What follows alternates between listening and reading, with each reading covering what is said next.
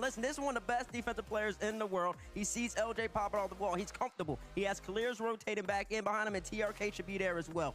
He sees LJ coming off. I'm just going to force right here. Oh, wait, he actually threw it right on top of my head. I don't believe that Rawaz actually thought that LJ had the potential to get that type of power off the Musty right there. Otherwise, he would have jumped up and challenged it and contested in my estimation. I don't even think Rawaz played it too badly. Like, he forced him. All right. Let's get down to it. What up? Fair enough. And like the speed of that shot, like Killers is like, I can't defend this either. Like no one on Falcons could. So LJ, he had a monster performance in that match, but Falcons, they did battle back. And my play is also from the Falcons, but this time they're going to clip on BDS. And this is a team play. This is a double fake team play, pass and play by Falcons, and this is what you love to see. We always talk about their mechanical skill, but the game presence of the Falcons is great. Right here, we'll see the fake by Rawaz and TRK. That's always a half volley shot. No, instead he fakes it, he passes it out to Killers, and Killers slots it home, and we'll see it from TRK's point of view. He doesn't have a lot of boost, but everyone expects a half volley shot here, a power shot to the outside post, but he fakes out Monkey Moon. He goes for the pass low to Killers, and then Killers, he still has to slot that. Monkey Moon, he does what he can. He puts himself up to block a few of the angles, but there's so many options available. Killers, near post shot, a full team play by the Falcons. That's why they're 2-0. Yeah, you gotta say something. Exotic, the Monkey Moon, absolutely no favor. So he's in a bad position. Exotic said, "I have no boost. Good luck. You're in a 1v2." Yep, But I mean, when you hit that, like you hit the fake into the shot, like there's that moment of having to readjust as a defender of okay, he's faking. This is where I need to have my that's attention. the shot, but and you're looking for that there. All right, hold on, just a second. Chad just realized. I remember watching it live with you. The moment he went for the pass instead of the shot, I was like, oh, this is a goal. This is completely over. What a play! Fantastic moment, Johnny. I feel like you're in a. I thought I'd switch it up. I thought I'd switch it up today. Do something we don't usually do. Let's take a look at the kickoffs, ladies and gentlemen. Oh, yeah, you got Kickoff from Gladiator. So they're down by 2 goals here. They pull out the double kickoff, the bot kickoff, and get a goal against G2 to pull it back within 1. Atomic gets dunked on big time there. Does not get behind the ball enough, and G2 were not prepared for this one. But this is actually 3 seconds later, they do it again, and a mistake from G2. They actually cheat from the very back spawn. There are 3 different spawns when you're spawning at the back, and that's not the one you want to do it from. They did figure it out the next game, though, so Beast Mode gets a key bump onto Max as he's cheating here. You need to get that bump, or otherwise Max is through on goal. So they did stop it with this bump strategy. Really good play by Beast Mode with the slow cheat. But yeah, still not ideal. This is how you counter it, though. You need to get way high up on the ball like Simas did here. Top Cougars against KC. Back in the open qual where KC were eliminated.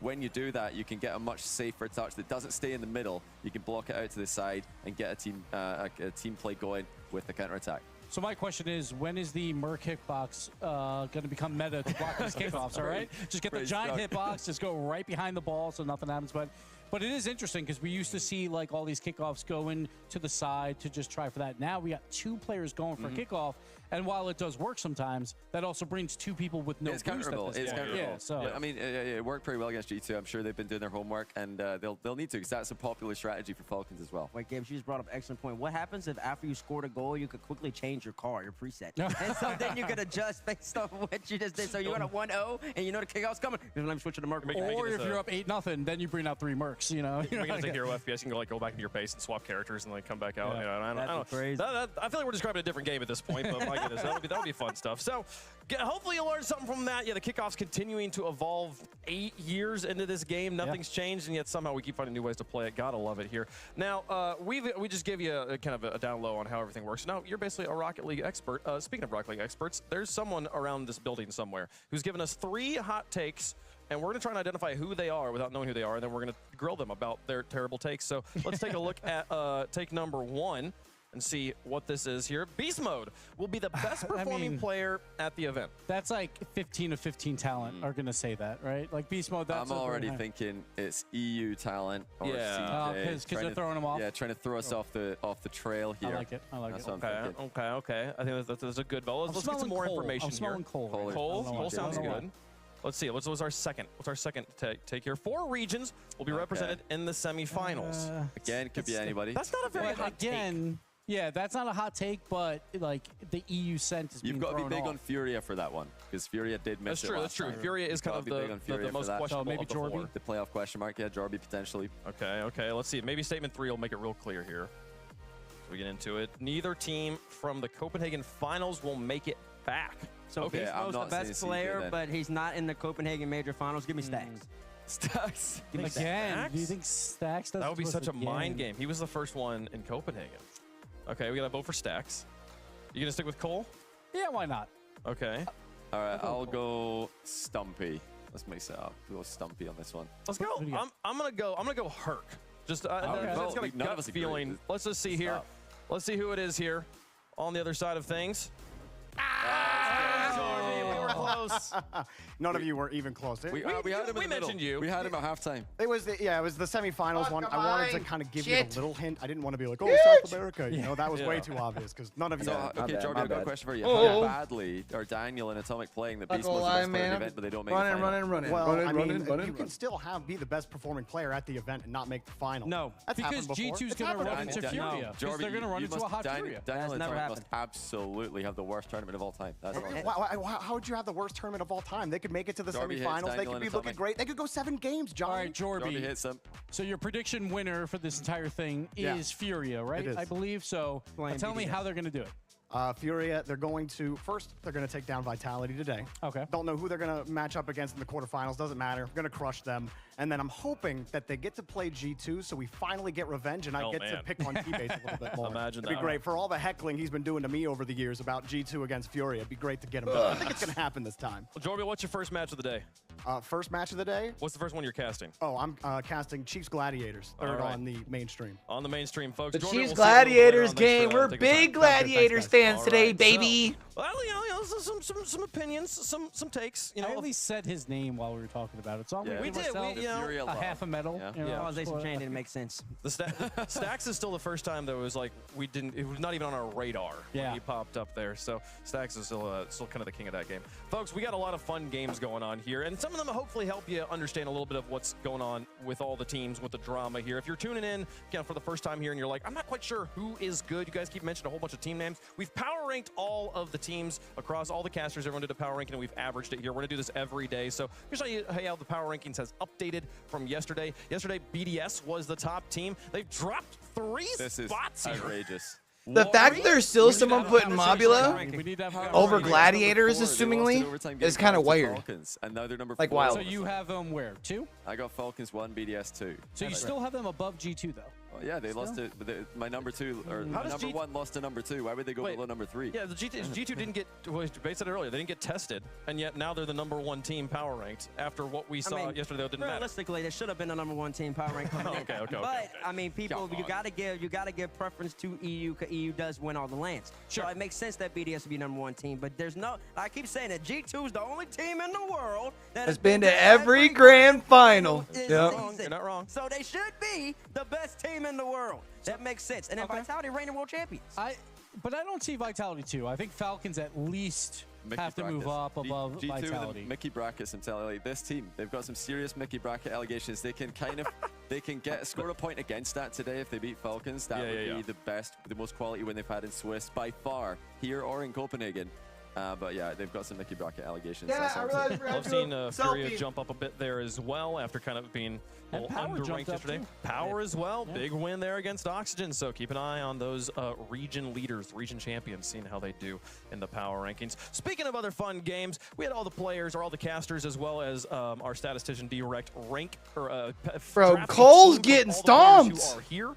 And you can see Leaf at the top doing very well. But Direct also, you know, I mean, hey, you guys, he knows a thing or two. Yeah, but Leaf with Beast Mode, he's like It's way average. above everyone in gas rating. It's like 3.5, and no one else is like above All right, 2. I'm moving up. I'm moving up. I've made a gain here. I Man, think how low were you that you're moving up? I was in Dazzering spot, so I moved up 1. T-Base, meanwhile, your T-Base is plummeting. True. You were first, now you're I actually free feel like falling. I'm just leveling out because you got to think about it. Leaf Beast only plays 6 games, and you would Sure. think he's going to play more than 6 games a day, and he's playing against Yeah, Falcons. Leaf's gonna So drop. his averages are crazy. So you think Beast Mode's averages are going to go down? Same thing with Oski's averages for D-Rec. So they need to level out. So while my team's Yep. leveling out and becoming consistent, Leaf X and D-Rec The only problem is Rubik's is only going to get one more Actually, game. Archie to pop. One more I need series. Chicago today to have a good day in the 1-on-1s. We'll see if he can pull that one off. Folks, we also been making a battle of who can predict the best here. The more things change, the more they stay the same. Gibbs up at the top. Chat though, Chat's doing Good very job, well. Chat. And Chat's got G2. I don't know how we pulled that, but all right, I'll take it. But Bates, What's happening, man? Look at the EU, OC, EU synergy, by the way. CJ, Cole, myself, Shogun, and Stumpy have all got the same points. And so Section 104. Incredible. So we can't be separated. That's Got a fantastic. couple people who Points think the perfectly Falcons pull it off, 50-50. huh? That's right. See, me, it's just really me versus the coin. That's, that's the only thing everybody cares about. Let's not look at the bottom line at all. We can get this graph out of the screen. We're not talking about that. So, yeah, we'll say it's early in the tournament. We got 3 more days for those on the bottom to kind of catch up. And today there's a lot of coin flippy sort of matches. What? Oh, I mean, today you only have We'll one see more how that match goes. than. Lots of action to get to. Or and sorry, we are 4 more close to matches kickoff. So let's than get you caught up yesterday, on right? Where everything's going to be happening. 2 streams happening all day. We let you know this is the last day we have the 2 streams. So on the alternate stream, twitch.tv/RLEsports, or the alternate stream on the YouTube, you can catch these 4 matches for round 3. They'll have Furia versus Vitality, Twisted Minds versus Mobula, OG versus BDS. Can OG find a way past BDS on that one? Power versus Space Station, folks. We'll see those happening on the alternate stream. Here on the main stream, though, for round 3, 4 other matches. We'll get to see some drama. Falcons versus G2. One of those teams going to be undefeated into the playoffs. Chiefs versus Gladiators. One of those teams going home. The Gentlemates of Alpine versus Team Secret. And to kick things off, let's start off with Oxygen again. They were the first match yesterday. They're going to play a different team with a yellow logo here. This time going up against North America, Gen G. Last time around, Oxygen played Power. That was the one huge upset I felt like throughout the first day. Yeah. They didn't look like the same team we saw in Europe. And then they go up against Gladiators later, and they only put up 2 goals per game. So Oxygen, slow start. It's a brand new day, and we know what happens in Rocket League. When there's a brand new day, these teams can look completely different, Johnny. So we'll see if Oxygen can show their worth. They're an EU4 seed. They're expected to be top 8. Yeah, and this interesting thing for me, after the loss to Power yesterday, Oski tweeted that they were playing. All right. Well, good morning, Sparkles. How are you doing? Happy Friday. Just play solid Rocket League, wait for Power to mess up and collect a free win. But Power really showed up, and I mean, if you give Power that kind of space and if you give them that time on the ball, they do gain confidence, and they're I think they're underrated, honestly. Power, if they can get a Just foothold in waking the up. series, they're a legitimate team. Nice. But Oxygen can't afford to do that today. They've got to start just with an aggressive, Been up, went to the gym, got my shoulder day in today. Gen G do also start slow. Got some good cardio in today. Right, in my estimation, he had one of his worst LAN performances of the day. Yeah. In general, his whole entire career yesterday, he was not himself. Only averaged 267 throughout the whole entire day. Very low goal participation. He wasn't up in the sky. He wasn't creating plays. He wasn't making it awkward for either Gladiators or Power. So you expect to see him come in a little bit more aggressive here, especially because the Gen G squad, who looked pretty solid yesterday. The defending Copper Box champion, only one here. Nice. Defending a title he won 2 years ago. Swimming sounds A fun. different team, though. Archie, captain of Hero of Oxygen. Yeah, and Archie, he has had some insane LAN performances before. We'll see if he can do that. On day 1, he was kind of invisible at times. Oxygen, like as a whole, outside of Oski, was invisible. So that is why they had that slow start. So if Archie, if he pops off, then Oxygen can definitely go 3-1 here in this Swiss. We'll see how Oxygen handles a different golden opponent, the Tigers of Gen G, sitting on the other side. And we talk about how Gen G oftentimes has a slow start in Swiss of any form, online or on LAN. It's day 2, though. They're going to continue to ramp up. Listen, they are going to continue to ramp up, and I think Gen G looked pretty solid yesterday. I had some questions, especially about FK. We've been hyping him for the past 2 years, 3 years, 4 years of his career, basically his whole entire career, the moment he hit the stage. And he hasn't yesterday got the results that I think he would want. But he Just did thinking perform. about it, I need to grab was my water. truly one of the best players in North America yesterday. He was absolutely lights out in both his series, and I think Abjack was filling in the cracks as well. But to me, Chronic didn't also have his best. They same way, kind of. Oh no, I was as figuring Doyo, probably where playing in shots simple just weren't swimming. falling, where I'm you always see a him big little fan of just hesitant, going and getting in not the water and confident in relaxing his ability, personally. And you expect Where's to see, I like to Darcy? see I'll be this right back. fouls. That means he's feeling Need to better grab my today. water. I want to see that throughout the series. But Gen G, the offense has to wake up. I feel like First Killer is trying to do a lot, but it's not really working. They played 9 games, and only 3 times did they score more than 1 goal in those games. So Gen G, I think they were very passive at times. I feel like Chronic was a deep third man, and he was just kind of waiting for things to develop, but nothing ever came to him. So if he moves up just a bit more, I think he had a bad day yesterday. So if he pops off, I think Gen G, they can definitely be one of those teams that makes a major run.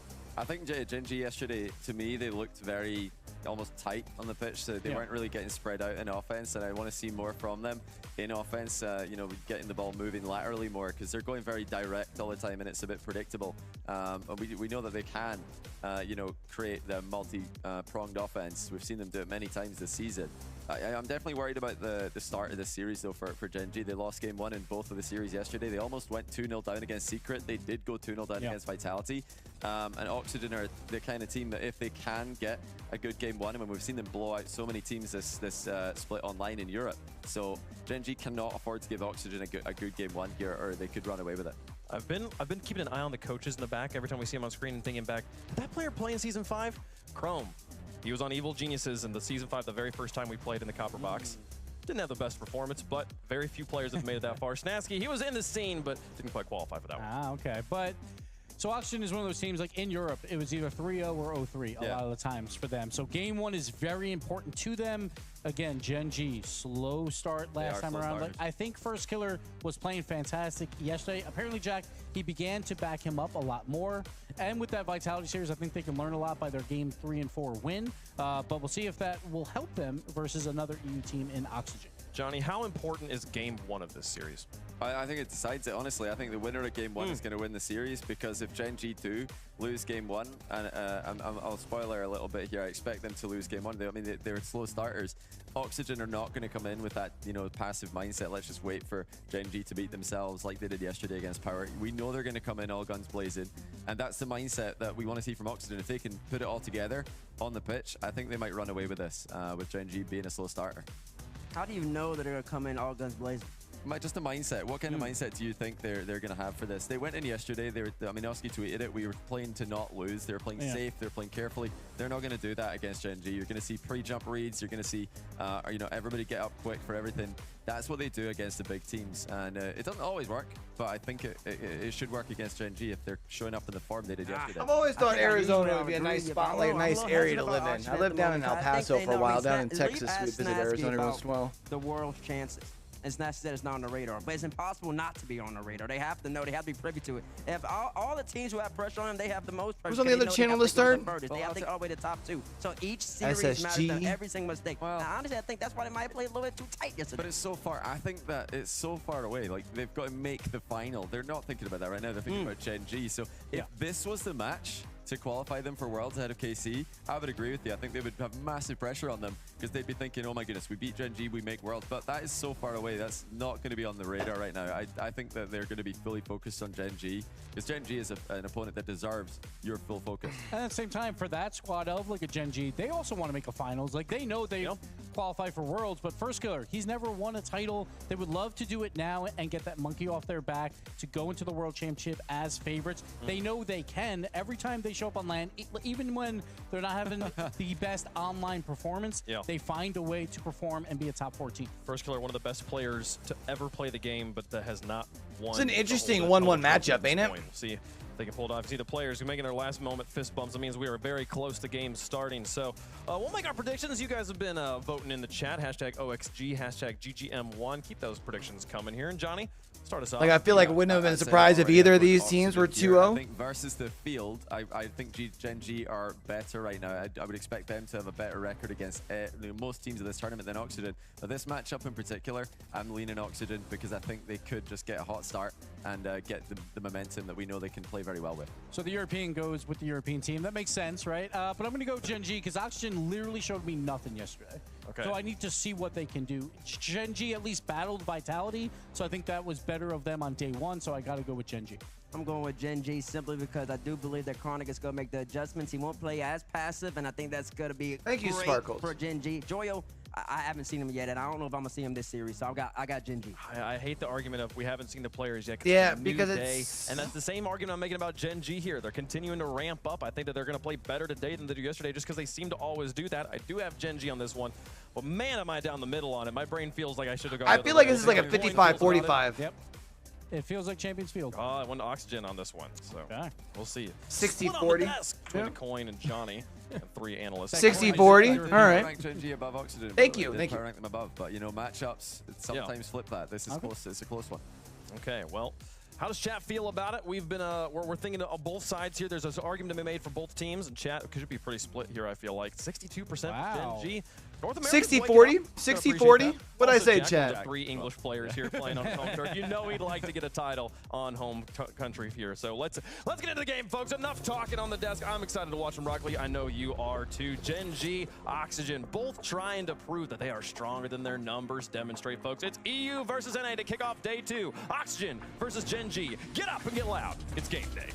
Let's go! Friday is Step Up Day here in London. 2 teams who definitely need to step it up from rather pedestrian performances yesterday. Both 1-1, trying to get to within 1 win of the playoffs. This is a big day. 8 teams saying goodbye to their chance at playing in front of a London crowd.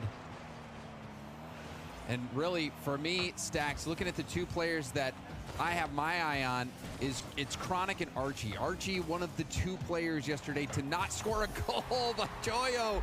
Wow. I was going to start talking about Oski as well with how many goals he put in, but Oski get off to a hot start. Oski with 11 goals yesterday, only 1 assist, so he's already doubled his total here. His 2nd assist of the week. Very quick start. Yeah, it's a very quick start, 14 seconds in to game number 1. You know, for Gen G, they've got to weather this early storm out of Oxygen. I didn't know that I'd necessarily have to take this one out of my hat here, but Oxygen, this split, outscored teams 43-21 in the first minute of games, and they're off to another hot start here. 43-21. We do see a devil right a second goal as well from Oski. Golly. Yo, they are turning it on quick. Makes a big play with this demo into the goal with 0 boost Stacks. Just unreal how quickly they've come out of the gates firing. And it was so true. Yesterday, watching that power series, they were timid. We know that all 3 of those players have the ability to make plays, but they were playing, just like Oski said, not to lose. Now they're playing to win, and they have come out swinging against Gen G. They open that opportunity up with a physical play as that one's loose in front, and first killer will score. And if you're a Gen G fan, that's exactly what you're looking for. Fireworks of a game, and you love that challenge from apparently Jack. He gets the late flip into the 50, gets back down to the ground, and gets a demo.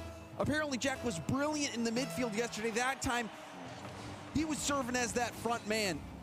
Huge play from Jack. He's so clutch for Gen G.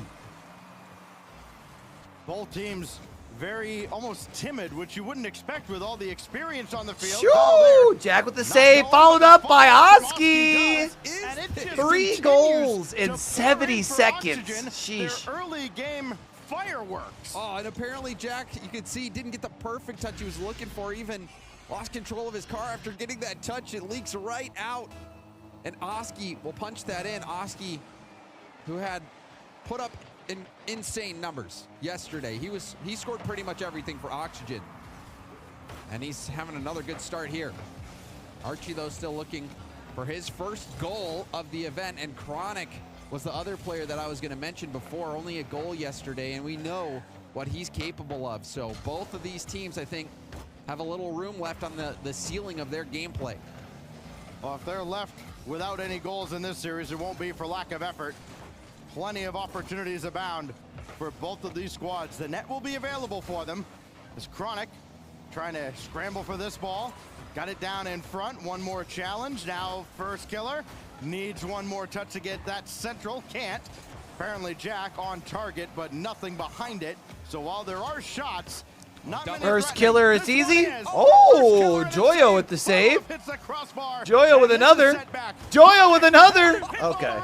And even he can't buy a goal. Jack steals it at the end. What a brawl. This game has been something else. That double tap, you were thinking surely first killer will score. Even on that one, Joyo almost got it out, but Captain Clutch, apparently Jack, there to make another big play for Gen G. Yeah, less of a goal steal, more of a goal secured. That one hanging perilously over the goal line. Now it's on to Oski, who has been brilliant, but he has needed help from his teammates. He's gotten minimal so far to this point. This one brought to the side and a big clear downfield. Jack is racing down there. It's all on Archie, though. His presence hasn't been felt in the scoring department, of course, but he's made himself useful in other areas. He's been a great table setter. Oski in there as well at the midfield line, and almost centered by Archie, but nobody there for it. Good back pass as well. Joyo got a little touch, wasn't able to possess it. But this Oxygen team looking much different than the one we saw yesterday against Power.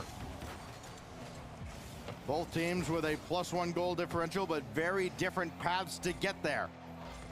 Chronic looking for first killer through traffic. Wide open. Oski, and he's a hard man to miss. Like, it parts like the Red Sea here. What happened? And another hat trick for Oski. How many hat tricks has he had this event? That's a question for Direct.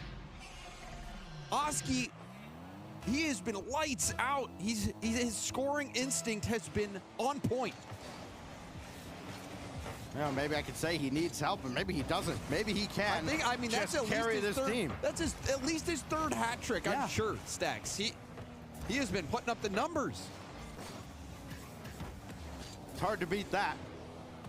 Killers, beast mode. They've been great as well throughout the first day of Swiss. You wonder if they can repeat those efforts. Oski has shown he can.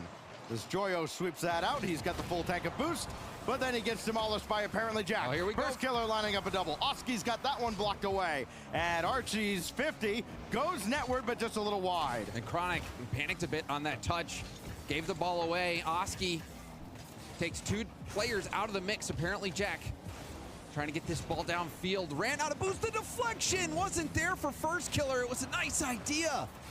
So close for Gen G, but they're still trailing by 2 with less than a minute to go. Oh, and that one off the elbow. And Wow, they needed that one. Gen G, Sorry, they still have the pressure here. You can't let this thing out. First killer gets control off the sidewall. Through. Only the 2 very early goals out of Gen G. You can still punch one in here. Another opportunity blocked way out on the wing. And back on defense. Oxygen's defense has looked pretty solid. It's been a very familiar position for Chronic so far in this tournament. First killer blocked by Joyo. It's going to be on Chronic to re-trigger the counter. And apparently Jack's shot goes high. And boy, those shots have to be on target. There are no rebounds available. First killer's got a save, but they're playing a lot of defense. Down 2 goals with only 10 seconds left. Apparently Jack from the wing can't get this ball downfield. Stuffed back in by Oski. And Chronic will make a save for really no consolation at all. It is all Oxygen in the second half of game 1 and a 1-0 series lead. Hey, maybe we can ask Gibbs or CJ to hand one of those medals to Johnny since they have so many. Because I mean, his analysis looked on point in this first game. Yes. We saw it. Space Station Gaming picking up where they left off, and this is what I mean when I say getting Hoxha Chicago more involved. Look at what it's doing for SSG. The decision making has been sublime from Space Station Gaming as well. Wonder what the score was of game number 1. When they're there. This could be another one. How you doing this morning, Duck? 2 power defenders out of it, wasted all of their boost just to get a desperate block in. Still, after they get those 50-50, after they get the 100 boost pills, Power is still scrambling. Eventually, they manage to get a clean clearance. Torsos doesn't get it anywhere near far enough. How are these clearances looking? They seem to always be falling to a Space Station Gaming player. LJ to the backboard. Here comes Chicago. Fever's there. But Power are so boost starved. Really struggling to get involved right now. Banana Head. Desperate just to get a 50-50. He does do enough, but as soon as Fever gets a clean touch, it turns into not a clean touch because Chicago is on him so quickly. Space Station just sniffing out everything Power are attempting. Power unable to clear their lives. Now they're getting each other's way. Falls to LJ yet again. LJ wants to get a touch to Hoxha, can't do it. But you can see how this is turning into such severe Space Station pressure. Yeah, it is. But you can also see the miscommunication on the side of Power as well. Everyone's playing close, and you know they have a lot of faith in each other. But wait, hold on, Fever doing this all by himself. He gets a bit of a break here. The demo on the plate opens things up, and Fever, he's just trying to take high Doing? with 0 boost, and he got it. I feel it. He did get the buff. I didn't know if he got it. No, I didn't think he did either. Yeah. His camera didn't seem to move in the way it normally does when you get a buff. So that must have just been the faintest 1 pixel wide hit. So fair play to Fever. Did more than we gave him credit for there to get his team back. That's what really matters. The 1. Next to Power's name, they have equalized. They've gone behind and scored their first goal this series, bear in mind. Can they build upon it? Can they step up on that platform and put Space Station Gaming under a little bit of pressure? He's just trying to do that with 50. Space Station Gaming certainly have the challenge game on top right now. As Banana have to get to that. Chicago looks confused or frustrated about something after that challenge came in. See if there's anything to that one as we, for now, watch Banana Head. He's got boost, he's got the flip reset. Maybe takes it a little bit early. Oh, Torsos is going for bumps there, too. Fever trying to keep this one involved. Banana Head did take that corner, and you see Chicago just diving in. He was the only one. Boost Hostage just picked up the 100, but where is he? He's sitting on the ball for a 50. And LJ, look at that low boost challenge. SSG not afraid to do that. LJ also got a bump to slow down Torsos, which gives Chicago a chance to position. He dodged the demo chance from Fever, who was going downfield, and we talked about it before we got in the game. The physicality trying to come out. Both teams looking to see if they can connect on the back end, but so far, no one's coming up empty. It's a tied-up game, and Chicago takes a big shot, saved away from Torsos. Just keep an eye on the top corners of your screen right now, though, because you will see that Power barely have anything ever boost-wise, and Space Station always seem to have so much right now. Again, Torsos trying to continue an attack, has nothing. Banana Head keeps 78 in the tank, that's wise. His teammate Torsos will have to do some defending here. There's not even any pads to pick up as he goes over them. Chicago and LJ combining. Banana Head just sends it long. It's a bit of a desperate lunge into the center there from him. LJ up against Banana Head. Better challenge from Banana Head. Fools Chicago. Here comes Fever. It's a clean shot. Another bump attempt. Power definitely have up the aggression. They want to take out Space Station Gaming in defense. They are definitely picking up on the aggressive part. They've been sending Torsos up to look for bumps all game. He has not really come up empty too many times, but he hasn't really made any impactful ones. This is a tough save from LJ. And Torsos saw it. He picked the pocket, and Power with the lead.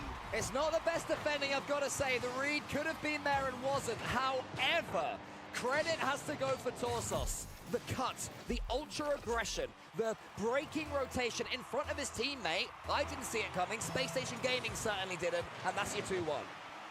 He takes that level of just game sense. One of the reasons why Torsos just is at the top so far. Bro, I am tired today. I don't know why. Well played, Fever. Yeah, that was great. And Torsos, I need to wake up. I've been up into the gym and everything too. Just, I don't know. I feel very zombified, which is not good. A lot of space to work in the midfield by doing so. As again, he's trying to see if he can get a bump on Chicago. Meanwhile, Hoxer also has to get rid of the ball, looking for LJ. The pass connects. That's a quick response from Space Station, though. So near yet so far for Power. It's good composure from Space Station. Time was just beginning to tick away. And Hoxer sensed there was just a thread of a pass to be made towards LJ. It's them combining again. And we have 2-2. You feel for this series, Power have to land this one. They have to come away from Forbidden Temple with a victory. This could be a chance. Fever sends it high, but it's too heavy. LJ intercepts, keeps 32 boost as well. Chicago to the backboard. Wow, Chicago is filthy. Go, Chicago, that's disgusting. What a read on the double. Just when it looked like Power might be able to steal a game, over Torsos. Oh my god. SSG take the lead, and you can see it. Chicago getting comfortable. That's dangerous. A very important goal there for Space Station Gaming. That clinches game 2. It's huge. Fever, he sends it long, but he's beaten LJ there. Chicago takes out another one. You could do that? Yeah. Damn, demos galore. They've got the lead and their tails up. Banana Head as far as Fever. LJ gets in the way, sends it awkwardly to his own backboard. Can Power get a touch? Banana Head, he pinches, there's nothing left. Space Station Gaming standing tall. LJ has Chicago in front of him. Banana Head wants to get the save, can't quite do it. Hoxer has a shooting chance. Damn. Hoxer ain't gonna miss. Yeah, you can't give Hoxer a wide open look like that. The double commit up here on that first save, and neither of them able to get a touch on that. Tough. Hoxer's got a free shot, but he gotta place it right, and he does. Shooting from Hoxer in Chicago, phenomenal in this series so far. And another four-goal game for Space Station Gaming right now. Power cannot stop them when they're shooting on target. However, there could be something alive here. LJ, he just prods that ball forward. Chicago misses. Here comes Banana Head. It's saved by nice LJ. save. That'll be the game right there, just when it seemed. Power one more for the road? Key to open the door. It was stolen away from them. All right, 2-0 Space Station Gaming. They're probably walking with a sweep, right? Gen G up 2-0 over here. Settle for 2. Archie, flip reset. No. And Joyo stuffed by first killer. Chronic in first. Trying to combine on a defensive effort. Tax got that one away. And once again, Oxygen sent way back to the drawing board off that deflection. And Joyo can only watch the ball for a moment. He's deleted off the field. Down to 15 seconds now. Gotta hurry. Oski got bumped away from the double. There's Joyo and in. It ain't over. Oski hold on. Mixing it up. creating chaos. You can see First Killer got the bump. Chronic wasn't able to deny the backboard bounce. Choyo there to put it in, and now all eyes on Oxygen. What kind of Are those the black version of those baseball jerseys they were wearing 10 yesterday? seconds. Oh, they go creative. Crisscrossing in front. Oski can't chase that one down, though. It got too far away from him. And now the final few seconds. Oski, this is the guy you want on the ball. Jack got a piece. Joyo got a bump, which is a little too late. Holding everything in his hands. He'll bring it down, and Gen G level the series. Oh, and that bump was at the end. You see the ball floating down towards the ground. I just think it was First Killer. It's tough to see, but somebody had flown right at that player from Oxygen trying to keep the ball airborne, cutting off their approach. That actually helped ensure that ball was going to hit the ground. You never know what's going to happen at 0 seconds. So well played by Gen G at the end of that game, and really all game long. Fundamentally sound defense. Excellent 50s on their goal line, and Gen G able to come out on top. And I really think First Killer, he was the MVP in this game for me. He was all over the place. Yeah, there's plenty of opportunities generated, not just with the ones, of course, that found the back of the net, but even a couple of shots that went high, draw the defense out, and then Jack, of course, critical goal. You can hear them celebrating in the background, that goal right there. They're in the same room. Series to get them right back into things, and now, instead of facing an uphill 0-2 deficit, things are all level here, one apiece, and I think the pressure shifts back now to Oxygen. After, listen, they looked great for the majority of game one, but then it just kind of looked like just another team out there in game two. But at the same time, Gen G was, had made a few mistakes. There was the pass right to Oski that ended up being a goal. Multiple missed opportunities. I think Gen G very easily could have won game one as well. So this, that game two, going to be a lot of wind in the sails of Gen G, and like you said, Stacks, now all the pressure is back on Oxygen. Some teams can wait to kind of prey on the mistakes of their opponents. Don't think either of these teams are necessarily in that category. They're gonna have to create their own chances. Oski barreling through. Will Oxygen have more first-minute heroics? It's gonna be Archie looking in the direction of Oski. Nothing brewing there, though, so now Joyo, all eyes on him, and Jack was not going to give him the time of day. Barrels right in after him. Another aggressive play. Jack couldn't line that up. It would have been a world if he scored it. First Killer trying to float one in, and Joyo's got that away. Immediately, Gen G tightening the screws. And there's another shot. Oski with no boost, barely able to tap it out. But now Joyo flip reset, back to the ball, shot on target. You see the low save from First Killer to make sure he doesn't get dunked. That was brilliant defense from First Killer. You're seeing a much more selfless First Killer than we would have seen earlier as well. He's matured a lot, I think, over the last couple of years. I think there are a couple times already in this game where he would have taken a shot and said, they're all cluttered up on the same side of the field, though. Kablamo! Very early on in this game. Now Archie trying to get the reset. And the shot easily saved away by First Killer. I mean, I know they make it look easy. Would have scored on maybe the other half of the field. But now Archie. All day to play this ball. First Killer shadowing him. Chronic underneath that. So apparently Jack has to bail him out. And both teams waiting for someone to blink. And again, that's not it feels like they're playing very, for either of these sides. Eventually somebody's patient Rocket League. You wonder if they're not trying to force the other team to be uncomfortable. They're just literally playing basic Rocket League until someone makes a mistake, overcommits or something. Game, Oski gets up and over. It looked like First Killer might have been going for the demo on Oski, but well done by Oski to get up in the air quickly to get that touch. Oski again trying to take that downfield. Archie, who's still hunting for his first goal, pushes the ball in. Gen G now trying to get out of their own half. Well, they've played more than 9 games now, 9.5 games, Oxygen, without Archie scoring his goal. So the only other player without one is VK Salen. Archie can't convert here either, as Chronic stands tall in front of the net.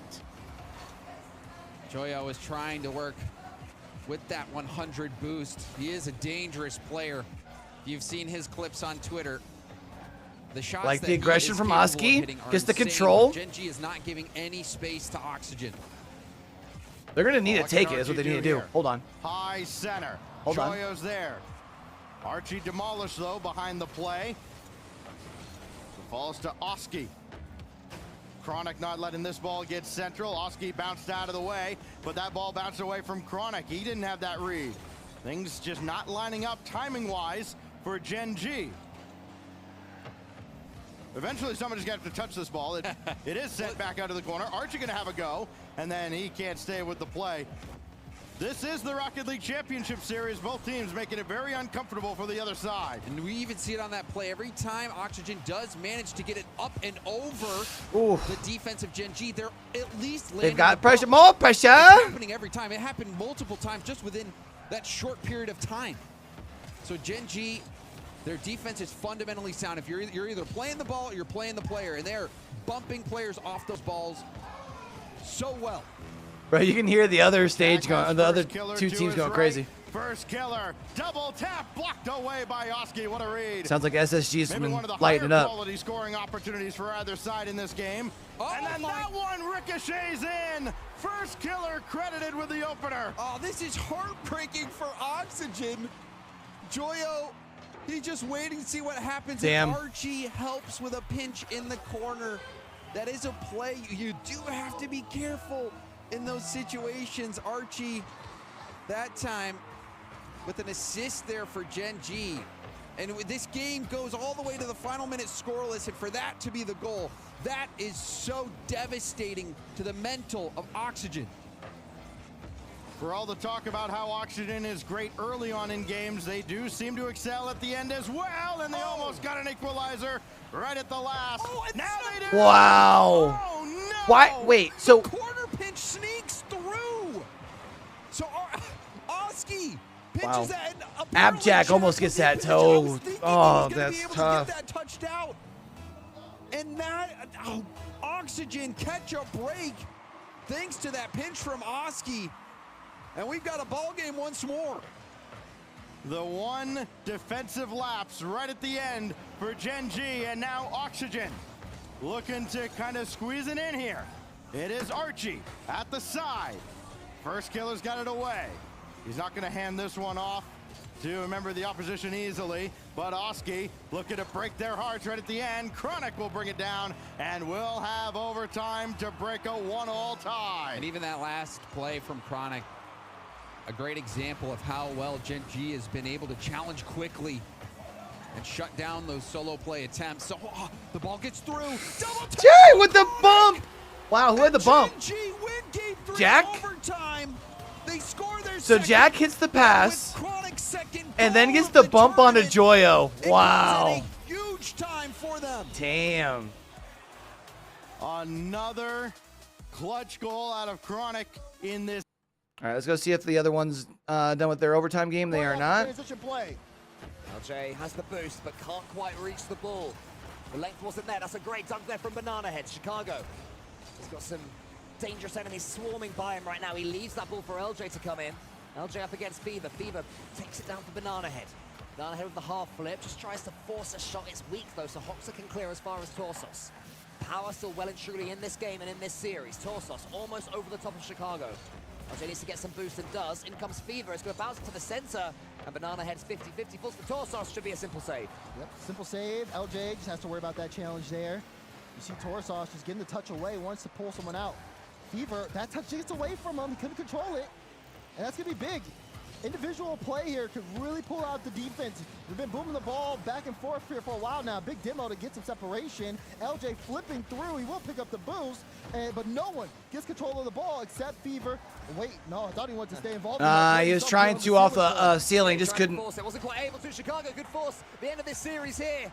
Fever, though, he's waiting for Torsos' touch. Transition, once again, quality from Power. That's been so much improved this game. Banana Head waits for LJ. Torsos playing interception. He's done his role so well.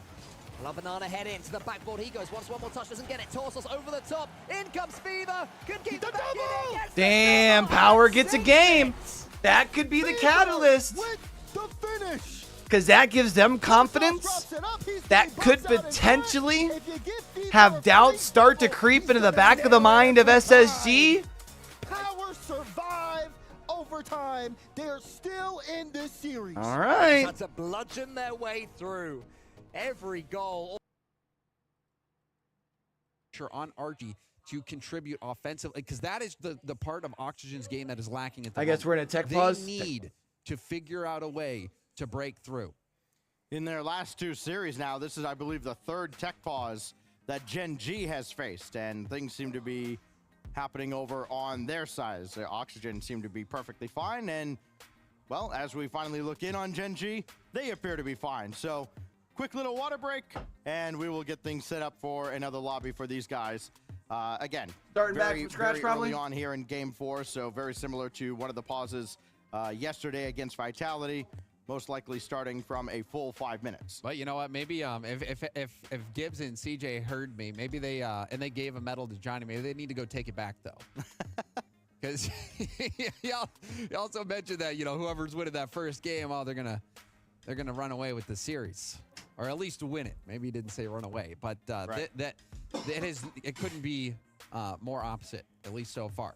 The Oxygen, the good start, the win in game 1. They look dominant. Oski getting what we did get confirmed is his 3rd hat trick of the event. But in games 2 and 3, Gen G defensively have been shutting down everything Oxygen's been trying to do. You saw multiple times Joyo, Oski had time on the wall, had time in front of net, but they're just getting bumped off every single time. Yeah, Oski, after that hat trick, only a couple of assists to his credit. Not much else offensively out of Big Oski. So now, after this reset going into game 4, you've got Oxygen trailing 1-2 behind Gen G. Both these teams, 36 points in their respective regions. For Gen G, that was good enough for 2nd in North America. For Oxygen, they needed every one of those points just to get the number 4 spot for Europe. And I think it's a nice time to remind the audience that Oxygen is one of those teams that has a shot at making it to the World Championship. They got to get, what, top 2, right? Their road is so long, though. They have to make the grand finals to knock K-Corp out of Worlds. No tiebreaker, though, right? Gen Either grand G, finals, they're in, top 4, they're out. They're going to be in Fort Worth competing, but when you're first killer, the 4th killer. Yo, those Gen G always top 4 at LANs, but never the winner. Jerseys kind of go hard. This is the team for him. I can't remember who else has like the baseball jerseys right now. To finally get baseball that like style. We've seen Gen G do it before. Apparently, Jack Chronic and Nolly and First Killer. Everyone's saying, "Oh, he's the best in NA. He's a generational talent. He has to make this team better." Well, how do you make a team that's won a major? If you're bringing in First Killer, who's that generational talent? Certainly, they should get another one. Right, and not just a major. After that, you bring in a team, or you bring in First Killer to a team like this to win the World Championship. You're exactly right. And they haven't looked like, I mean, they've looked like a team that, on a good day, can win a major. And so if you can win a major, then sure, you can do it at Worlds. But I don't know, it seems like there's a little bit missing there. Early on in games, it feels like, especially early on in series, there's like this adjustment period, this feeling out period that maybe drags on a little too long, and a team like a Vitality or BDS could kind of run away with a series against them. But and that kind of also was what we saw this season in North America, where Gen G was doing really well and they were getting to finals, but they just couldn't hold a candle to G2. But then they figured it out and they were able to win it all in those online qualifiers in North America. We know that if you can win it all in NA, you can make it to finals at LANs. You can win majors. You can have a real shot at the World Championship. But the Gen G that we've seen even in this season in NA is when they are feeling it, they have the talent and skill to well, win. they gonna play over here, chat. That will just make it even more the case, and they do. It's another clean strike into the corner for Space Station to get their 3rd. Well, it's a speed not like pass. this is a game anyways. SSG pass Anyways, chat, let's go back to the other one. Easy opponent. And we know that Johnny was saying, T-Bait Worlds also is saying, truly September that pressure, 12th through you follow, 15th. That pressure I think does they're having have a to crowd affect 13 at through least the 15th. subconscious of Oxygen, knowing that they're here with a chance and every game matters. Well, I think if they end up at 1 and 2, then yes, the reality of that pressure will really set in. I don't think it's quite there for them right now, but there is that kind of what if, like, what if we lose here? What if we fail here? What up, Thor? Because now How you it doing, is buddy? do or die going into round 4, then going into round 5. Round 4, there are a lot of teams that they could face that are probably going to be But for real, I guess the thing gonna be playing over here. We might as well watch the SSG and then you see them just final trying to get a game. chance to get someone off the ball, but SSG are so confident that they're ahead that they just continue to just play it like normal. LJ had a couple shots there, shot it right at the defense again. So those are. I was hoping maybe that last game from Power would be enough to kind of turn things around, but clearly I was wrong. Stuck on their own half. Right now they're low on boost, but even when they're on offense, it's only for a brief moment. I don't remember the last time they've had consistent offensive pressure, and as we have a minute 30, they need to do something here to turn. What's the good word, Thor? I think a lot of people. How's your Friday going? It's seeming that way to me, I can't lie. Space Station Gaming showing excellent game management as well, not overcommitting, keeping plenty of boost, not attacking anything, and then when they get a chance themselves, make it 4, chap. And it's 4. And you see that one just go through. Is another early goal. Unfortunately, it's not theirs. Oski trying to stay with this play. Falls down to Archie. His shot generates a rebound on the weak side, but instead it's First Killer who stays with it. Joyo was nowhere near.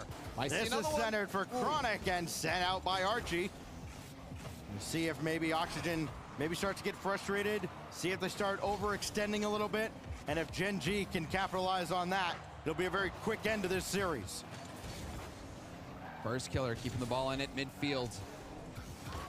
Oxygen feeling the pressure from this slow start. I mean, I guess ideally, if Oxygen were to fall to the 2-3 bracket or the 2-2 bracket and then win and get in like the what 6-7 seed, deflection high to prevent this shot. Gen G survive again.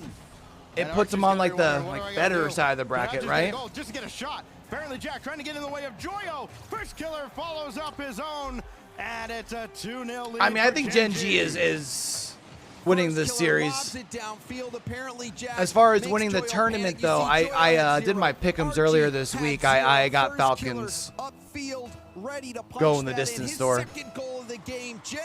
How about you? Two teams that came in on a +1 game differential. It's going to look real good for Gen G if they close it out here. Trying to secure a 3-1 victory in round 3. Joyo playing close to the vest.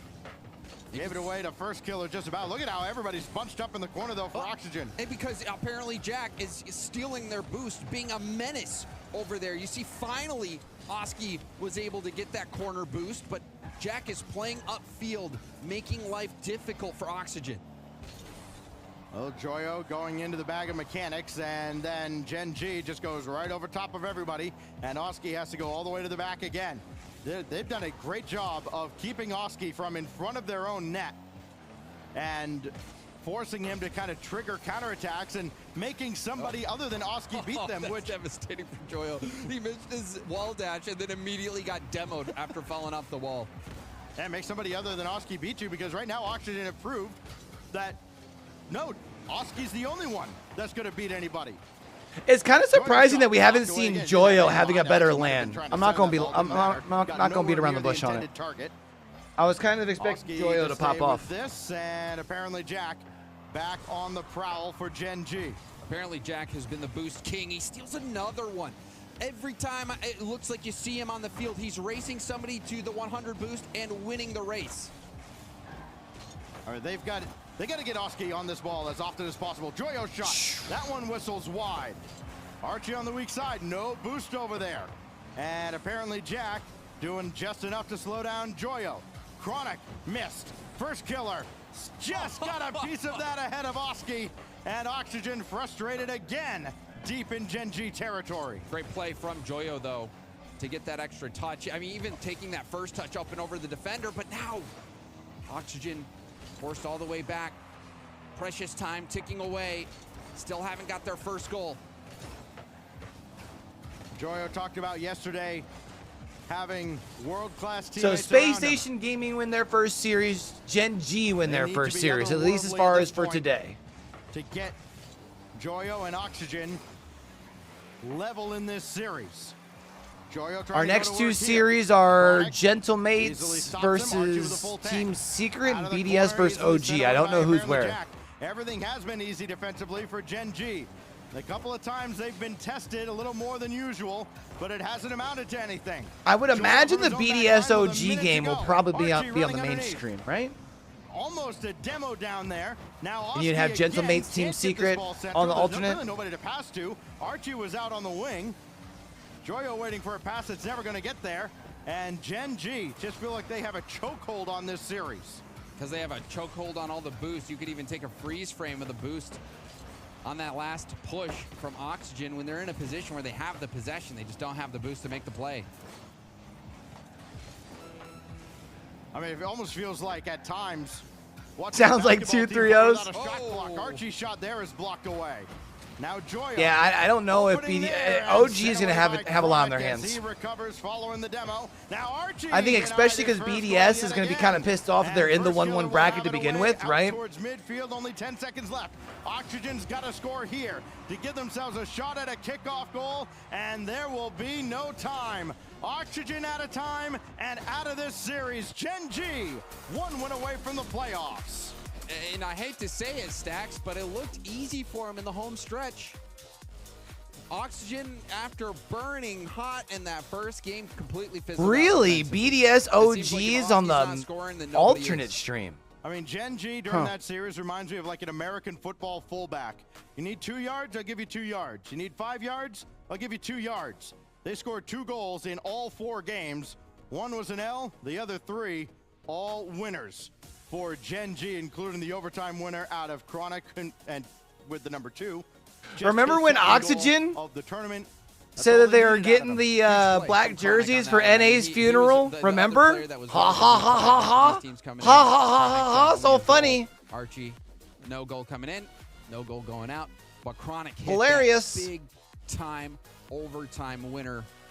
And that was a massive. I mean, but I think who do you want to talk about on Gen G? Apparently, Jack was stealing all the boost. Only Team Oxygen's been able to beat so far has been fucking APAC. You saw the flip perfectly on kickoff. Gets the flip reset Musty that eventually leads to a goal. Had the redirect. First killer was scoring goals. He stepped up and was that star offensive player, I think, for Gen G. An excellent team effort. Great adjustment as well after a disappointing game 1 for Gen G, but they made that look routine.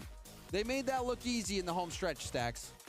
Yeah, they get 5 goals out of first killer, a couple out of Jack, 1 out of Chronic, and that's all they need as Gen G Mobile 1 Racing gets the Mobile 1 High Performance replay, and it's really just a Jack and first killer highlight reel. They are 2-1 in the Swiss. 1 more to the playoffs. Leafs standing by with our winners. Hanging out with First Killer here in the mixed zone of Gen G. Congratulations on the win. You guys look calm and collected. Thank you, Leaf. Yeah, and just even in your tone right now, it feels like, did you guys know that win was coming? I don't know. You just look like it was expected. I think, yeah, we felt super confident yesterday. After Vitality series, like, we felt really good in the second half of the series. We felt like ourselves again. Right. And today, I don't know, we just woke up. We felt really good. Good. Super happy, and I don't know, just took it. Did you guys even need to, like, scrim or anything? You're just like, no, we're good. We had a scrim, yeah. Johnny was mentioning on desk before that they expected Oxygen to come out full swing with pressure because yesterday they said they felt hesitant. Did you feel that pressure at all at the beginning? Honestly, in the first game, the only reason they won is because we were just letting bad goals in. Right. I didn't really feel much pressure from them. I feel like we had control of the game the whole entire time. Now, is there ever any potential when you guys are feeling good, you're like, yeah, we're on it today, that you can get when does the other channel get back? 15 minutes! They're slacking. It has happened before. Definitely online. This last split happened a lot. But right now, every time we would feel really good, we just remind ourselves, like, just stay calm, keep the ball close, and just, like, keep playing our game style. Is there someone on the team that takes charge? Is it coach? Is it the players? Who kind of takes lead to make sure that you stay in that perfect slot? Chrome has been really good with that. He just reminds us after every game. Yeah. Sometimes even goals like that. We just need to stay calm. And Jack, most of the time, he just keeps like a calm tone so that we don't get like panicky. Right. Yeah. Whatever it is. So yeah, we just calm. Was he sitting in the middle? Is there a reason you guys keep him in the middle? Is that strat? Because he talks a lot then. I think it's because he talks the most. We just keep him in the middle. He also gets really loud when he's doing it, so we just keep him in the middle. That's fair enough. That way you only get the one ear from each of you that's getting perforated when he yells, right? Yeah, Hey, we got a deep dive. I'm going to get a look at the screen here. One play you made here, you had a musty and it missed, but immediately afterwards you stayed in the play. Can you walk me through, is that your decision? Does a teammate call out to stay in the play? What goes on in comms there? For that one specifically, so what does that mean? Does that mean we only have 4 best of 4s tomorrow? Or 4 best of 4s. But normally 4 best of 7s tomorrow? Someone there, you don't want to like leave a gap. Genji's like really good at keeping someone on that post too. Like you guys have always done that. Yeah, exactly. I'm just curious because like I just want to be off for boost. I'd be scared to be caught out. Like if you do flip and it misses, now you got 2 players on offense. Starts at noon tomorrow instead. Okay. In a position like that. I think it's different when we have the ball. Right. Because like, obviously, if they have the ball in their corner, or so it starts 3 hours later. Really that makes sense. 2 players close. Mainly just one person just forcing or whatever. Right. Have your second just kind of space back. But in that situation, it was completely fine. Yeah. Well, very evidently, you got a goal out of it. Anyways, thank you for your time, man. Congratulations on the win, and hopefully the confidence keeps with you guys going on. Of course. And thank you guys for sticking with us. We have a long day ahead of us. It has just begun. One out of the It has only just begun. They did lose to Sam already once. Will Team Secret make it 2?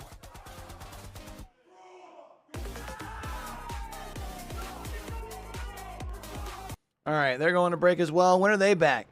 Probably also 15 minutes. Slackers!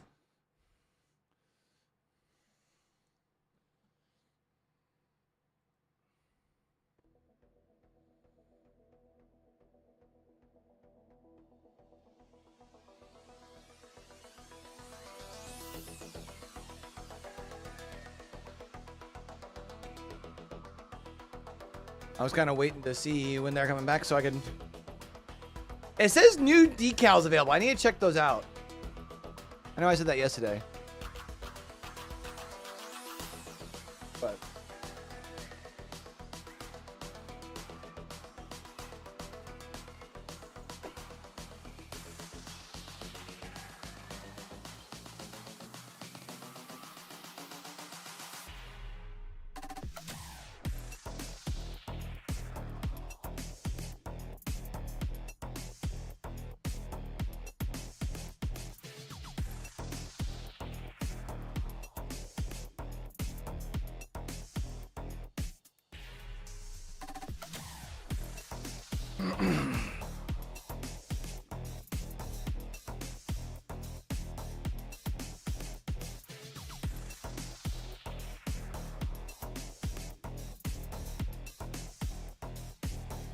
Chat, anyone going to Worlds?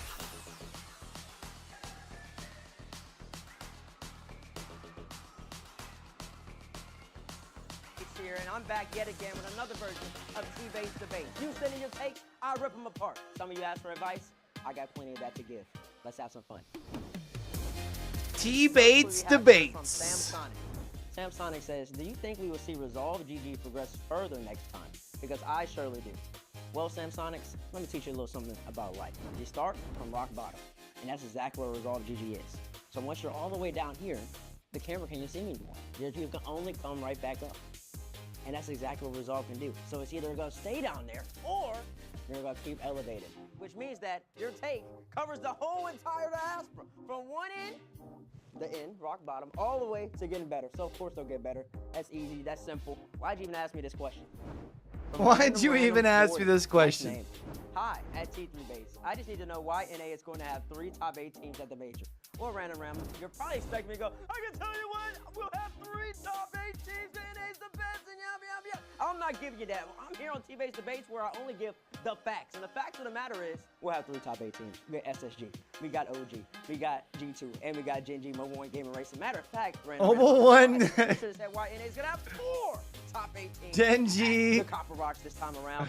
And it's just because we're simply the best region in the world. It's not like we haven't won a LAN in about 3.5 years. It doesn't matter. That's just because we're the best, and nobody needs to know about that. Next question. No disclaimers. Gone_22. How can I do an IRL flip reset with my car?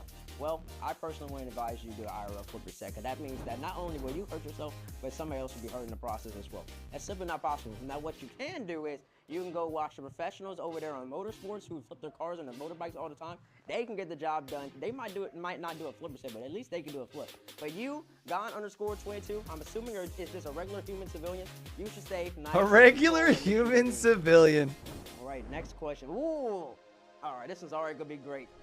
Hi, teammates. I have a friend who refuses to admit that G2 is the #1 team in the world. He has watched both NA and EU teams compete, but for some reason does not think they are at the top. How can I convince him to accept the facts? Pick unrelated. Well, pick unrelated, because it does look something like Johnny Boy, or maybe even is Johnny Boy. One, you have a great friend, because Johnny, he's a great guy. The last time I was in London, he brought me all around. He made sure I was nice and comfortable, and he wants me to go to Glasgow and Edinburgh and everywhere else in Scotland. So if your friend is Johnny Boy, that's great. You know somebody who's very famous. But +1 for Utah, L. +2 as well, because now you have an important job to convince a man who is absolutely delusional that he's delusional. And some would say that's nearly impossible. So here's what I would do. What I would do is I would tell your friend that Daniel's actually transitioning over to EU. He's about to move over, and G2 organization, they're going to move with him. So Beast Mode and Atomic, they're all going to take flights. They're all going to move and start playing from France. And once you convince him that they play from France, then he'll admit that they're the best team in the world. Until then, he's not gonna budge. And it doesn't matter what they do. So if G2 wins this LAN, I guarantee you that your friend, Mr. Delusional, is going to say that for some reason G2 is still not the best team. So you need to convince G2 organization to move over to France. I know they're based in Germany. Move the NA team over to France, get them to play there, and then your friend, Mr. Delusional, will finally concede that G2 is the best team in the world. All right, next tweet from Squeeps. Ring ring. Hey there at T3Bates. Congrats on that law degree. How can you use that big brain of yours to teach me how to not fall on my face when analyzing RL gameplay at the major? Insert clip. AJG's on the back wall. I just want to credit him right here. Y'all see him? Oh, no! He's all right, Chad. He's okay. You think you're funny. Well, what you want to do is not have a big box. Sorry, I'm traumatized. A big box right underneath your toes that is making you have to stretch out. Also, what you also don't want to do is you don't want to be a small person like me. I only have such length in my legs to actually stretch out, and that was another obstruction in my way. It was all There's another obstruction in my way. He's a great lawyer, ain't he? People like Johnny Boy sabotage you and make sure that not to rehearse, because I have a feeling that everything's gonna go wrong, and it did go wrong. Everything went wrong. I hurt myself, literally. I could have been injured, but you know what? I wasn't. Follow those 3 principles. Don't listen to Johnny Boy. Grow, and don't be short. And in 3, rehearse. All right, everybody. Thanks again for watching another version of T-Base Debates. Hope you enjoyed your time. Make sure you send in your tweets to be featured next time around. And as usual, 1, 2, toodaloo. Bro, they're still back in another 5 minutes. This is wild. They're just not trying to work on the alternate stream. It's crazy.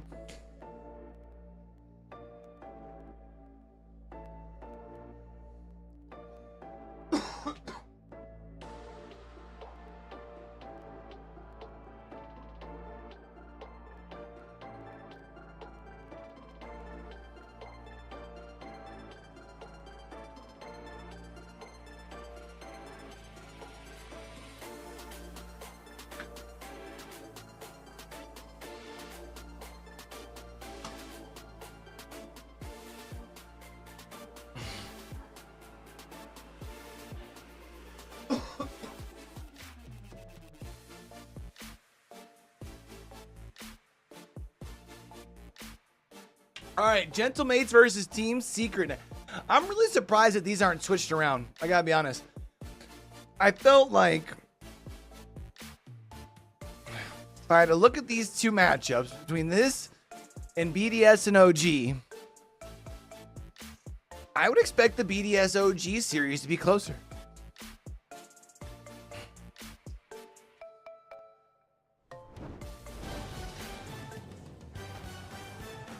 Am I wrong? Facts are facts. Definitely facts, right? I know. Game 1 went exactly as Johnny Boy predicted, and then things went quickly off the rails. Gen G able to take care of business against Oxygen. They are now 1 win away from playing in the bracket. Oxygen, they will look for that second win a little bit later on today. Yeah, I mean, Johnny, you guys got to sit there and watch the match. How'd you feel about it after? Give me your timeline through the match as you're watching game 1 to game 4. I had you in the first quarter. I can't lie. It was exactly as expected for all of 5 minutes, and then actually Gen G played exceptionally well. They came back much sooner, and I think that's great for Gen G that they're moving. I was expecting Gen G to try and make it difficult on themselves. They're getting into the series earlier. I mean, they do still have a bit of a... So I'm happy to see that they are bouncing back a little bit quicker. Big problem for Oxygen. This is looking... Oxygen's in trouble, though. Yeah, Oxygen's in a lot of trouble. For Vatira's hate watching party, because Oxygen are struggling. That was not the closeout performance and not the ability to ride the wave of momentum that we're used to seeing from this team. Yeah, game 1 was not good, and especially from Chronic again, a couple of miscues on defense, and I was like, oh, we're going to have the same Chronic that we saw from day 1. But the game 3 overtime winner by Chronic, I think is going to show a lot, not only for this match, but going into future rounds, that confidence boost that he will get out of that, because that was a key moment throughout this match. Because if Oxygen goes up 2-1, that this might have been over. Well, I think that this replay package doing a good job here. Game 2 also super important there. You saw the own goal, kind of forced own goal in Oxygen, and then Oski had one really big whiff in front of their net there in game 2. That was a 1-goal game. He makes that shot. Or if they don't hit that own goal for some reason, that game goes very differently. And if game 2 goes in Oxygen's favor, man, Johnny Boy looks like an absolute genius, right? So a series of unfortunate events here that were followed up by the game 3 overtime winner, and then here that shot is. This was such a great shot. Yeah. Oh my goodness. The rotating into goal 2 decisions from Appjack to clear the way there. That's the thing. You see Chrome right there. He's really trying to hype up Chronic because he knows he has to get involved more. And then First Killer doing First Killer bicycle kick. Oh, what a shot there. 1.25 goals per game. Shot 41% as well. First Killer on land, he's going to perform. Now, he's been the best player of Gen G the whole entire tournament. He was the best player on the pitch, even with large Oscar ball. And now FK, he's on one right now.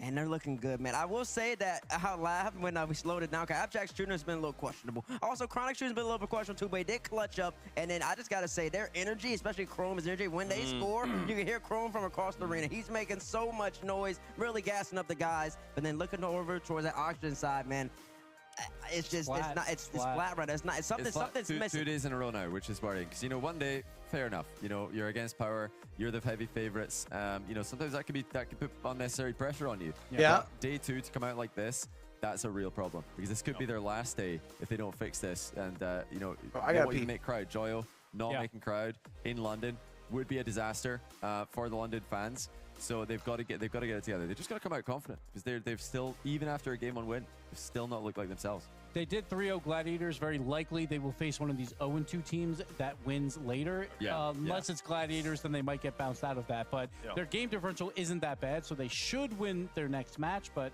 you never know, because they've been incredibly flat. Okay, well, we can show you guys what's been happening around the Swiss. 2 matches went down at the same time while we were over here watching Gen G take care of Oxygen. Power managed to get a game off Space Station, but Space Station kind of padded their stats in the other games there. There were some pretty strong blowouts. Space Station looking strong now at 2 wins. We'll see them in round 4. A few other matches, though, to get through on our stream, as well as the alternate stream. You can check the action out at twitch.tv/RLEsports. They're going to be playing with OG and BDS next there. We'll see how that one goes. Can OG continue the momentum from yesterday after their reverse sweep win in round 2? Find out against BDS. That's a tough order. Over here, though, we're going to see some Falcons G2 a little bit later on, and the Chiefs Gladiators will play for their tournament life after this next match.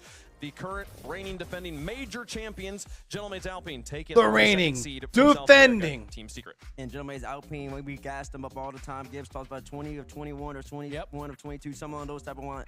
That's how many games they won when they scored first, 1 goal each apart over there in Copenhagen. And then yesterday, they were up 1-0 against Furia in game 2, and you're like, oh, we've seen this story before. This is exactly what they're going to do. But they faltered. Furia came right back, and they took the momentum from them. And then moving on throughout the whole entire series, you really didn't see Gentlemates have any semblance of offensive pressure. They are LAN players, obviously. They won Copenhagen Major, but I think there was always question marks because of how close those wins were. Could they do it again? They made history, the only EU4 seed to ever win a major. So, but now they're coming back. Has there been an NA4 seed that has won a major? Is that why they have to keep saying EU4 seed? They've dropped their first LAN match, so can they bounce back, Johnny?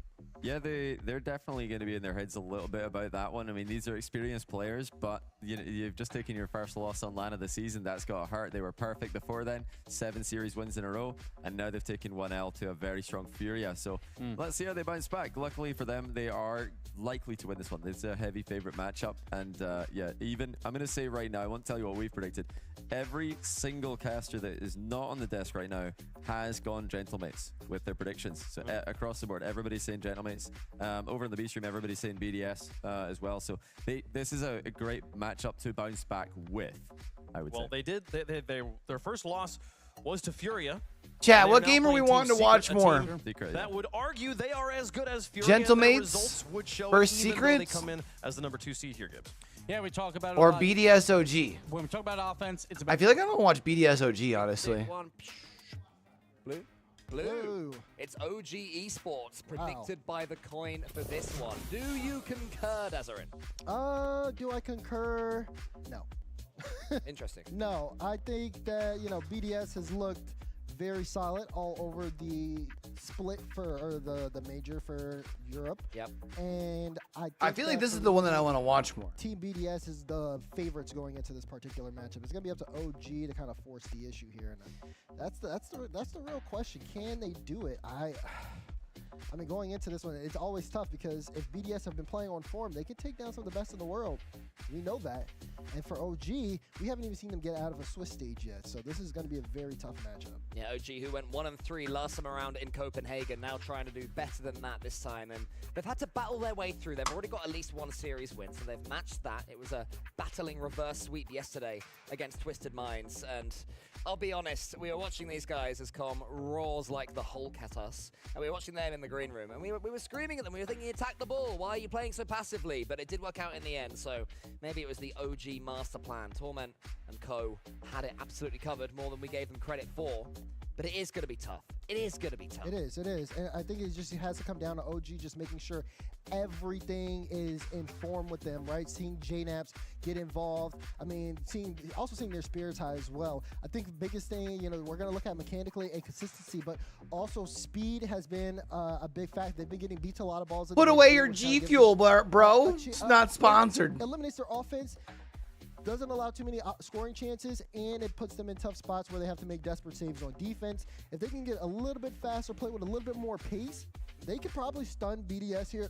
Ooh, excuse me, in the opener and put BDS in some tough spots. But Team BDS has been a force to be reckoned with anytime they are on the field. Monkey Moon still looks as dominant as ever.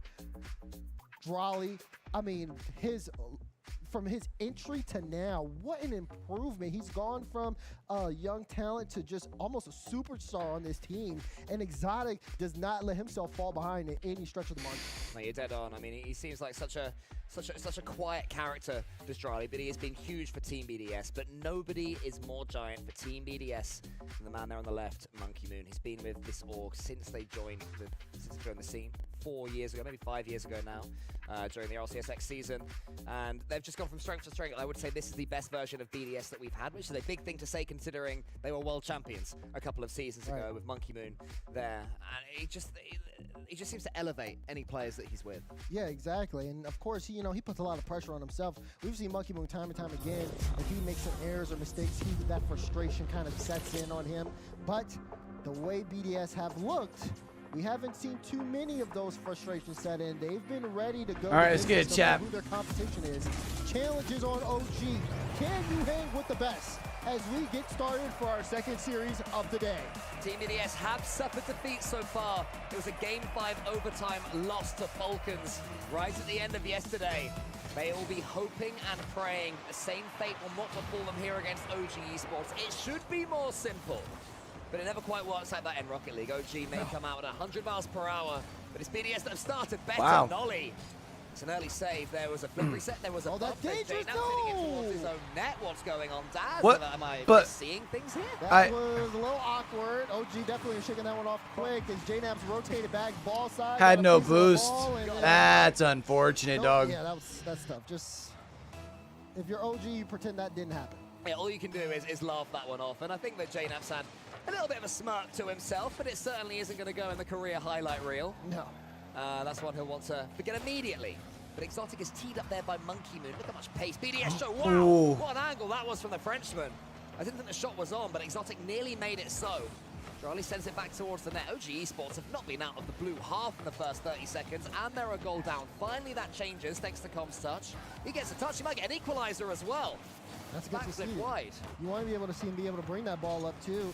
Now it's going to see if BDS can they make some adjustments here midfield-wise, but Monkey Moon, so much freedom there. Good challenge though for Noli, and Com gets 2 demos in the bag.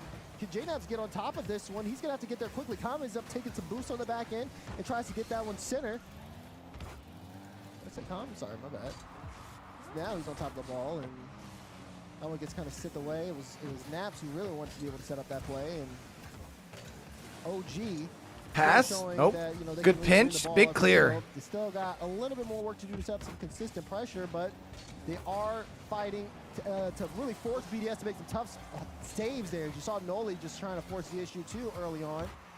Back and forth. Exotic with a shot. Calm there. Out, but a good start for both teams. Yeah, BDS have had to have some awkward touches in their own goal once or twice. The ball is flashed across the net, but they've done it well. Yeah, they've been aware and alert when OG have come forward. It's another good pass though towards JNabs. Wants to get it back towards Com. Not quite able to there, so sends the ball over the back of his opponent's goal. Exotic with Nolly staring him down. Team BDS, world champions 2 seasons ago. They've been to London before and they failed in London before. Com had the double demo to buy space, but the one player that you need to really get rid of was Monkey Moon, who was on the wall with them. Slows it down enough for everyone to get respawned back in. Now it's going to fall to JNabs. So OG Esports have definitely walked their way into the tournament, or into this match, after the awkward start. These demos are really giving them a lot of room.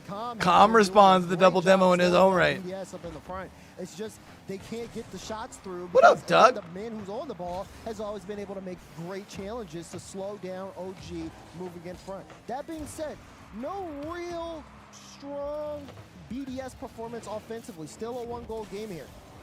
Well, he gets the flick reset towards Drali, and BDS continuing to defend resolutely. Comes Comet Nolly in the center. JNabs up against Exotic. JNabs just slows it down for a second. Realized how much time he had and made the most of it. That's what you want to see from him. Exotic almost gets that one over the top of JNabs. I would say JNabs seems to be... Kablooey! Yo, Com has been disruptive as hell for OG. The gameplay is swinging from left to right on. Here he is. Yes, bringing the heat. I love it. Left on this occasion.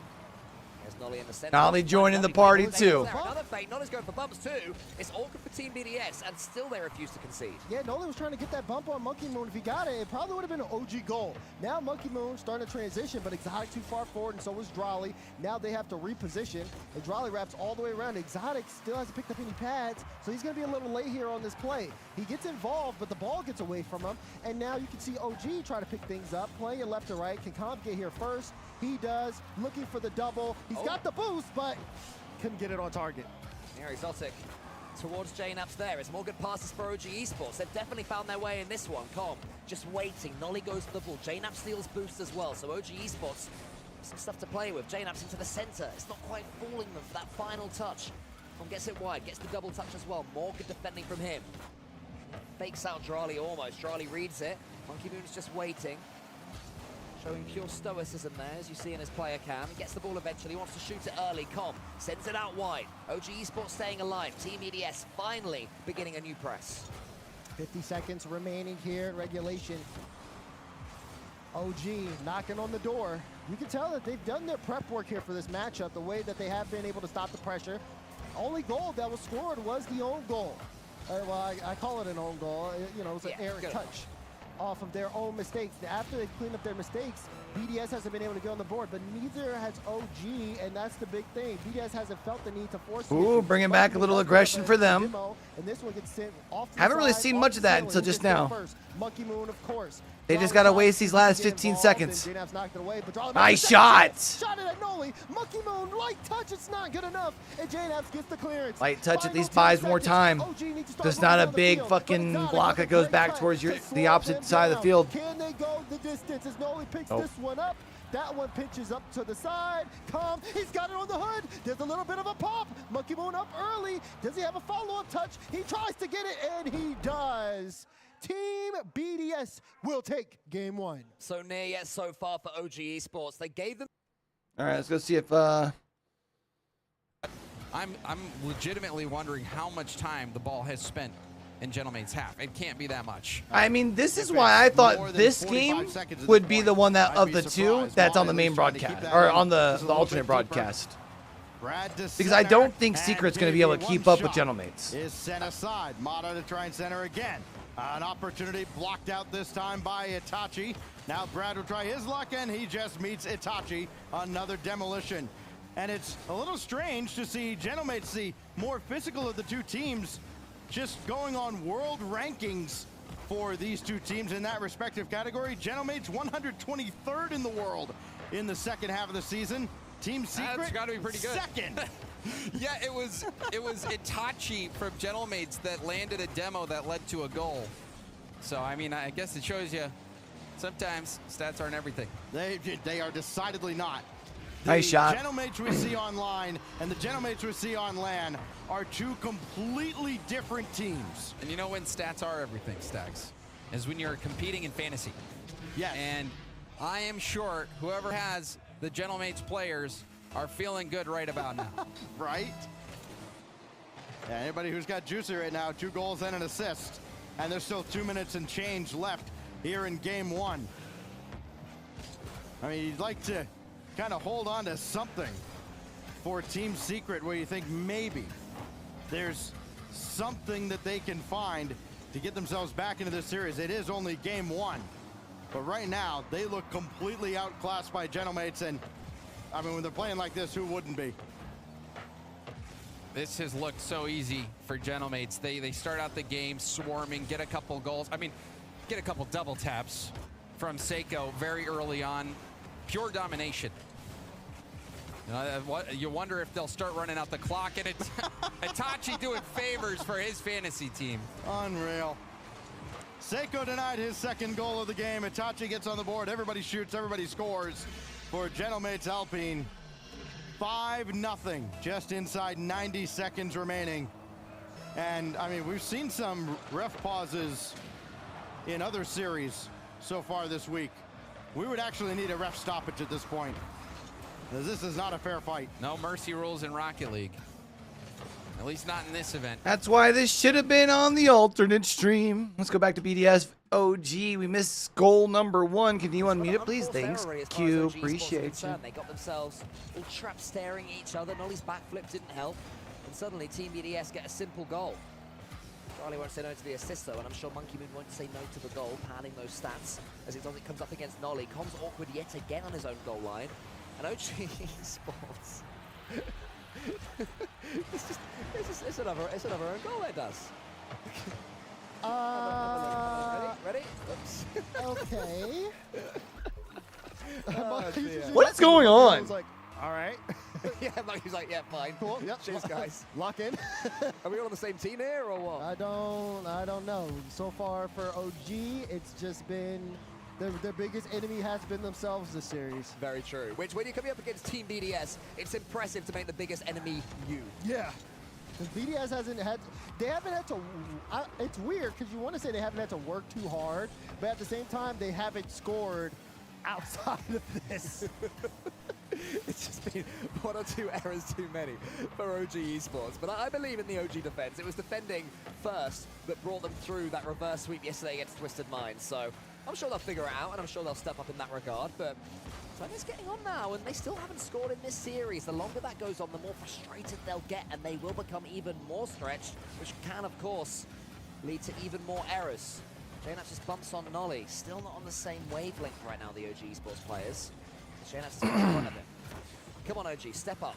I want to see a series here. I do as well here. I mean, for OG, they have shown that, you know, they have those moments of brilliance when they do. BDS does not look that dominant against OG. Starts getting the demo plays going. I'm not sure if it's like first game of the day sort of thing, or what. On the side of JNAPS.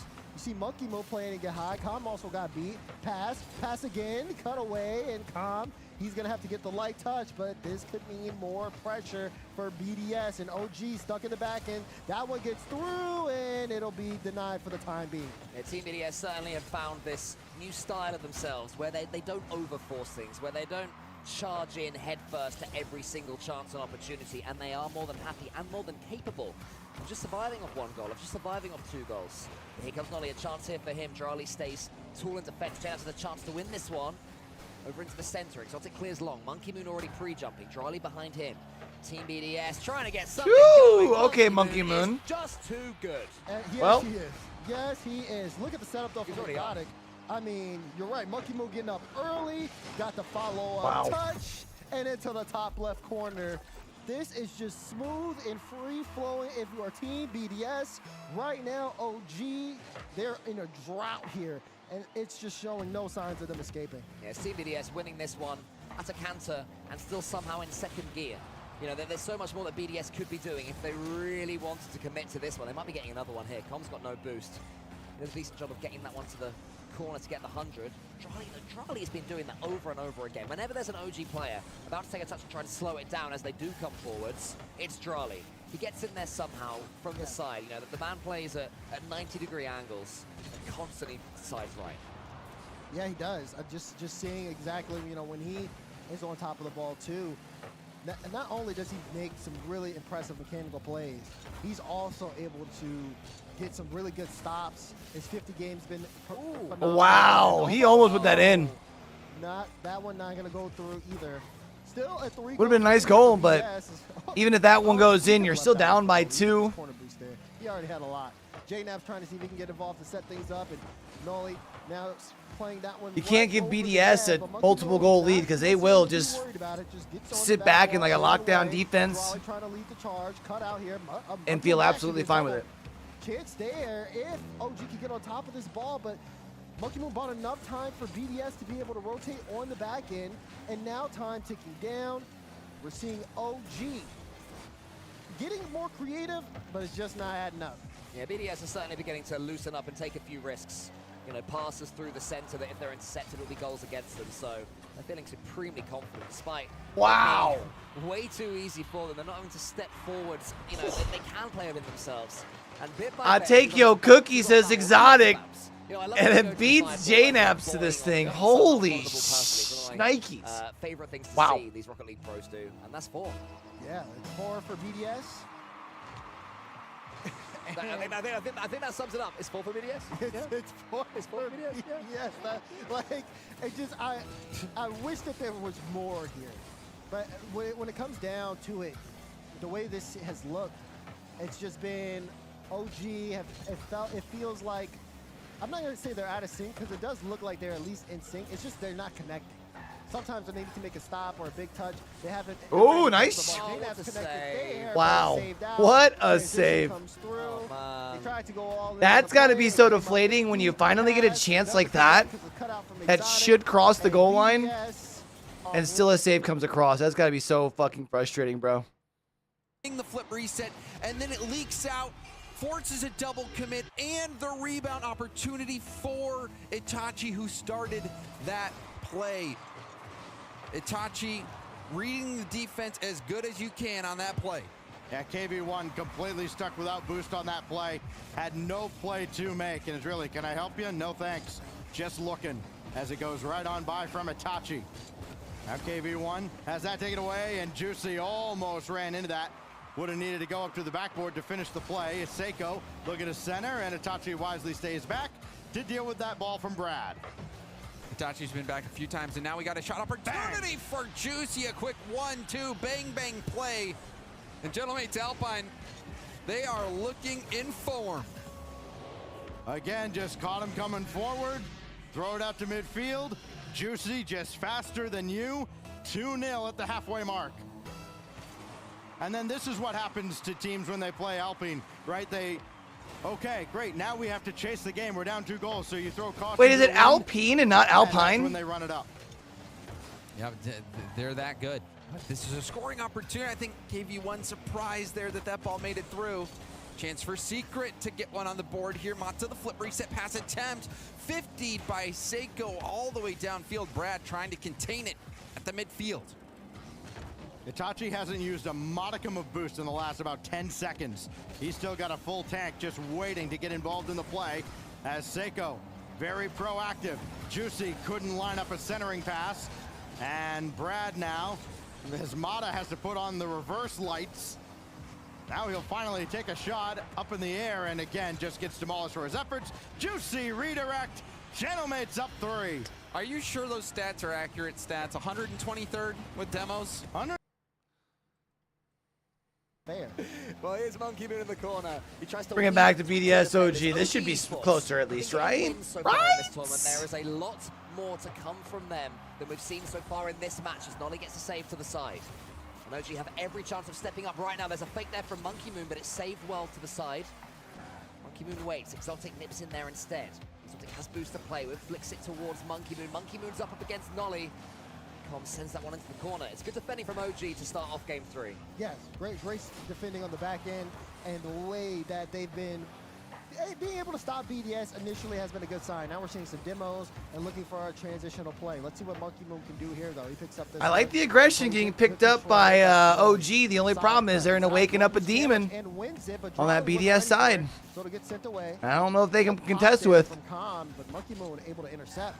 And Noli, he's going to try to go downfield. Does pick up that corner. Will he be able to get a touch on the ball? Does redirect it, but Exotic was back. Yeah, but I love to see Noli in front of the ball. OG Esports beginning to play with the confidence that's brought them over here to LANdon 3.0. It's not play in awe of Team BDS, and they have seemed slow. They have seemed a little bit overawed by the occasion, but when BDS come back, they don't make mistakes of those passes. Absolutely not. That one is just a great 50 from Exotic. Noli trying to course correct while he is mid-air. Drawley is taking a shot. Something super interesting, I believe, I want to say everybody on this field, except for Drawley and Monkey Moon, have played in front of the LANdon crowd. Correct me if I'm wrong. But Monkey Moon wants to get there, and he's trying to make a change, and it's looking like... I still don't understand them not doing a crowd today. I guess because it's a longer day, probably. They'd have to pay for all the staff to run the venue as well. For version 1. Yeah. They got the 0-second winner, and Com cupped his hands to the crowd. That was against Nolly, so certainly some history in front of London crowds for all of these players. And all the ones you mentioned anyway. There's a shot there. It could be going in. It's just wide. Exotic avoids the own goal himself. That one's high, though. It's dangerous here for Team BDS. Exotic has to be aware. 43 boost up against Nolly, who takes out a demo. Now Com. Charged down by Drawley, who chain dashes his way round over the top of JNAPS and gets it right back to the heart of the OG Esports defense. Chance here. You're starting to see OG really play with some purpose. Oh, Noli pre-jump! Wow, nice shot. So good. What a transition play from OG. They tie things up.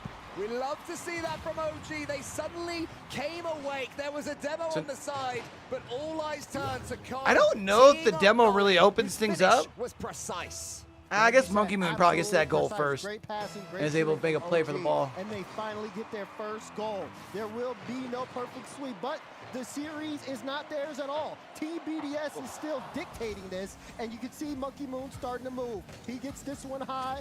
Drawley, though, he was looking for it. He got demoed, so now the light touch Exotic will have to win the challenge. And what a lead. Nolly's going to get a good touch on that ball, just trying to force OG into some uncomfortable positions, as they still haven't been able to break out. I don't mind this from OG, though. They're inviting Team BDS onto them because they know they have the boost. They have the ability to get away, but the 50-50 does. Ooh. Will you stop, wow. my friend? Will you stop hitting it towards your own net? That's why. OG continues to kill themselves, bro. Keep it in their own half. BDS start bearing down, and you can see it. They're just the pressure's forcing mistakes out of OG, and they give up another. Oh, dearie me. It's 2-1 Team BDS. OG Esports have stepped up, but the old Achilles heel strikes again, slamming it towards their own net. It's interesting tactics. I'm not sure I necessarily agree with them, but what do I know? I'm just a caster. Nolly lets that one around the back. Here he comes up against Monkey Moon and Drawley. He will have time. Monkey Moon's taken out in the back, but Drawley has got all the time in the world just to pick his spot, and it's 3.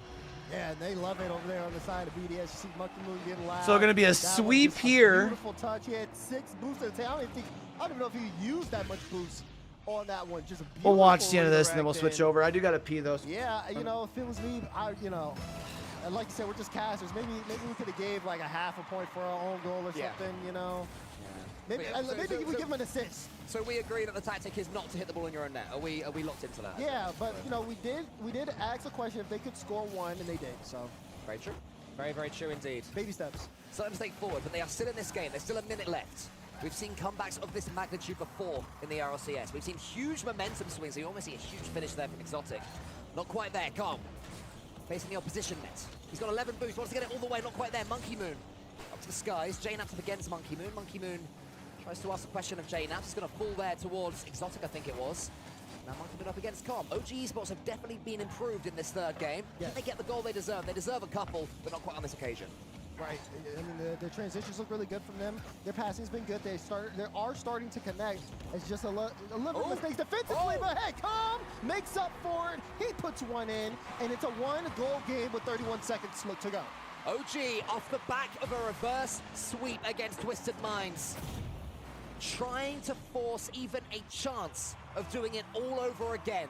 But it has to stem from this kickoff. It has to be perfect. JNaps up against Monkey Moon, who wins it clearly. Takes all the spice off the ball, but Com can get it towards Nolly. Lovely pre-jump. JNaps, what can you do? He wants to get it, Monkey Moon. He just ignored JNaps. Com's going to turn. Nolly again towards JNaps. Exotic is high. Will get the next touch. It's Drali instead. OG have to get this ball. Com wants to redirect it. Does, but it won't quite fall to a player in blue. Monkey Moon staying on top of this one. Drali playing close to the fake challenge. Forces the ball away, but wait, Naps off to the side. No, Noli can't get the cut. Com can't get the boost. He does get one more touch on the ball. Noli downfield, put the shot on. Nobody has any boost though. Get there, he gets beat. Com can control, slows it down and plays it towards his own sidewall. Noli not able to get a good second touch, but JNaps lightly there. He gets it up. Com upfield trying to cause some chaos. No way! What? No way! I didn't think they could do it, but they did! No way have they managed it! It's wow! Instead, he goes for the pre-jump, and OG Esports somehow, damn, as if by magic, get that ball in the net! I cannot believe what I just saw. I can't believe it. And oh, no, are they going to do this just to let it slip away? Okay, able to get a stop here. But Drali, is it going to be able to get this one for free? Monkey Moon has full boost. Monkey Moon, no win! Knocked out by Com! Come again, what a save that time. The BDS pressure is almost too much, but still OG refused to relent. Com up against Drali. Monkey Moon is waiting. They got to find a way to get this thing out! Wins it. And Exotic. Yo, force overtime for that, bro. That's tough. BDS. Suddenly that's so tough. The last. And what a piece of entertainment that was. Damn. BDS said all that for a drop of blood. But they could not take the win there. Once the kickoff got going, BDS started. All right, let's flip over to the other channel. You try to break out, you've got no boost. You got no chance defensively. Shot after shot, opportunity after opportunity. They make you burn so much moving laterally. Yeah, I'm not gonna lie. I was giving OG one, and OG kind of killed themselves multiple times in two of those games. Chance though for Team Secret, still 1:45. They've proved to have quite a bit of fight at the end of these games, trying to play the role of comeback kings. Brad, blocked by Juicy. KV1 still over there. That bounces hard out towards Mata. And KV1 burns so much boost, going nowhere near the ball, and that's a bad break for Secret. So could this be, but what a save by Brad, getting back in time. Low boost pass, that was what you want. Seiko had a chance to double that in, but the defense there for Team Secret. They keep themselves in it. They're gonna need that goal to tie things up. Juicy trying the solo effort against Mata. Itachi with no boost, he'll steal 100 out of this Team Secret half. KV1's got to scramble into action now. Seiko couldn't get that ball centered, but it goes past Juicy all the way back to Itachi, and it doesn't matter for Gentlemates. They're content to win just about any game 2-1. They're content to win a game 1-0 if the opportunities don't present themselves. This is good for Secret. KV1 off the sidewall. It bounces off Brad. Awkward ball, and Brad gets the corner boost steal. This is a legitimate chance here for Team Secret, forcing Itachi up. He's low on boost. Brad with plenty in the tank. KV1 rotating back, but they're caught out. Team Secret. Well, 2 sweeps, The chat. hand was in the cookie jar when it came clamped shut. Well, you got to be forward. You got to press the issue. This team does it better than anybody else in the world. Is it too early for lunch at 10:23? Gentlemates 3-1. Still 31 seconds left. Not Yeah. quite as deflating as it could have been. But they've really got to send bodies Just forward Brad. now. That's it. Brad challenged by Itachi. That drops down into an opportune position there for KV1. Mata has that challenged out to the corner. KV1 Yeah, but it's not going to be brunch food. Like, if I'm going to go make food, it's either going to be a sandwich or it's going to be soup. The only question now for Genomates is, do they want to add another? 5 seconds. Juicy just hands it off to Mata. It'll be little consolation if they add anything. And I guess 10:30 isn't so early with being up at like 3:30, right, in the morning? A strong performance in the It's a fair lunchtime. result. The desk talked about it before. All the analysts on the desk and in the green room going with Gentlemates Alpine on this pick. And it was a one-sided affair. It was a really tough game, I think, all around for Team Secret. They never got going. The speed, the consistency, everything was working against them. You What? saw Seiko starting It's out too the early, series even if with I a pair of wake up double at taps. 3:30 Juicy had for a me to have hat-trick. soup at 10:30. I mean, and then the demos. That doesn't seem right. 123rd in demos. Yeah, throw that in the trash cans. Yeah. Gentlemates Alpine, they were able to get those demos in some key moments. They didn't use them a lot, but What do you mean when I wake up doesn't matter? My breakfast is at 4 o'clock, dog. Not even. My breakfast is usually like 3:45. Demolitions, trying to put teams in very awkward If positions. I'm having breakfast at 3:45, then lunch is not bad at 10:30. And it just did not pan out at all. Yes, for you Secret. can. They could not catch What up are you to, talking about, Doug? Gentlemates collectively to put them in those positions. They get outscored. I feel like I'm being judged. I mean, there's your storyline. Gentlemates just ran wild from the very beginning of this series. 6-2 in game 1. It was a 6-0 lead in that opening game. You never felt like, maybe when Team Secret had scored first in game 3, you thought, okay, maybe. But even then, it still kind of felt inevitable that Gentlemates were going to bring that one back and control the game as they did the rest of the series. And maybe it was inevitable with how good Gentlemates are. They're the Copenhagen major champions. So what? Our next games are Twisted Minds and Team Mobula I've heard people over on the alternate stream. I think I'm gonna watch Chiefs Gladiators for sure. Online, Biggest Team Gladiators fan for the next round. They're consistent. Or for the next like hour. Consistently beating Team Secret to the ball, and then you can't be more consistent than hitting double taps back to back like you're in a training pack. Yeah, it did look like a practice session at a time for Gentlemates, but they still got some work to do. They're not in the playoffs just yet. Team Secret has some work to do if they want to go directly to Worlds, but Gentlemates are victorious in a sweep, and Leaf is standing by. So what? So right now, has Secret only secured a tiebreaker? Is that the deal? I thought if they won a series, they're in Worlds.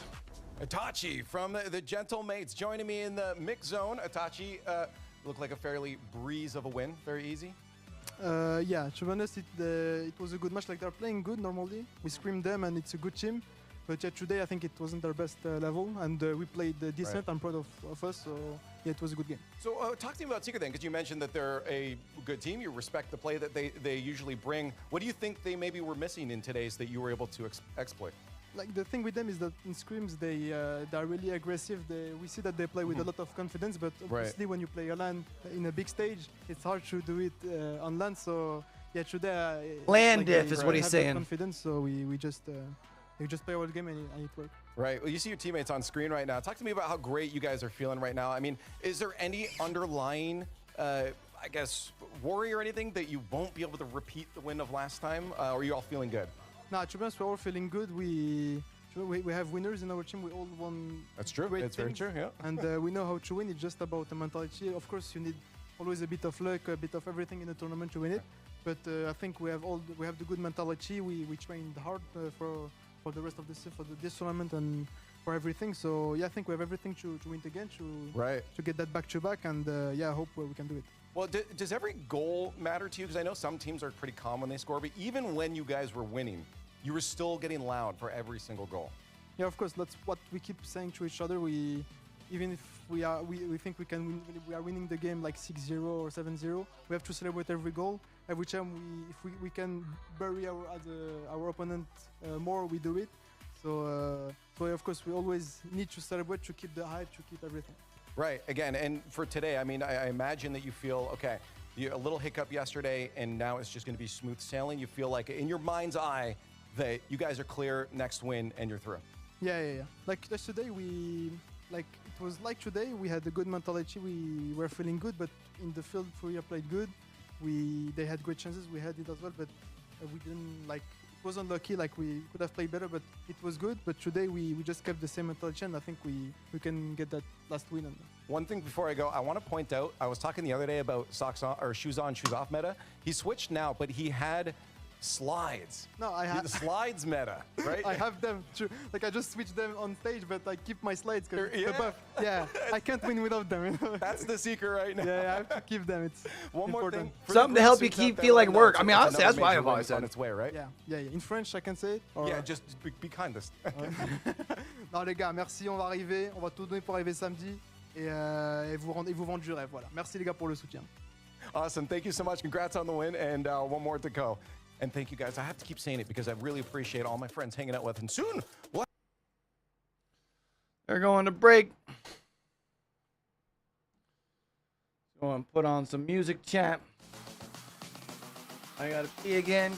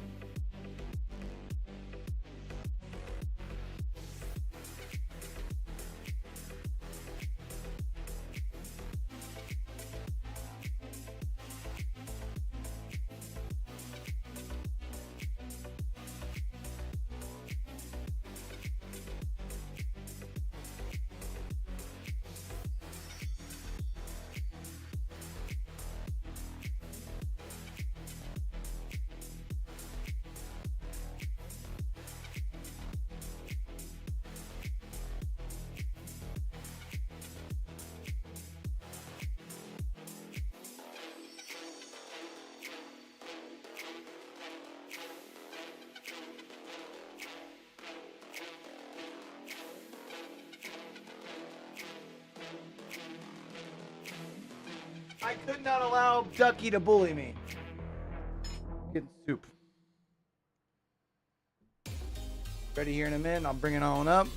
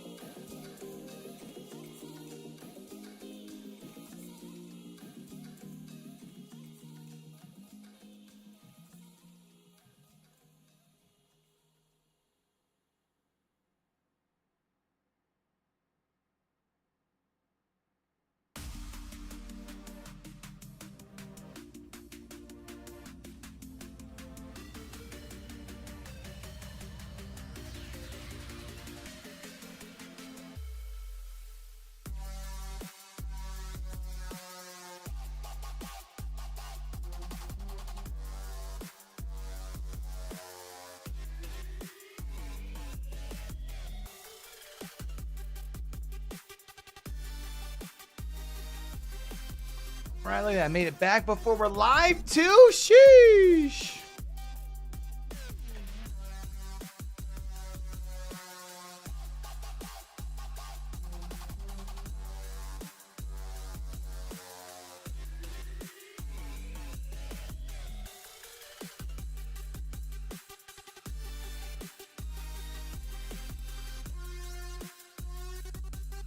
All right.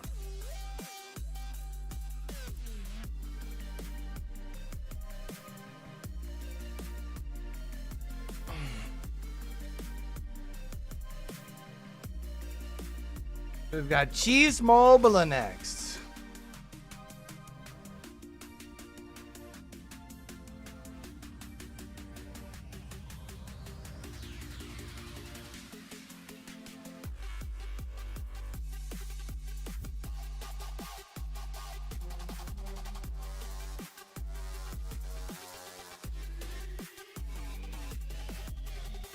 On the other channel, right? That's on this channel.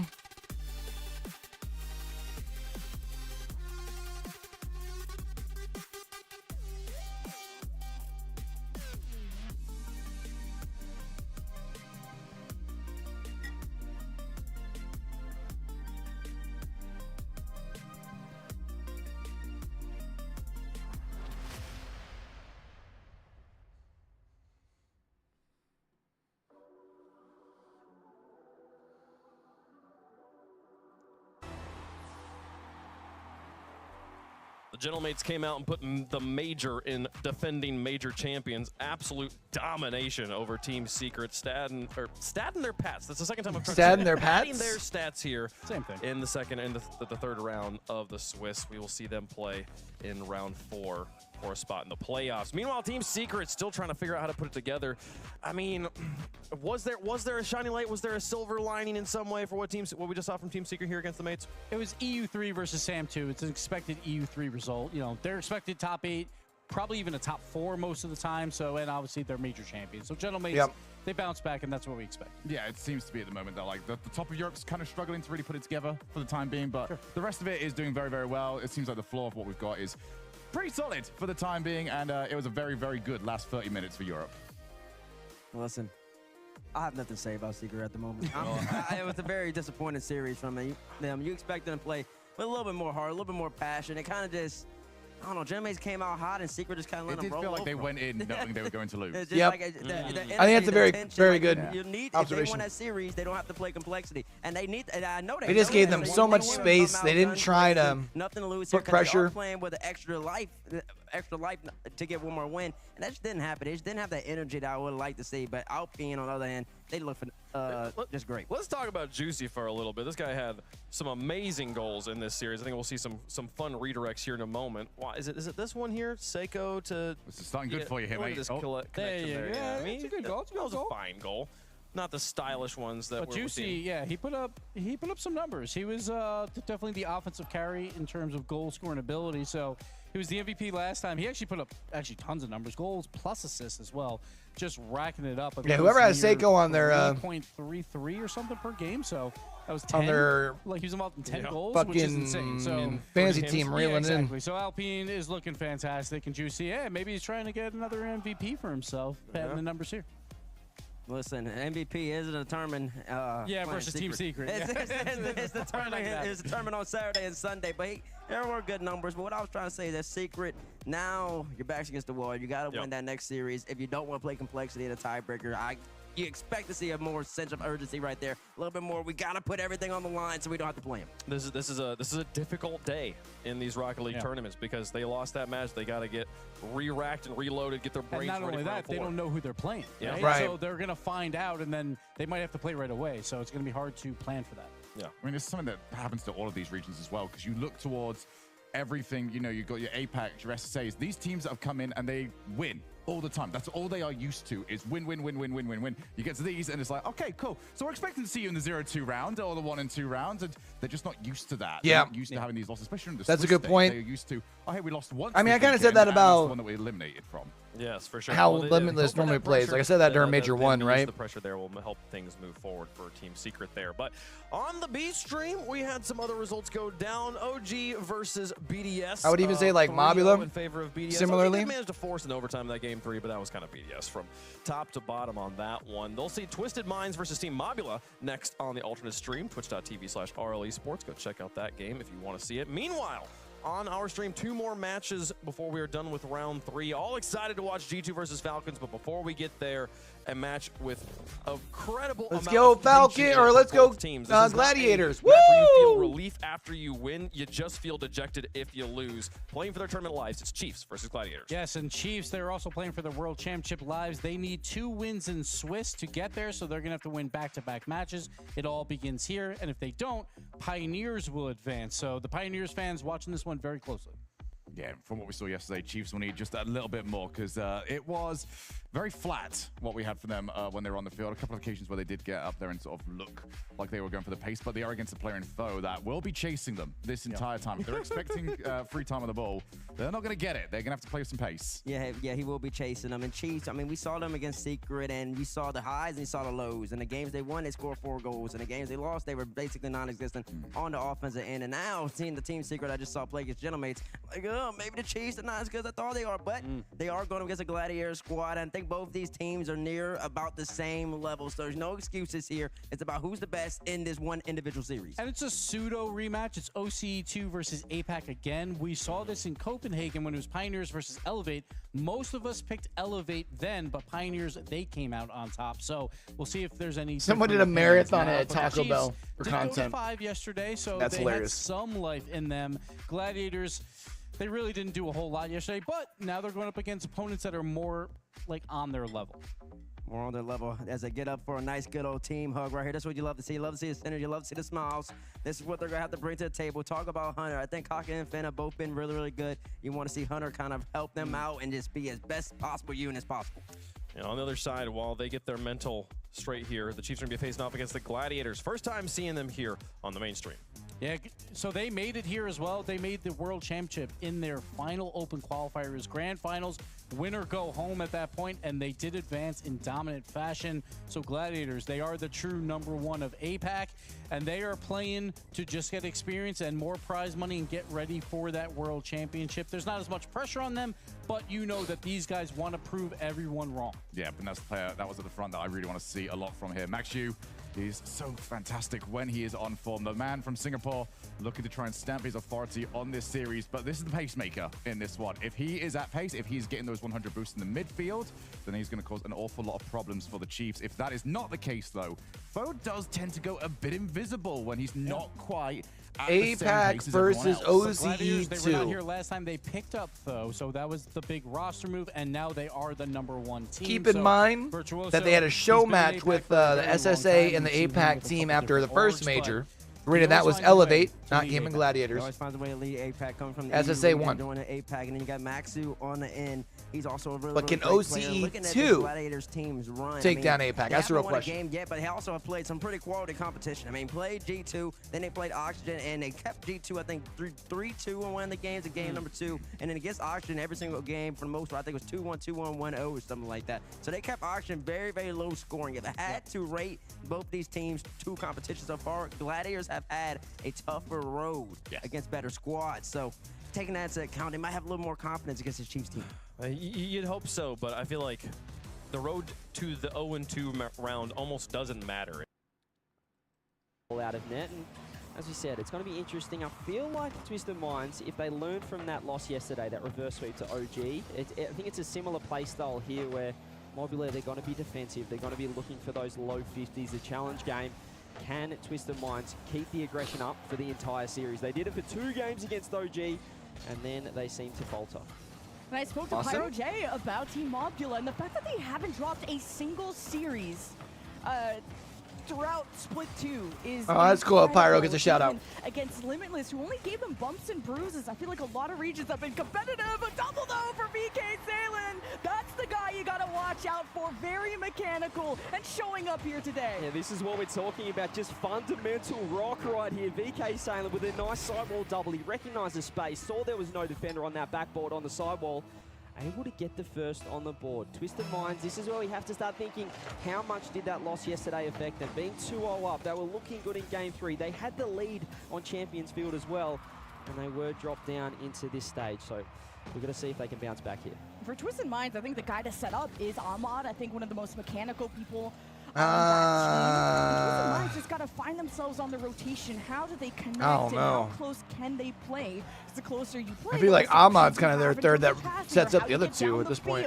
And look how Twisted Minds are already supporting each other. Mobula may put the ball to the side, but Twisted Minds had to run back for boost, and that means space for Leoro, and this bounces out to VK Salen, but great bump out of Mawson. Still rare for Twisted Minds to be playing this much defense. Fantastic shot from that man, Ahmad, who, as you said, we're looking for him to step up. I think yesterday he would have been pretty disappointed with how he played. He had a couple of misplays that led to some OG goals, and well, certainly he has a pretty high potential. He's been around for a while. He's the most experienced player on this Twisted Minds lineup, as we said, coming top 2 in London last time he was here. He does get bumped off that one, however, as Leoro can throw it downfield.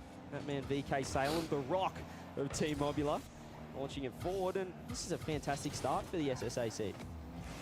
Yeah, I've been hearing from Pyro J2 that Leoro is like a mechanical guy too, and playing on 140 ping and still showing up against the competition that's so difficult to do.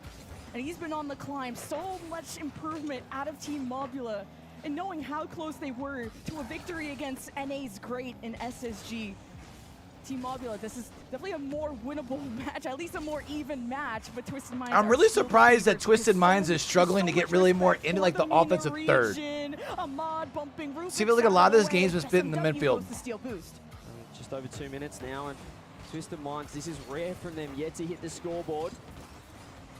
As really we're expecting the pressure and aggression to be coming out from them, but they're just a little bit slow to start. And I want to say it's early in the day because it's not at all. We're nearly at 4 p.m. currently, London time. And they've had enough time to sleep in, regroup from that OG loss. Yet to trouble the scorekeeper so far. It's a nice pinch across Moss. It's going to jump and able to get its center. Again, it's awkward for a Mobula, but it is working. They're almost playing so slow that Gladiators on the board first over on the other stream.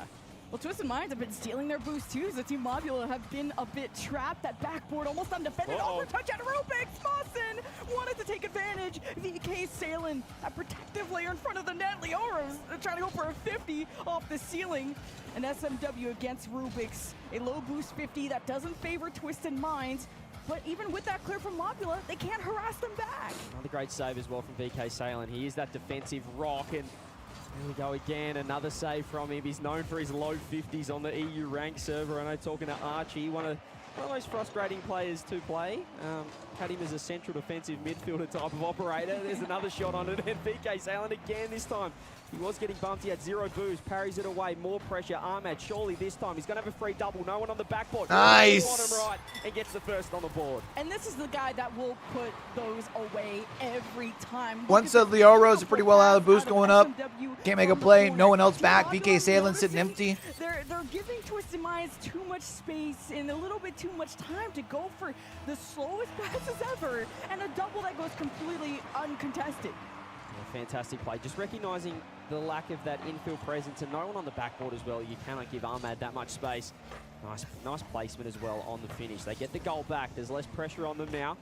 They can really settle down into this one, as again, there's still a lot of pressure coming through from Team Mobula, which we weren't expecting coming into this one. Ahmed gets 50 by VK Salen. Goes the redirect, does get a nice little win and a 50 as well. Doing well with the limited boost that he has. Team Mobula, can they steal this game number 1? Can they get their first game win on the board here in this series? Another shot, nice save, Ahmad, 15 seconds. It looks like we're going to be heading to overtime unless something crazy can happen. Could be Say, don't get caught pressed too far forward if you're Team Mobula. SMW downfield. It's over 10 seconds. Might just be Twisted Minds to have the last chance. And Leoro was too far forward and extended for Team Mobula once that ball came down from the ceiling. Now, Leoro, second chance, and this does not get in front of the net. SMW sending it to the orange hat, but there's no one home from Twisted Minds. OT for game 1. Mobula had 2 OTs yesterday. They couldn't get the job done in either against Space Station. What do they have here? Can they get their first win in OT? Twisted Minds, well, their confidence took a little bit of a hit yesterday, so this is a massive game number 1 for them as well. Oh, team bump. Bad rotation there. I don't think he's had boost for the entire game so far. Leoro could pop it up. It's SMW can catch it on the backboard. 100 boost. He does have Ahmed waiting across, but again, Mobula just playing some nice fundamental Rocket League. The structure's there, and it's holding out. Team Mobula, can they get those passes? And Ahmad come on! He gets the second touch. Team Mobula have to look behind them, and that's game 1 for Twisted Minds. Yeah, no idea what Leoro was trying. Yeah, took Wild. off the sidewall and just popped it middle. All right, let's go on over to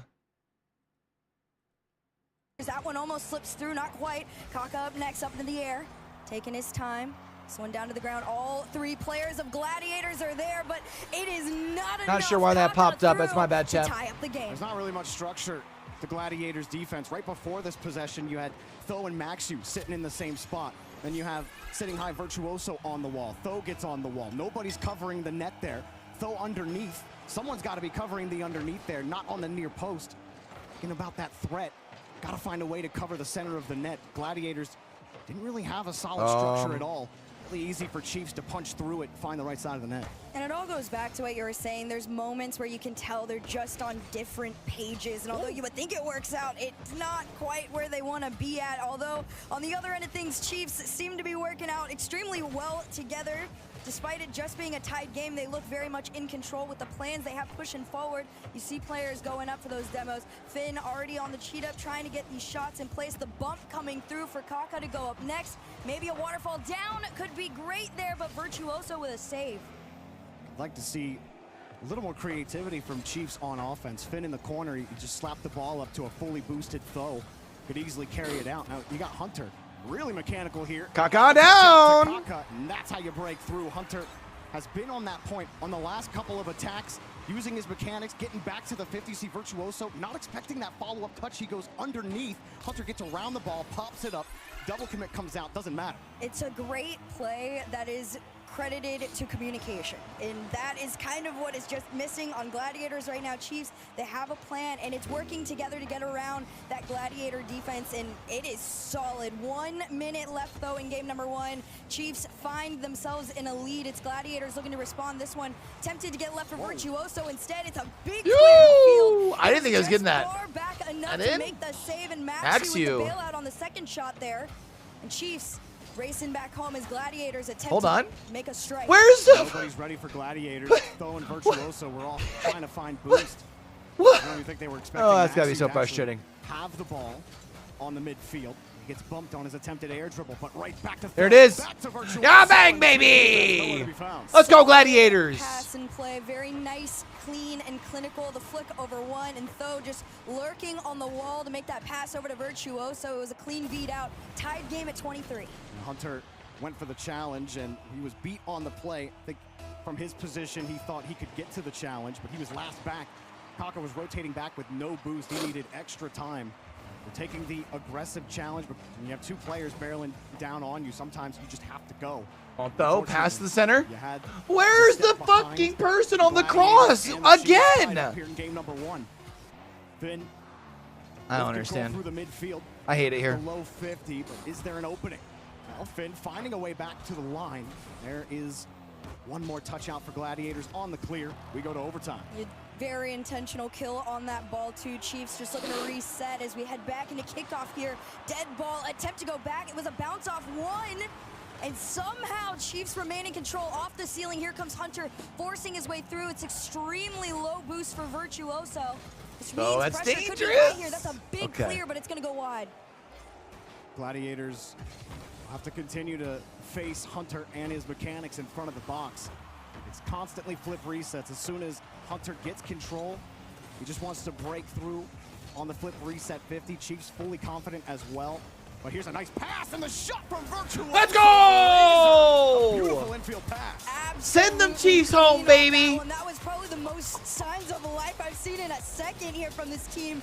Maxi nice play. Absolutely beamed it. 104. When you get 1,000 opportunities to put shots on target, eventually this is gonna leak through. Twisted Minds, I mean, Mawson, he needs to find himself on the rotation. He's sitting in the midfield. I'm seeing Ahmad just solo dribble his way to the orange half with no solid second man and not a lot of options besides going for a solo play. And if there's anyone I'm going to bank money on being able to do that, it's Ahmad. I mean, he did that in game 1, at least for one of the goals. So I need to see Mawson or SMW support Ahmad, that star player, to really get these goals going. SMW now with space, 100 boost. Let's get dunked by Leoro. He's going to get the shot on. Open there for Ahmad. There it is. Every day of the week for him. Gets the equalizer. And easy. Very quickly, when you have that trusty Mobula, it can break down so easily. And it was Rubik's. He was the hero for the first goal. Gives it up there. Last man gets caught out. I ask and I receive. I wanted a second man from Twisted Minds. There's 3 on the field. Ahmad had 2 options. A beautiful second touch out of SMW. Got himself out of the net and got himself involved. The reset from Ahmad, but to the right, where SMW couldn't quite get the rebound. But Mawson shows up from the midfield, wins the 50, but it goes to Rubik. So Twisted Minds need to try and force this ball to their second man or really get the comms going for that. Ahmad scored every single goal here for Twisted Minds. You can look at it one of 2 ways there. He's certainly stepping up and improving from what we saw yesterday, but we're just not quite seeing Mawson and SMW get active offensively. So he's going to find the pop there. Able to get around VK Salem. SMW with 0 boost, doing well. Here's Ahmad, the danger man for Twisted Minds. He's going to have space again.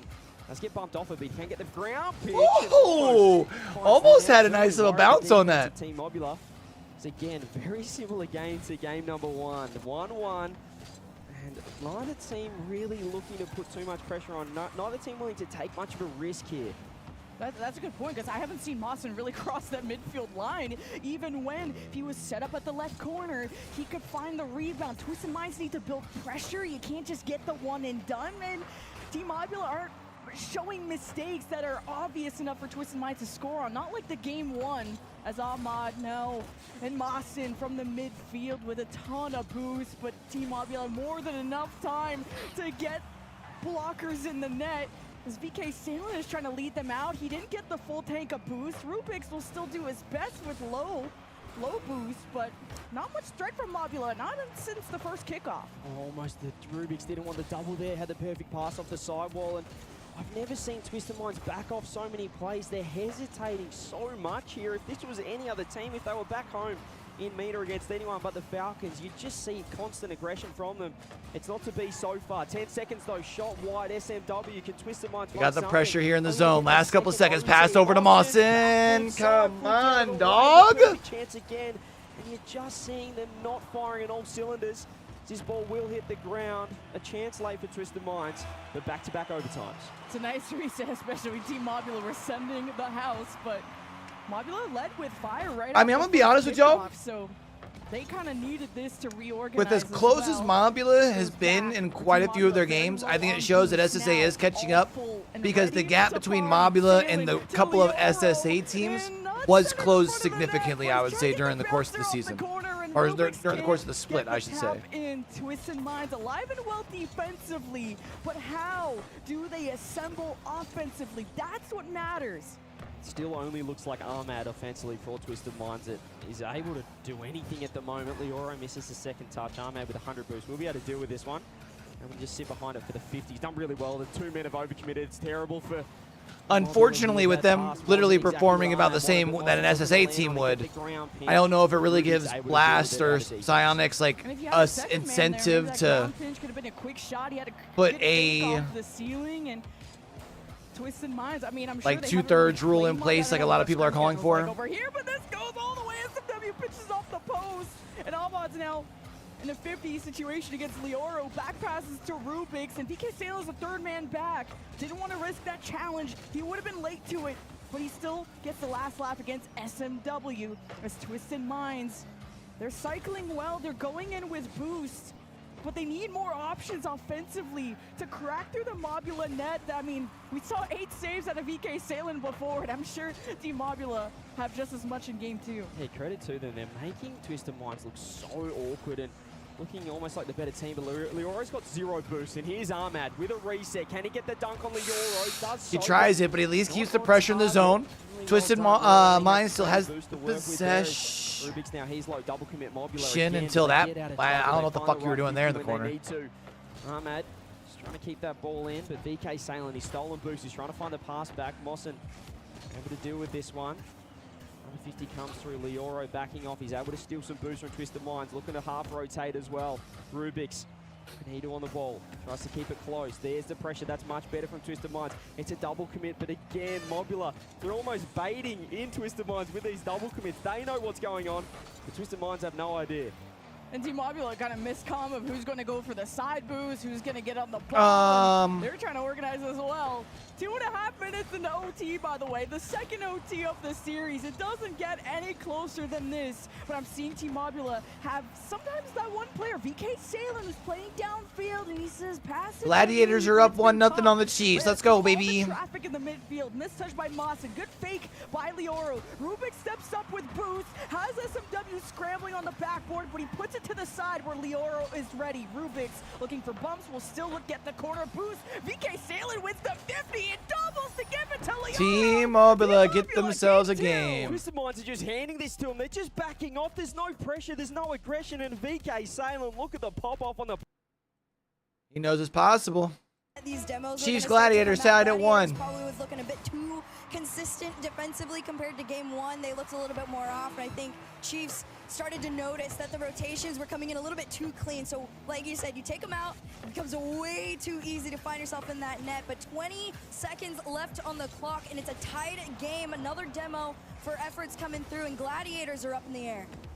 Virtuoso recovers off the ceiling, got the 50. Maxu position for the different touch and hit hard off the wall. Gladiators full bore at the ball. Hunter tries to get there. We have another overtime looming unless Hunter plucks Maxu off the wall. Maxu takes flight himself and takes us to overtime. All right, well, there you have it. Another OT between the Chiefs and the Gladiators in game 2. It's going to be huge for the Chiefs if they're able to take this one away from them, though. Here comes Tho. Oh, jeez. Center. Yep. Shot on target and through Virtuoso. Woo! Again, Gladiators take game 2. All the Chiefs on the same side. Kaka. Let's go, baby. Same side. Finn couldn't protect the ball. Nobody had them Gladiators gives up the ball. Do surely be game. Turned around. Boomer to the net. Easy. No problem for Gladiators. You know, I kind of want to go back and watch this one now. It's a team like Mobulo, where Not gonna lie. SSA They're going into game 3. I gotta pee. To I'm gonna show go over up my at bowl internationals downstairs. and really have these great results. So you would think Twisted Minds would come in with going for those big plays and really pushing the envelope against Team Mobulo, but you didn't see that in game 2, where we'll have a pause to make sure all our players are good to go. But hey, we got a good series on our hands.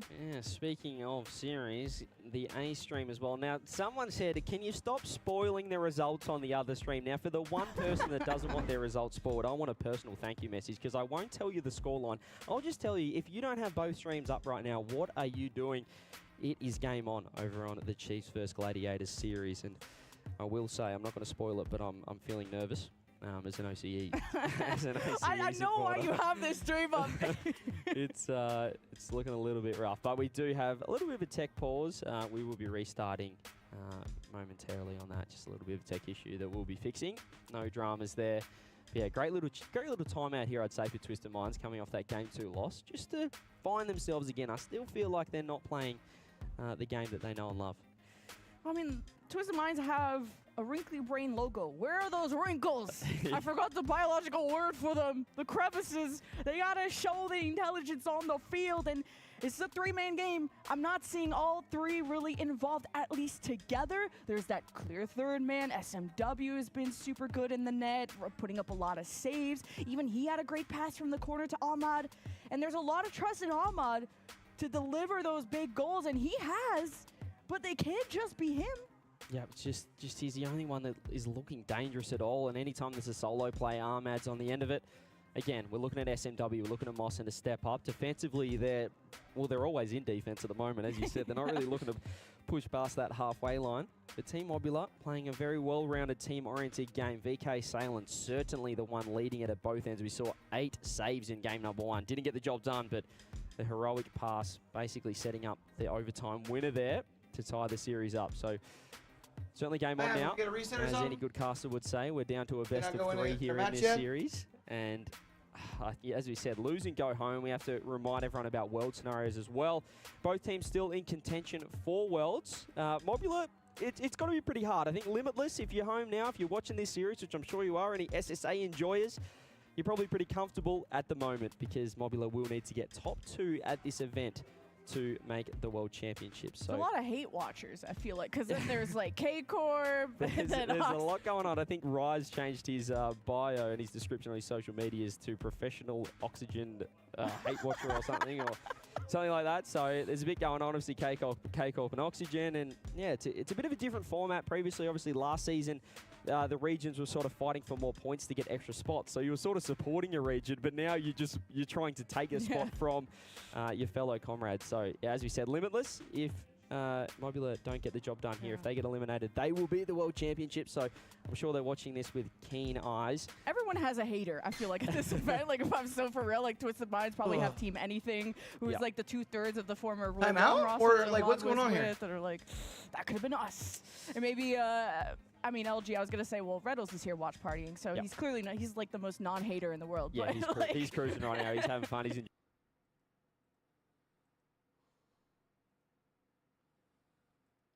game almost becomes more impressive than the physical. And that's what Chiefs have got to do if they're going to continue to extend that lead. Mechanics and Mind Games is the name of the game in game number 3 here. Oh, that extra touch to get over Maxiu, beautiful. And then Tho on the outside. Nice play. Thought he could catch up to him. I don't think he thought Finn had an extra touch again in him, but that was a great touch from Finn, who has had trouble getting those solid first touches in the series. Still plenty of time for Gladiators, though. That's some big insurance in game 3.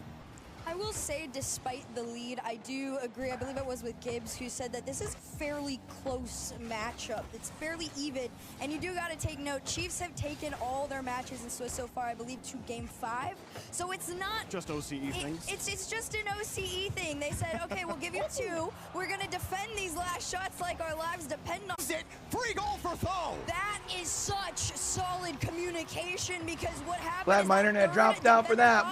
She was gonna be the one to go for the double off of it, so he forces the challenge out of him, and Tho says, no, I'm right behind you. You place it center for me. I got a free net, and he does. And that touch right before, again, Chiefs on the midfield. They missed the challenge, and Maxu just goes right around him. Chiefs took the high angle on the challenge, completely missed, and then opens up that space for Maxu to make a decision like that, leave or fake the double tap, and give his teammate a free goal. Gladiators not gonna go quietly here in game 3. They'd love to end it quickly, but a huge touch from Finn down the field. Maxu beats Kaka to the ball. Nice big clear there too. Virtuoso up next. You already see Tho beating down. Let's He go! doesn't even need him. Virtuoso Yeah! off his own 153. He's just beating records now. I mean, Virtuoso just threw the hammer at that ball. 150. I think it's like a mini double off of his card too, so it's like almost like an unintentional pinch towards that net. It's like in the same spot where he got the 144 The 144 kilometer. too. Yeah. Dude's a box 50 merchant, I guess. Crazy. They've tied it up all out of nowhere. Despite that effort from Finn on the full air dribble, despite the efforts of Hunter here as he pushes the ball downfield, goes for the bump. Trying to open up space for Finn. They still get a free touch. Kaka's shot way too weak, right into the dirt. Incredible goal line save there from Tho. An immediate follow out through past one, but not past Hunter. Maxu trying to bail him out and keep this play possible. But 2 Chiefs players means it's going to be a little bit more difficult to get this ball back in the control of the Gaming Gladiators. Maxu all the way around the corner. And pretty much they're just keeping this away in this last few moments. Gladiators can't lax too much. Virtuoso gets bumped off the play. Leaves the free ball in front of the box. Nobody was there. Kaka had no boost. He had to wait. Hunter, you see, he's got nothing either. He will collect his own corner. Get that one out. Interesting decision there from Kaka to take the inside push there instead of letting his teammate come up, take second man so you could grab that midfield. But hey, I'm not going to criticize if you keep the ball. Here's Kaka coming across with the pass, and no! Finn was, he was late. And he doesn't even make contact with the ball. He hits his own player. And Gladiators, they're just happy to tug along with him. That's so unfortunate, but honestly, the plan is in motion. You see the Chiefs getting a little bit more consistent with these attempts to pass to each other. No boost. Virtuoso got that? Maxu and Virtuoso each getting a save off this one. 2 up in the air to keep it off. 5 seconds left before another potential OT. Could it get stolen? Oh wow. No, off the backboard. Finn tried his dearest to keep it up, but it hits the ground. Maxu, the 0 boost hero, jumping into that pass at the last possible second. And a dive for it. But Chiefs on the kickoff. They have not had success in overtime. Every game has gone to OT, but Gladiators have stuffed them every time.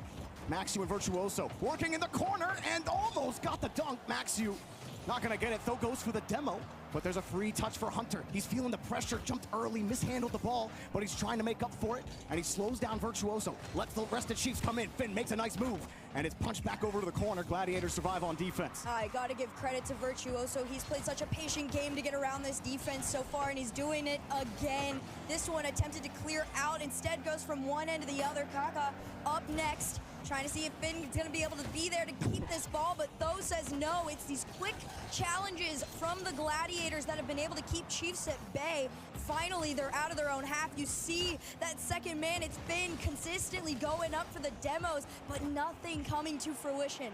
Chain dash demo too, that was fun. Maxu got the challenge again, and Gladiators break out, but they're not able to stop Hunter just from clearing it back downfield. The touch off the backboard. Here's another shot from Finn, denied by Tho. Not quite over the I was literally about to change it too. Went across, though, with barely any boost in the Thanks, tank. Doug. Gets it downfield, and Maxu was ready. Stuffs the 50, no free clear for the Chiefs. But nobody's there, and they actually do get that clear. Hunter bumps Virtuoso, trying to open up that space again, getting physical. Like you were talking about earlier, Herc, when they find those opportunities, just trying to pluck Gladiator members off the pitch. But here's Virtuoso, giving him a taste of medicine. Comes for free. Here's Tho. Slow pop. Shot denied. Sent off into the corner, but pressure is not going to stop here. Kaka setting it upfield. Hunter spots him, sees him off the ceiling and down. Finn has the opportunity, but it's taken away. And this one to float towards that net. Gladiators again just trying to reset on defense. Chiefs finally have the pressure. Can Kaka fake it? He tries to carry it down, but it's just not enough. Just took him too long to get to that reset. And that Come on, Gladiators. so good. But Gladiators were ready for it, and Kaka continues to try to just carry the ball, but where's the thought there? He just had to buy time. That's a huge 50 from Finn, but again, the follow-up's gonna be a little slow. Tho gets a chance at it. Hunter has to wrench the ball away from him. Now Kaka, another chance. Virtuoso's already there. Backboard easily defended, and Gladiators are hanging on. Tho with a full tank. Virtuoso just got a canister, but free touch. One touch, and he's What not a gonna save. get the follow-up. Open field? Open field? Let's go! Bye, Chiefs! Send them home, baby! Pioneers go to Worlds. Let's get it! But when it mattered most, it was what we saw time and time again. A beat out on that third man with a long clear to an open net. And there you have it. The hugs coming through. Gladiator. All right, let's go watch SSA versus Amina. Holy shit, this game's close too, huh? So they go for bumps and they just get put in a locker. Like, you just counter-bullied by Twisted Minds. Team Mobula, if they could just free up that net, it would just make things so much easier. 35 seconds, though, Twisted Minds. It's Almado with the reset, looking for the bump, though, and Team Mobula hold on. Double potential for SMW to seal the deal for this game for Twisted Minds. Free play double set up by Ahmad. SMW, free backboard, easy as you like. VK Salen, he had no boost to work with. And that might just have iced out game number 3 here for Twisted Minds. Fantastic work. SMW getting involved, Mossinen getting involved, and so many demos from Ahmad. Off the ball, he's looking like calm out there. Yeah, Leoro. BK said, oh, okay, he's gonna readjust as Leoro somebody got demoed on Team Mobula, and they're still gonna march forward, do their best, and make as many plays as they can with 0 boost. You gotta appreciate that at Team Mobula. Now with 7 seconds remaining, will be Twisted Minds going to match point. Biggest tech pause of all time after An awesome tech pause. 2 OTs later. Poor Twisted Minds. Finally, we don't get an overtime, and you can just see the difference. I mean, SMW, 772 points, MVP performance from him. He gets a hat trick. He hadn't scored up until that point. It was all Ahmad, and then you see Ahmad off the ball. 6 demos for Twisted Minds. Wow. That is the sign of a fantastic leader. That's a sign of his experience. He knew that if they were going to win this series, he had to get his teammates involved. He had to get them activated, and he's done it right there. Look at that scoreboard. Ahmad does seem like the type of guy of like, what can I do for you?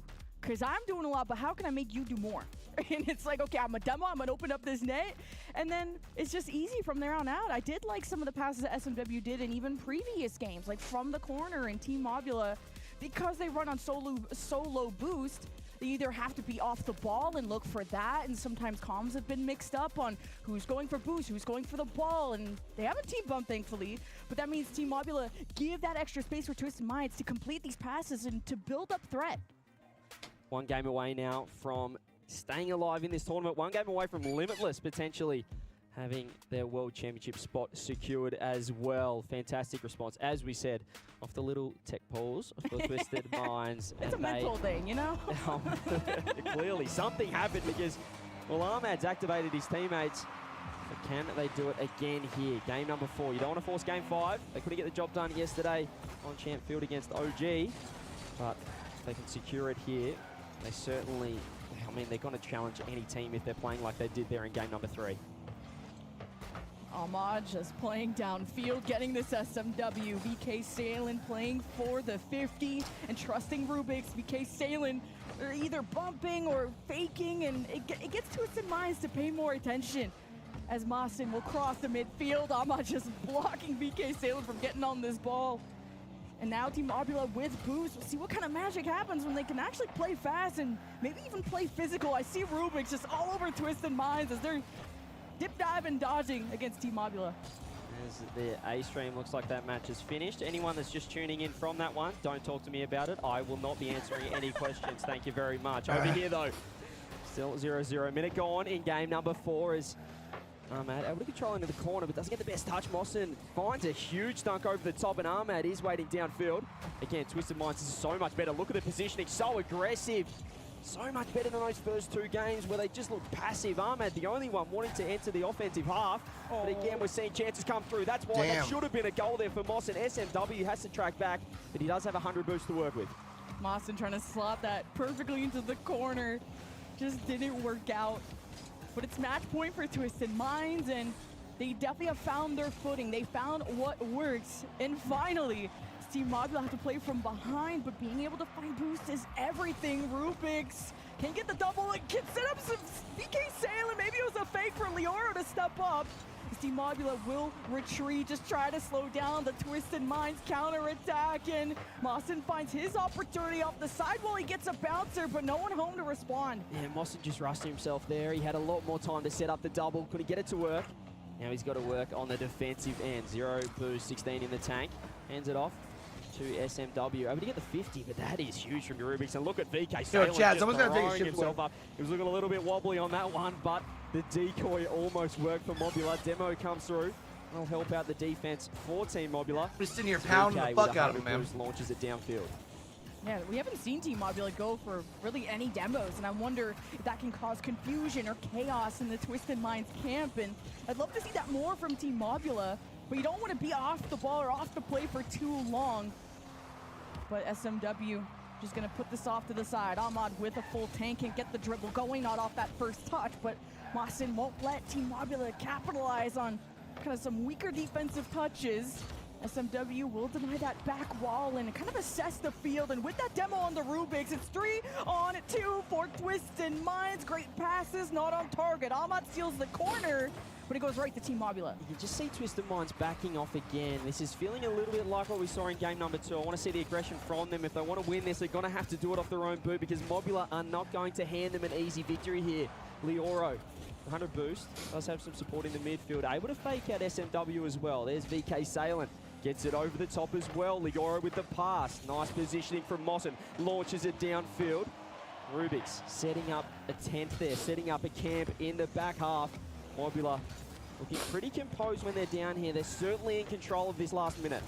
It's all about these first touches from Team Mobula. Like, still a chance. No, Leoro can't get to the outside of that. That first touch, it didn't go off the ceiling and really get that full clear. It's always been these little things about Team Mobula, these tiny little mechanical things, even against SSG. This is haunting them then yet again as SMW had a chance, as Ahmad sends it to the left side, but SMW retreats for boost. Mawson steps up. Team Mobula now getting the passes as the players move downfield. Still a scoreless game, 47 seconds left where Team Mobula's journey could end here, or we could go to Champions Field. He's going to be that team to push forward. What a shot. Better nice save shot. from SMW. We launched it downfield. Nearly got a shot on target.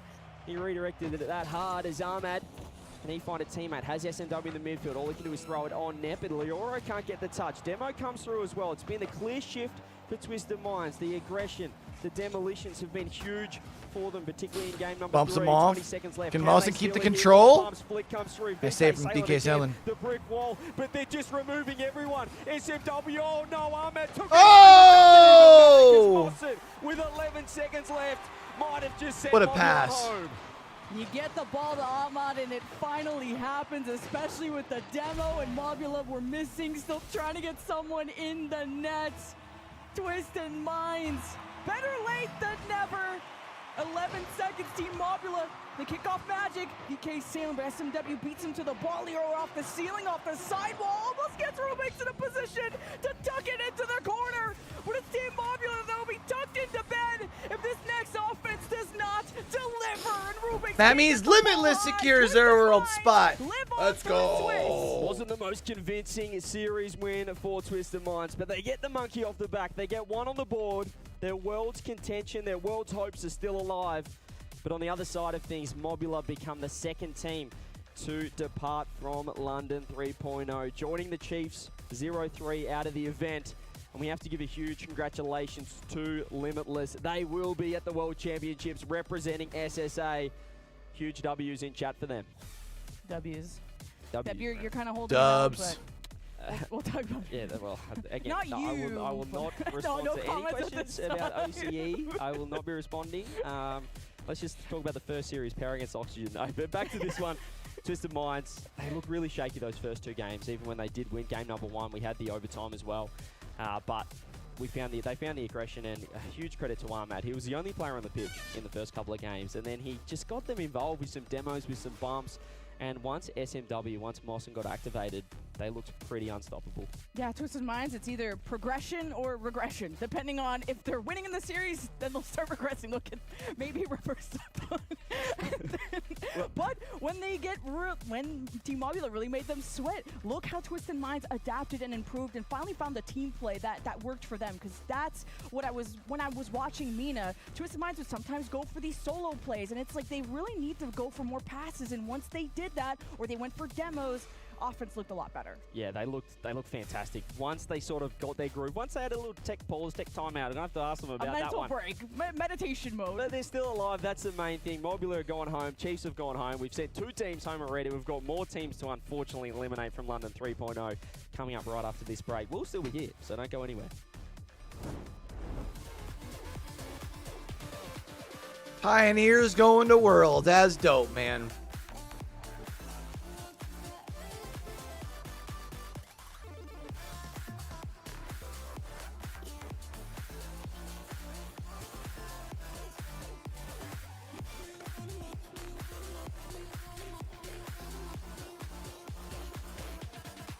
All right, this should be just about back on the main channel, yeah?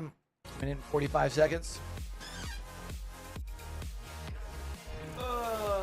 Back up we go. Going up.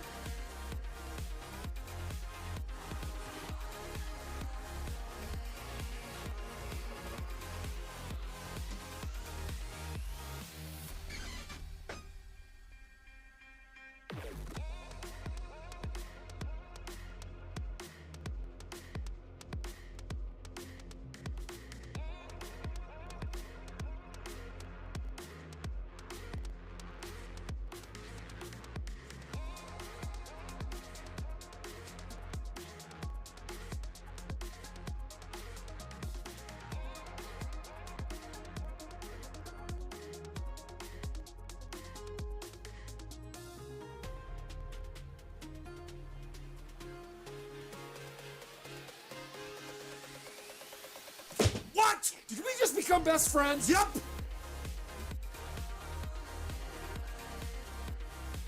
Hot dog, hot sizzle. Coming in. What up, man? What up, big dog?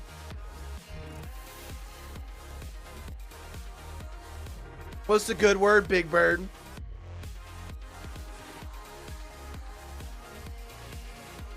Oh, man. All right, Chad, they should be back here in a minute. We got one more series of Swiss Bracket 3. This one promises to be a banger, man. Team Falcons versus G2.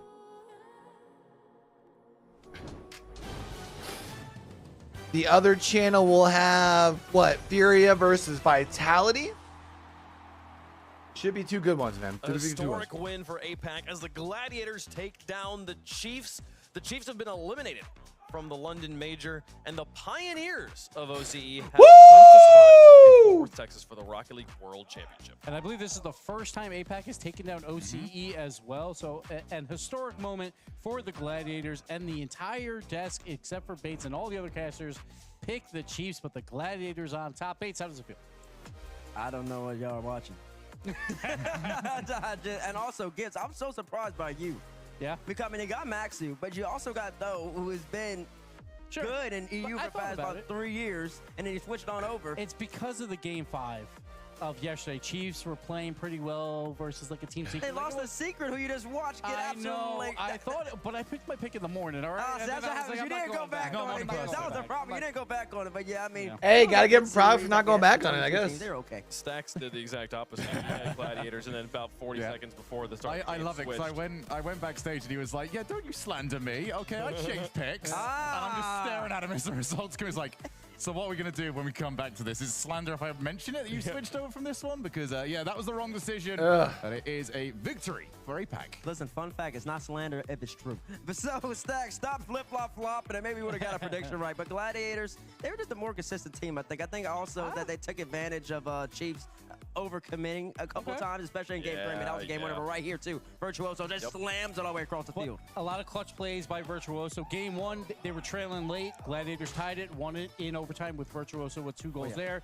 He gets that overtime winner as well. Again, here, the Chiefs up 2, and Gladiators fight back. So, yes, it was a 3-0, but the Chiefs had their moments, but they just couldn't finish, and Gladiators 2 comeback victories with the 3-0. It felt like the Chiefs, if they were able to maintain just a standard normal rotation and kind of keep things in just like at the vanilla playbook, things were great. But the moment they had like send 2 upfield, or they're like, wait, dude, which one of us goes? There was always a double commit, and that ultimately resulted in a loss there. So congratulations to the I love how Waypunk always We sees can a see point. that He's in like, round oh, right, 4, yeah. We can show you how things have been going. Team Ovula has been keeping things spicy over on the B stream, but I do believe that match is over. Yes, it is. Twisted Minds able to close things out despite losing game 2, Mobula giving them a scare there. Not quite able to close it out though. So we will see the rest of these matches continuing down at the bottom there. Furia versus Vitality and Stride versus the Falcons, the last 2 matches of round 3. It's time for the main event now. Now we're getting to the juicy. This is going to be a good game, man. G2 versus Falcons. Let's go. Going up against one another, ladies and gentlemen. Team Falcons representing MENA. They're 2-0. They might just be Swiss merchants at the moment. Going up against G2 Stride, the best from North America. One of these teams can only come out victorious, Gibbs. Well, the Falcons have already taken down the best of Europe, so why can't they take down the best of North America? Falcons look fantastic. Last time we were in London, they made it all the way to a grand finals. The org wants to do it again here, and honestly, this is a coin flip, Shogun. Yeah, when it comes to the Falcons, they really can't just run teams over when they're on the field, but it has always sort of been their MO. They go in and they either blow their opponents out of the water, or they get stuck, and things just fall apart very quickly for this team. So it's up to them. Can they start strong and maintain it, or will they hit that brick wall? And that's what I liked when they played Space Station as well, because Space Station came and won 2 games back-to-back versus Falcons. Yes. They were up 2-1. Falcons battled back and won that match. So Falcons have faced some adversity so far, which is a good thing because, as we'll talk about later with G2, they really have it. Yeah, this is remember, Roas put a player of the day by the Rocket League community.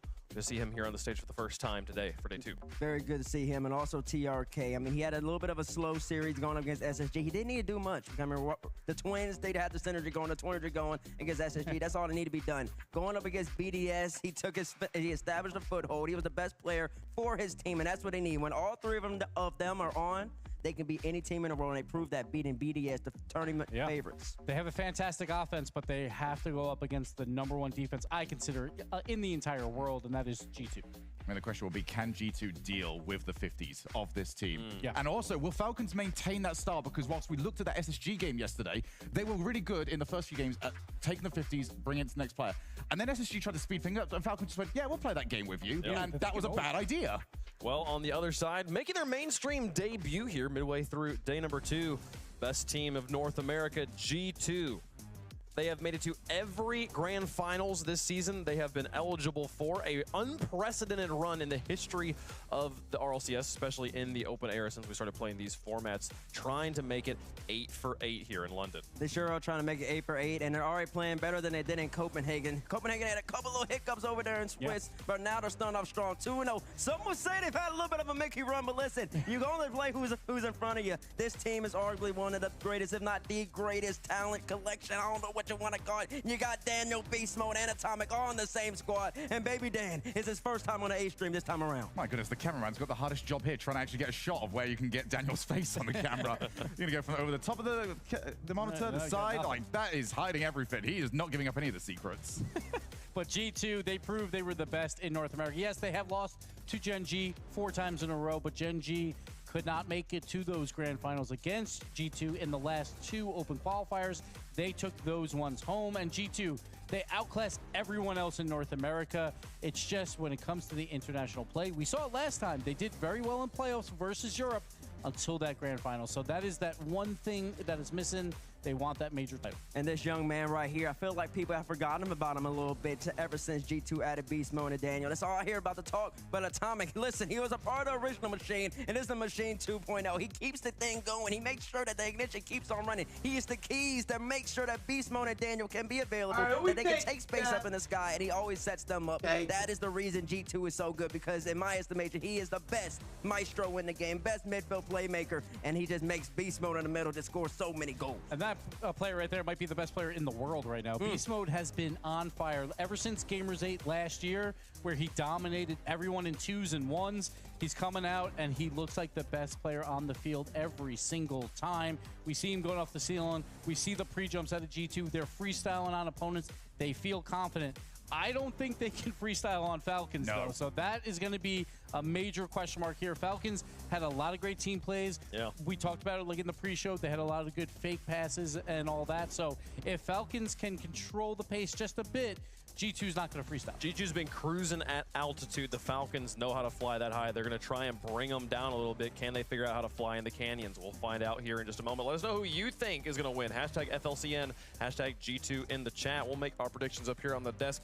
I'll start things off and say that I have felt very torn about this, because I love supporting my North American boys, and I think that G2 are one of the strongest teams in the world. But I also thought Falcons would lose to BDS, and they clearly proved me wrong yesterday. I feel like I have to pick the Falcons in this spot right now, especially given the quality of the opponents that G2's been facing so far. I feel like Falcons better warm-up, maybe, Gibbs? Maybe? Sure, that's possible. I got Falcons on this one. Let's go to the end over here. Yeah, you can probably tell from my face at the moment what I think about that one. I've got G2 over in this. I think that they are just too strong. I think when it comes to this sort of stage, they are far too good. And Falcons, I don't know, it can go wrong, and it might do in this one. Falcons took down the best. He looks so proud of me. Falcons took down the best team at this tournament in BDS. Facts. And in my power ranking charts, #1, Facts. I had G2 Esports, or G2 Stride now. So I am going to go G2 here. I think the G2 fans hate that.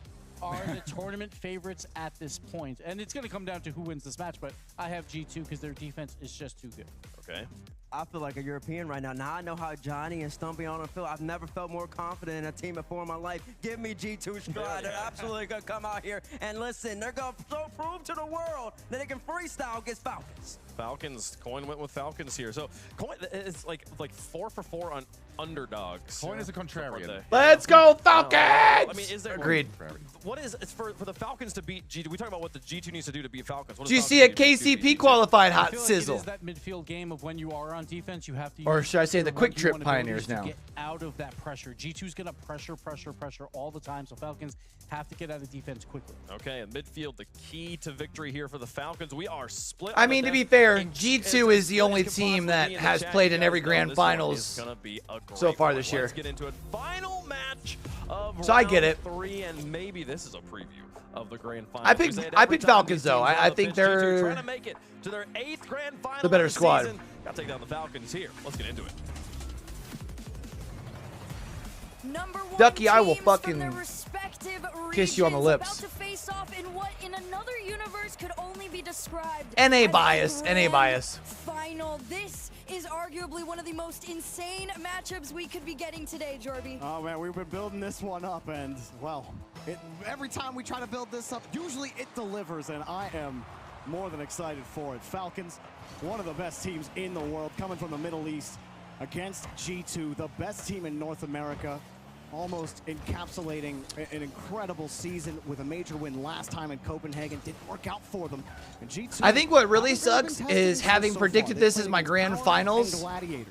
I don't think we're going to see it in our grands because I don't think the seedings will work out. A lot of the talent have winning the entire event, but we'll see because G2 are a force to be reckoned with as this game is underway. First 30 seconds. Not a ton for either team just yet. Yeah, not too much going on, although Falcons I mean, I guess G2 make the most of what they can with the few opportunities they've had, far and few between though in this first 45 if they were to seconds. lose. Demo finally coming out. You see Killers going up. It's a pass and play to break TRK, baby! Already around G2. Go Blammo! Going for the demo, and you saw Daniel, he got warped. Let him know. Killers.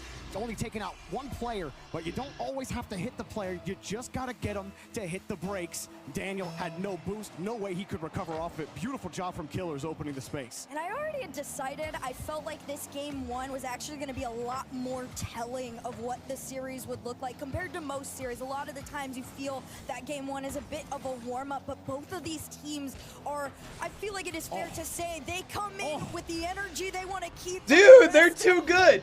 They are too good, baby. What they are doing. Yeah, Killers, he's got all the energy right now. That first touch baits in beast Wow. mode to challenge it. Killers doesn't go for the challenge, goes up the wall, pops it right over him, and Killers is all over the place in the first minute.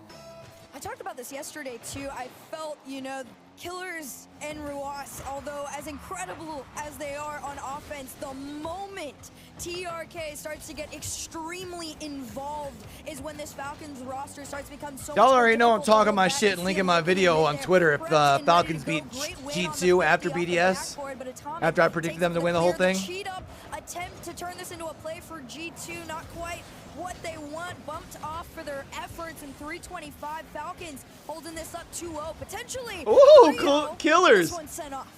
TRK just stuffed the ball, and it was again a Killer's push that totally stuffed G2's rotation. Atomic boostless. Daniel able to get Doing back a to good the job ball, of really flickering starving no them, catch. bro. Falcons. Great Like, even job. with They them got getting Killers out of their going first zone, man like he is. like Daniel G2 just picked up a constantly big on the pad. back So did wheel. Atomic there. Atomic with a full They're tank. sitting on It's a like heavy nothing. Touch. Easily challenged by Ruas. Ruas? Killers! Let's go! All over G2. Falcons know what the plan is. That is work together in teams of two to break away around the G2 defense. Hey, yo, And Ducky, where's the unfortunately, nearest this is airport, the big dog? Second time they've caught Daniel. Not caught Daniel off guard. They forced him to become off guard. Oh, it was Atomic's heavy touch too. Opened up that gap for Ruas. And then Ruas again, it's not just the move, like Atomic gives up the touch, whatever. G2 are able to get back. Ruas still has to make a play, so what does he do? Fake the double. I know, chat. It's 2-0 bracket. Chill. The I get Twitter it. G coming out once again. Game number 1, 3 unanswered goals for G2, looking to close that 30 gap. minutes Beast away. Mode trying to drive this one forward, but Ruas, easy catch off the backboard. Flip reset to pass over to Killers. He's just going to try and slowly roll it up. Jeez. He meets that one up in the air, off the ceiling, and G2. Bro, G2 just can't get it. Yeah, I was gonna say, they just can't get down and get set up on offense. Falcons was ready for it. Ruas was Like, they're whoa, whoa, lucky whoa. enough to get it to He was trying mid. correct himself. Killers was like, fine, I got the midfield boost. Look, I read that touch. No problem. Drop It down doesn't for matter Ruas? What Falcons are doing, they're winning every touch right now. G2 have no answer. Beast mode, TRK just crashes right into him. Ruas faster. Ruas down, and Atomic pops it over Killers. Man, what an opening statement from Falcons. G2 have these 2 minutes to really get things figured out. And Daniel tried to find a way to pluck TRK off the wall, but the touch quality's not there right now for G2. I will say there are some solid bumps starting to come through from G2. There's another attempt at one right now. They usually There's choke a lot top of 4. aggression That's that an G2 are interesting trying to statement. put on field to force an open opportunity. There you go. Here. Not the quickest touch. for Calling Daniel it to get choking down, in but top again, 4. In the back, you are seeing these bumps come through. This could be a floater, a force shot on through. Ruas? What are we doing? Up and it does. Beast mode puts G2 on the board. I mean, you called it perfectly, Herc. You saw those bumps coming through. TRK got Unfortunate touch by Ruas. And that you didn't see that on the replay, but right when it happened, then G2 started the press. Daniel faked the first touch. Atomic went up. Beast mode comes in on the reset, dropped it down, and Ruas had to come back to defend the shot because it was coming in hot, and he had to wrap around quickly with speed. That's a tough touch to make at that speed, trying to get back on defense, and Beast mode just pops right around him and puts it in. There's the G2 we were all expecting to show up, trying to respond to this Falcons team. It's a faster G2, which is what they want. I feel like G2 plays a lot more clinical when they're at the speed. Oh, nice they save. Demand, but Falcons on the flip side of things here, forcing their own pace of Getting there play just to in stay time. Clean. Still a 2-goal lead for themselves. Atomic over to Daniel. Daniel gonna take this to the ceiling, back down to himself. He did have enough space, but still, Ruas does a great job of anticipating where G2's second touches go, and it's an easy collect and an attempt out to transition. Fully confident on defense to receive that, but he just dropped the ball. Beast mode, top shelf. This game is not over. Beast mode is the player everyone everyone has been waiting to see wake up. He is the offensive monster of NA, and dear Lord, that placement could not have been any closer.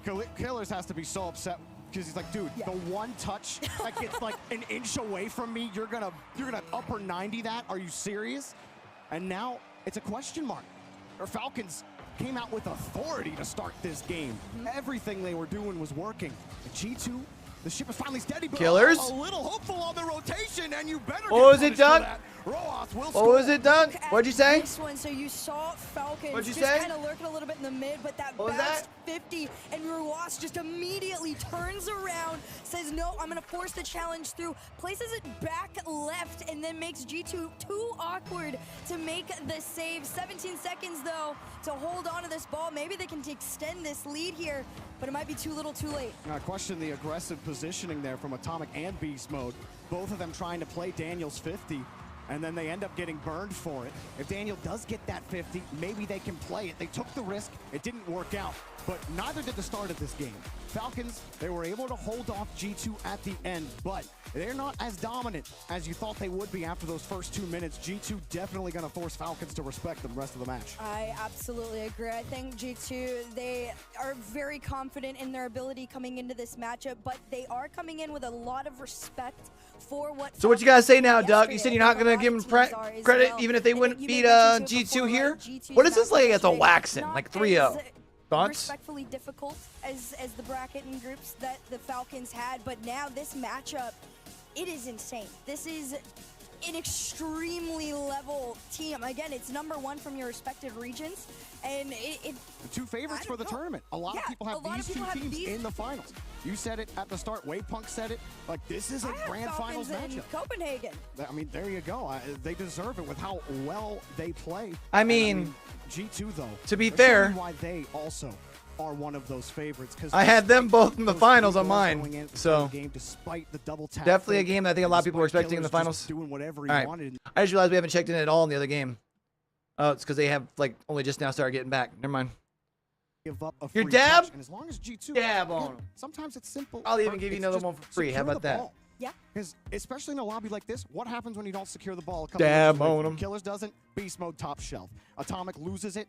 Roas double tap fake for Killers easy goal. That is the margins in this lobby. It is so thin. You have to be perfect on your touches. No one is going to let you get away with it.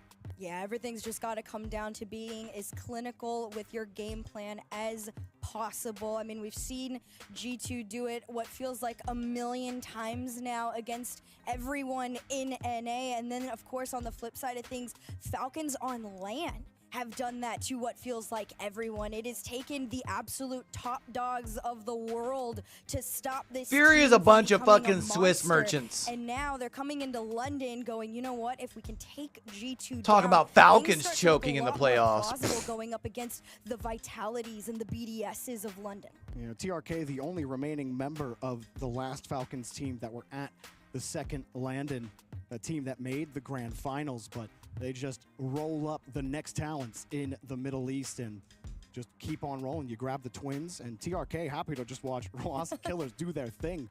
Now, I do think it's interesting how TRK has kind of become like on point. I love that G2. not so much. I don't know if he's really playing third back with this squad. Falcons off their mark. But he definitely seems to be more focused on enabling the twins versus like doing his thing. It just depends where the ball is. Which is crazy because I still think TRK is one of the best like 1v1 players in the world. Game always is. We have a slight pause, and we thank you all for your patience. It's such a fast series, okay? I think we're so fast, Ethernet cable's getting ripped out somehow through the digital ether. That's not actually what happened. Don't take my word for that. I'm just soliloquying, as T-Bates would say. Soliloquy. I love it. All right, new words every day of this weekend. I've learned a couple interesting Soliloquying is not a word, is it? Yeah. Yeah. Queeing is just soliloquy. I don't know. Shout out to the guy on Twitter, though, that DM'd me and let me know it was last-ditch efforts and not last-stitch efforts. Well, it So- depends. You know, if you have a gash on your leg, Yeah, then it's your you need a last-ditch last-ditch effort to put you back together. and there's an important artery down there. Vitality is washed? Typically, you might Fuck be out of correct. here. If Yo, Yes Gibbs, that's the best Ducky not only throws my games in ranked and Rocket League, he throws some awful takes. G2 Holy. Got to the grand finals against Gentlemates. Talked about how they haven't really been challenged just yet. Beast Mode was scoring tons of goals against Power. Against Holy! Earlier on, it wasn't as clean. But since then, I mean, when you get up to the pace of play, Rocket League is such a matchup-oriented game at the top. And sometimes the team might trip you up when they don't do something or when they do something you don't expect. But we'll see. I think it really was simple issues for G2 at the start. Giving up the ball doesn't get more complicated than that.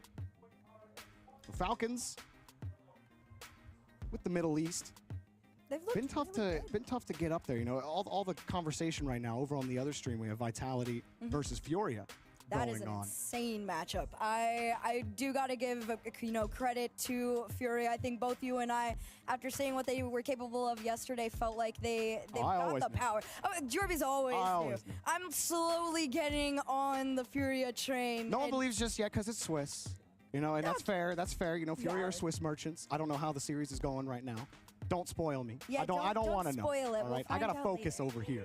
But just to talk about South America and the Middle East, what is it that keeps causing these tech problems? Is what I want to know. Finds lost. That man Gibbs is happy with that one at home. Well, he's not at home. He's here right now. 1-0 to Furia. Fantastic redirect from Lost. Just so clinical. They're looking warm. They're looking ready. Yeah. Vitality losing the G2 at the semis of Copenhagen to overtake Gen G. Zen overtaking the ceiling, almost getting this to Radosin. Furia built a wall in front of their net. Over to Zen, who has no boost. Double commit, but unfortunate. Get out of their own half. Radosin now able to control it. Yo, what up? What up? How you doing, Annette? And Kit? On sideball, but he's found Alpha instead. Blocked out this time. Or is it maybe Ankit? Ankit? Ankit? Probably the second one, huh? Ankit. Hopefully you have yourself a fantastic Friday. Who we cheering for today? The bumps came through as well. Furia starting hot. Both these teams just going up to the ceiling. Vitality already bringing out the mechanics game with a double and Lost almost with the finishing blow. As Radosin stands tall in the net. But Vitality are so low on boost and they're getting demoed. Furia. Man, I want to go switch back to their game, chat. Such an even matchup. I mean, we'll wait till next goal. Next goal. Anyone can beat anyone, and especially if it's a Fury goal. I just feel like this. Ooh, I thought I was about to put it in there too. I was about to be like, ask and you shall receive. More chances coming through. The fake Lost again. Radosin going to come up heroically. The drop down. Rado double save, squishy save. Vitality under the pump. Wow, Radosin saved. Jans has been having a pretty solid weekend for Furia. I feel like he's going to be the one that has to pop off against Vitality. Last ditch effort is kind of crazy, not gonna lie. Beast mode only looking. Oh, look at that! Ducky! And goes for the dunk. He knew that G2 were coming on the right side, so he blocks off the path, orients his car. There's no way Daniel was getting that ball out. This is what I'm talking about. Falcons are just too consistent. It's the placement of the cars. It's the passing plays to each other. Everything is so connected. Duck must have gotten called into work or something. Their ideas to get past G2, and now G2 is ass. Into this G2 already at a 2-goal deficit, trying to find some sort of an answer. Ended up being a dead play there. How do I think? I mean, I don't know who Twisted Minds plays next. Is the only thing. It's such a force so far. I had Twisted Minds coming in as my 8th seed. Not a catch, Vincent. actually. It just booms it downfield. However, reverse sweeping Swiss, I don't know if it's going to depend on what their draw is for real. This simply cannot keep happening if they want to get out of Swiss in 3 games. Especially because we do have some teams that one a little more that are going to still be alive in the 4th and 5th round that probably weren't expected to be. Get a hold of the ball. Falcons are doing what they want right now. And I do gotta admit, Daniel playing a little bit more passively than we've seen in the past. But I think when you look at like Twisted Minds' raw talent, like they have the potential. When your touches aren't working, they just seem to be a very momentum-based team. Aggressive position. Beast mode can't be all over the pitch. Like they do not seem to play well from behind. Split in North America. Yeah, it's definitely it's a confidence thing right now, and it's Falcons forcing them to be uncomfortable, which is something G2 isn't quite used to. Also, another pause is going to come through. Tech pause, baby, let's go. Instant challenge, that's perfect against Zen. You do not want to let him get into the air. It's the pre-jump that time from Drafinio, at least forces possession. back to the side of Furia. Lost with 100. I think they beat Power. Can't get the touch. Look how quick Zen's I up think again, and Oxygen just whipped the ball. is such a Luckily big question enough, mark right back. now. Can he find the double? He misses. Yeah, can't get it. Almost a There it is. redirect. It's gone all. Oh! Somehow worked there for Vitality. Defense from Furia holding the wall. Just the first time that Furia really misstepped in defense. Luckily enough, they don't get punished. Vitality has been flashes in the pan, but I think the pan's on fire after what I just witnessed in that net. Yeah, and with the ground pinch. Radosin.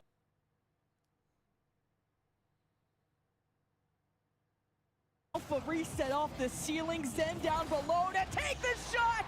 Let's go. For Vitality. Alpha 54. That is superb from Yui. Beats one. Ceiling reset. Dunks it over the top. Gets the bump on Drafinio. And Zen, well, all he had to do, it's replay. It's an open net for him. Finds the top corner. Vitality get the lead late. We back, baby. Really good at robbing possession in the opponent's half. And look at Lost, the fake against Alpha. Yan ready at the corner, but collides into Radosin. Furia playing a conservative midfield. Now that second man confident to step up, but Drafinio can't get the corner boost. He'll get the bump out of Radosin to shake up possession for Vitality. But Radosin recovers well. Great 50 out of Drafinio. Yeah, Oxygen have not been looking good, Vincent. But that's the thing though, right? It's like I still feel like Oxygen could wake up at any time. It's up to Lost to find a fantastic pass. It can't get to Yan. It goes to the blue half. And I think Oxygen, not even at their peak, but Oxygen playing decent can give Twisted Minds problems. Be getting back into this matchup very quickly, especially you get a fresh cord off this one. A lot of USB-C. Especially when you look at like a player like, I mean, Joyo hasn't really been like at LAN performance. Archie, I don't think has like scored but like a goal or two. Falcons versus G2. Falcons took game number 1 in this best of 5, and currently at just under 3 minutes, Falcons are up 2-0. So G2 not looking as hot as most NA fans would be hoping. Our Killers is like the sun at the center of our solar system. The dude is on fire. Has he not scored all has he says he's sitting on 0 for the He's always had enough in the tank. Swiss play, really. He beats that the first challenger to the ball and then buys his team time to go get their boost. And TRK, I mean, his name hasn't really been called that often when it comes to the space giving plays, but he closes down space quickly. All right, that just means I need G2 then to finish. Really just comes out I feel like I'm a broken record when I say it, but I'm gonna need them to finish third, so my Pick'em's grand final is still possible. But like sometimes Rocket League is stupid, and you just need to hit the ball well, and that's all G2 have to do. And then.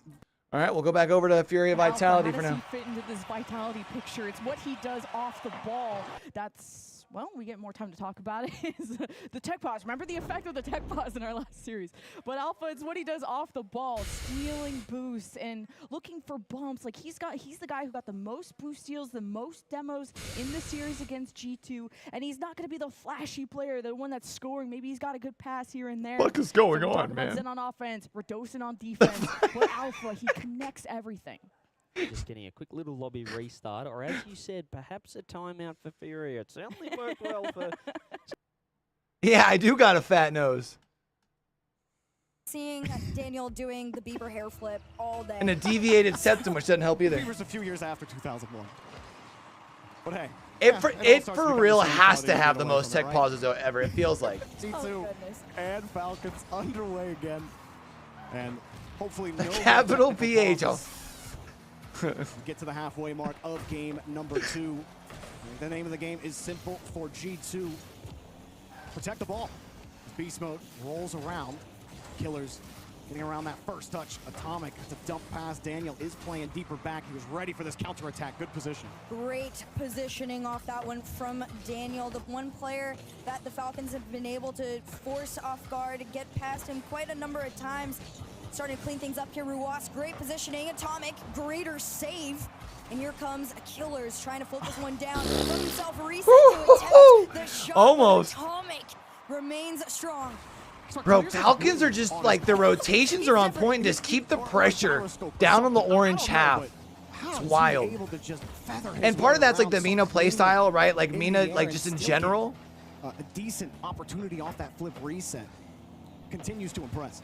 His control. Like they play so otherworldly. aggressive. You see the same sort of play style from Twisted Minds. But his control, quite literally, in my opinion, is up there with Zen. I think a lot of people are on that. I mean, you know, a lot of people in the community also backing Falcons in this event, thanks to the Twins and how effective they are. Killers taking front and center stage for the team, and TRK will take front and center stage on the ball. Roas going, leaves that double. He didn't really have a follow-up touch. Clears. I feel like most of the bumps Daniel out.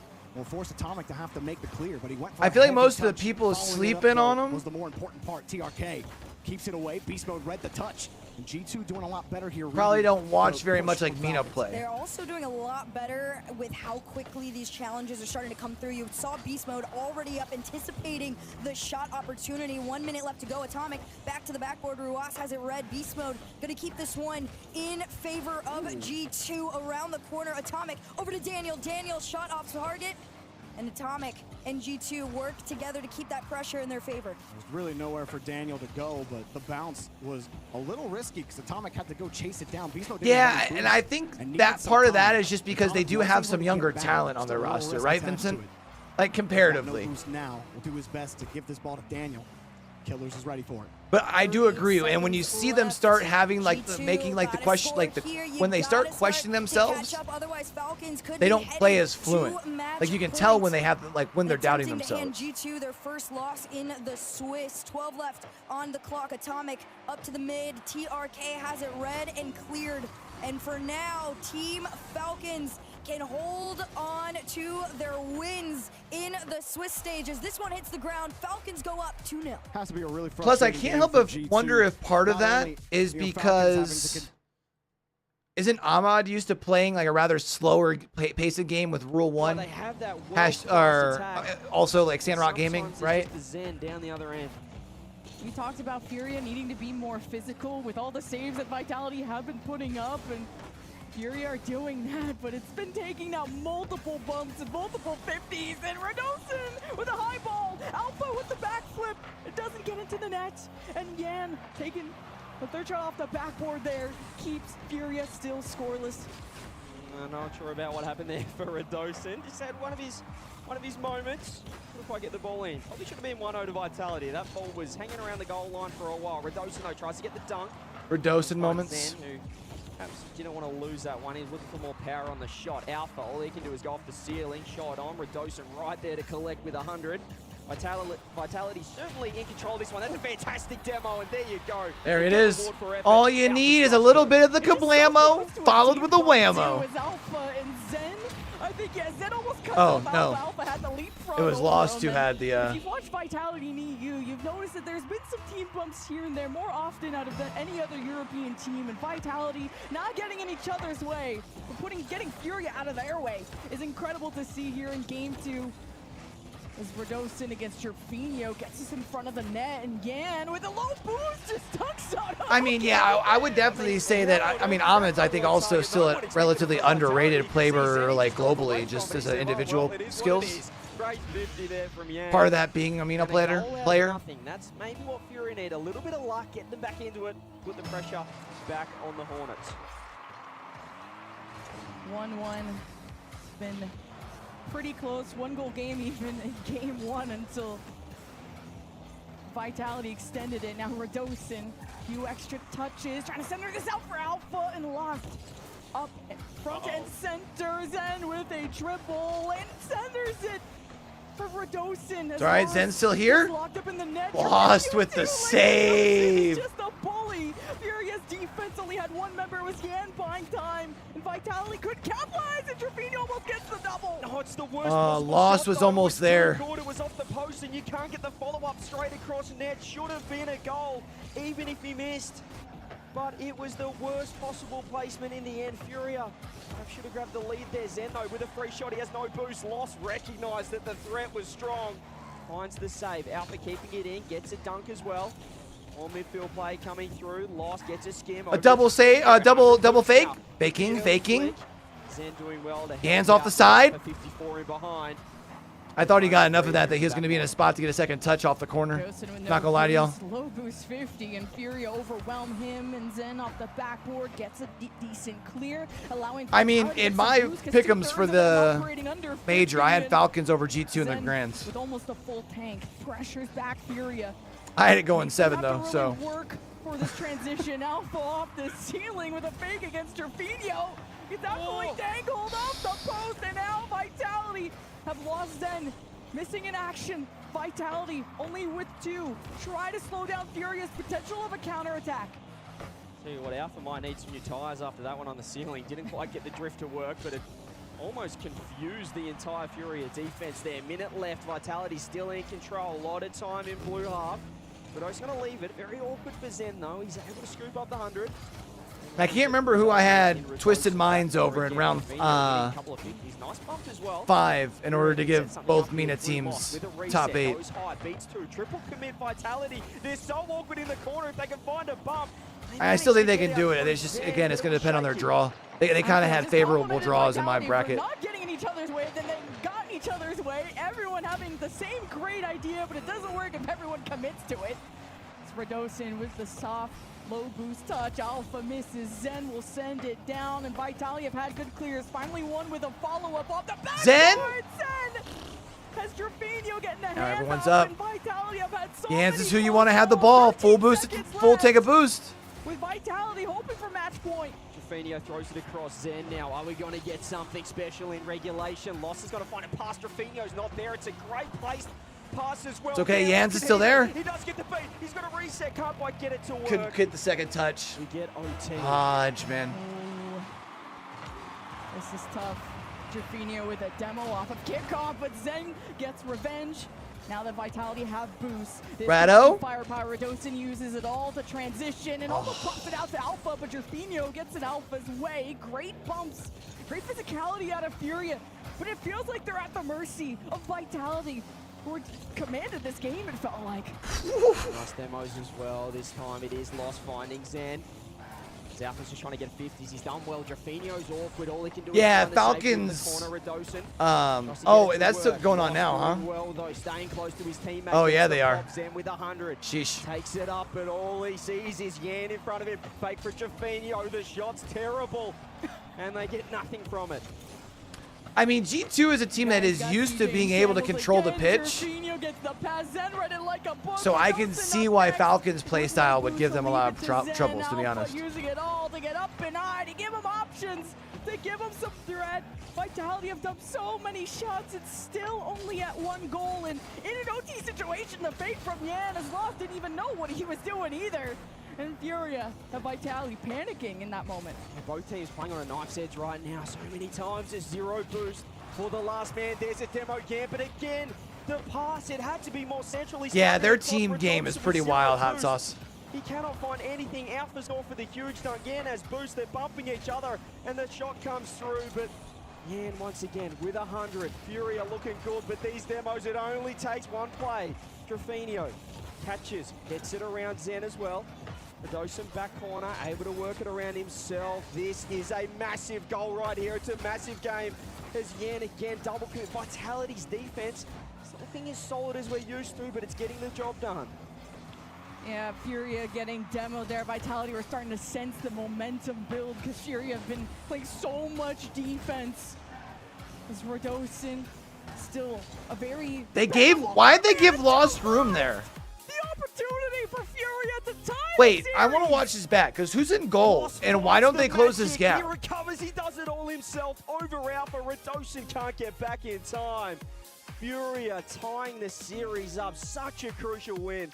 Such an important overtime win. And that game certainly could have gone either way. Both teams with just no boost. And yo, why can't I get a replay? Probably was Vitality's to win. They had 17 shots to 9. 5-0? Furious Bro. defense. 7 saves. Yeah, we'll stay here. From Lost. Double-digit saves too from Furia. I gotta pee though. I just heard something banging in the room. Make sure little man's good. On target, and they were dangerous. Furia had such a good defense. I was like, eventually, right? Eventually, they're gonna make a mistake. If Vitality are gonna have this many chances surely.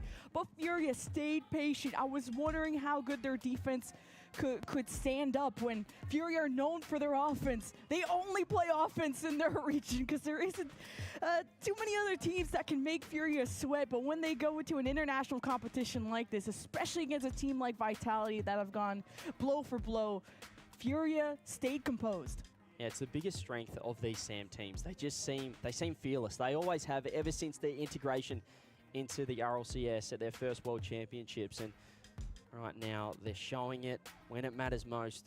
As you said, against the world champs, Lost stepping up offensively, but that defense has been incredible as well. Here we go. Game number 3. It was huge in the previous series for Twisted Minds to get that lead to move on to match point. Who's going to get the job done here? Even Lost looking for bumps, and Yan couldn't hold on to possession. Furia, the physicality. Oh. Not again. We are just a tech Another pause? Hang on, it worked with Furia. We didn't talk about that. Bro, These it's getting ridiculous. pauses in quotation marks seem to be more of a timeout for some teams. Obviously, we're only joking. We're getting another little mini restart. You can see Yan's happy to just recline back in the chair. He's looking pretty comfortable. Oh, when you're horizontal, you're confident. Or sleepy, but glass half full, I think they're chilling. Yeah, I think they're pretty good there. Look at the bling. He's got Gengar bling. Wait. Yeah. Wait, that's actually sick.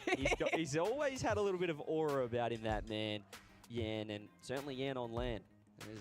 He's been pretty good here at London as well. I think we're looking back to, was he? Now I'm trying to remember. I know we did some rankings back in the day. We had him top 3. Right up there was TRK. You're looking at Yan as well, a player that has been known as one of the best players in the world. And right now, when you've got the support of Trofino and Lost playing the way he is, I mean, there's a reason. It's kind of crazy, Chad. I was just looking at this. I was looking at this thumbnail again. Hold on. No one would be surprised. They're just that quality team.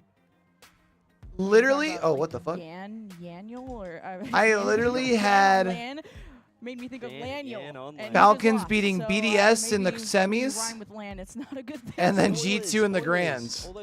And instead they beat them in round 2 and round 3. Kind of funny. God. Well, you should have both round 2 and round 3 at Swiss, I say. Watching live, the beauty of live broadcast. Get both streams up. What are you doing? Team Falcons through. That is a crazy result over on the other stream. Welcome, everyone. If you were watching that one, we have a series at the moment. Game 2 was a very intense overtime. Vitality looked strong in Game 1. And they look pretty good in Game 2 as well. What, Gengar? 18 shots or 17 shots to 9.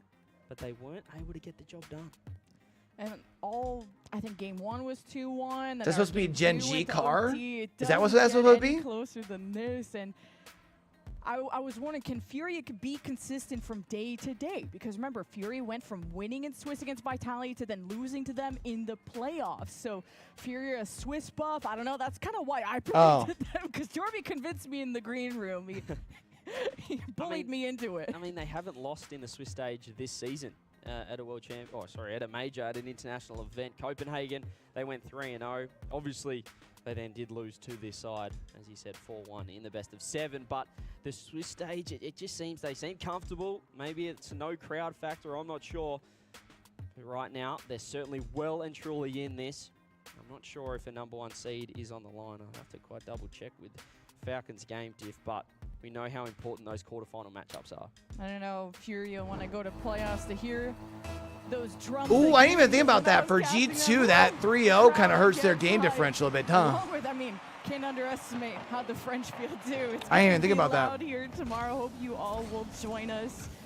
But now we enter Game 3 after our tech pause. Thanks for your patience, everybody. And look at this pressure from Zen, not getting the double touch, but Alpha tried to make do in the box, though he gets overwhelmed. Yeah, a little drive-by from Alpha. Couldn't get the touch. He had no boost, however, now he does. He's got 100. He's got to get a double. Can he get a shot on? He fakes it out. Zen, how's your placement? He's going to go the solo sidewall. Fake for a Dosen, and he has just bluffed the shot. 2-on-1 counter attack for Fury. And wow. Nice play. Vitality are playing 3D chess with the amount of fakes that they put on, and Fury just get a bump. They make it look way more simple.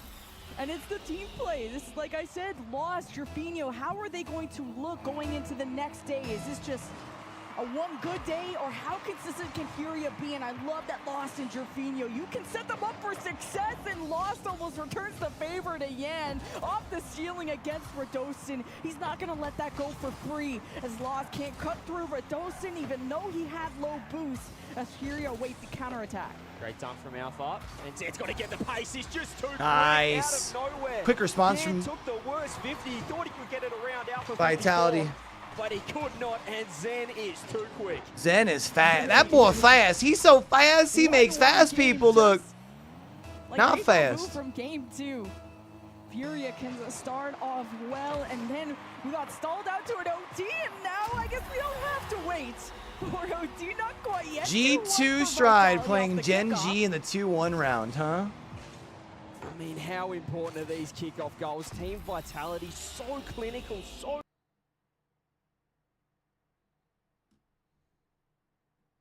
We back, supposedly. But why isn't this back? Hello? To Lost, to Drafinio, the fake back up, and I guess Zed's ready off the backboard. Yana waits for their move. And the chess game goes on with Furia draining Vitality's boost yet again. Vitality are stuck. It'll be up to Alpha with the only one with a full tank who grabbed the I need to corner. upgrade my PC, dogs. A good passing option. To Lost gets maybe a bounce. Alpha's on Appreciate y'all rocking with your boy through it all, man. with the boost he had. Yeah, now he's taking a low 50. Can Alpha get a redirect? He can. Lost still finds something. Yeah, now he's taking a low 50. Can Alpha get a redirect? He can. Lost still finds something. What I need to do is look at Meld and get set up over there, and see if maybe switching up my streaming streaming stuff might help, because it's literally only during watch parties now. Like, it doesn't feel like it happens during. I guess it does still kind of happen every once in a while when I'm like gaming, streaming. Radosin in the midfield, down to Yan now, throws it downfield, does have Lost, he's going to find the bump. Somehow Zen still gets on the end of it. Vitality looking pretty good with 2 on the clock. Lost was almost happy to be demoed because it was almost a 2-on-1 for Vitality on the counterattack. Oof. And then Furia just... Nap? Yo, a nap sounds fire, I ain't gonna lie. I might take a nap, because I'm gonna, from Zen, and then Alpha leads this, I'm thinking about getting up tonight and watching APAC North for ALGS. Yeah, it was a poor challenge from Yan. He went too low. He was trying to be too quick on the Alpha challenge and really got beaten for free. After that, Drafinio, he's in massive trouble with 0 boost. A huge 2-goal lead now for Fury to try and... Tonight should be the last night for APAC North before finals. It is a huge game to get the match point. The fake game started 11 duck. But he just didn't believe. And that should have been a 11 goal Eastern. back for Furia. Furia are boost starving Vitality yet again, but when will it's a this double net block. them any kind of lead? Drafinio off the ceiling has to put it in reverse to try and get possession away from Alpha. Bet. Now Furia, if they're gonna boost starve him, they gotta build momentum off of it. Yeah, I just gotta see when this is gonna get done, because I know this is gonna run later than yesterday, and I think yesterday got done still at like almost 5.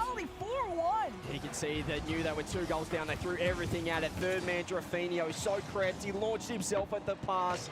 But in the end, But tomorrow doesn't start till 12, so like, the easiest goal of his career. realistically, I could probably get done with ALGS and take another nap Now, only a minute 19. It's going to be pretty tough, especially with how disciplined these kickoffs. before double back corner with the top fake. 8 tomorrow. And that will make Furia's task here in Game 3 pretty tough.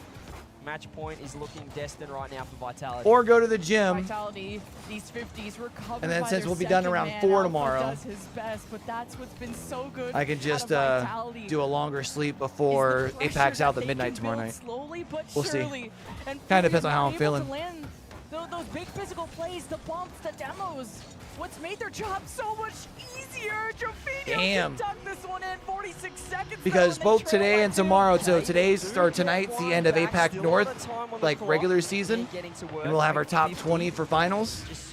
And then tomorrow we'll have our last session for APAC South, and we'll have our top 20 for finals. Considering they add a 3-goal lead. This time Furia, such an aggressive kickoff. Zen's missed it, and in the end it's worked out. Radosi can turn and launch it downfield. It's only 35 seconds now for Furia. They need to find one right now. Lost trying to control it. Zen again, Just being a nuisance. And since Legends play at least the first block, I'm going to at least want to watch that. You can see Furia. They know that they have to go right now. In Apex South. Vitality aren't really sending anyone until they see Lost a bit awkward. Vitality know they Oh, can hell yeah. Hook play me up with some defense cheap viewers. Fuck yeah, dude. Appreciate you. Furia again with a moment. Trevino pass to Lost, who gets bumped out of the play. And maybe if that would have went in, Furia could have played a kickoff to tie it up, but maybe that's some cope. Couple of seconds left, and Vitality will go to match point. Huge game number 3 for Vitality. They just did so much damage in the first 2 minutes. Golden Hornets 1 game away from the playoffs, from the top 8 here in London. Furia, well, they're going to have to repeat what they did in game number 2. They found a way to respond from game 1. It was an intense overtime, but they just got rattled early there. A couple of mistakes, and you could see the misplays. They weren't working together as a team in defense. Vitality are like, okay, maybe we don't have to overcook. Remember, they had like a double or triple fake like, right on their first attempt at an offense, and then Furia, all they did was demo, and Vitality are like, okay, let's just stick to the basics, go off the ceiling, win the 50s, be ready to read how that 50 results, and then play off of that 50. And Vitality have support each other well to break down Furia's defense slowly but surely. And Furia haven't had that fire. Like, they have the shots, but Vitality's defense hasn't been really touched. And a win here for Vitality if they can get the job done in 4. That'll secure them with the #1 seed here in London. So a huge result for them if they can get the job done. They've still got the Panthers to get through here. Furia, they're not going to go down without a fight. Game number 4 is upon us. Here we go. All right, let's get it. Dusk. Let's see what these boys from Furia, what the Brazilians can do right now. With Vitality hoping to get to playoffs. Playoffs? And contend for the #1 seed. We'll update you on that later. But Alpha with the hat trick already sets up Vitality Playoffs? to take a swing at Furia with a double commit. I just hope we can win a game. Gets their back wall, and now with Yan with the demo, he's looking for bumps, and Jorfinho's still working on possession. That's not going to happen, so Furia need to take the right steps as Yan assesses this against Alpha. Zen in the net. Furia. Yeah, it's saying last game possession. starts Jorfinho at plays 5 the 50 on against Wikipedia right Radosin, now. But it's Vitality that win it. Great start, though, for Furia. They've got control. Yan goes the double ops. So I'll probably try and squeeze in a little bit of a nippity nap. Stole the 100 boost, which is huge as well. For You see APAC all North the tonight. Vitality front post.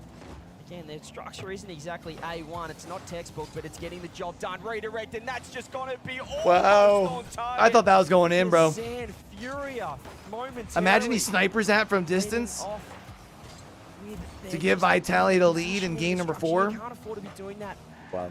against the world champs. They're always going to bite, and pretty lucky in the end that Zen didn't get the shot. They are able to get some attack, however, with a nice bump, but again, you see Zen launching it downfield, and he finds Alpha. Zen collides against Yan, and that 50 goes all the way down. Radosin with a quick touch to the side once he saw Lost hunting, and Lost has had these great moments to strike when Vitality or even just the slightest bit awkward. As Vitality also trying to control their boost as best as they can, while Furia decide to just fight for possession. And Lost against Alpha waits for his moment. Vitality outnumber them, and with the demo, Radosin can't bump Yan out of the way. And Furia stabilized. He did so well, but he just couldn't find that finishing touch. Alpha now getting the 50, has 100 boost. Look how many times Vitality are all front post. And again, doesn't seem to be troubling them in the defense. Alpha now off the corner, beats one. Has to get the dunk on Jorfinho. Radosin so aggressive. Vitality, wouldn't they love that first goal almost? Radosin The finding lower matches, matches are zero going to be boost. kind of wild. Yeah, now beating Alpha and launching The it 1 down and 2 to games, Furia. looking at the brackets He had so online, much or looking pressure at the start of potential this brackets game, but online. it's starting to swing to Vitality's end. Into the second half, and Jorfinho from up high. Yan off the backboard. Jorfinho recovers, but with low boost, he does what he can. Nice for Jens. It does look like Twisted Mind's going to be playing Such a Secret, smart though, I touch think. from Jorfinho. He just knew how awkward they were. He had 0 boost, so he launches it onto the crossbar. Unless and I'm missing ready to pounce. He has 100, and he strikes over Zen. They get the first. A huge start to this game. Furia just needed a start and need to put a stop to Vitality. Jorfinho wants insurance. The 50 forced to the side. Yan up. and almost wanted the bump onto Radosin and adjusts the ball. Jerfinho, the third man, just has to get this to Lost or Yan or buy time. But Furia's demoed. They need to reassess. Yan harassing Radosin, shoving him off the ball. But Furia aren't exactly owning the real estate. Furia, though, they're in control and they've got that huge lead so far. Now ball's in. Vitality's caught water rotation from Lost. He had no boost, but got the doink downfield. Zen now takes it up. Yan's got a pre-jump. He's been beaten, but he finds Where was Lost going? Jerfinho with a huge touch. You can see Alpha. He didn't believe him. He was going to pre-jumped like a motherfucker. A nice demo releases Zen. Over to Alpha now. Vitality surging forward. Alpha doesn't get the touch. Zen with 0 boost, throws it on net. Not enough oomph on it. Don't worry, Furia's defense. You need more ass on that shot, Zen. Just slowing down Vitality, who wanted to pick up Hold the on. pace. Alpha off the ceiling. Let him Yan cook. was ready. Lost with the following touch. And you need perfection out of Jerfinho as well, because if you give up a goal, it is tied, and you do not want to go into OT against Vitality. Minute 10, low boost for Jerfinho, Lost on fumes as well. Furia not able to steal boosts like they did in game 2 and 3. His Vitality don't seem to threaten until That's maybe wide. Lost can creep up. Yan steals But the Furia corner. just needs to play keep away basically at this point for the last 50 seconds. If they can keep the ball down here, that's really all they need. They don't need any more. With the assist, has Alpha on the brink, and Yan against As far as Zen. on the scoreboard. Jerfinho stepping up. Furia just need that second goal. To Zen's already up. Zen can't get there. The open net and Furia, they didn't need to score. There was 40 seconds left. There's no one back. Third man, where are ya? Zen stealing a goal. It's the easiest of redirects. It was already in. Padding his Alpha. stats, imagine. And they have opened the door for the world Imagine. champs to take it in for. That's my bad for saying Jerfinho needs to be perfect. That is tough to demand at the stakes that we have. Qualification on the line, and Furia Alpha gets losing there. the lead. Alpha gets there. Wow. Robs them. Back-to-back goals for Vitality here. 6-second mark. They dead set stolen this game 4. It was Furious for What the a taking. flip We of the should pitch be there by ahead in Alpha. Chamfield. That's We insane. should have game 5, but they've let it slip. Alpha again. The heroic effort. And not a kick, no, not like this. Team Furia, what are you doing? You had a chance. It was yours. And the second kickoff goal of the series, it's the same kickoff. It's the close cheat. And it's Alpha 54 once more. No way.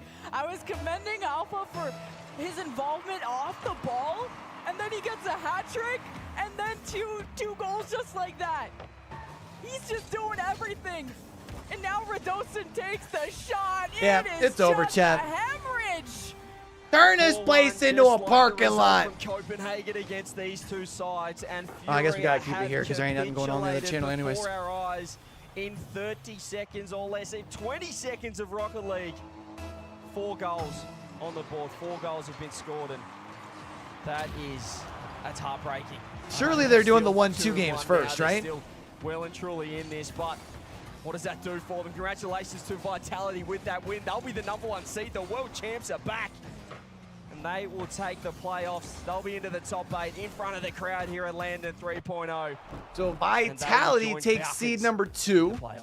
I've never seen a collapse. G2 will be number 1, or not G2. Falcons will be the number 1 seed. I said, Furia, you just got to keep a solid third man. Jerfinho needed to be perfect, and soon Fury as at least picked themselves up a game to help with lost, and then 2 kickoff goals ground happened, differential. and then you blink for a second, Furia were in the lead 1-0, and all of a sudden Vitality win the series. Congratulations to them. They'll try to contend for the first seed depending on how these matches, and all the admins will do the hard math. But Furia are still in this, don't worry.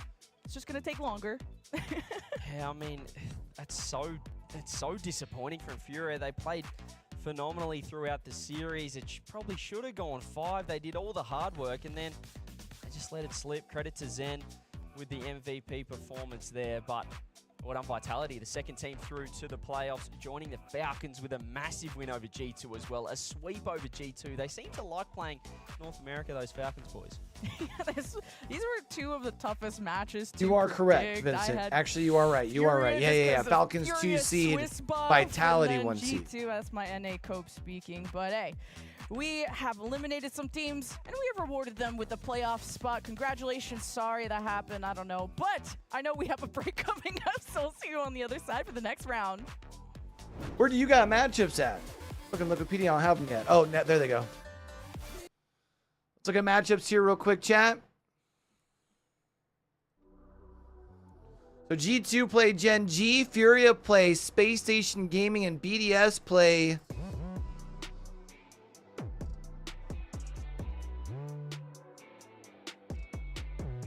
BDS play Gentlemates in the qualifiers. In the elimination bracket, Power plays Gaming Gladiators. I feel like Power should take that. Oxygen over Twisted Minds should be interesting to watch.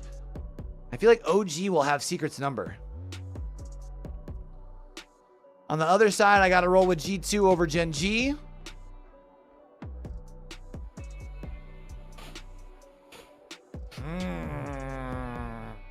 Honestly, all three of those games are pretty banging.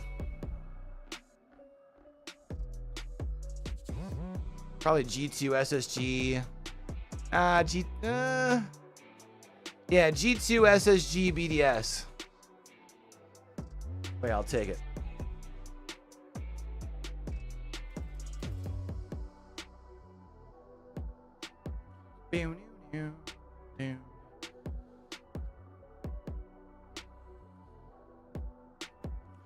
So we are a little ahead of schedule. That's the good news.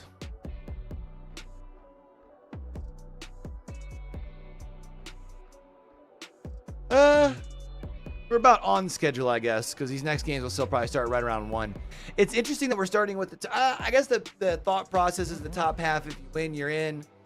So you don't have to worry about it. If you lose, you get the benefit of being on the top side because you get to wait. I guess that's probably why we're doing the 2-1 versus the 1-2s first.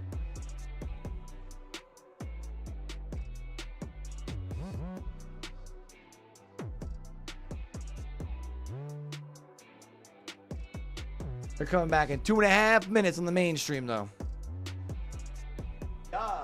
Yeah.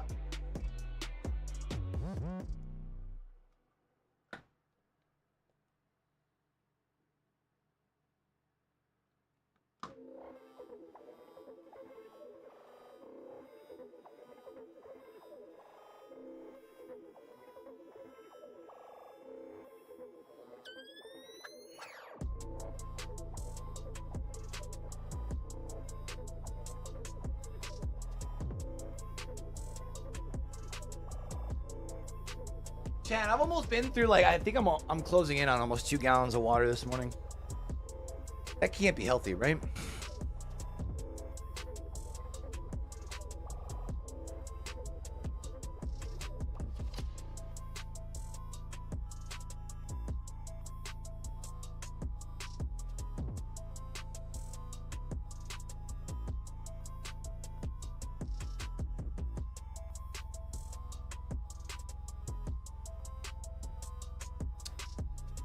Surprising that they don't have who's going to be playing yet up on this one.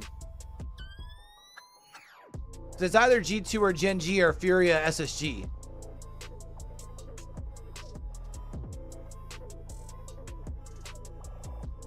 I feel like you leave Furia at the places that they were playing and they just keep on the alternate stream, right? Like, wouldn't that just make most sense?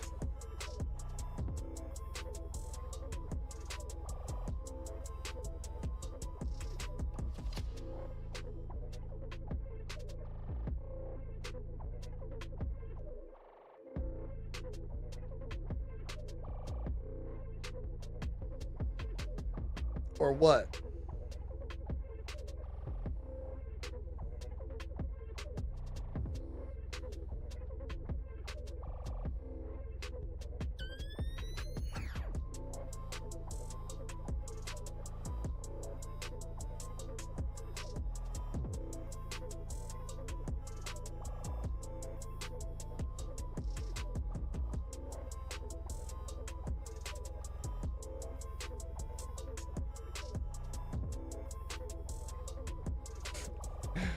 All right. Let's get it.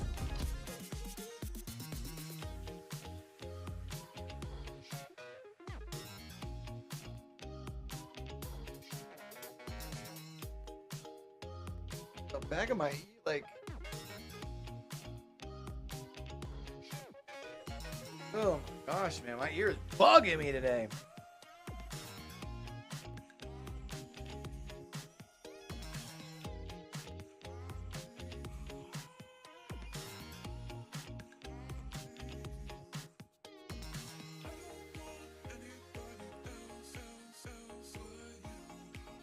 So we back?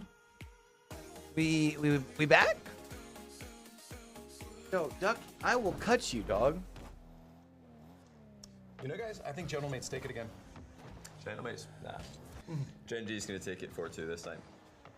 That's a close guess, Johnny. It's going to be 4-1, though.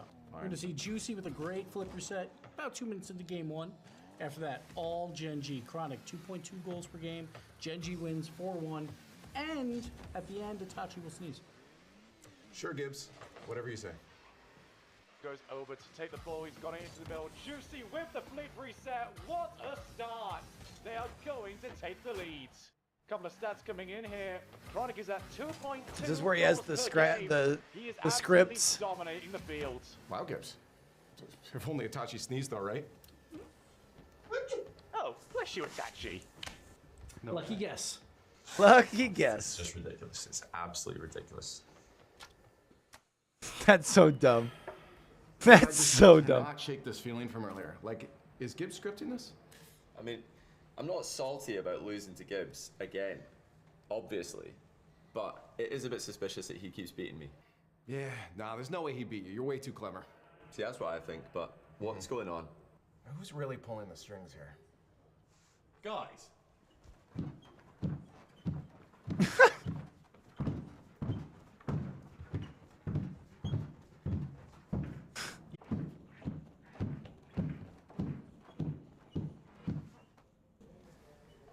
Yeah, I think he's right. There's no way anyone could script all of this. Gibbs might just be smarter than you.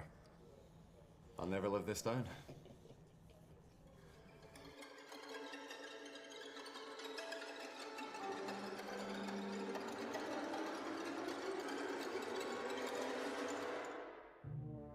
Why is Stumpy walking like that? Come in. My lord, they're starting to suspect. But I threw them off the scent. Well done, my child. Keep my secret. And I'll give you third in the prediction league, behind me, of course. Thank you, sir. You're so generous, sir. Thank you. Thank you.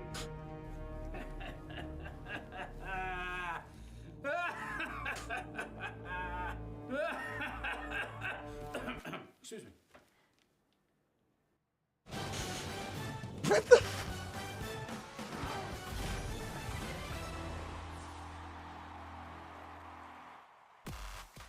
Hey guys, welcome back to the Rocket League Championship Series. I have stolen Wave Punk's spot. I put him somewhere and I'm not going to tell you where. He's gone forever. No, they gave me a little spot here to hang out with some friends here while we just get the next round all good to go. And oh, look who joined me here. Fairy Peak. You just just came off a win, by the way. Congratulations. Thank you very much. And thank you for introducing me here. Yeah, no, of course. All right, they're going to do this real quick. I'm going going to to go refill my drink. So we're going to get your insight in a little bit thanks. here. We'll see if it gets smarter and smarter as we go down. I'm not sure it does. Yeah, well, he's coming off a win. Reddles, neither of us. You're not coming off a win. Neither of us lost a Swiss match this weekend. So I don't know what you're talking undefeated. about. How is it here? Just coming, hanging out, doing some teams or we'll say team streams, but your own stream, I guess. It feels good. It feels good. It's second LAN in my career where I've been here and not been playing. It always feels a little weird. I get a little bored, but it's been good. I've been enjoying the good gameplay. You guys look good. Oh, thank you. Yeah. Do you ever wish you're back out there right now? Always. Yeah, okay. Always. Not a second. He's sleeping in the green room to just try to pass the time and not think about it, right? Peeking the curtains. I don't envy the pressure of these players, but the way Vitality are looking, I don't know what you're doing, Fairy Peak. That was a pretty good series. But we're here to just recap on that. We're just chatting and talking in between the rounds.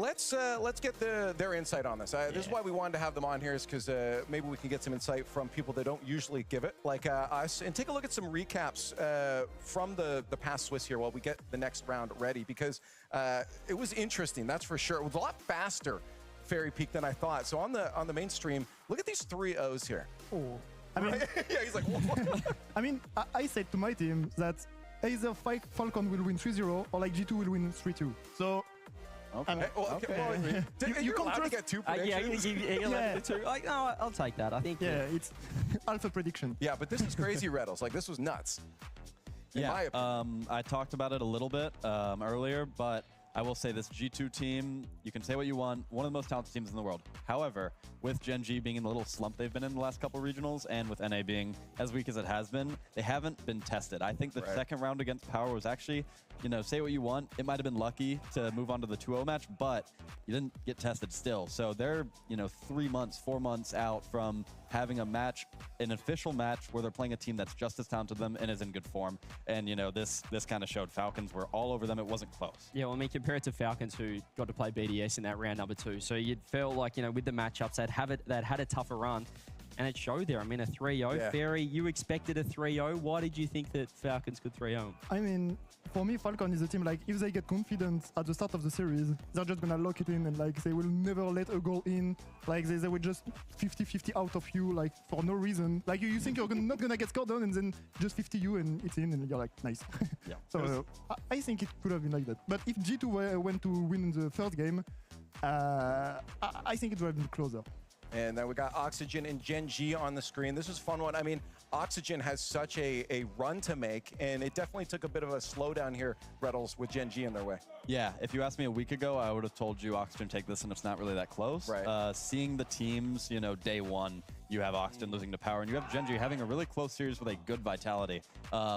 I think Gen G, talking to Jack last night, they were very confident for this matchup. They looked it today, too, CJ. Their faces were just clear. Yeah, and even talking to Jack in the media day, he had that look in his eyes. He had this weird air of confidence about him. They did a boot camp. Jack's obviously been back in Europe since the end of the NA online season, but he said they're pretty much firing on all cylinders. Their streams have been going really well leading up to it, and I guess they showed it there against Oxygen, who, I mean, look impressive online. We talk about Joyo really stepping up throughout the EU split. But I don't know, Ferry, do you think that that's the same Oxygen that we saw online, or are they underperforming? I don't know. They're not playing that well. I didn't see all the Oxygen matches, but like, I mean, they can't be 1-2 right now. Like if they play as good as they played in the regional in Europe, they will be at least 2-1. But like, I think they're not in a slump, but like they're not confident. And now this one here, Gentlemates versus Team Secret. It went the way I thought it might. Gentlemates yesterday, Fairy Peak, they lost to a SAM team, and I'm sure they didn't want that to happen again. So they took down Team Secret quite handily 3-0. Yeah. I mean, Gentlemate is like, if they win first game, it's like a bit like Falcon. If they win first game, they're confident. It's just like 5-0, 5-0 every game. I just wonder how you shut that down, though. Like, I mean, like if you're facing them and they take game 1 against you, what do you do? Like, what do you tell them to do, right? Do you just give up? Yeah, I mean, you just have to step up. But like, I think like Team Secret isn't good enough to like step up and like win the game after they lose game 1. Like, I think their best shot to win the game is like to win the first game, get really confident, and maybe like snowball on this.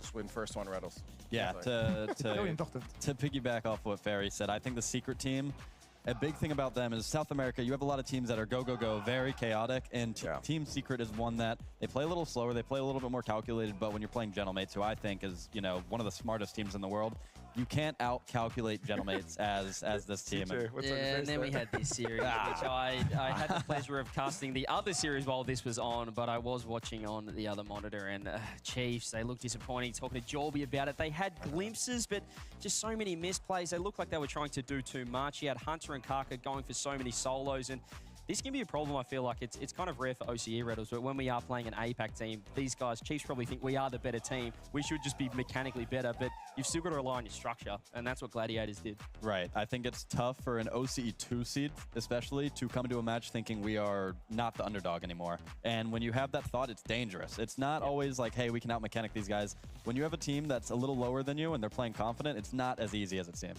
I just wonder, CJ, as well for the mental, if you can talk about it too, is just for this region in general. I mean, they poke fun at themselves, you know, when they lose, but you know, it's got to still weigh a little bit. Yeah, it's got to hurt. I mean, you talk about I guess both OCE teams. OCE not really performing for a while now. Obviously, Power getting the win over Oxygen, but unfortunately, they will be going home. Well done to Pioneers. They make Worlds as well off that run, and yeah, then we had 2 other series Yeah, here on the Ultimate stream. I want to ask Ferry, are there any surprises on these results here on the alt stream for you? Not at all. Not at all. For me, the only match who could have gone both way was Mobula against Twisted Mind. I think they have like really like the same level. Okay. So it could have been like it was close anyway. But otherwise, except for us, because I'm not gonna speak for us, 2 other matches were pretty clear for me. Right. Reynolds, you agree with that? Yeah, I agree. I think the only thing that I would say is Twisted Minds. I'm a huge fan of SMW. I think for those series, I do think they're pretty close, but SMW just clear head and shoulders above everyone else. All right, I want to play a little game because we're just hanging out right now while we get the next ones ready. It's a little game called Were You Watching? And I know you've been busy, so you might not have been watching as much here. And you were sleeping for some of it too, right? I was sleeping in the green room. I did take a little nap. I'm going to ask some questions. There are just 3. Won't be too harsh on you guys. And see if you can get the answers if you guys were watching yesterday. Let's start off with the ball. That was a new thing going on this weekend. The ball is brand new. It was very exciting. It was very divisive at the beginning here, but it was exciting regardless. My question is, with the introduction of the ball, what was the text on the decal on the ball? The entire message. What did it say on the ball? Definitely and you guys says play London along Major on it. It says London Major? It must say RLCS. I think it said RLCS London. Okay, London. 2 answers. How I about really you? don't know. Maybe like RLCS London Major. Okay, RLCS London Major. We have 3 different answers. RLCS London. Can I go RLCS London Major 2024? Is that too many words? There's no way.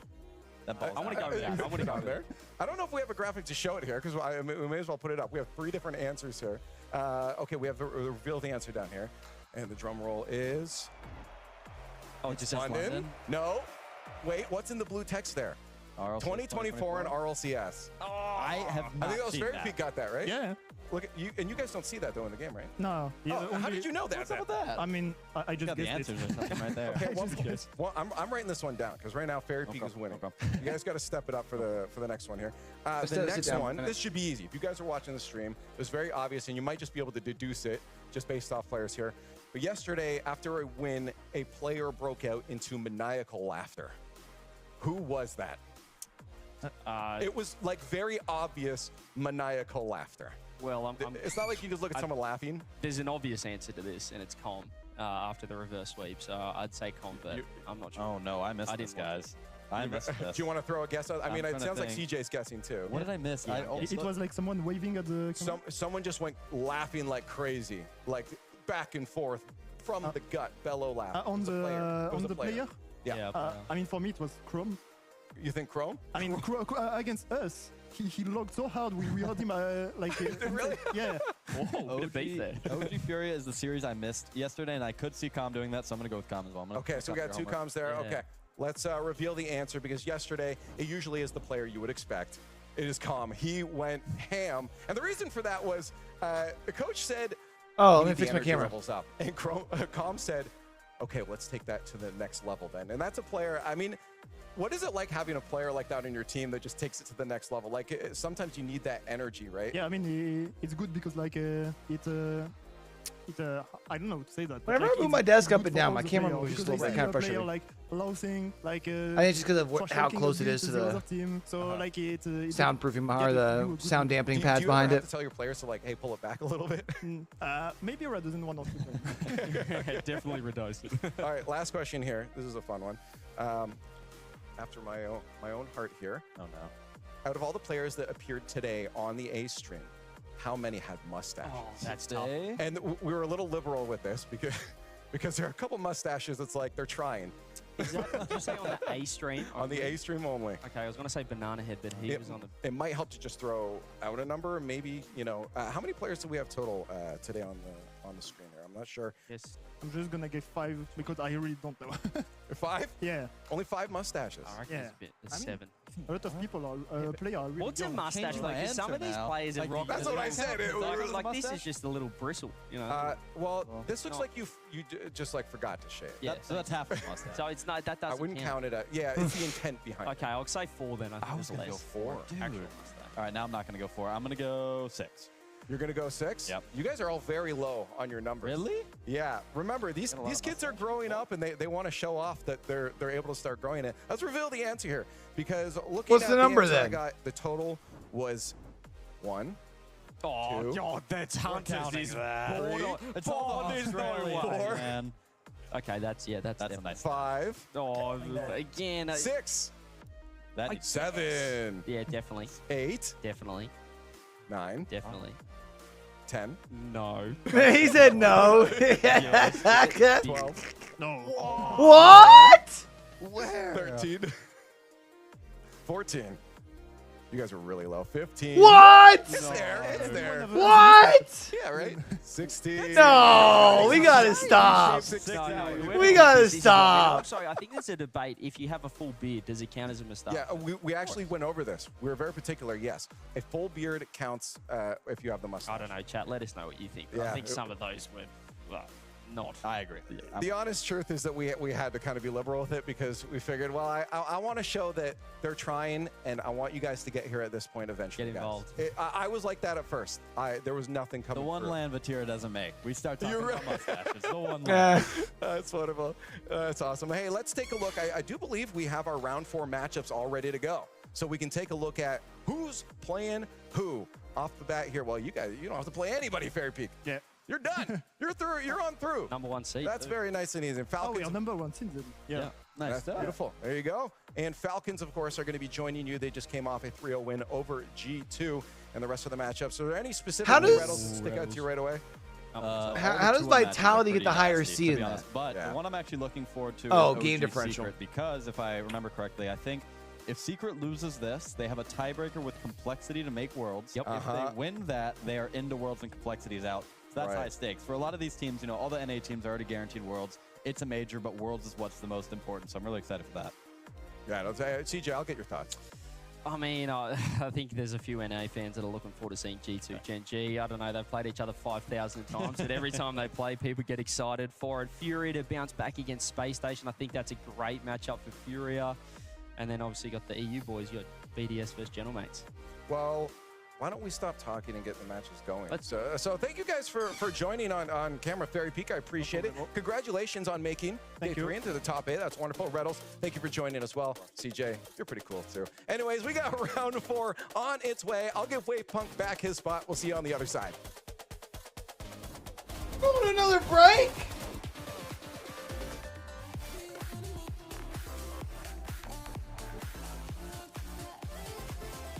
I would have gotten food with my drink. Tuppertons.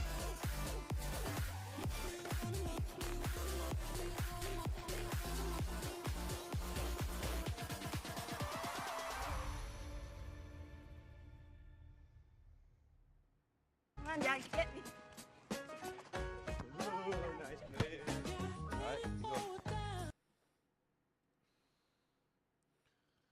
Oh my goodness.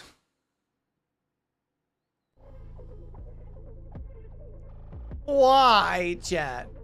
I don't get it.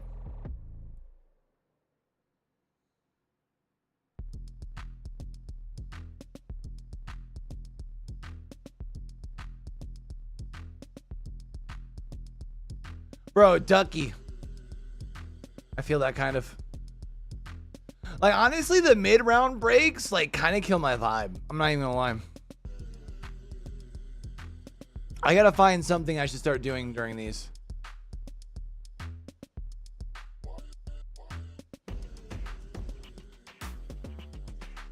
So I felt the same thing yesterday in between the 2 rounds, and we're gonna have another one of these after round 4.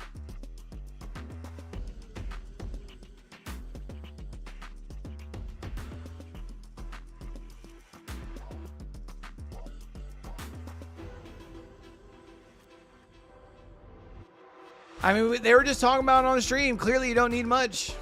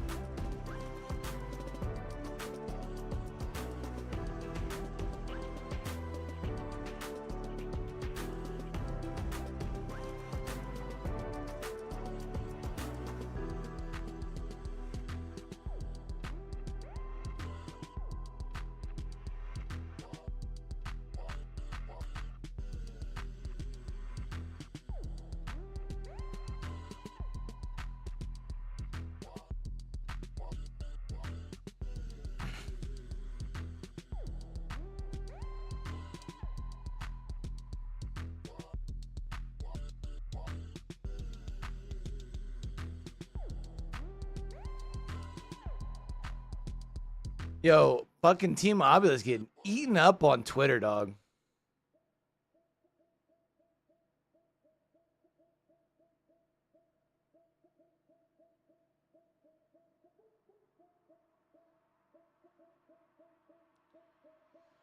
K-Corp did not qualify for Major 2. They qualify for Worlds as long as Oxygen does not make the Grand Finals. If Oxygen makes Grand Finals, win or lose, Oxygen are in, and K-Corp is out.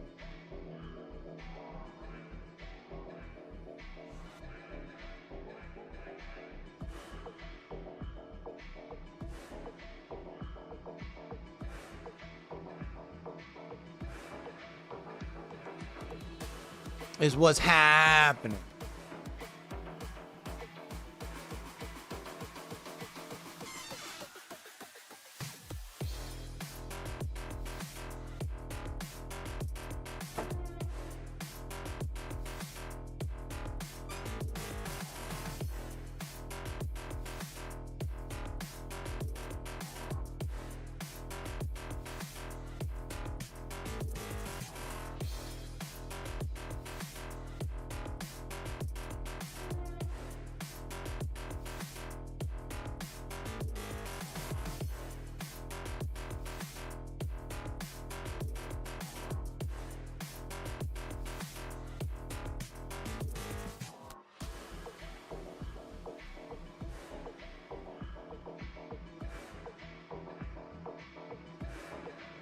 If I make a $10 order on Sheets, it gets delivered for free, huh? That sounds tempting, yo. Not gonna lie. Tempting that motherfucker.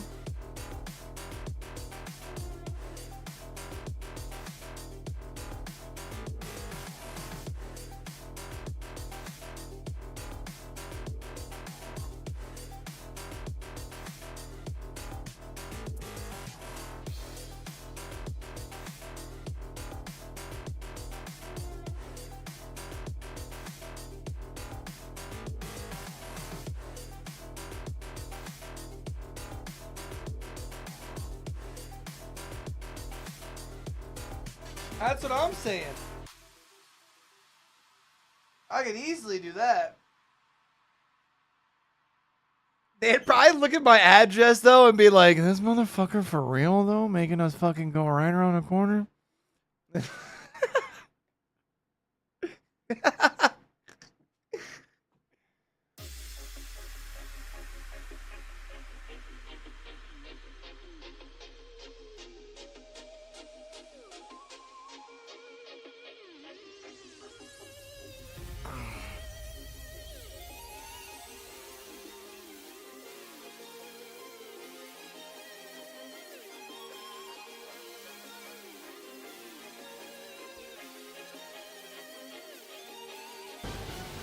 Yeah, but you know what else is free? Walking.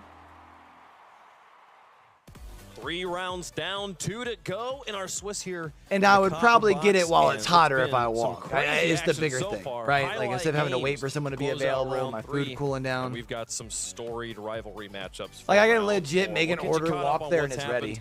And what you can expect here in the next few moments. I'm WavePunk. Welcome back to the desk. We got Bates, we got Gibbs, we got James. James on the desk. We got some classic, some OG. Oh yes, this is OG majority here.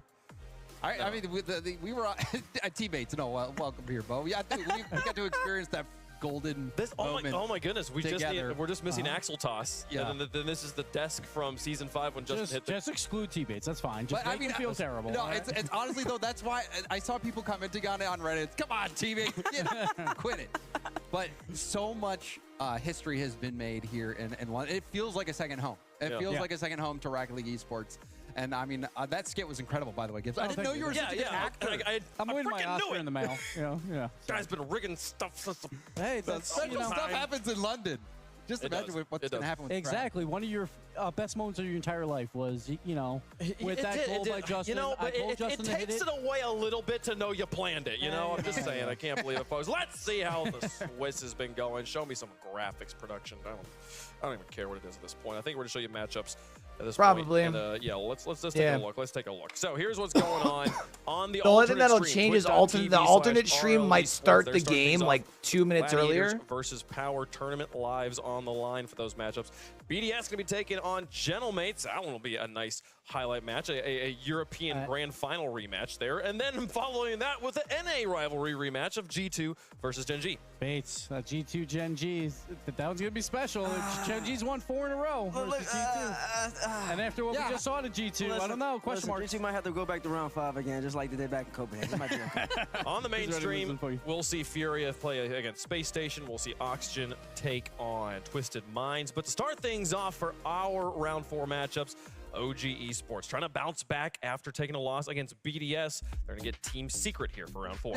And I think Secret is going to breathe a sigh of relief a little bit because OG likes to slow the game down. And that's what we've seen a lot from Team Secret as well. Both of these teams very methodical. They're very methodical.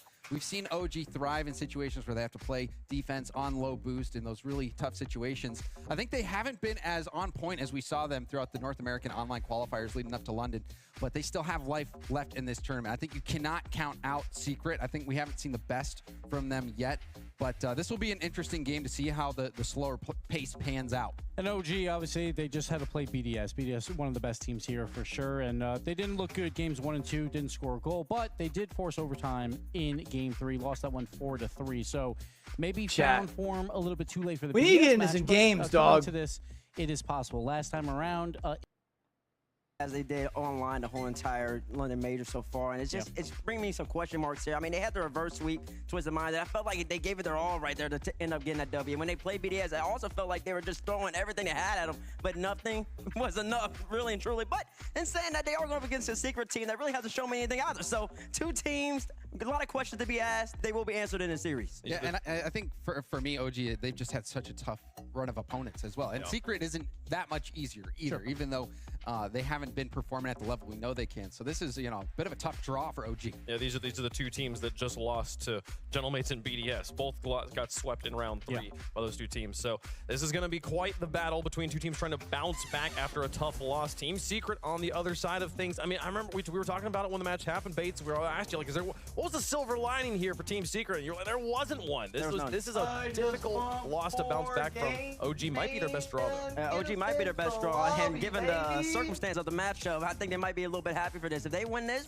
they don't have to play Complexity and Tiebreaker. If they lose, they'll be playing Complexity at some point after this major to then qualify for the World Championship, and now they will definitely feel that. So going into this, game number 1 is essential. Come on, dog. Oh, we win here, we're going to the World.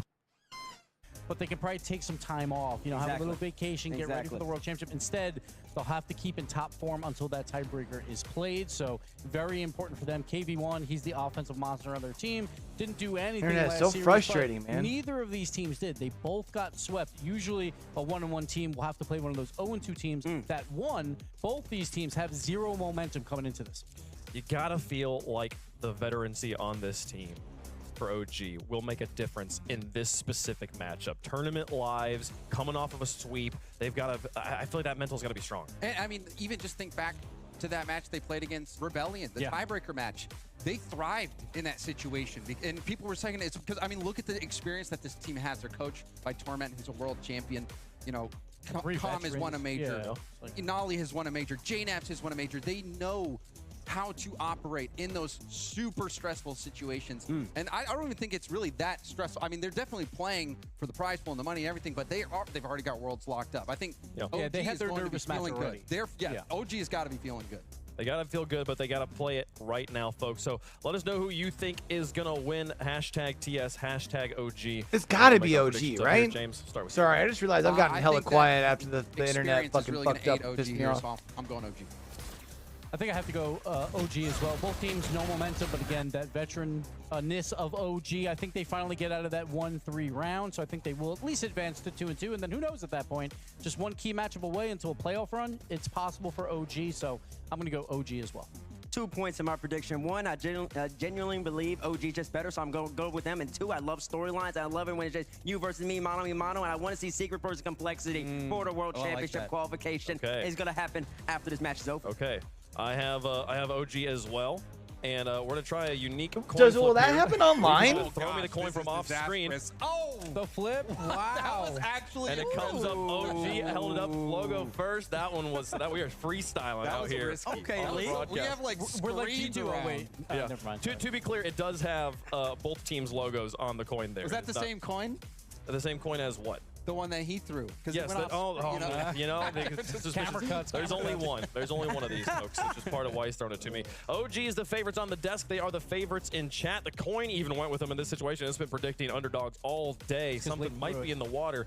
Whenever we have a full desk sweep like this, things go the other way. Team Secret going to be trying to put the upset on OG here and survive to round 5. You gotta win here. The loser of this match is over in the Copper Box, folks. Let's find out who's gonna move forward. OG versus Team Secret. Kickoff round 4. Let's go! World's permutations on the line here for Team Secret, but Johnny Boy, their opponents OG, they just want to do a little bit better than they did in Copenhagen. Yeah, one round further, one round closer to playoffs. Nolly would be It's Johnny Boy! Oh, Johnny Boy! They're starting off with a double fake kickoff. And the passing play out wide. This is brilliant from the get-go for OG. Chance on target. And it's it. Wow. What a play by OG. They have planned that from the get-go. And they've I love that Duck's here to confirm that my picks are right by picking the opposite way. It's been really nice. They wanted to this one. There was a mistake on the backboard there from Brad. But OG won't care one bit. You start off like that, you get an early goal, especially when it's from your own play. However, down the other end, KV1 shoots straight away. Com has to be aware the shot was flying in. KV1 then follows it up again. So after going 1-0 down, Team Secret seem to have been shaken into life somewhat. And you got to say credit to them in that regard. It's easy to fade away after a disastrous start such as the one they had. Yeah, Team Secret, they've been struggling with this Wasn't confident enough to be Brad King against BDS, huh? Sam 2 team that we've been hoping for. It wouldn't be the first time. That's a good double save there by Cobb. Wouldn't be the first time that the Sam 2 teams come in and played exceptionally well. But oh, what a play by OG. Beautiful pass and a perfect finish by JNaps. Starting off on fire, OG. Here's Cobb all the way from the back wall, and JNaps just waited, sent it when it was towards him. And there was the finish in the end. Nolly with yet another assist, the man that OG looked to make these assists, to make these passes, to link the play. And if OG can do better than they did last time, it would be a big achievement for them. Torment, their coach, was saying they just want to make it out the Swiss. And if they take this series, not only will they guarantee doing better for themselves, but Team Secret will have at least one more series this season, Johnny. Yeah, I think that's all the neutrals want. Well, there's Secret getting one. Team Secret getting on the board. KV1 with the first. And this is huge for Team Secret. A quick response. And KV1 as well shouting over to the OG side. So no love lost between these two teams. No one meant quite a lot to KV1. 1 or 2 errors for the first couple of OG goals, and suddenly Team Secret show their own fangs as Malta tries to take out JNaps. Instead, he just has to rotate backwards. JNaps out wide. And here is Malta. Can he get involved? Man who had so much hype coming into this event has been quieter than Team Secret would have liked. In your fantasy team, Cole? I did not mention that, Johnny. We did not mention my fantasy team. You're a little bit of bias from me there. No, I don't know what you mean, mate. Don't know what you mean. I'm talking neutrally. Here is Brad. Lovely pass from Motta. What a ping. Brad gets it over to the backboard. In comes KV1, but the save is made. Oh, just look at what Motta's doing here. You're going to love this goal. He almost got the ball middle. Phenomenal stuff by Motta. But Motta, he's a LAN experienced player, and he's scored some of the best goals we've seen on LAN out of South America. Nolly, ceiling clear, or more downwards than forwards, but it's worked out well. Bounces over your man there, Motta. I don't have any players in my fantasy team in the pitch right now, so... That's why you're having such a good time, is it? You can just sit back and relax and watch the chaos unfold. Yeah, this is, you know, good for me, but I've got some on the B stream right now. Hope Maxiu scores tons of goals over there for my fantasy team.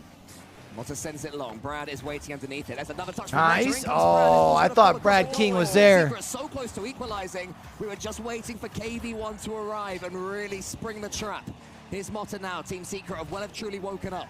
OG having to shepherd a little bit of attacking against them. KV1 sends that one into the corner. Chain dashing from KV1. JNAPS does the same. OG, after going a couple of goals up, they look a little bit slower than Team Secret.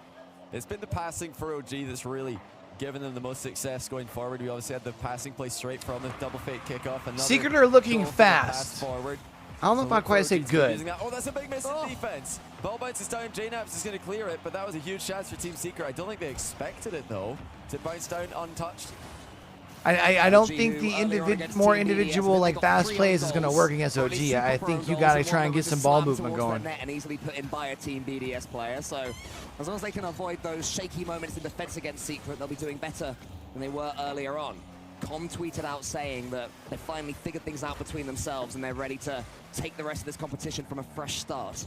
And so far, the opening to game number 1 seems to be going in that direction, but since they've been pinned back to the back foot, Brad's arriving from KV1. It's a good. See, like even there, I felt like KV1 should look for a pass a little bit sooner towards the middle, sending it forwards, but this one into the versus middle trying to go for the solo play until you can't, then passing out. Even at the moment, Team Secret though, to me, still looks slightly more likely. Yeah, Team Secret are pressuring the midfield well. OG defending the midfield now pretty well, but that passing play that they had earlier on between the players not really coming to fruition anymore. Com looking to maybe get an aggressive run forward. That's something that could work against Team Secret, you'd think, with this team being one of the more defensive South American teams we've seen. And obviously Com having an affinity for off-the-ball play. Team Secret need to keep moving in defense. Here come OG again. It's Nolly. Nice shot from Nolly. And he's happy with that one. Yeah, they'll love it as well. The 2-goal lead returns. In comes Nolly to the ceiling. Lovely touch. It's all him. Well, we have a second. And desperate to play in front of his own crowd. It's a long way away from that from Power OG, up and winning game number 1 over here. A long way back now for Team Secret. We have struggled a little bit more than we thought they would in this tournament. After an opening game win against Gen G, they ended up losing 3 straight, going 5 with Chiefs, who are eliminated from the tournament, and then starting off today swept by Gentlemates. So, I mean, it's been tough going. Losses to Gen G and Gentlemates are not losses to be ashamed of, but they were one-sided. Team Secret have not shown that level to compete with the top teams. OG have done so online this split, beating Gen G once, going the distance with G2 a few times. Now, can they produce that on LAN? We'll have to wait and see, but right now, they're beating the teams ranked below them. You can only play the teams that most complete performance they've you're matched up against, you know what I mean? In an attack, they've actually shown some teeth. Here comes Nolly again. He's peaking at the right time. Just adding insult to injury. What a reset. Oh, lovely. Nolly. He really had to catch up with that one as well. Wow. Get around it. What a shot. Back on target, but Nolly scored a couple of brilliant goals here. A ceiling reset and now a flip reset rebound, all in the same game. Something we've been yet to see all tournament from Nolly. He was the one everybody turned to. We know what Com's all about. We know the experience JNAPS has, the excellent finishing. But when it comes to those goals out of nothing, force plays, mechanics, Nolly is the player that mainly they turn to. And suddenly, OG are looking more like that. OG up 1-0 over Secret. Let's go team into game number 2. Power versus Gladiators. Power won game 1. I think it was what, 3-0 we saw? Right now, as we need to see what Gladiators can start to do in transition. They've been doing a good job getting some transitional opportunities, but Power can potentially clean up play and make things so much harder in terms of Gladiators in the scoring department.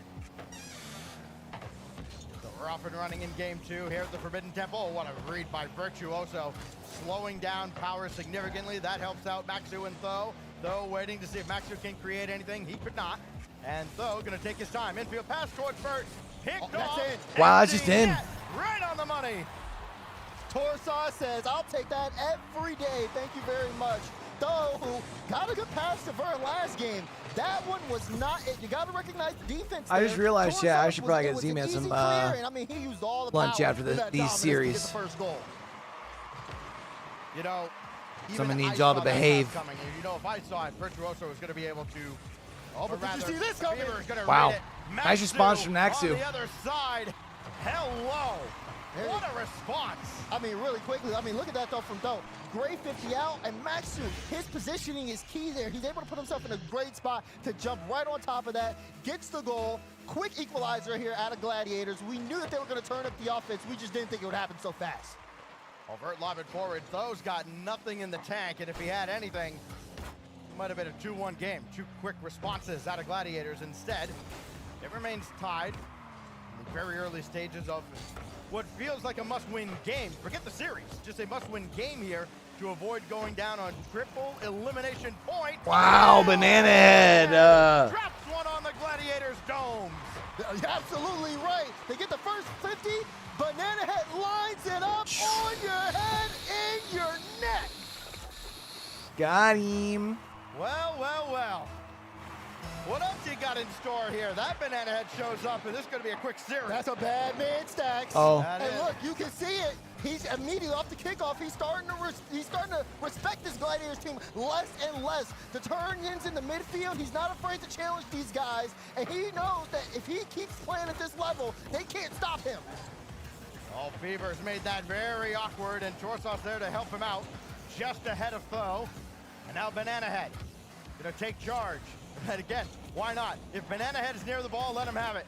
Fever, that goes out hard for Torsos and then cleared away by Maxu. A little too strong for Torsos to catch up to. And Banana Head has just let Vert go right on by. Then he avoids the contact, got this in a scoring position, nope. And then Torsos sent it high. They still have possession though. Fever, leaving it off for a friend. Now he wants to get, you got a friend in in me. Now also just playing that super aggressive stage. It really does feel like Banana a Head kablamo? impact, A bumpo? No. Damn. Virtuoso just got away with it. Is that open and in? It is! Wow. What a counter. Power and taste of their own medicine. They tried to get too much. They got greedy, and Maxu punished them. Maxu got him again. Gladiators level it again. Game on here in game 2. Vert, full boost. Got a piece of this as well off of Torsos. He's still forward though. Torsos back to Banana Head. And just led Fever a little too far. V-Head looking for Torsos. He's got nothing in the tank either. That's been a big problem for Power while they've had their opportunities, mostly created by Banana Head and Fever. They haven't had any boost to continue those attacks. Yeah, and they have to be careful with that because they are starting to challenge low boost. And if they get, again, they set themselves up for a chance of a strong counterattack for Gladiators. It's been a good, balanced game on both sides. I love the confidence I'm seeing on the field out of both teams, but this is still anybody's game. Power cannot afford to get too comfortable. That's a good shot. Wow, good shot. Good save. Torsos Power still has the control. Aware. Banana Head, second touchdown. Tries to drop another one down. That doesn't work out. Very aware, though, of his age and kind of what it means for him to still be successful at this level, as that one's cleared away by Torsos. Kind of joking about being able to take down a European team yesterday. I mean, listen, Dylan Rizzo got an RLCS point this season. Anything can happen. Anything's possible. But that being said, I like what I'm seeing though from Power here. Whenever they do get these long clears, they're trying to send one person up to take boost in the opposite corner of the ball. That way they can see if they get Gladiators starved out. Gladiators on defense, when they do have full Team boost, Secret up 3-0 in their game. Banana Head pre-jumps this one from Maxu. Torsos tries to get involved. Again, tied up game. We're approaching that final minute. Who is going to take control here? Oh, big opportunity. Torsos lined it up and knocked it down. You can't give him that for free. Maxu knew it, but even with a hand up, you gotta get contact with the ball. Lined up, knocked down. Power in the lead. Less than a minute to work with now for Gladiators before they're looking up at an 0-2 deficit against Oceania's real pride and joy at this point. They're the only team left after Chiefs were knocked out by this Gladiator squad. Vert, no boost and no joy. I don't think he got the midfield boost. Doesn't matter. He just gets a kind of third row seat watching Banana Head drop another into his net. It's starting to slip away, and again, Maxu getting. What do we think? We calling this a power win? I think I'm calling this a power win. We're going to the other channel chat. Touch around the corner and fake out KV1. See if OG can pull us back. OG Esports. Suddenly they're the ones pulling the strings. Balls to Nolly. JNap's going for Brad yet again. JNap's has got Team Secret in his sights. This is just a bit too slow in the follow-up there by Nolly, giving the last defender a chance to come back and challenge him from off screen. Didn't see it coming. This is a chance in a 2v1 now for OG. Looks like boost running out for JNap's at a key moment though. Slowed down the attack, didn't stop it, still had half a chance there. That's well cleared by KV1. Now he's going to try and just take any kind of pace off this, give his teammates behind him a chance to position properly. No unnecessary risks being taken by Team Secret. Team Secret looking to join the Big Brothers Furia at the World Championships in Fort Worth in a couple of months' time. They have to keep on winning. They have to keep hold of leads like this one if they are to make it. Motta onto the backboard. Nolly is there, can't quite connect with that one, and in comes Brad. And instead he leaves it to KV1. Team Secret trying to kill this game here, but the ball does end up back in the orange half for them. Motta to the ceiling, gets it to the side. KV1 was waiting. KV1 could be able to finish this one until in comes Nolly. It's nice defending from OG Esports, but they have to do so much more with it. OG have to get this ball down the other end, and that's loose. You have to do more with the ball when you're desperate for a goal. Yeah, they're just giving it away right now. They're not fighting those passes out of defense. They're trying one here. JNaps to Nolly, intercepted by KV1 though. Brad pounces in as well. Team Secret aren't giving any space to OG to even get the ball into their half. Far less great a scoring chance and take it. And that's going to confirm the equalizer. Team Secret now just 2 games away from clinching Worlds. OG have only got Swiss round 5 to play for at the moment, but that's a pretty big prize as well. So where do we want to go, Chad? Do we want to go to the potential elimination? Or do we stay at the 1-1? I think I want to stay at the 1-1. The biggest 1 and 2 match you will see in the Swiss, when there is the carrot of the World Championship dangling in front of Team Secret right now. This is every bit as much pressure as, you know, a Grand Finals would be, or a Series 5 in the Swiss would be. This, for them, is what their entire season comes down to. Yeah, I think I'm going to stay here. You just want to forget about tiebreakers. They don't want to play one. I mean, as a tiebreak enjoyer, I wouldn't mind it personally. I've loved the tiebreakers this season. A tiebreaker for the World Championships. I mean, come on, neutral fans. Is that what you want to see? That's what happens if OG win this. And look what it means to Team Secret, as they can stay alive in the tournament. You mentioned Furia. They could even run into each other. He said the Furia king. Drop a match in the 2-1 round. Team Secret picking up 1 in the 1-2 round here. Maybe they could be on a collision course. Team Secret, the most recent South American team to win. They took Open Qualifier 6. Came into this tournament in form. Haven't been able to translate that form against world-class teams. Now we're starting to see something from them.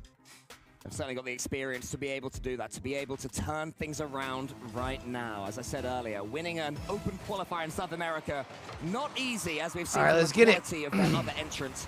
And at times, the quality of Team Secret as well. This could be a start of that. Nolly, the ball's going to squeeze under him. That's tough. Oh my goodness, well, Brad went for a slick shot here. Didn't get much on it right there. Nolly thought he hit the ball, but he pre-jumped right over it.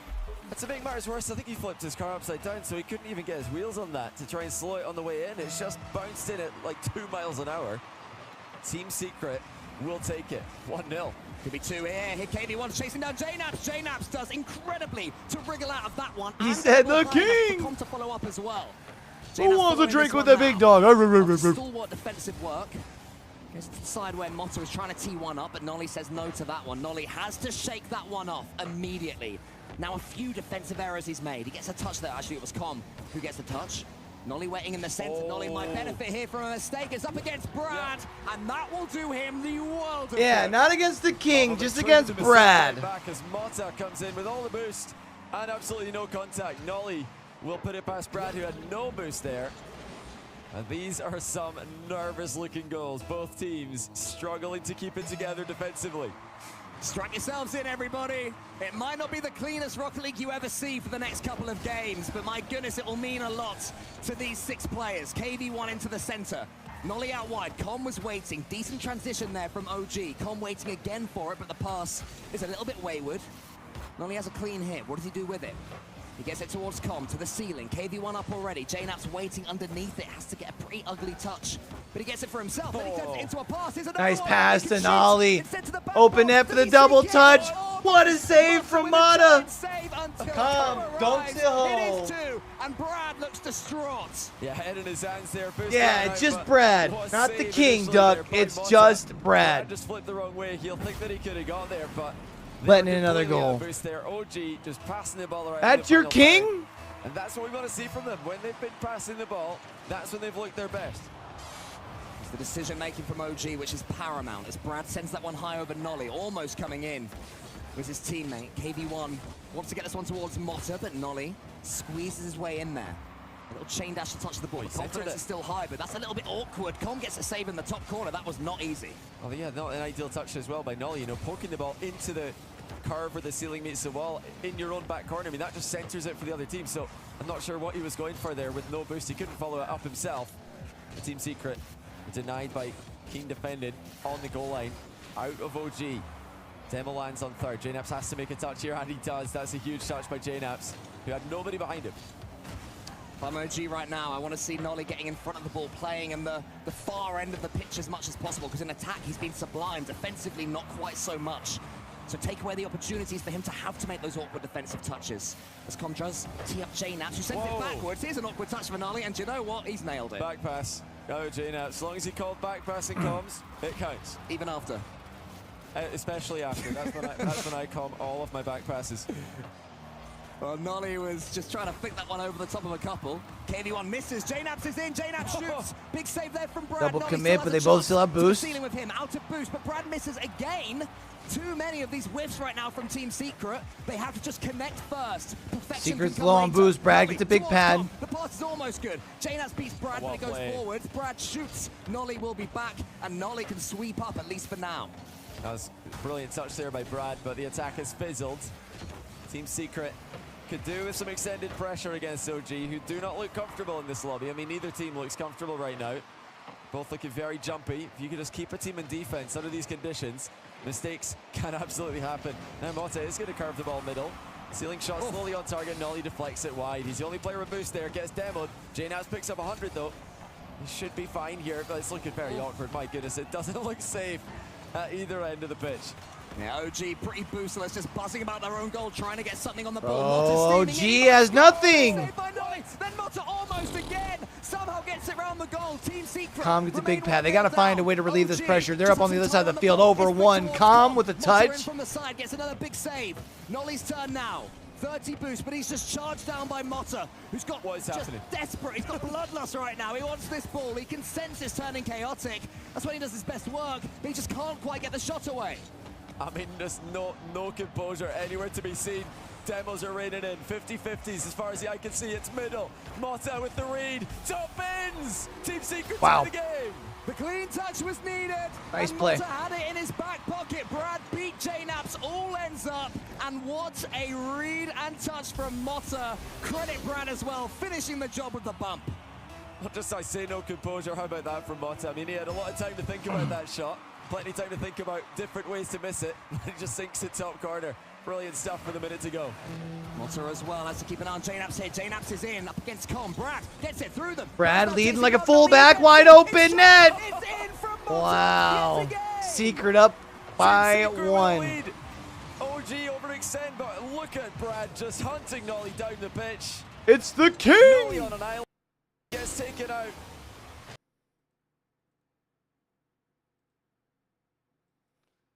Gladiators up, about to take a game. It in their hands, but OG Esports have let this one get away from them, at least for now. Brad has to make the save from Com. It was another good kickoff for OG. Nolly in the center. It's a little bit slow, but Com still gets a clean touch. JKnaps has one more turn, puts it into the center. Who you passing to, JKnaps? Wow. Nolly, there was the striker. Back now on OG's own half. Brad into the middle now. JKnaps up against Nolly. Where does this ball fall? It's Com. He just sends it towards the goal, but Team Secret are going to swallow that up defensively. Well, you say JKnaps up against Nolly, and you're not wrong. Say double committed. Team Secret have got this one in the bag if they could just keep their composure. OG are panicking, but now shot comes in. It's JKnaps. Wow. Can you believe it? Another tie game. It's incredible that with 17 seconds left, one goal up, somehow Team Secret are left without a goalkeeper. Mota nowhere near that one. JKnaps thrashes him to the ball. I just have got no idea what we're going to see over the next 17 seconds. If I had to guess, I'll say demos by Secret as they try to counter the fake kickoff. This is a really good series. OG by passing it back into defense. Dangerous game, but looks like they've kept control. OG committing heavily here. Team Secret have got a chance. Definitely to make slept on this this series. Seconds. Com though with a huge hit forward. KV1's committed, and Brad likewise, but they do get it safely to the corner. Overtime game 3. Team Secret, just one goal needed to be on the precipice of the World Championship, but OG are not going to give it to them easily. A situation where you cannot predict what will happen next. It could be absolutely anything. but it will begin with Nolly sending that ball to the side. Brad is up quite close to the OG goal. Nolly will just wait, send this one as far as JNaps as he can. JNaps almost wins it.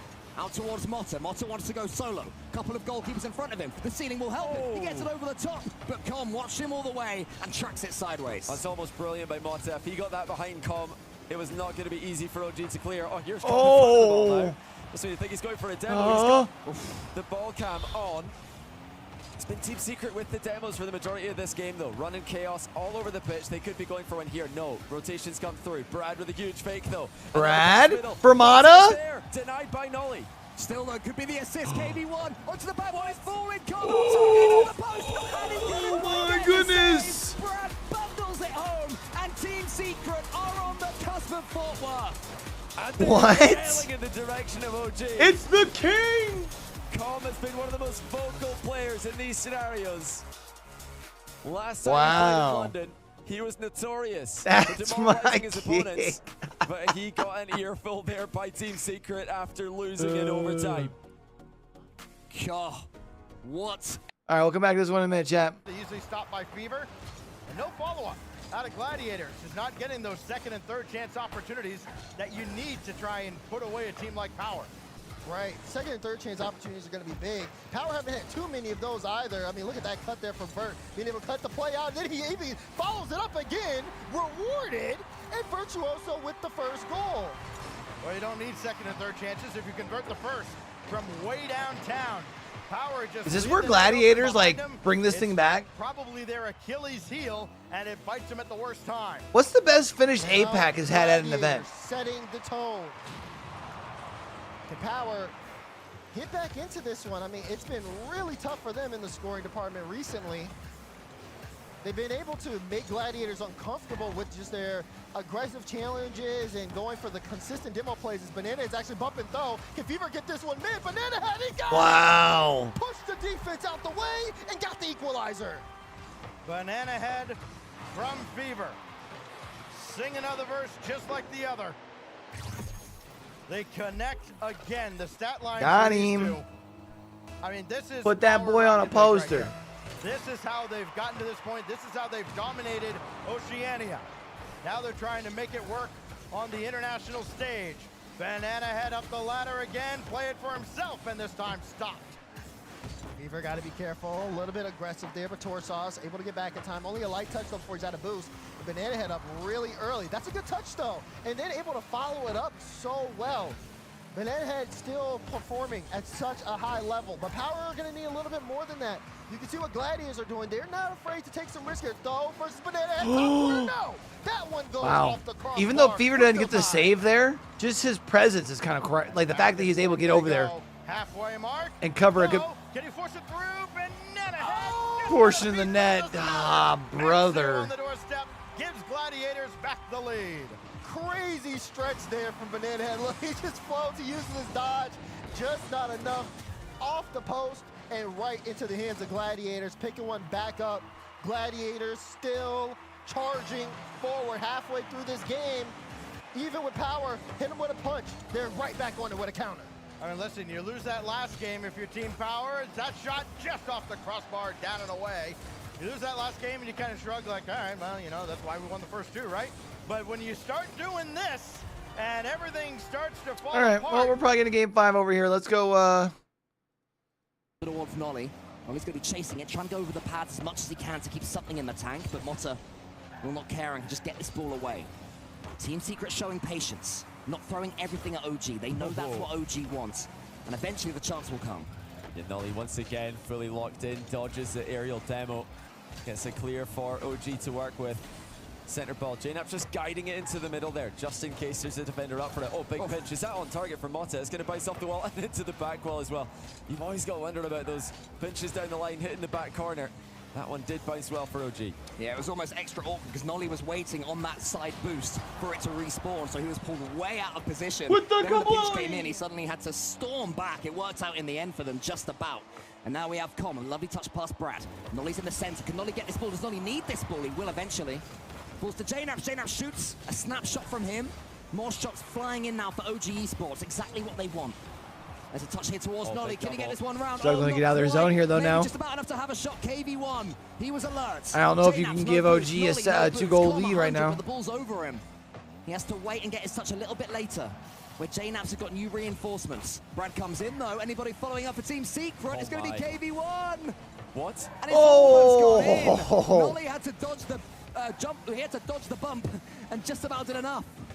And you know, that was almost a shot turn pass there from Team Secret. It was just team bumped each other. Team Secret, on, like we say, one game away from Worlds. They're starting to fall apart here, but I mean, can you blame them? The amount of pressure they must be experiencing is not something that many of us will experience playing Rocket League. Mota with a reset. One more touch save. Brad is there though. Mota looking for the goalkeeper. Bump? He finds him. But here comes Bottom found the bump on the comm. Right That's now. allowed them to keep this pressure up. Now he's got too much gas so to be able to go the opposite way. He's coast to coast. It's Nolly down the other side, but Brad sends it away. The game is sped up. Com, no boost, tries to get the block. JNaps does to the backboard. Mota misses his touch, but it won't matter because OG didn't read it. Now it's KV1's turn. Both teams taking turns, launching grenades forwards to the opposite net. The ball's rolling somehow. Brad King to the ceiling. Com should get a touch to the side. Will either team sink this next shot?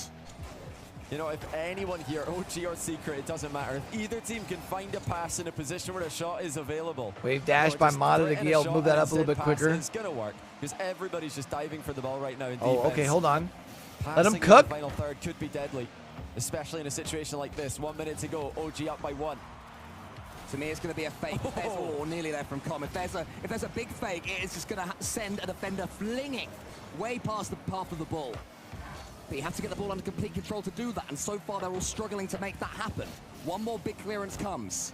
We had late drama last time. We might not have it this time. It's a big save, though, from Brad. Com's shot was good, but Brad's save was better. Mota, does he go for the shot? He does. It's going to be blocked by Nolly. Can he get enough distance on it to keep it safe? He does for now. Team Secret, though, looking to start a sustained period of pressure until JNaps wins that one. Nolly can send it forward. JNaps is up, but KV1 takes a good touch. It's still just that 1-goal lead.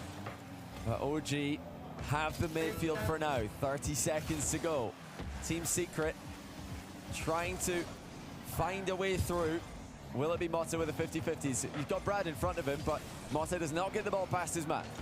Into the center it comes. Brad has a chance here. He leaves. Does he leave it for Mota? No, somebody get the ball from Team Secret. It is Brad in the end. KV1 up against Nolly. More good pace in defense. That one's going to fall for Mota, though. Mota, pass or shoot. It's a solo play. JNaps, he's done. It's in the corner. Oh it's rolling. It's bouncing. Finally in comes Brad, and OG's resolve is beaten. Mota fakes out JNaps, dunks him. Com is doing a chameleon impression of the crossbar there. I'm not sure what he's covered in, but Team Secret just bobbled the ball over the line with 2 seconds left on the clock. It was a fake. As soon as the pace of the game was changed, suddenly the defense went nowhere. Chance for one more. I'm leaving this up for a minute. I gotta get little man something to eat. I realized it's kind of getting late. Com's still keeping this one up. OG got late drama against BDS. They didn't this time. We have OT. Team Secret, 1 goal from Worlds. KV1 fakes it out. It's going to go back to Brad here. KV1's got boost and a passing option middle. Nolly spawns there and takes it away from him. Looks like we might be getting into midfield play. No kickoff shenanigans in overtime here. This one's in the middle. Com has a clean touch here, takes it for himself. I wondered if he passed to JNaps. It's a good decision so far. The ceiling to the flip reset was closed down well. Com steals some boost. Sharp, aggressive rotation. Motta's bumped away. Nolly there to the backboard. He sunk some beautiful ones in this one. It's going to be a pass. It's the crossbar. JNaps forces it through. Team Secret are going to have to take the long route to Fort Worth. And look at Com. We haven't seen this. Secret. Not seen this for a while. This is fantastic. He's still going. Oh my goodness. He's still going. He's staring right at them. And he does not look too happy. I mean, that's what he's like when he's just won a game. Oh man. Hate to run into them after a game. Is he typing? He's typing at him. What's he He's saying? typing to them as well. This man's a menace. Oh man. He just bashed his keyboard so hard he had to shake his fingers off. Oh my goodness. The death stare. In a team with Nolly, known most famously for his death stare to the camera in last season's full major, now we have the Com death stare straight at Team Secret. A penny for the thoughts of what was put on that keyboard, Johnny. I am desperate to know.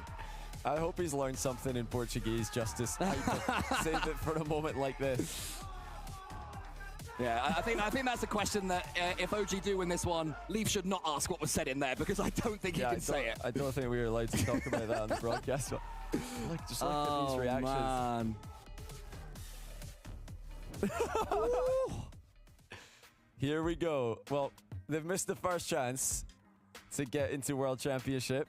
They've got one more. Team Secret, one game away from Worlds. What is it about these world-clinching games? It just brings out a different level of entertainment. I mean, it kind of makes sense when you think about it, but they've got to win this game or they're eliminated. This is the last chance for Team Secret. Win, and you make last round of Swiss in London and the World Championship in Dallas. You lose, you're off home to think about a tiebreaker with Complexity for that world spot. Well, I get the sense that OG would love to play spoiler. They've already confirmed their place at the World Championships. All they can do is break Team Secret's heart en route. And Com seems to have that in his eyes, the anger there against this team. No love lost at all between them, but all the answers will be made here on the Champions Field pitch as Malta takes a pause, but Brad, where's that one gone? Oh my goodness, they're falling apart. Team Secret with what looked like an open net miss, and then KV1 completely whiffs the ball. That should have easily been 1-0 for Team Secret, but we're still tied after a huge misplay. Oh man, he's in their heads, Johnny. That's the only possible answer to that. A man of the quality of Brad should be sinking that 100 times out of 100. But he'll have to dust off his hands and go again. Nolly up against KV1. JNAP's here, buccaneering towards the ball. Trying to pick up pads and keep up momentum. Com against Brad. 50-50s as far as the eye can see. Com near, he gets the touch on KV1. Nolly in the end does. But OG a little bit stretched, still 0-0. Nothing's changed since the start. There's a touch there, there's a shot there, and Mota says yes! That is more like it. Team Secret, even after an early miss, have just kept applying pressure. There's the miss from OG, who have not really got out of their half in this game, and it is Team Secret who are 1 goal up. And it was Brad who got the assist as well, beating OG Esports for pace. That'll feel good for him individually. In comes KV1, it could be 2 up against JNAPS. Who's following that one is Brad against Com. The real grudge match. Nolly to the side. Com will just take a second. He's not got much boost. OG have been starved since this game started. JNAPS uses everything to get that to the ceiling and nearly follow it up. He's almost bumped out the way by KV1. OG at least had the ball in orange territory. Nolly to the center. Has to keep hold of it for himself. Mota to the side. Mota against JNAPS. Com's arriving in now. Does Com get a clean touch on this one? He does in the end. OG have stepped up since conceding. JNAPS there. Can he get this one towards Nolly, who was waiting? Not quite. And Team Secret survived this round. Yeah, they survived for now. The boost isn't really there for OG to continue the attack with too much pace. That's why we're kind of grinding to a halt here as both teams struggle to enforce pressure on the ball. But now Team Secret are breaking free. There was really no point during that attack that OG had a lot of boost to play with.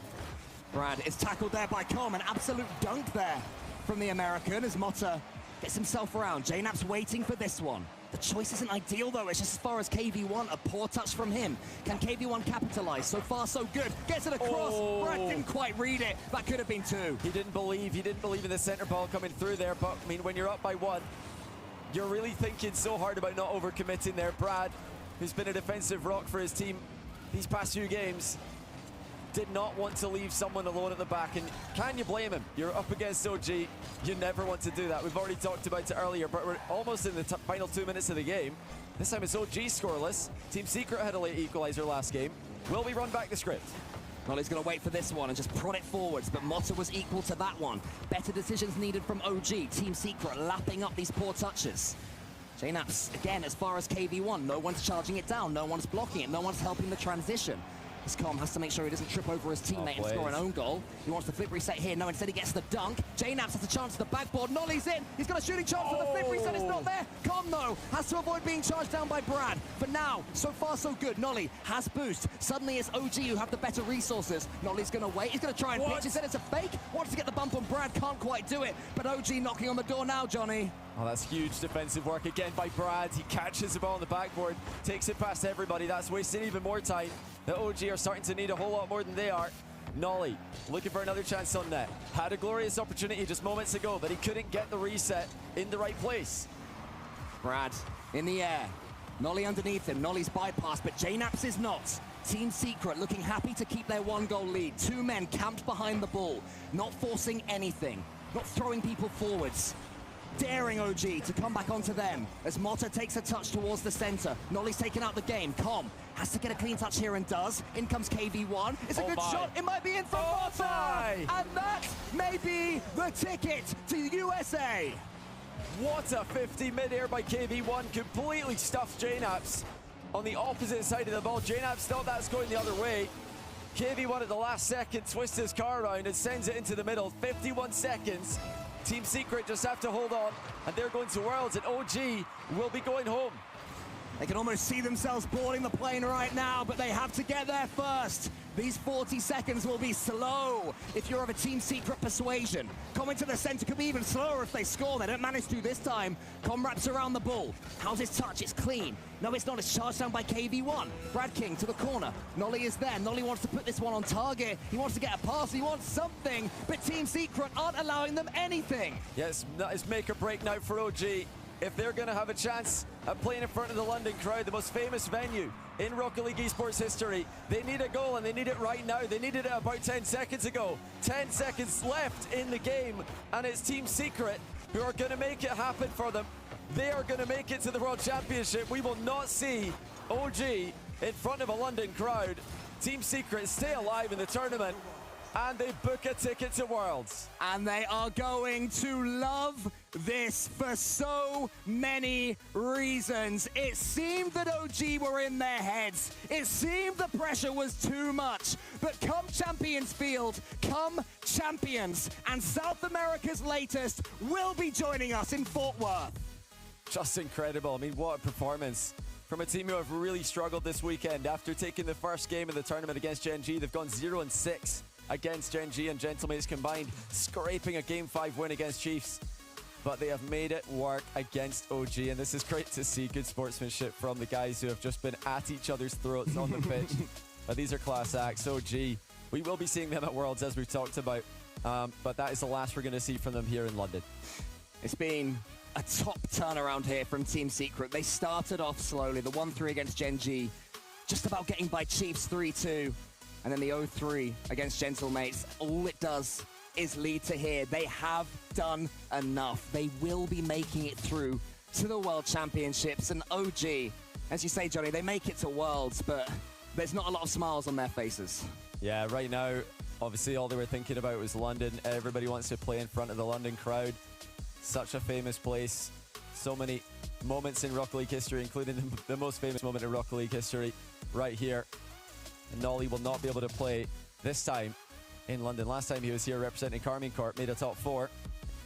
But with OG, they're going to need to wait until Dallas, until they get back on the pitch. They have to harness that hunger. They have to keep it going. There's a long break now between this major and the World Championships. And OG are going to have to make the most of that break. Team Secret, what do you make of their performance? I'm so impressed. I mean, we were talking so much about how they've qualified for Worlds. Well, now they're just one series away from top 8 in London. How about that? I mean, they're going to be over the moon with their performance right now, but they can still go one further. This one might be a little bit spicy. Leaf is over there with Team Secret, our winners, who have just made the World Championships. That's right. No audience to cheer them on right now, but in chat, please get it going. Congratulations, Brad, on qualifying for Worlds.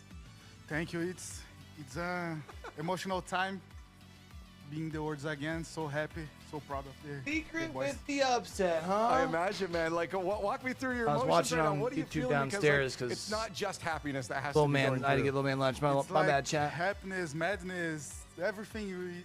We work so hard. We deserved. The word I'm going to give you probably is vindication. That's my king. Right? Dude. Breathe it in because it's happening. I'm sure it'll sink in later. That's for sure. That means But OG series there, is out in that was round an intense 4. Series. What were the emotions throughout the series as OG got some wins, you got some wins? Tell me about the ups That's and kinda downs crazy. of the emotions of the squad. Yeah, of course we know this series was for the Worlds for us, you know. So it was a bit shaky. Yeah. But we figured Power out B game and Gladiators like we fast, expected. Because you know, BO5. Right. You can miss a No, lot. it's fast. It's fast, so we figured out fast, so we could win the game 5. Dude, you're loving it right now. Again, you guys have worked so hard, so you're right. You deserved it. And I want you to give a shout out to your teammates right now, too. They're staying over. I don't know if, guys, you guys just qualified for Worlds. Get on camera. Come on. Get on camera here. Hello, guys. These guys just made it through World. Team Streaker, absolutely phenomenal. I want each of you to just quick tell me, because he said it's every emotion. For you, Mata, in the back here, what emotions? I don't even know how to say, bro. Too many emotions at a time. Fair enough. BDS is in 2 games, I believe. I don't know what to say, but I'm happy, of course. No, they're up on the other How stream. do you feel about these boys here, man? I'm so proud of them. Like, it was so many up and down through all these Swiss. We didn't finish yet. We want to playoffs, but I'm so proud of them. That is so good. Hey, you know, I don't want to honestly take any of our time. You guys need to go celebrate with all your friends, everything. One more time, I got to say congratulations on Worlds. I want you to talk now if there's anything you need to say out to anybody out there, because this is such a big moment. You could, yeah, go for it. Querem speak English? Yeah. Obrigado a todo mundo que tá torcendo pra nós aí na SAM. Nós amamos todo mundo, meus familiares do Bruno, do Mota, do KV1. A gente ama todos vocês. Pode confiar em nós não vai parar por aqui não. Nós vai dar trabalho ainda. Obrigado por tudo. That is amazing. Here, I'll take that from you. You guys go celebrate. Congratulations one more time. Again, a massive win. There's not much more to say. You saw it on their faces. You hear them still yelling in the background. A heated match and such an incredible outcome for Team Secret. What do you win at, Rocket 2, League Doug? continues on. Let's hope it's just exciting on the other side of the break.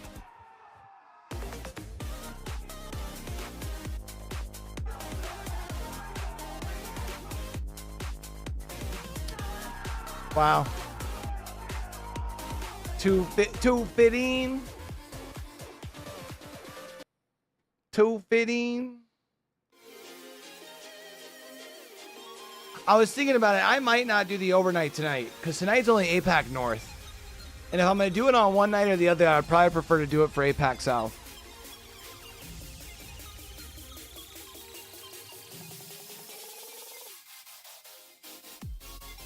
Which is tomorrow night. Because I'm probably not going to be able to pull off both nights, like realistically.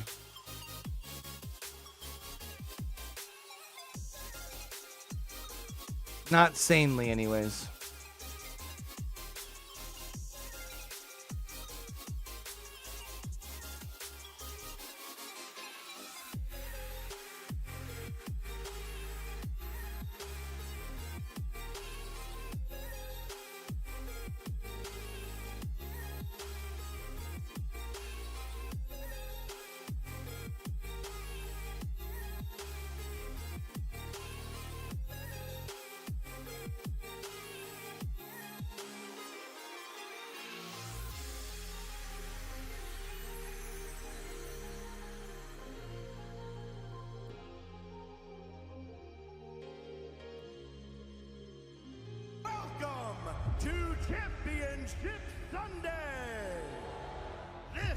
It's a shame you work all night though, because I might be down to play a little bit after this, but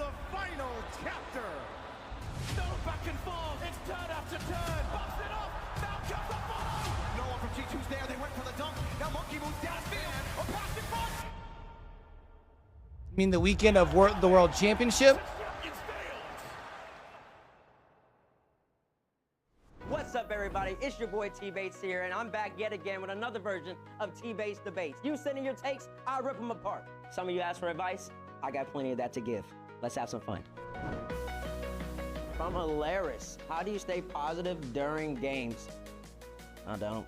I'm never positive at all, actually. I'm probably the worst teammate you could have in the game, because not only am I absolutely fuming when the things aren't going my way, but when you're not doing anything correct, then it's absolutely bad. This is why I don't play ranked anymore, because I don't have time to play with all these people who don't know what they're doing. If you're not great at what you do, then stay off the pitch with me, 'cause I don't want to see you. So in terms of positivity, I have absolutely none. That's only in the game, though. Seb's back. Seb made the last T-Base Debates. Thank you for always sending your tweets. Much love. Sent from London all the way to Canada. You probably asked a Canadian question. Hey, at T3 Bates, I'm having trouble with determining who is the greatest NA player of all time. Is it J-Naps, Squishy, Canada? Wow, Seb, you're so predictable. Let me know what you're thinking. What I'm thinking right now is You need to answer D, none of the above, but I'll play along, Seb. So I'm going to go with B. I'm going to want to probably watch Oxygen Twisted Minds over SSG Furia. Oh, it's not SSG Furia. It's BDS Gentlemates. Well, I guess we can watch his third BDS Gentlemates until Ducky goes in. Mr. Sniper Man himself, he has been 0 for 2. Then Canada in general, Canada, you're lucky that J-Nox is even at this LAN, Seb. At the moment, Canada's on the version of being basically extinct in Rocket League terms because none of your players are good. You have a country that's so big, but nobody's good. France is absolutely killing you. That's embarrassing. And then, in terms of just the overall greatest, like I said, gotta go with Squishy, but you should have had a D version in there. Though none of these are the best. You know who the best player in the game. You know who the best North American all-time is. Oh, word? Word. Like a Hulk. Captain America, Garrett G. That's the real answer to your question. Thank you for playing. Next tweet here. Let's see what we got from Hunter. What up, Hunter? Hey, at T3 Bates is a kilometer. Well, Hunter, a kilometer was invented by Dustin Kilometer in the year 1467. A kilometer is also the distance in the donut hole. A kilometer is also the wingspan of a bald eagle. A kilometer could also be the distance from LA all the way to London. It's got a lot of things going on here. Basically, I don't really know what I'm talking about. I've just never heard of it. All right. Next tweet here from Botaz Baby. Where do you rate Gen G in the world right now, and do you think they will regain for the major? Gen G's ranking in the world right now, I would say, is probably somewhere in the top 10. Yeah, somewhere in the top 10. Where, I don't exactly know. In terms what the fuck is a kilometer? Yeah, you know, like Moon says all the time. He has all the answers for you. Acting like he's original. But in my estimation, I'll say that I think that top 8 floor is a minimum for them. Anything less is a flat-out embarrassment. Flat-out embarrassment for all them players, and just absolutely disgraceful the fact that they're repping the North American brand. If they're gonna get less than top 8, they might as well just come back over to Europe and play over here, because nobody wants to claim them. But from there, once they get a top 8, I think they can't get a top 4, but that's their peak. Top 4 peak, top 8 floor, just that easy. They're making it at least a Saturday, and if you're coming here, Boats has, baby, you'll see them play. From Go Do MK at World Section 117. That's what I like to say. I don't know if you're American or not, but already I know you're gonna be in Fort Worth, Texas, and that's a good sign. All right, Goldu, let's see what you said. Bates, how can I command a room with the elegance that you do? Oh, that's nice. Some would say I don't command a room with any elegance, actually. Some would just say I'm loud, obnoxious, spontaneous, and all I do is yap. So as long as you're loud, obnoxious, spontaneous, I guess that's how you command a room. Some would probably want me to be a little bit more posh. A little bit more, you know, just reservedness, you know, talking about lovely and how fine the day is. But, you know, that's not how I move. I move aggressive, I move respectful, and I move with a whole bunch of love in my heart. I think that's how I do it. Next tweet, hi at T3Base. During my time in the RL community, I've been repeatedly labeled a fraud when it comes to my opinions, despite my game knowledge being immaculate. Interesting, John.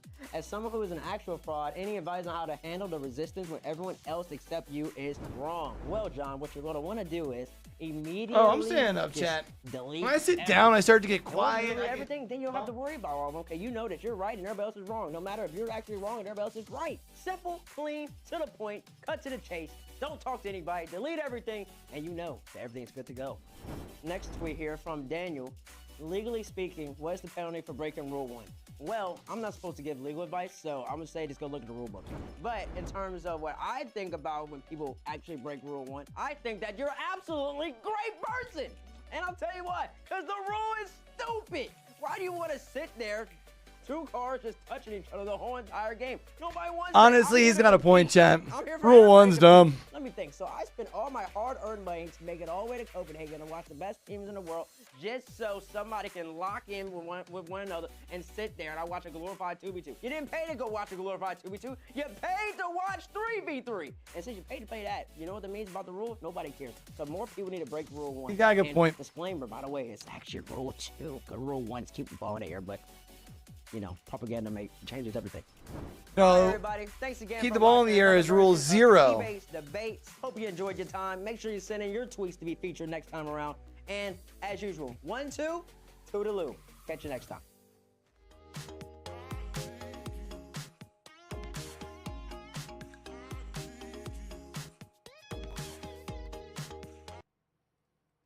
Gentlemates blue, BDS orange. Let's see. All right, Gentlemates BDS chat.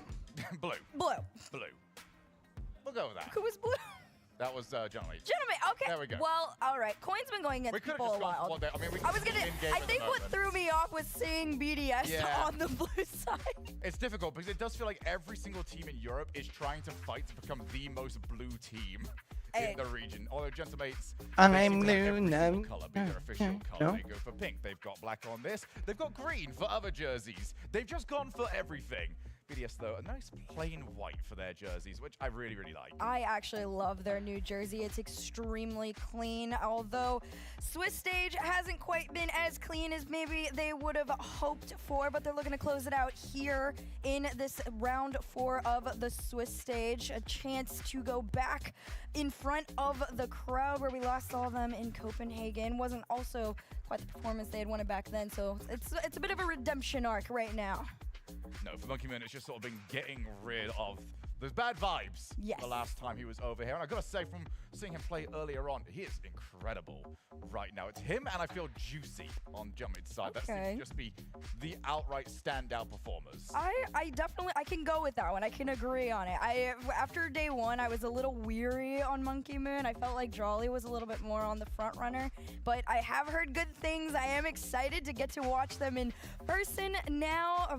First time on the B stream, I think, this weekend too. So B stream, you guys have gotten some incredible matchups on this side going on too. Yeah, it's been some incredible Rocket League happening, especially today with all of the stakes on, with teams getting eliminated, teams getting through to that crowd. And I feel there's so many players, you know, we've already spoken to Joyo before about how Season 5 and LANdon Season 5 is how a lot of these players kind of got introduced to, that's what I want to do. I want to play in front of these crowds. I want to make that my career. So for, you know, especially the newbies, you know, players like Raleigh out there, it's the chance now to try and make good on that. Yeah, this is, again, it is such an iconic location. If you guys don't know and you live under a rock, we are in the Copper Box here in London. And like Shogun was making mention to, this is a very special place for a lot of people, whether you are returning or it is your first chance to ever play in front of a crowd here. It is a huge deal no matter what end you are on. And we do make mention previously of the results not necessarily going BDS's way last time they were here in London. There is one player here. Why do I feel like they've gotten quiet all of a sudden over here? Gentlemates, who was playing on BDS at the time. There was so much hype because he had just made the move over from Endpoint, and it's like, this is the team. They're annihilating everybody online. What have they done? They've been eliminated. So it's not just BDS that have been trying to put that behind them. Seiko as well, with a chance to do it against his old team. Yeah, it's always fun when it's kind of like a little bit more personal, but there is one way to settle it, and that is on the field. Round 4 of the Swiss stage is about to go down. And we are about to send a team through to the top 8. Let's get to it then. All right, guys. I mean, it's time. This is honestly a big one. We talked about on the A stream, we had a couple matches that felt like they could be grand final potential. I would argue this is another one. Yeah, for BDS, they are trying to reestablish themselves in that point. For Gentlemates, they are trying to just push forward the fact that, yeah, okay, we can't quite get it done online, but when you bring us in person, we're so dangerous. Well, at the moment, they need to get up and running because BDS, lightning fast. Here to stay, ready to put their foot down in front of themselves. Gentlemates, you are 14 seconds into this one, already down by 1, and this is a team, I would argue, could respond fairly quickly, so let's get into it. One thing I've seen a lot as well is when we do have some teams that play better in person, when we get the inter-regional matches, it becomes online form more often than not. That a lot of times, especially when we have seen like APAC, OCE 1 versus OCE 2. Sometimes the OCE 2, my goodness, easy enough for me to say, does play pretty well to that point. And then it's back to, all right, big brother, little brother. For the time being, Exotic just trying to show off some of that magical flair. I feel like I cannot hear him at all. Does anybody else the same way? The pinch from Jolly to try and push like I feel like I can hear Hercules like decent. But for now, Itachi did a great job of holding on to that ball just for a short moment there, but it has been harder than I think Gentlemates would like to be able to stay in control of this ball. A little miss there allows quick transition. Seiko back over to 1, shot denied.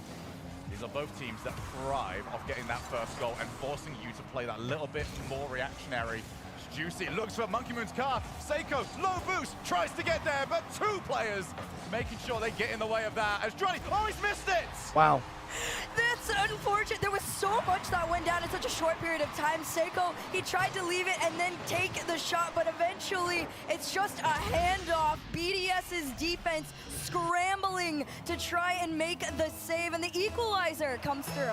That is a rare occasion for BDS where they just absolutely panic. And that is huge as well for Gentlemates. Pass, Monkey Moon. What a great catch that is. Against the block, against Itachi. Exotic waiting for his chance. Infield pass, and Drali thinking better of trying to launch forwards. Right now, Gentlemates gonna try and build off that momentum, but BDS on the other end, just trying to go back to the classics as far as defense is concerned. Drali takes a shot. Juicy has him red. You can see Monkey Moon and Exotic both lurking, just trying to slow things down, and Exotic already up. The Seiko just a bit faster. And that's what I expect from Gentlemates, just to try and outpace BDS offensively. So for those of you just joining us as well, not necessarily knowing what the numbers at the top necessarily mean, both these teams are playing right now to qualify for top 8. If they lose this, they are not out of the tournament whatsoever. They still have one more opportunity. Whichever team does lose is one. We've been getting some banging Swiss matchups, honestly. Like BDS, Gentlemates, BDS, Falcons, G2 Falcons, Gen G, G2 later. As far as Exotic, who realized Juicy was Vitality, Furia was a banger. Let's get out of the way. Monkey Moon pops the ball on Exotic. Vitality, Gen, like we've just been getting some hella good back matchups. Down for the time being. Drali, early challenge from him. Exotic, much more comfortable to launch, but he was still second to it. Seiko, backboard. Gentlemates are all over. The back wall, this one hits the corner post and stays out, but you can see it. It's the lurking from Gentlemates that have kept them in this offensively. Itachi just trying to slow things down here, goes for the 50, slowly wins it. It's a dead ball. Who's up next? It's up into the air. Seiko taking his time, can't get under Drali. Well, it has been all Gentlemates for a while, but Juicy just a little bit confused. Oh my goodness. All right, Monkey Moon's not having a pinch shot against him. There's a few shots that you're allowed. That is not one of them. Exotic as well. Falling down from the ceiling. Very unconventional ways of challenging from BDS. Have not thrown Gentlemates off their stride. Instead, Juicy forces a bit of a weak touch there from Monkey Moon, but did still get it to Exotic, who has decided to just, no mechanics, I'm racing this one down to the opposite sides. You know what? If that is the mode you want to go, by all means. Itachi straight into the car of Monkey Moon, and a quick transition over that mid line from Exotic, and Monkey Moon just trailing behind him. They're taking turns one after the other, but finally, here comes Gentlemates. This one could infield, but Monkey Moon there to catch, which is something I've loved from BDS so far. The lurking has quite literally worked out in their favor every single time since this equalizer has pulled through, except maybe that one. Although goal line is still on BDS's side. Yeah, that is such a harsh one to save. Juicy did so well to get into that position. And still it is stopped. Monkey Moon's looking for goalkeepers, couldn't find any, but Exotic is looking for goals, and he will find what he wants. You want to talk about lurking defensively? Well, doing it on the other side of things could work out great for you. As a solid push-up from Exotic to catch that infield, and BDS take the lead. 33 seconds. Gentlemates have already made one comeback. Is it about to get worse? Drali, one-on-one, might as well be 1v0. Takes it every time. Patience was the name of the game here. Off the kickoff, low boost, even no boost, but the flick pulls through, and BDS, they take a double lead with 29 seconds left. Yeah, this should be perfectly comfortable now. BDS, not known for throwing in these situations, but I do like that Gentlemates at least tried something off the kickoff. As the touch from Exotic does take it wide, more and more time ticking away here. And Gentlemates, whilst having a good amount of possession of the ball, were kept relatively tame. Monkey Moon is bumped, and Exotic does help.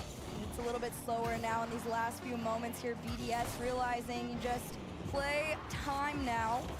Not allowing Seiko to get the clear either. Monkey Moon, one for the road home. It's off his car, and there you have it. BDS make the game comeback and take the first win. Monkey Moon is determined to avenge what happened last time.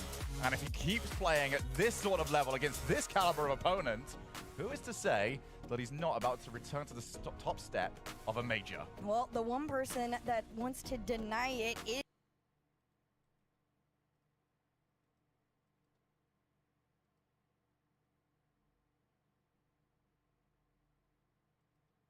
is aka hate watch parties happening right now. So best of luck to both teams watching and both teams playing. More at stakes in this one series than any other at this event. It's going to be absolutely massive. But it has to be said that on the pitch so far, neither team has been performing to their real strengths. We've seen so I think both teams have had tough draws. I feel like this matchup does favor Twisted Minds a little bit, though. Not gonna lie. I'll be disappointed by that. Same to Twisted Minds over in Mina. As SMW shoots, it's an early, just quick-fire pace series from Twisted Minds. Joyo flicks it long. Joyo surely the key for Oxygen. Yeah, last time that Joyo and Ahmad played in London, Joyo was the player coming out on top. In fact, the last 5 games they've played, Joyo was the player who came out on top. Now, with different teams and vastly different circumstances, they meet once again. The team's just desperately trying to stay at this upper echelon of the esport, as Archie, who I believe is still yet to score in this event, how he'd love to do that in the next few games.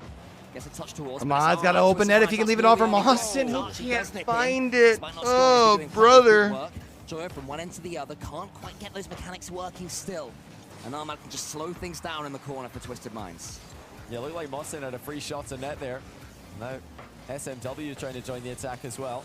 It's been Twisted Minds who are applying the pressure. The one thing that can get like Twisted Minds in trouble is I feel like their offense can be undisciplined at time. And Oxygen like can capitalize on the counter. In their one win at the start of the day against Team Mobile. Ahmad, who had his heart broken by Moist Esports in the Grand Finals, the bracket reset, ending in a 4-0 win for Moist. Now he'd love to do the same to Joyo here, to stop Oxygen's late resurgence towards the World Championships, but Archie gets that one long. Almost a second touch, not quite there, and it is Ahmad. A storied Middle Eastern player into the center, is saved well there by Oski. He had to be alert. He's been Oxygen's best player this event. A huge flick as well, a mammoth hit. And Ahmad's the first player there. Ahmad certainly the fastest one for Twisted Minds so far. Yeah, Oski, the most active player, the most effective player for Oxygen.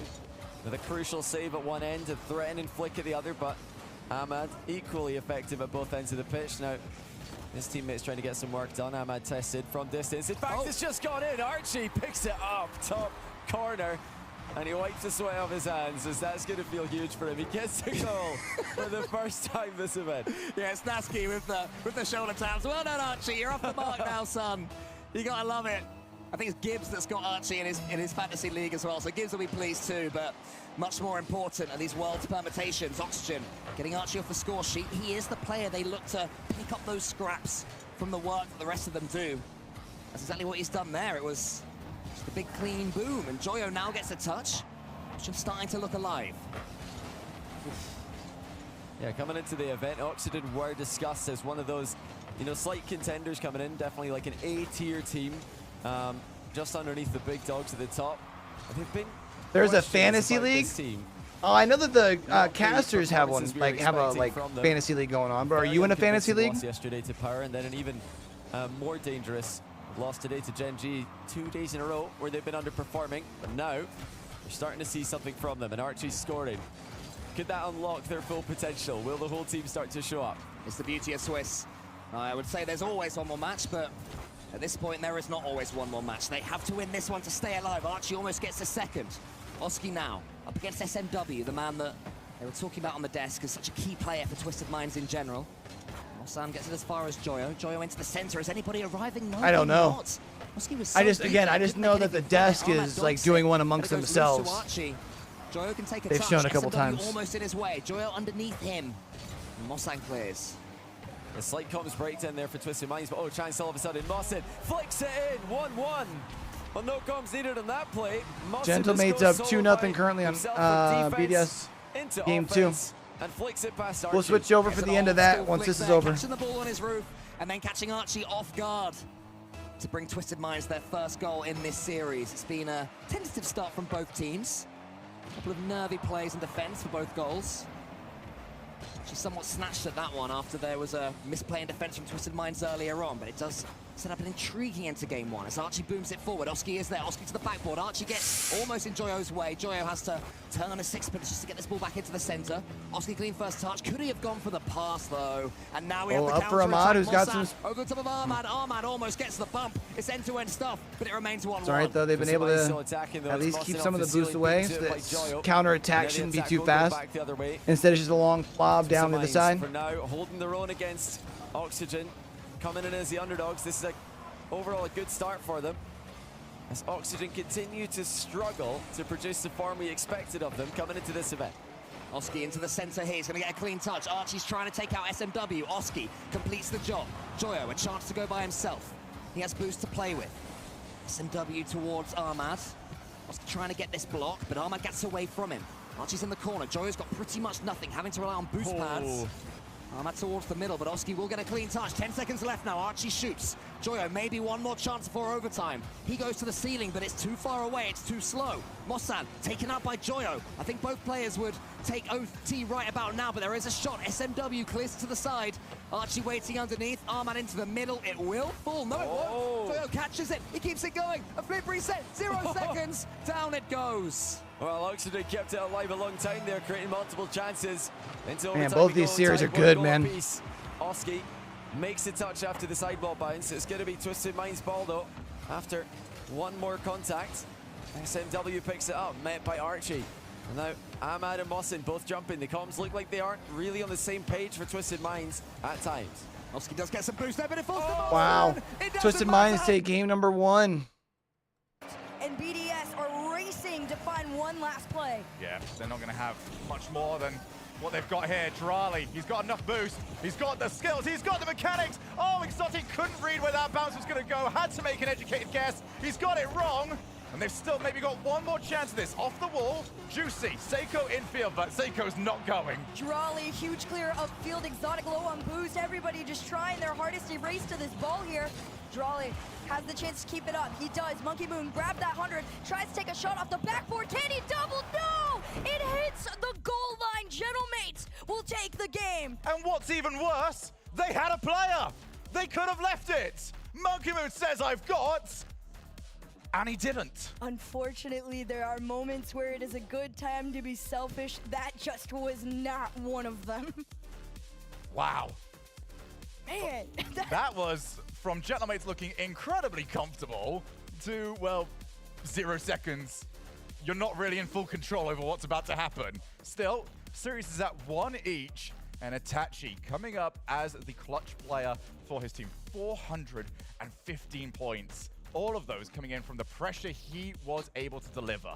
Yep, absolutely. I think Itachi, you know, after their major win in Copenhagen, I had the privilege to get to watch the reaction after it. After we spent all of LAN honestly just sleeping on Gentlemates, and I think Itachi is that player to kind of IGL Gentlemates into a pace of play that would work out against teams like BDS. And they forced them into a slower, a little bit more uncomfortable pace of play, and it worked out here. Tied series overall now.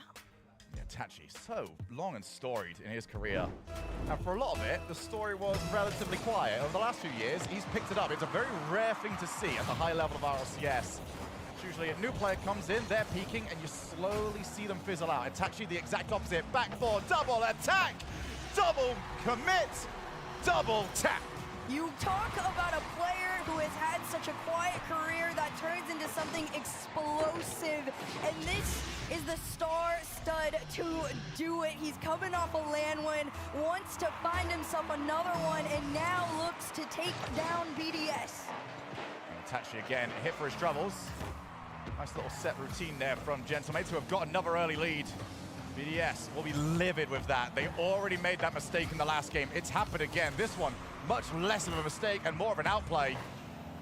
The Gentlemates have got what they needed. Monkey Moon powers the ball across the other side of the field. No one in his team was quite expecting it. Now Drali's on his way in, but Juicy will always have it covered. Such a solid shot as well, but the one thing I gotta take note of is how low on boost BDS seems to be at times.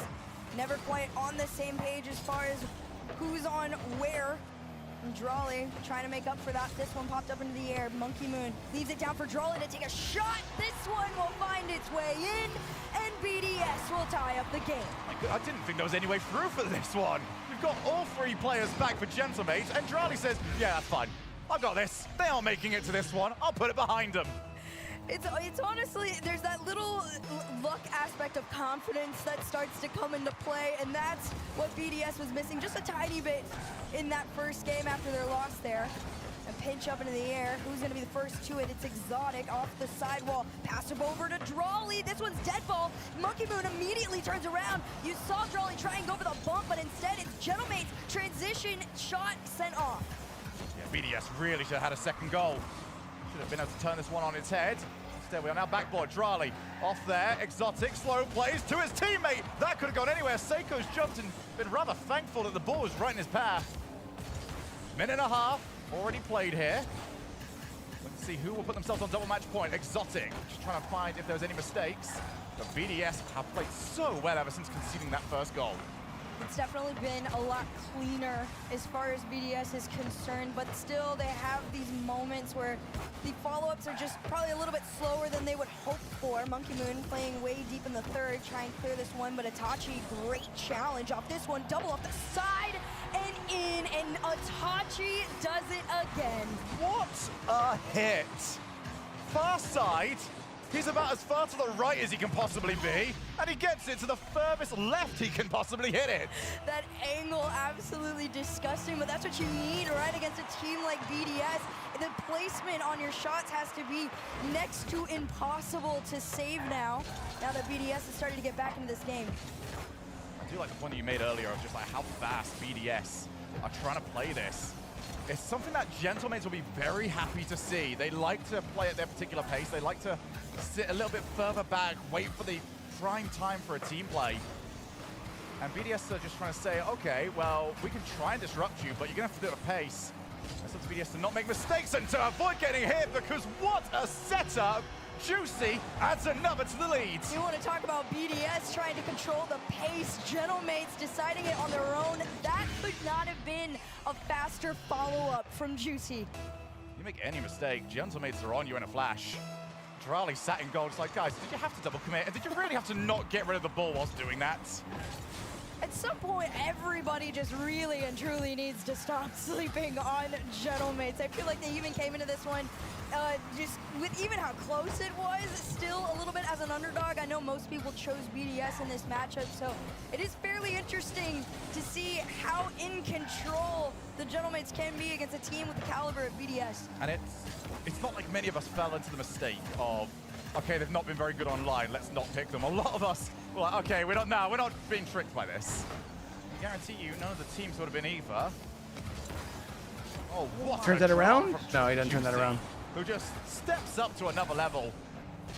Minute and a half, Itachi almost sideswiped by his own teammates. Drawley's on low boost. Itachi won't know that. Probably figured it out by now, though. Every challenge, Gentlemates are doing just enough to force BDS to take a second guess. Oh man, you see these plays trying to come into fruition too for BDS, these classic pass-in plays, but they're not only just a bit slow, but Gentlemates do such an incredible job of anticipating it, and I think that frustration is starting to get to BDS. You saw it again, another attempt at a pass-in play, and now Gentlemates sending 2 people up to protect that ball, no. and all it takes is one big clear, and it could become dangerous, although they are up by 2, so it is okay that that one didn't find its way in. Yeah, Gentlemates will feel like this one should be done and dusted by now. Ooh.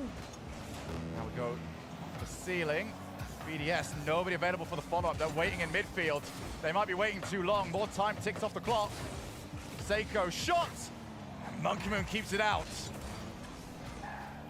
Monkey Moon just taking his time here. This one again, back up into the air. Drawley to the backboard. This could be dangerous.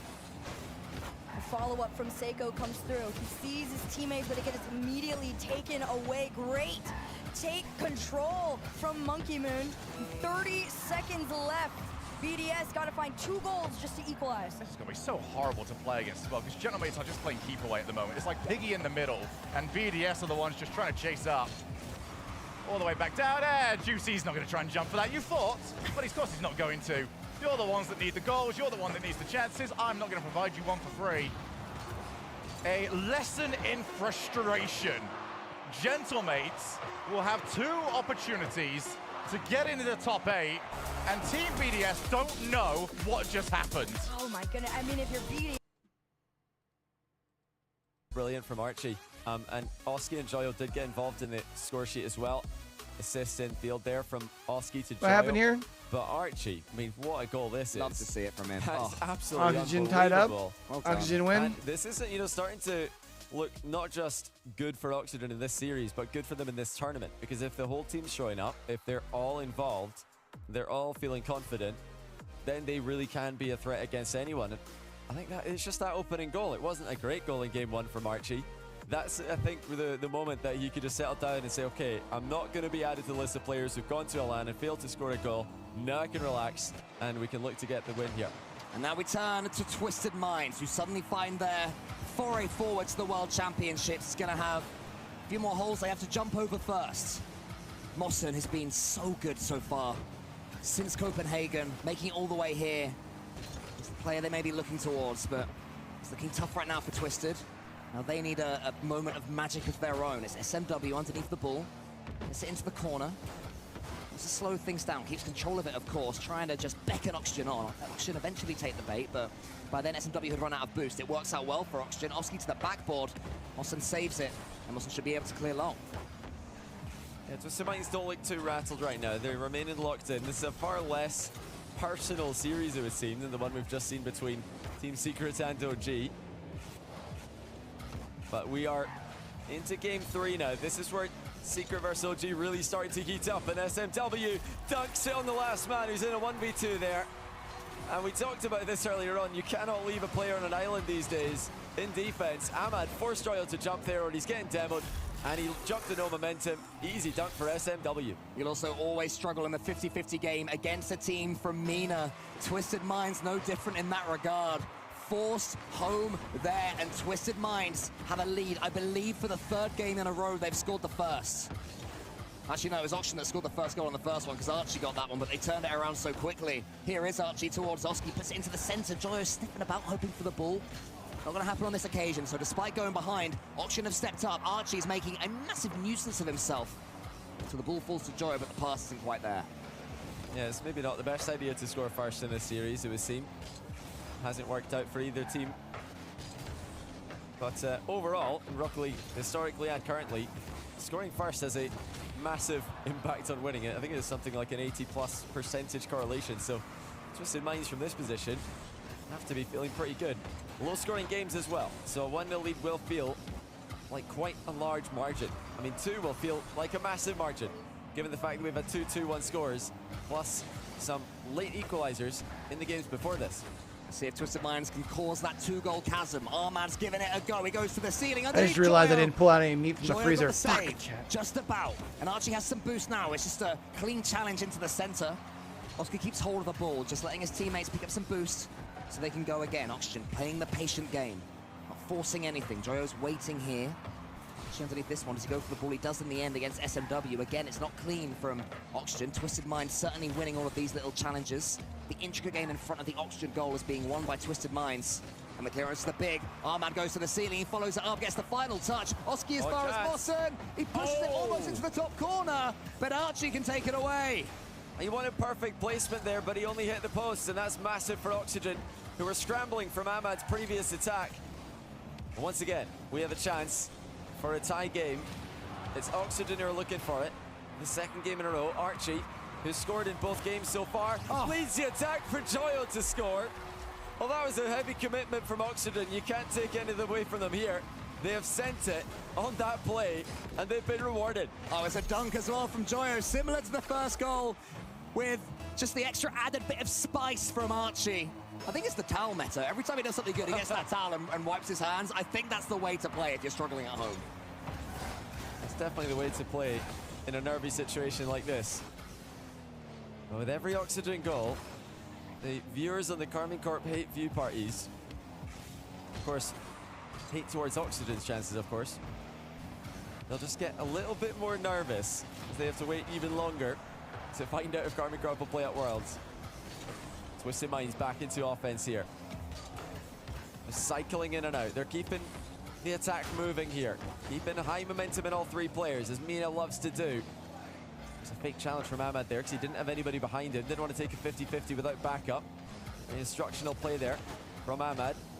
Caught Oxygen off guard. Probably expected a diving challenge, as you often do against the Mina teams. SMW just pumps it long, and now we have Joyo. Has 100 boosts. It's been rare so far this match. And again, the musty's not quite there. The mechanics aren't quite working for him. He's got a couple of goals, but still get to really spring into life the way we know he can. Oski the same. SMW into the corner. Joyo's been there, around the corner he goes, wants to force one into the center. Archie, Oxygen's carry so far, just tips that one towards Oski. Joyo has been tipped into it. A chance to go to the ceiling. It's a pass to Oski instead. Great decision making there from Joyo. Oh, it's just selfless from Joyo in the final third.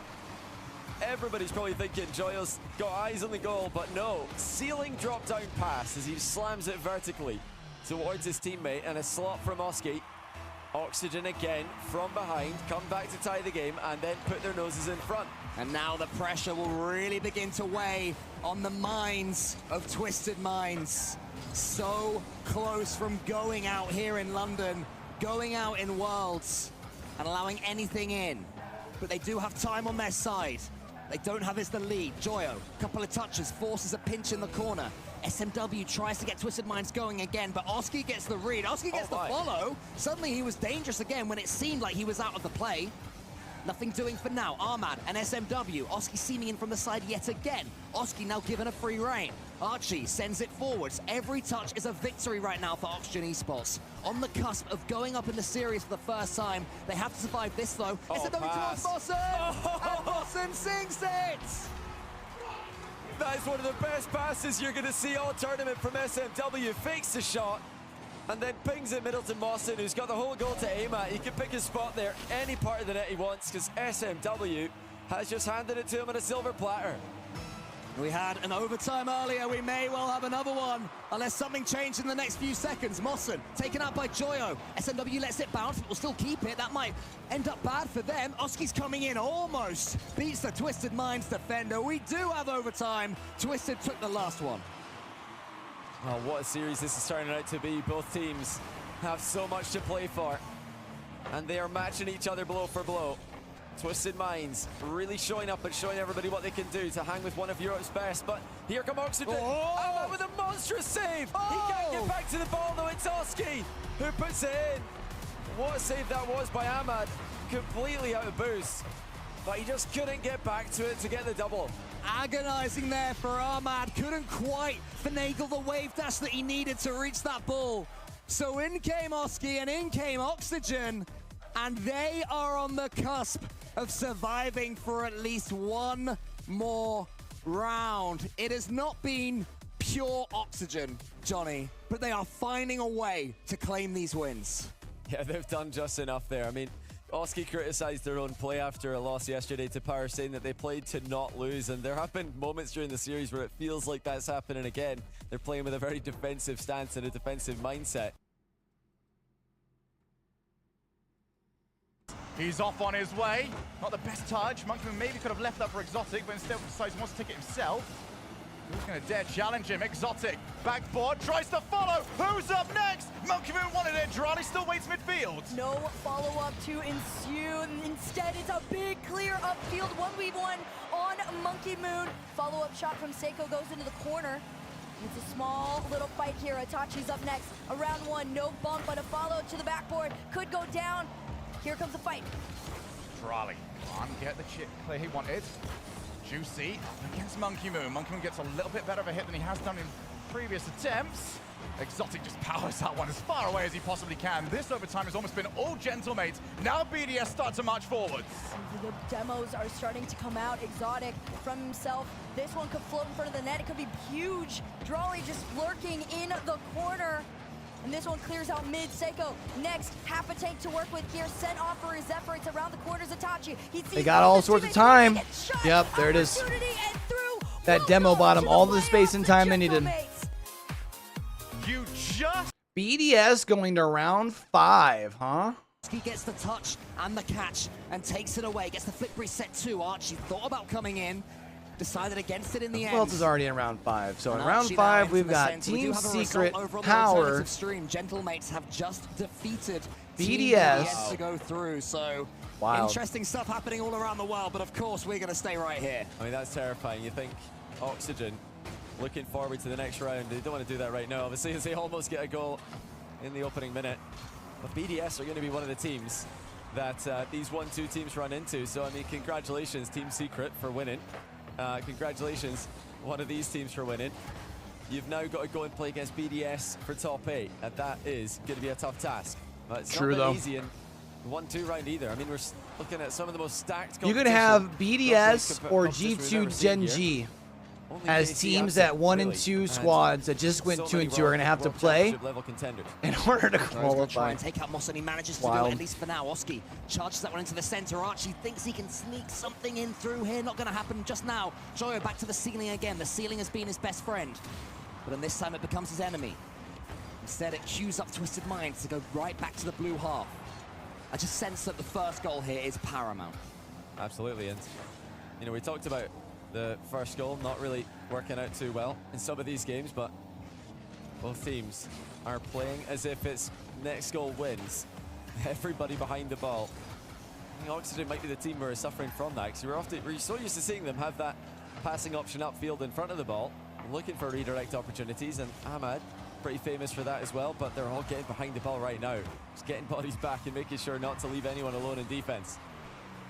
Joe's going to be able to get yet another clean touch, but as far as SMW back to Archie again. A bit of ping pong develops. Till Archie's the one who wants to keep control of this ball. I've been incredibly impressed with Archie so far this series. Mawson's up with Ahmad. The true differentiator. One of them needed to find that bump. Both of them said commit or back in the net. Again, yeah, he shoots. Oh, there's a massive demo. Archie gets the spoils. That's what's unfortunate when you have both of them commit up into the sky and like literally you leave one player back, which is SMW, and he takes a kablamo. Ahmad just can't get back in time. And then Oxygen win the 2v1. Oh, Ripperoni. Oxygen suddenly see it in their sights.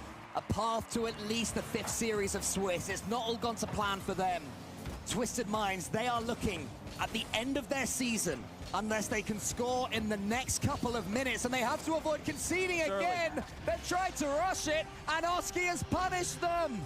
Oh, Twisted Minds have played such a disciplined series here, but in the last few seconds, they've gotten a bit too loose defensively, and a 2-goal lead feels so difficult to come back from. Oxygen have defended well for the majority of this series here, conceding less and less goals per game as we make it one step closer to themselves entering that top 8 of the competition. They're a couple of rounds away so far, but can they get that one step closer? The big Twisted Minds hope is that will open the game up. Suddenly this one is slightly more, there's pockets of space to play for that haven't been there throughout this series. Think of it like that, a couple of goals isn't impossible. 3 would be really tough though. Joyo all the way over the top. Mossin is going to turn. He has Ahmad in the center. He goes for Ahmad, but Oski, who's done this time after time in this series, these horizontal blocks, comes in clutch yet again. SMW, a minute and a half left. Twisted Minds have to get on the score sheet pretty much immediately because Oxygen are looking so dangerous. Yeah, Oxygen are just playing this one out intelligently here. They're just waiting for the game to come to them. That's the chance to make it. Oh my God! Get rid of it. Joyo does make it 3-0. And it's composure from Oxygen. Oh, Monster's like, I'm gonna back it up. Nope, you don't get a chance to do that. Sorry, big dog. Right and center. Twisted Minds can sense Yeah. slipping away, and Oxygen Esports can feel. What up, their King? How you doing, opportunity buddy? Once more coming. SMW tries to go for a pass for Moss, and he gets it. Oh, but it's wide. So close to Twisted Minds having a sniff. Was that the moment? Another save from Joyo. Oxygen living a charmed life right now, but the longer they survive, the more difficult it gets. Until Archie shoots. That will be that. The wheels are coming off, Oxygen chat. Esports, unless there Told is y'all, a Twisted Minds is the unprecedented momentum team, man. Will be surviving. And once Oxygen turn things around in game 3. Extended earlier on in the game at their own dismay. Now they're forced to overextend, just trying to get on the score sheet and make this somewhat winnable. But in doing so, they've conceded again and again. 4-0. Oxygen running up the scoreline. And just keeping getting the day to the edge of their started. seats just a little bit longer. As for Twisted Minds, the heroic end of their season might be about to come to an end, as the second major seems to be where they will finish off their journey. Middle East anything will be playing at the World Championship unless Twisted Minds pull out an all-time great Rocket League comeback. And that's to be right now. I think every block that Oxygen Esports make just confirms what we already probably know in Does our anything hearts. get picked But back Oxygen up are gonna for take this Rule 1, one. do we Joyo think? sends it away just to make For sure. EWCS Oxygen or no? Esports Probably have not, been right? far from their best. They've been nowhere near brilliant, but when Joyo is connecting once more with mechanical plays like that, maybe they can still be a threat. Twisted Minds are going to score, but it is, Johnny, too little too late from them. Yeah, now it's about the time you can type GG's. You know, well, you've got a break in the play. Because there's just absolutely no way. I mean, it's theoretically possible to score 3 in 4 seconds, but let's be honest, this is not happening. You'd have to have Oxygen fail 2 kickoffs in a row, just completely missing the ball.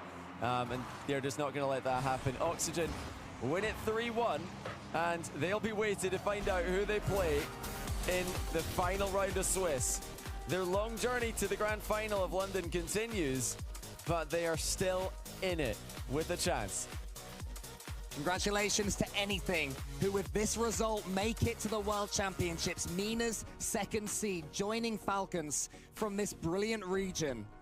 But Carmine Corp, if you're out there watching, and I'm sure you are, there's more waiting, more wondering, more hoping to do. Everything is out your hands. Everything instead in the hands of Oxygen as Archie desperately searches for a fist bump. He got it in the end. And Oxygen, they have a handle on this competition. You know, at the start of this competition, you say to yourself, okay, Oxygen have got to make the grand final to take away Carmi Corp's world spot, and you're wondering, okay, that's quite a ways away. Let's not talk about that too much just yet. Let's wait until we get a bit closer. But now, okay, we can put an exact number on it. Every match is a must-win, starting off with the one we've just seen. They've won that one. Now they've got to win round 5 of Swiss, a quarter-final, and a semi-final, and they're there. 3 series in a row from this point, requirement for Oxygen to take away the spot. Now that suddenly sounds a little bit closer. Those won't be easy series. The next one is going to be something special. I mean, BDS have just lost to Gentlemates, so they're on the table. They could be one of the potential opponents. You've got one of G2 and Gen G also in the mix there, and one of Space Station or Fury. I mean, none of those matches are going to be easy. So they've got a lot of work to do if they're going to make Worlds and take away KC's dream. Well, 1 best of 5 and 2 best of 7s separate Oxygen Esports from the World Championship. But if they can get those 11 games they need, we'll see them there. Let's hear from Leaf and them. Ooh, Austin, bro. I got Archie down here with me from Oxygen as they grab a dub over Twisted Minds. Unfortunately for Twisted Minds, that means they are eliminated from Worlds. But if you want to give your welcome to anything, because they just clinched because of you guys. Who? To anything, Team Anything from Mina. Team Anything? Old Rule 1. Oh, congrats on the Worlds, guys. Well done. That's fantastic. Yep. Now, for you in a matchup That's like this, so you guys savage, dog. Gen G That's early so on. I talked to savage, Snasky, though. You said, yeah, you guys are feeling it. Obviously, didn't go your way. Can you talk to me through maybe the changes? Like, it's that one you thing if said he we wants to gotta do make that, for but this as the host, to have like, him had do good pressure that, against Gen G, that is so we couldn't fucking score, like, savage, I bro. can't score a goal this tournament. Like, I got 0 got goals. one now, though. I got 2 goals. Okay, yeah. I got 2 goals. So hopefully the goals start coming in now. Most important match, next round, so hopefully, you know, I start scoring. But I don't think we need to change much. We just need to be more confident in ourselves. Like, right. We know like how good we are as a team individually, so we just need to be confident, man. So how do you bust that confidence out? Because, I mean, earlier, I want to bring it up again, is Johnny said that you guys just need to go out the gates because you guys said you were playing a little too hesitant before. Then, of course, Gen G won. Do you feel maybe now you're at that step, or do you still need those moments before your next match? We still can play better. Like, obviously, I think we know we can play better than this, but all that matters is we make top 8, and you know, hopefully we can get a win in round 5, and then anything. Say it more confidently. I mean, I don't want to curse myself, so. I Humble. cursed myself saying I was going to beat Power, and I lost 3-1, bro. So. Yeah, okay. That's fair. That's fair. Again. Okay, take a look at the screen here. We're gonna take a look at something very exciting. It was your first goal. Talk me through the of the tournament. This is the best celebration. Yeah, I celebrate like I won the World Cup, bro. Yeah. How was the team? What were they saying to you? Yeah, everyone's screaming, bro. Yeah. They gotta lift you up, right? Yeah, everyone knows that's the biggest goal of all time. It was biggest goal of all time. That's a big finish. That's a big time finish. I don't know if it'll make top 10, but it was a beautiful goal. Thank you, bro. Thank you. And for you guys, again, I want to know what the moment is right now. What are you going to go do with the team? Is this a serious sit down and chat? What do you guys usually do? Or is it straight back to grinding, scrimming? I have no idea. I have literally no idea when we play, so maybe we're going to practice a little bit, but maybe not. Maybe we're just going to chill. Turbo chill, Sunday chill. Okay, I like it. And yeah, maybe we'll have some fun. Fun is a good idea. Yeah, I like having fun. I'll give you that one. Okay, next time I see you on the field, you better be having fun, all right? I will, sure. Okay, sounds good. I see the team over there. Joy, can you do we have other I love it. Other channel up chat? 8 minutes! Yo, they are slacking over there, dogs. More Rocket That's League crazy. on the way after the break, so please stick around. Teams will be duking it out. What are they doing? Run to sheets and getting themselves a Fizzinator or what?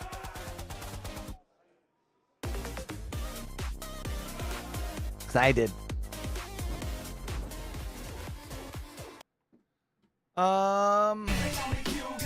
Hey, yo. Hey. What up, Spanky? How you been, buddy? Yo, the 33 fucking month Rooney. Holy shit. For 33 months. What a legend. What's good, my dude? Yo, big chillin', man. Finally moved in, mostly set up in the new studio. I still got to unpack a few more things. Put up last couple of posters and things, but big chillin', man.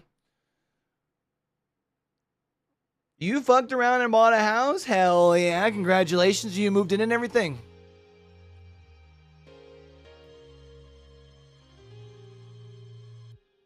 We got ourselves a bigger space with player 4, you know, coming around in September.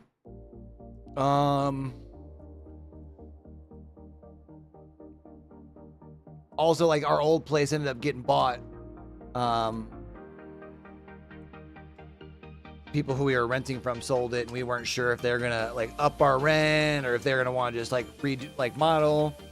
And so it kind of had to start looking. And then we found a better space for like a better price, anyways. So.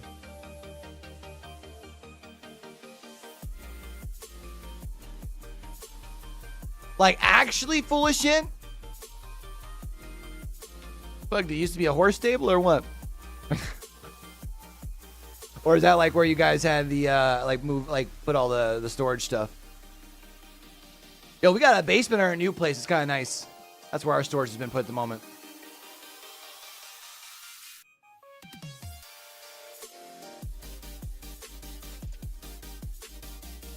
Oh, word. That's lit. That's lit. Yo, King. Put up, dog.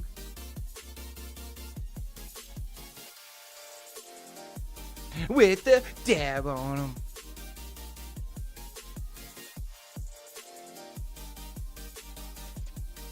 Probably also means you've got yourself like newer appliances and all that shit and whatnot, yeah?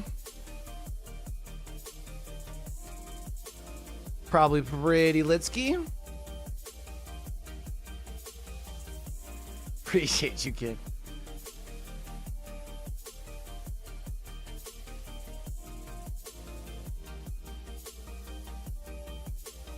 Hell yeah, the house is 4 months old. Yo, that is lit.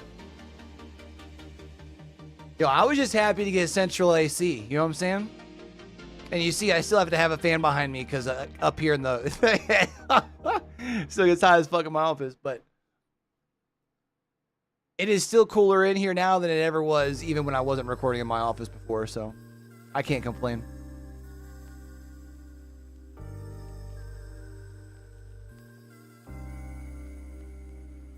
But on a little bit of a, like, I don't want to say casting break because we still have, like, some things here and there. But all of my, like, long-term gigs right now are on, like, off-season or post-season. The high school league's off until fall. RLCS is done as far as regional play, so I don't have anything going on in SSA or any more OCE qualifiers to do for the Pioneers. We're still doing some of the weekly gigs from time to time. We just did Stride 2 nights ago. got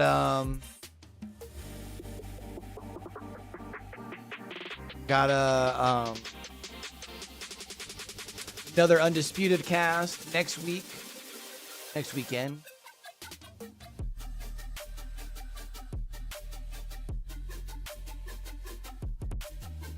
Wait, it looks like T-Bates is about to be casting some games with Daz? According to social media. But we also got a deck here, which is pretty cool. I've been enjoying the deck like after my... Oh, and my walk to the gym is now like 10 minutes instead of 30. That's probably my favorite thing about the new place. We moved towns, still going to the Y. It's a smaller Y. But now I go to the Y like when I used to go, and I'm like the only one there, which is like honestly kind of dope. I beat the cleaning lady there. Sometimes when I get there, there's like a person wrapping up their workout, but they usually get done pretty shortly after I get started. And then sometimes a person or two will like kind of creep in towards the end of my workout.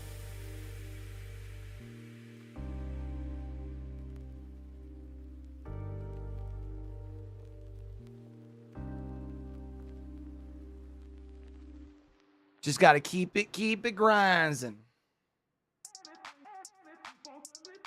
But yeah, so I've been, you know,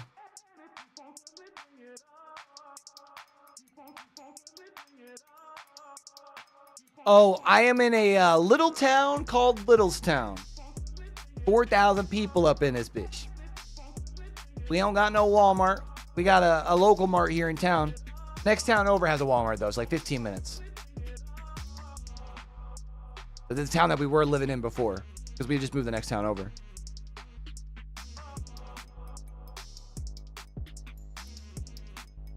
Oh, damn. Yeah, okay.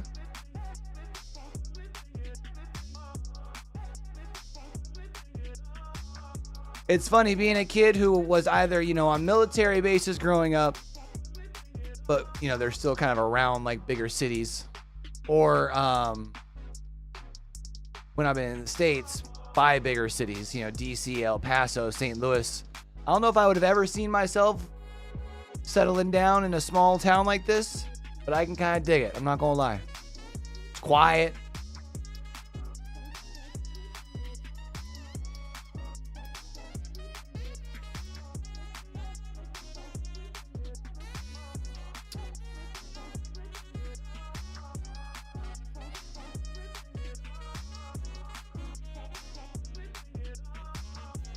Wonder if we can get fiber out here. That's what I should look into. I doubt it, but would be kind of cool. Would be kind of cool.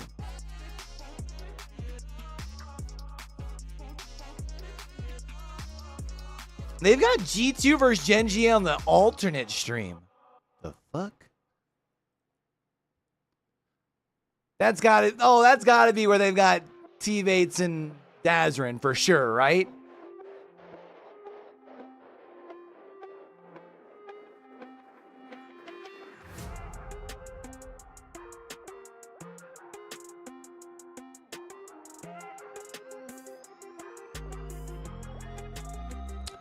I've also been telling Weevil, I think like I might just consider getting a second line, like a second internet added that's like just for my business.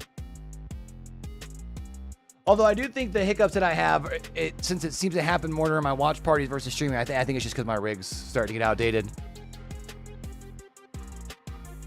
I gotta talk to my guy over from TEC, see if he'll let me work out a payment plan or something for one of his like many rigs that he just has chilling.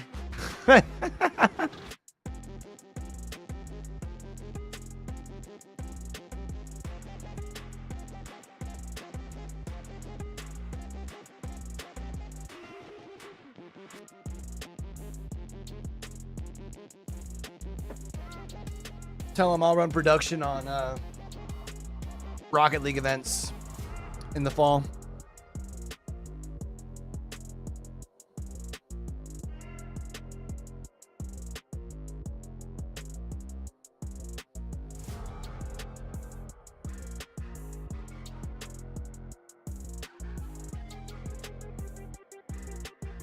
prizes. Twisted Minds, though, not quite able to give an upset here as Oxygen move forward to round 5. Twisted Minds' story will end here. See them gains? Yo, boy been working, though, for real. Not that I'm usually one to be like flexing and stuff. We saw Archie wake boy up, been on some it. fantastic pass plays, some fantastic goals. Game 4, I felt like the whole team woke up.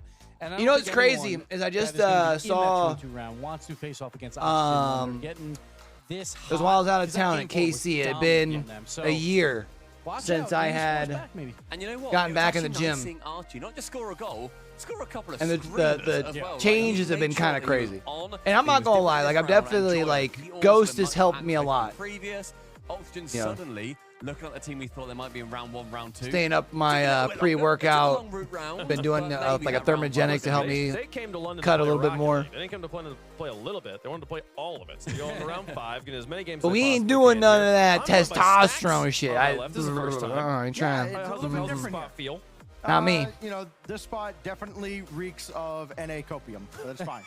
Well, if you're wondering why Stacks is here and there's not just a pile of NA copium here, it's because he's over in the casting booth for the alternate stream. G2 versus Gen G is about to happen, and it's going to be Bates versus Daz in the commentary booth. I So love if that you they're ever doing watched Bates First versus Touch, you'll be Daz like, in the you know, it'd be kind commentary. of fun if there was like a Rocket League match happening while this is going on.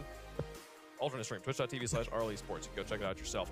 We got lots of action, though, here on the main stream. So what's funny is when we were at the spot, not the last one, but the one before that, we got ordered, or someone's like delivered a bench. It was to the wrong address. We tried getting UPS to come pick it up. They never did. So we just moved it with us. This was a fight, and I was And I'm like, thinking about getting it set up downstairs for days that I don't feel like going to the gym. A couple of games, we see Twisted Minds. They win game 1. That was an overtime, and then they're up again in game 2. But at the same time, Oxygen, battle back, Joy. I kind of like, I think especially just more so because like since I work at home, like I like being able to leave the house and go to the gym. That is when he woke up. Yeah, I also love seeing that when Archie scores a really good Like, goal. that's, he like, gives it, my a time sly out of the smile, house, you 'cause know he's, what I like, mean? a little bit embarrassed of how good it was. Like, guys, that was really good, but don't look at me. Like, don't make it weird. Like, he was such a good player in that series. Twisted Minds, they fought very well. They fought right to the death of every single game too. Clearly very animated, but they just couldn't take home the dub. Listen, it's not a very bad day at all when half of the goals you score in an event probably end up on a highlight reel. Yeah, so true. Great. I'll tell you what, though, it was great seeing Archie get some offensive momentum because he had a lot of his shots in the previous series today. Plus, I don't know, like when I get home from working out, then it's like, okay, let's lock in like I was going to work, even though I'm at home. Aware that he had a big goose egg there in the goals column. So that this series, he was able to play a lot more loose, a lot more relaxed, and it showed, and Oxygen was better for it. Improvements here for the Oxygen boys. We'll see if they can continue to build on that going into round 5, where it will be put up or shut up. That is the death round, the scary one to be in Swiss. We'll see how they do when they get there. Here's how round 4 is going. Still 2 matches, excuse me, left to go. And we'll see G2 take on Gen Also, G 1. That one's happening over on the Y that I stream go with to Daz and has Check that out. Should be all sauna, right. and when the Meanwhile, on the main stream, like cleaning Furia lady gets there, she taking opens on it up, Space Station which means it's 4. open during the hours that I'm there for Brethren, workouts it's in the now morning, which from is the north and the south phenomenal. of the Americas here. SSG gonna try and survive past Furia. It's going to be tough. Furia, we talk about them. They're lights out on the offensive side of the field. And then it's like, all right, when they get punched, how do they fare? I feel like they fared a lot better here so far. And I think a loss in Swiss is going to help them into that bracket play, which I expect them to make. They have looked fantastic. Lost has woken up. That first series, he wasn't great, but after that, it's all 3 members getting involved. It's also worth mentioning too that the loss. Yo, they came gym from discounts was are always against clutch. Vitality, and they took a Or game just off, family but that's discounts a from brilliant anything, win. really. Even if they're coming through as that Sam number 1, you have to respect the opponent you're against and take a loss as a learning opportunity. They have clearly done that. And Furia, I mean, Facts, they were though. Yo, offensively hey, facts, putting up facts. fantastic numbers throughout this event so far. It just depends on can they come up against a defense that might let a few more through than the current reigning world champs. Yeah, and this is one of the most intimidating teams to face, I think, on LAN. And then you actually get on the pitch against them, and then it's even worse. Again, you've got this this great matchup of players. So this channel we've got G2's SSG. The focal point. Nah, I think I want to go listen to Daz and Both teams strong in their own right. I want to go listen to This has Daz been and a matchup that has gone back and forth as much as we go back and forth. T-Bates. whenever Holy we shit, react why did I forget to T-Bates' each name other. for a He second? hasn't gone back and forth in a while. Like I said, Gen G, they've been owning him. That's why you've been so confident. In G2, there's a lot of questions that need to be answered for them as well because they had opportunities to pre-jump and they weren't. But now, all right, we actually tuned in right before they got started. Time to put up or shut up. Because it's G2 versus Gen G once again, the new El Clasico of the NA RLCS region. Only one of these teams will make it right to the next Saturday. Ladies and gentlemen, here we go. We're getting ready. I love it. I love it. I'm excited to hear these two. I bet you their fucking commentaries will be fire, bro. Because they always give each other shit on first touch. And like when they're on the desk together, their chemistry's pretty good. That's what you want to see out of LANdon. Chronic jumping up early. Didn't expect that. Oh, look at that Atomic. You don't expect that out of AppJack at all. Beast mode, cutting up on the inside. Here we go. Chronic bad touch. Hey, yo, thank you. I appreciate you, fam. I think that was an absolutely fantastic touch. Look at this. Already you're starting to enjoy your weed porn. I'd be doing some weed smoking, you know what I'm saying? Nah, but I appreciate you so much for pulling up, bro. Enjoy the rest of your Friday. Hopefully have a good weekend if I don't get to talk to you some more later. I mean, he almost dunked him. Now you got Danielson up in the air. Reset, by one, skip to my loot, by two, in your net. Oh, AppJack there to block it out that time around. Listen, you got him. Sometimes you're lucky. Sometimes you're a little bit lucky, sometimes you're a little bit fortunate. That's what you need. But G2, they're still on the prowl. Here we go. Daniel, absolutely no boost, doesn't need any. He's going to get assisted by AppJack off the sidewall. Here comes Beast Mode. Seems like he got bailed out. That's what it seems like. Look at this. How nice high touch here. And Gen G, I mean, they've been on the pressure the entire game. Nice little double. We're not Get worried. the bump on the Atomic. Not worried at all. Beast mode, look at him. He has to use all his boost trying to pick up the ball. Can't do too much there. Gen G has been keeping up with all possession here right off the opener. Meanwhile, G2, have they even got a shot on net? I don't think so. Listen, they're about to get shot right now. Beast mode, top corner, slider, shot up! Beast mode off the crossbar. Daniel, bro, off the post. Beautiful air dribble right here. 50-50 on first. Killer doesn't need it, actually. Fakes him out, gets a bump. AppJack looking slow. Beast mode there to beat that every single time of the day. AppJack, you better start moving a little bit quicker, mate. Otherwise, the ball's not going to go in the back of that net. You should be worried about Beast mode putting shots on target. He hasn't been able to do that so far this game. And Daniel, again, we saw him little boost there on the sidewall. Look at that beautiful flip reset from first killer to Chronic. They can play this off the wall. Again, every time G2 come upfield, Gen G just sitting back packing. Oh, no, listen, not for FK. FK's by himself. He's 1v3. Come on now, Atomic hit him by one. Oh, no, FK, he did maybe okay right there, but here we go. Atomic by two. Chronic, bad touch from him. Here we go. Beast mode, nothing but space and time. Where's my free dribble on the right side? Atomic jump up. I know you see Beast mode in the sky. Atomic, where we at? Where we at? There we are. 50-50 right there. Now they're playing like they do online. Daniel dodge is fine. It's fine. We want to see that because this is the G2 we didn't see earlier. Beast mode on the prowl already. Daniel looking for bumps. Beast mode looking for a double. Where is Atomic? He's lurking on the side. Nowhere to be found. Gen G actually has no Yo, pressure teammates actually casting. G2, they're feeling comfortable. Safu was talking to him. Coach Safu, Poppy, I like him. Looking for a bump right there. Why don't they put him on the desk more?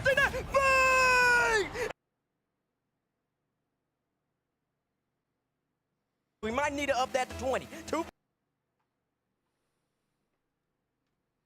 Look at the dusting out of that. G2, goddamn it. Got one. That doesn't matter. It's going to sit far away. You see Daniel's not even in a good spot. He can't even pick that up. I'm not worried here.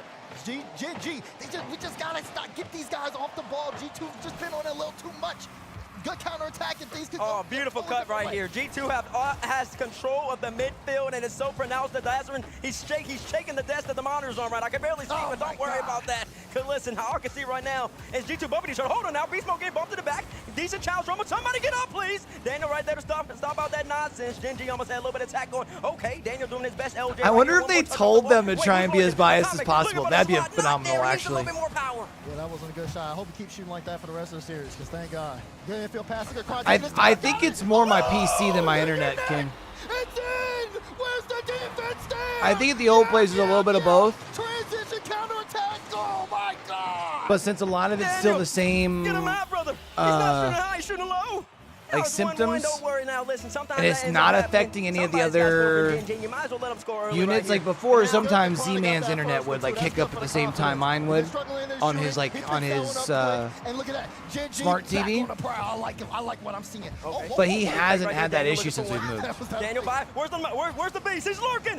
Nice shots. Just like that. 14 seconds after Gen G scores, G2 strikes right back at you. I feel first killer. He got the demo. It just wasn't enough. Daniel with that extra touch. Jack is in a tough spot.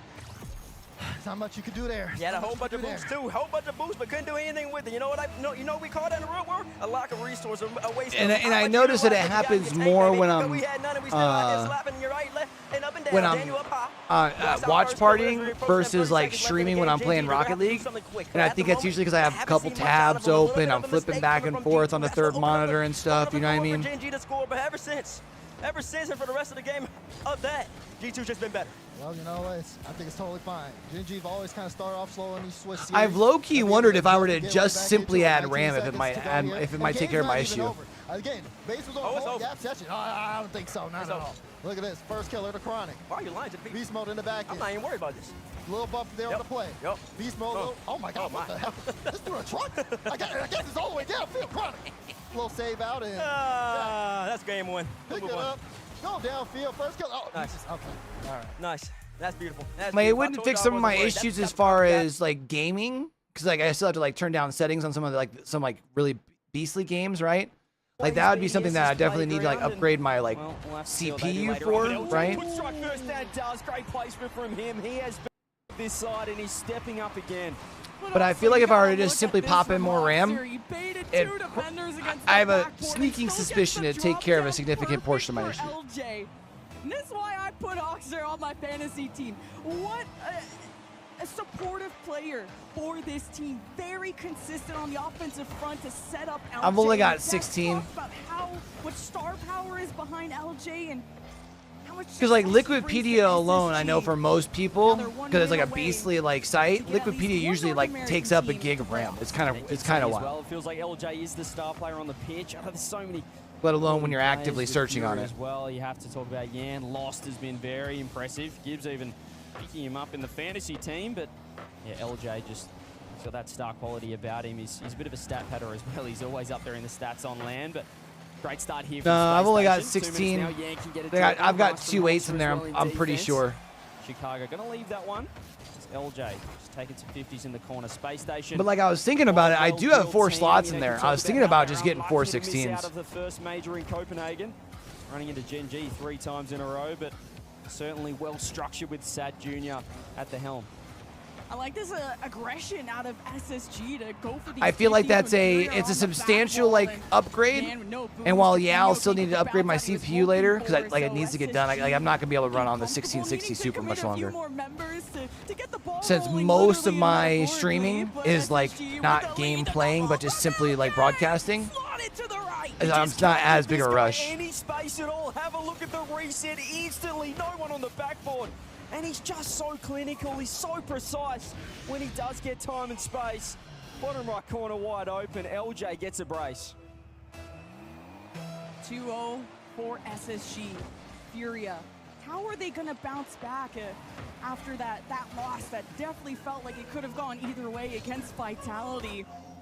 And you're wondering how warmed up SSG were gonna be in the matchups. There's a lot of traffic in front of the SSG net. Like it's just nervous pre-jumping. That's what it looked like there. Because why did he not put it on target? There was no one there to stop him.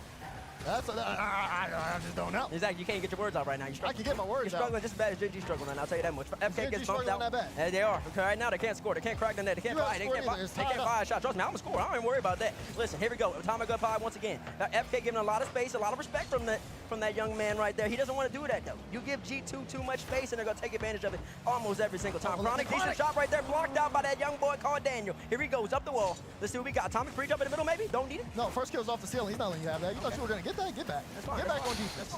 That's right. That's fine. Keep playing defense. We will. Look, dude, you're playing defense right now. Jack, get it over. Chronic. Oh my God, it's the most open that I've seen in my life. Wow. It's the most open. Where's your defense? You got 2 on the back end, full boost. What'd you say earlier? Not utilizing your resources. That's exactly what G2's defense looks like there. Because everybody's in the net. Your defender Daniel flopping. Meanwhile, Chronic gets one, and Gen.G back in front. Just where we like to be.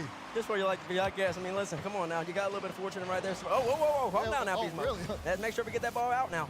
Okay, listen, look at that beautiful LANdon major ball, courtesy of the great production team. We all love to see that. Daniel up high, air dribble. Abjack trying to cut him off early. Right. Stop him. Don't give him to him for free. Oh. Get up there. That's right. Good cut. Why is Beast Mode jumping with no boost? Get back.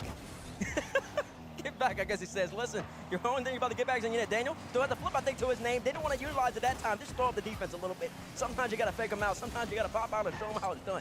Beast mode up high. So after this, when they're doing up brackets and stuff, chat, I'll probably just try and find me a quick bite to eat. Pop up by one. There we go. He faked them out one time. Tommy looks for the net. Can't connect this time, but G2. The pressure's still on. Oh, FK surmounts and it takes it out. Yeah, you have no boost. Everybody on your team is upfield with no boost. I get it. You like the zero boost challenges, but even look at that. Daniel couldn't even get that to Beast Mode. properly, and now you got to go back. Atomic, what's he going to do? Absolutely. You know, I just realized I pulled out some meat to thaw, and it's Friday, ain't it, chat? Beast mode up high, free jump, there it is. That's what we like to see. That's nothing. Demo from Atomic. Pizza Friday, and I pulled out meat to thaw. I'm an idiot. We'll take that.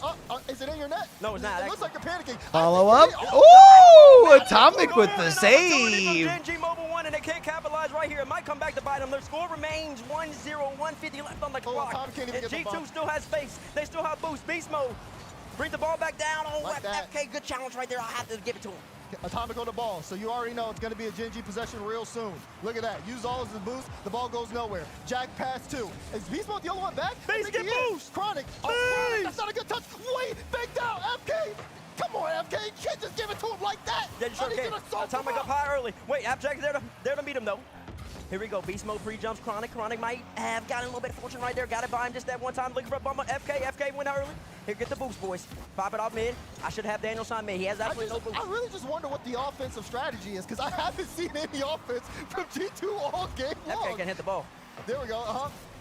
Nice light touch. We don't need to. We're up by 1. Time ticking down. What'd you say? It doesn't matter as long as when I love the commentary between Gen.G and G2. This is hilarious. But guess what? They need. It seems like they need to come back for extra time on this test, because there's not enough time on the clock for them to figure it out the way it's time on the test. There's 50 seconds left. What are you talking about? Yeah, I got plenty of time. I got plenty of time left actually on the clock. I don't need extra time. I need extra time when you're going overtime. All right, Atomic look for one over here. Air dribble. FK.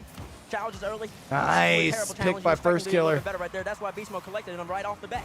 Here we go. Thanks for the pass. Daniel right there. FK in a bad position. Beast Mode looking for the mid. Fake them out. Daniel looking for the low 50. Almost connects. G2 30 seconds left. Then there's still Atomic over to Daniel. Can't connect. Atomic. Right here. Where is Beast Mode? He should be coming in. He's not coming in. Why is he all the way back? All right, Chad, watch this. At this point, G2 are going to throw everything in the kitchen sink and still not get a goal. You know why? Boom. Chronic taking one out in the back end. 13 seconds left. FK! Oh!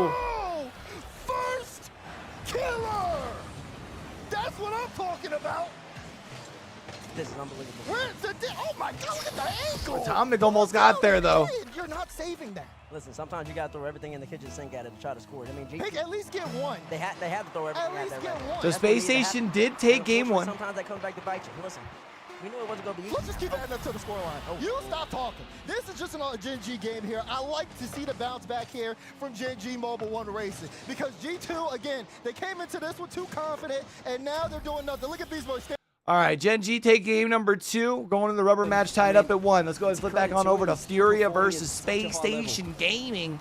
Yeah, Chicago can be hot or cold. Even the most recent regional, I think a lot of people started considering more. I kept telling people SSG was the 3rd best team in NA. Up more offensively, because Chicago does. They didn't want to believe. Off the ball, and Hoxer's been that midfield that connects with LJ as Chicago has the backflip. Lost puts a hand up. Hoxer versus Jerfinho. Hoxer does what he can with no boost. This SSG back pass to LJ with a full tank off the ceiling. Great 50 out of Lost. Jerfinho receives. Lost will disengage after probably not getting the bump he was hoping for. And Yan continues to knock on that door and will do it all himself. Nice shot from Yans. Yo, Yans has been looking really good this weekend. Shot to be possible here. You can see him go deep in the net. He still had boost, but Yan was so quick to fire it. He went the squishy save, and he couldn't get there in time. That is the brilliance. That's the quality of the superstar in Yan, and the perfect response here to open up game 2. Just needed to get at least one, because getting shut out in game 1, needing to kind of wake up and smell the coffee. I know it's getting kind of late. It's 8 o'clock here in London, but Furia alive and well. LJ being contained. Yan against Chicago up the sidewall. Lost even trying to assist. Go for pitches. LJ bumps Lost out of the play. Jerfinho is heading back with no boost. LJ has some space to work with. Can't get it to Chicago. Hawks are extending now. Can't get the second touch off the corner. Chicago just slowing down the play, but using all his boost to do so. Oh, LJ's misplayed as well. He had to go again. He still has boost. Done well to recover, but Furia really stemming the flow there, stopping that attack. That was impressive from them defensively. A much better start here. They look a little bit more warmed up. We're getting that Furia killer instinct again. There must be some goals going on there. Nice intercept there from Chicago. LJ.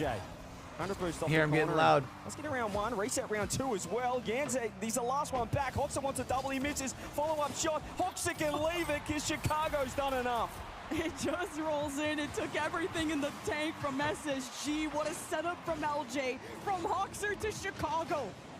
SSG are a unit. They missed out on Copenhagen, missed out on a chance to really prove they can be a North American Titan. They managed to tie it up. 2 minutes left. Yan already got demoed. So SSG aren't going to be too pressed. Look at the pre-jump from LJ. Up so quick, even in the previous play, setting up that goal. Just being able to beat 2 players, 2 Furia members, so crucial to that attack. Hawks are almost finding LJ this time. Chicago can track back on it. Let's get the clear downfield. He didn't have too much boost to go for a solo play. But again, so impressive from Space Station. They were tested early. They fought their way back to that level pegging and, well, lost. Trying to get active downfield. All he can do is hand it to Chicago. He's gone the fake, goes to low 50. Now to Hoxer. Limited boost to work with. Still manages to get a reset. LJ's crept up. But look at the positioning. Even when they overstep, they've still got that third man ready to keep the ball in. Back to LJ, but Loss was ready.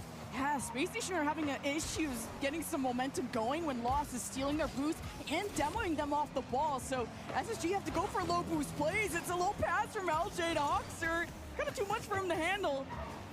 As he'll rotate back again with the dribble, no boost. Trevino just barely getting into position. As Loss now gets involved. Furia want to put on the press. Yan with a full tank will try and test Hoxer's control. Yan's the shot! It's too wide! He tried to snipe that bottom corner, couldn't get it to go. They're still in the attack though. Lost trying to keep the ball in, flick over the top. Chicago no boost, LJ had to go. And didn't he step up when they needed him? Yan now. And we got the 100 boost, working it across. Gets the reset, has Drafino. Yeah, he's looking for Drafino. It's a beautiful look. Especially because he doesn't go with the pass. He keeps the possession, which makes you think he's looking towards the net. Furia missed out on the last play and made this one work. And Chicago had no boost. Furia take a lead with 24 seconds left. Able to bite back against SSG after getting shut out. And it's a kickoff for SSG. Hoxer had no boost though, so Yan will take full control. G2 up currently in the matchup. We'll switch over there once this is official. Into the net, but Hoxer has their back. They've got to go right now. 10 Just seconds in left. case LJ's Space down. Station Hoxer does it. Here we go off the backboard with Chicago. Killing blow. No wide. Drafino with the save. Space Station trying to keep this up. We almost saw Furia want the ground, and they're almost going to get it. Hoxer somehow lost, still killing it. Yan downfield. Surely Furia get it. There we go. 1-1. Decided to become the beast. I understand, he's a great player, but guess what? That might not be enough here. 3 minutes to go, you think he can hold on to it? Trying to go challenge? Is anybody going to challenge GG? Are y'all that scared of his team? Oh my gosh! Damn, Daniel. Bro just put them all on a poster. Oh my god. Oh my who is our team? Gen G falling asleep. Somebody challenge, baby. Let's go, Atomic. Come on now. Oh, that boy's quiet over there, y'all. Y'all can't see me. Sat down. He's actually squatting down. He's struggling at the moment. Don't worry. I'll hold it up until he comes back. You back yet? Shut up. You're so annoying. You back yet, buddy? Cause listen, I'm trying to get a cast in. Listen. They got plenty of games. Like, remember you said we got a couple more whiskey. That's right. We still do.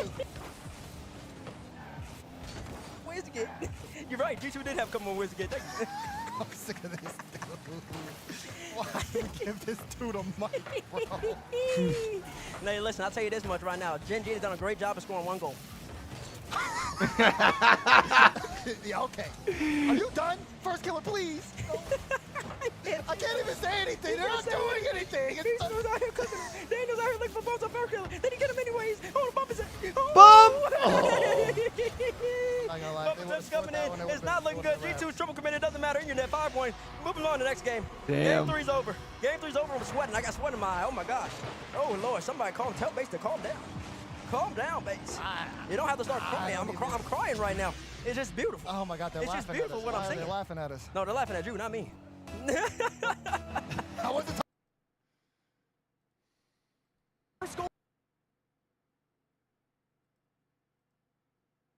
Now Furia trying to 50 them in SSG zone half. They better watch out. I mean, they're a confident.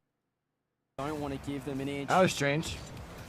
They just keep on pushing forward, keep on growing in confidence, and they are really a snowball sort of team. I know Fairy Peak spoke about Team Secret in a similar manner, even Gentlemates, when they do get a lead, when they do get a sniff that the other team is perhaps feeling the pressure, they can really put 2 or 3 goals on in a short period of time, and right now they look to be in control of this game number 3. More boost being stolen out of SSG's half, but they're still trucking away. Drafinho popping it up, buying time for Lost to get the clear. Yan isn't downfield, he's got no boost, and LJ in Chicago, you're gonna overwhelm Yan, send him packing. Drafinho to the corner. Yan wants to make sure it doesn't bounce out. And yeah, now it's a heavier touch because I think Lost it. Now Furia can't really get an offense, really press them till now. It was a decent pass to Drafinho, but too many cooks in the kitchen. I love this right now. Yan's playing the third man. You can see the half rotation from Drafinho as well. They might get some reward for it. They're just playing safe. They're not overcommitting. They know they've got Space Station where they want them. Look at this. I just had a couple of my docks go black for a second on OBS. I wonder if my OBS is about to crash. Once again, Furia able to just tighten the clamps a touch on this attack. If they can get a second goal, it'll be huge for this game 3. See, it's things like this, right? It keeps doing this. A lovely 50. He can get a follow-up with a bump. He has found Lost. Hoxer with limited boost. All he can do is hand it to that man once again, Lost. Yeah, that's the issue with SSG is they can't keep Furia pinned because Furia have control of their own boost. LJ spends his entire tank just to transition, and he's the big playmaker, and I'm not discounting what the other two can do, but SSG, it's a one-and-done offense, and Furia's defense, I mean, put up double-digit saves against Vitality, and we watched it live. And once again, SSG now have 2 members, Chicago and LJ with boost. Ooh, Chicago! Does he dunk that in? How has he got the angle on net? You could see Lost on the backboard. Chicago Hold just on. followed up his own work, and has got a ridiculous dunk on it. Space Station somehow. Get out of here, bro. This one up, a little bit of fortune, Disgusting. a lot of skill involved as well. Chicago stepping up. Wow. And he was the big question mark of he has these high peaks and these floors, and you question his star power, and I don't think you need to anymore, not after regional. Oh, it's off the post, and Hoxer gets it out, and Yan gets a demo on Chicago, but SSG will not be pinned. LJ almost with a chance as well. We had no boost. We almost saw some fortune on the side of Furia. We saw the dunk from Chicago, but nearly, what a shot, what a save. LJ just put his car in the way. So awkward when you drive up that near post. You don't have a flip to work with, or you only got one. Unable to jump, however, Yan trying to get the solo play. He's cut the angle. He's got the air dribble, and he somehow hit it backwards off the backboard. It was a perfect chance. Just over 30 now left. Double commit Space Station. You can see the panic. They're low on boost. Chicago. Now Hawks are scooping up 100 as well. Great poise from the vet, though. Chicago again scored the goal, but defensively so impressive. Hawks are now, they're trying to set something up. Drafinho's lost boost. Lost a bit of control on this as well. What a pass, LJ. Wants to get involved. He has faked out one. Still has boost to work with. Teammates back post as well. It's a phenomenal pass to Hoxer. 9 seconds left. Chicago to Hoxer. Or LJ, should I say. Phenomenal play from Space Station. LJ's an angel. You know how much time he spent off the ceiling and all the time in the world to walkie-talkie Hoxer about the past. And Fury only had one in the net. I know I have been seeing people mention something about OBS having similar issues for them. I also got invited to a open beta for another streaming service that looks like really impressive. I might check out. But I don't know if it multi-streams. And once again, Furia, 30 seconds, anything under 30 seconds, they're really looking shaky. The ball so Jack can get a nice solo. You going for another demo? 50. No, it's a 50. Watch the game! Listen, I'm just I think Eld, maybe I have to find it in my stuff. I saw him when I was down in Midwest Fest. And like me and my buddy were asking him a lot of questions. It looks really impressive. Decent pre-jump. I'd like to see that from the young man from England. Atomic popping up high. Here we go, Daniel. Solo. Chronic's about to get dusted a mile and a half. Actually, he won. I don't think I've seen Mossy on a solo all series. Don't need to see Mossy in solo. Always saying G2 up 2-1 in the series. Listen, it's not looking good if he doesn't show up, because I don't think, like I said, Beast Mode not replicating that performance, still hasn't replicated anything. We're 3 minutes in, or 3 minutes left in regulation, I should say, and we still haven't seen G2 do really anything threatening. As a matter of fact, they've been making diving saves on their own back end. Help! Exclamation point, help! We don't need help. We got a demo, and now we're off to the prowl. Daniel, no boost to his name. They don't know it. And then just gives up the ball. They don't know it, though. And then he just gives it up. That's fine. They don't know he doesn't have boost. Look at FK. Daniel being a little bit of lurker in the midfield. Now Daniel has boost. Now Atomic going for the ball. Here comes Daniel. He should be lurking here on the left side. Pass right to me, please. Okay, well, Atomic up high. Flip reset coming. First killer's up. Atomic. Can I get one more? Easy beast mode punched it home. Last time I checked, Daz was saying I haven't seen Atomic do a solo play. Look at that one. Reset. Gets 2 to jump for it. Hits the crossbar. He knows he could have scored. And then Beast Mode, top right corner shot. Hey, that's what you do. You let shooters shoot. That's why Beast Mode has to come and shoot. Because he can't score it. You let shooters shoot. Yeah, sure. Listen, that boy Atomic is playing point guard out there. He's still playing point guard. Up high again once again. Setting up Beast Mode. Oh my God, hold on now. Is Daniel there? Is he lurking? Is that Beast Mode? No, Gentlemate's one. Have the confidence in your team. We got work 3-1. Beautiful save. And in your net, 2v1 numbers advantage. If we got Atomic and he slides back, it might as well be a GG goal. Where is Mercy? Oh no! Look away, G2 fans. You don't like seeing that. That's a little bit unfortunate right there. Daniel, all he had to do was pre-jump. I mean, it was a 3-piece play. Yeah, sorry, bud. I didn't get any. Instead, I got a 2-piece, and that's not enough. I'm still a little bit more hungry right now. Beast Mode. He jumps with no boost. Gets beat out. That's what you're supposed to do. That's what you're supposed to challenge. Thank you for talking about Rocket League 101. Atomic up high. Oh, wow. He's trying to replicate what he did back in LA 2022. Jumping up high, hitting up the wall. Drop back down pass. First killer, no boost. Good challenge right there, Beast Mode. I got a little worried for a second. Yeah, I would get worried too. Oh, wait. Demo come from Beast Mode on the side? But it's Atomic on the ball, so I'm not worried. Oh, well, yeah. He's already got it by 1. Good news for them is they should have a good matchup on any of the teams that they could potentially be playing in round 3 or round 5. I like that. Chronic. Oh, Beast Mode, it's a challenge, but straight to first killer. Beautiful work there. Pass Daniel. Atomic last back. Uh-oh, I'd be worried, but he got a nice light touch. Hit it off the ceiling, my boy. Off the Beautiful ceiling. stuff. It's a what? It's a first kill. It's a great 50-50. That's exactly I think they might get oxygen, okay, though, so which would be get the ball funny. Here. And now it's just Daniel versus Chronic. Chronic, no boost. Great, Where's my third? Great job. Atomic, go. Shoot. What? Bottom, left, corner. Where's Genji? Somebody give Genji a map. Where are you going? No boost. Why is that keep flipping for the ball? You can't get there. Get a 12. Get a pad. Left Chronic back with Lamano. Atomic's going to win that every single time. Come on. 2-2. I'm really enjoying this commentary between these two. I'm not going to lie, man. Come on, FK. Let me see something. Pass piece. Oh, show up. Good 50 from Jack. Where's Chronic? Oh, he's already in the back. Chronic's all the way back. He was expecting the Daniel clearance. Daniel, get the mid boost. He's lurking on the mid boost. You see him right there. He sat there. He's so confident he doesn't worry about your team. You see he's got boost right now. So when Daniel comes back into this play, he's about to make one happen. He's going to get that boost as well. Oh, my God. And Applejack right there. Still chasing the demos, man. Later, I blame you. He starts living with you, and all of a sudden, all he does is chase. Come on now, man. Now we're blaming Reynolds. He's not the one on the field. Worry about your own team. Oh, I don't need to worry. Daniel? Right there. FK's got work to do. Left off for Atomic. Pass back up to it. There's Applejack. Daniel? Barely any boost. Can he get the 50? Oh, Genji. There's panicking on the back line right now. 40 seconds remaining. Game number 4. G2 stride tied up 2-2 against Genji Mobile 1. Daniel making FK float up. He's got to work for it. Yep, thank you. Defense starting to panic there on the side of G2. Chronic playing way too back.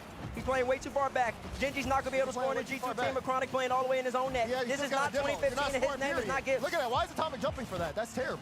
Now Beast Mode's up. He can't get a piece of Atomic lurking! Yeah, lurking for no reason. Oh, wait, we got options right here. He's looking for the top left corner. Can he connect? There to save Genji for this a little bit longer. 10 seconds left. And I want an overtime, actually. I want an overtime. Let's get an overtime. Let's pump the brakes. Yeah. You would ask for overtime. Yeah, we're going to ask for overtime. That's exactly what we're going to ask for, and that's what we're going to get. Thank you. He said that's exactly what we're going to ask for. Genji. The life remains against G2. If they lose this, they end up having to play one of them other teams in a 2-2 spot. That could be BDS. Oh! And that game, Jack! Nope. Oh, Can't shoot. It wasn't a demo. Atomic? Good 50 Chronic. Is it open? No, Daniel's up. He's never going to miss that. Because he was too far forward. FK. Poor touch from him. Beast Mode. Look for a pop up high. FK gets a little bit of demo. Slows down the G2 pressure for now, but they're still surging. FK, no boost. Daniel, you gotta sniff him out. Whoa! Beautiful pitch, and Jack is there. Oh, he can hit the ball. Chronic. Oh my God, this is a brick wall. What? Oh, beautiful turn there. Turn and burn. And FK's gonna get the mid. Watch out. Atomic trying to stay on top of the ball. Jack says, thank you, I'll take that one. Daniel plays this one off to the side, but first killer's there. Beast mode, trying to see. All right, sorry about that, Chad. I can't get it. Now Chronic to don't know, Jack. man. Jack, oh, Beautiful Atomic. block right there from Atomic. Because that was going in the back of the net. I mean, if you're a G2 fan right now, you just feel comfortable. You just feel comfortable because it feels like Gen G, they finally are doing something, but it doesn't feel like it's going to be enough. It actually might be something in that very, very soon. G2 right now, they got Gen G on the ropes. I feel like Gen G's throwing everything at the net right now, and it's not working. Beautiful demo. Gen G's awkward. First kill's got a lot of work to do. Abjack awkward as well. Daniel slow shot. Oh, my mia. Daniel hit the ball a little bit hard, my boy. Oh, my goodness. You got T-base down in Italian. Meanwhile, Chronic. Oh, he couldn't get the win, but Jack's able to get that possession. Strong clearance, and now G2, they're on their way back. Daniel picks up the boost, but sends it straight to Chronic. Oh, but if Chronic could read it, he would have ended the game. Jack, good challenge. Daniel, screening left and right. He's saving G2's lives right now. I can't believe it. Wait, like the series? Beast mode, no boost. Chronic doesn't respect it, and a great challenge to get it back. They only needed one more game, right? There is 2-1. Reset by 1. Should be numbers game for G2. Daniel looking for a double touch, gets the angle. Boy, awkward save for Chronic, still the boost right there. G2 secures it. As the ball remains on the orange half, FK's got to utilize a lot of boost. Another boost grab from Beast Mode over there on your right-hand side. Atomic slows it down, looks for the mid-pass. Daniel, 50-50, another boost grab from G2. They know they're suffocating them. They know that Gen G, they can only hold on for so much longer, and there's not much boost left on the map. Jack, good force. And look at that. It might not be enough boost, but you can't even get that as a scoring opportunity. Good clearance away, and now G2 back on the defensive end. Chronic looking to see if he can get boosted back up in the upfield. And meanwhile, Atomic, great 50. Oh, wait, he's trying to set up Beast Mode for the double, but first killer's there. Clears all the way downfield from FK, and Chronic tried to redirect it on net. G2 sitting up solid on defense. This Orpha time is starting to extend here. 3.5 minutes. 3.5 minute overtime. Atomic back, no boost, FK, no way! Wow, game 5. Game 5, baby. Load it up! We are going to Champions Field!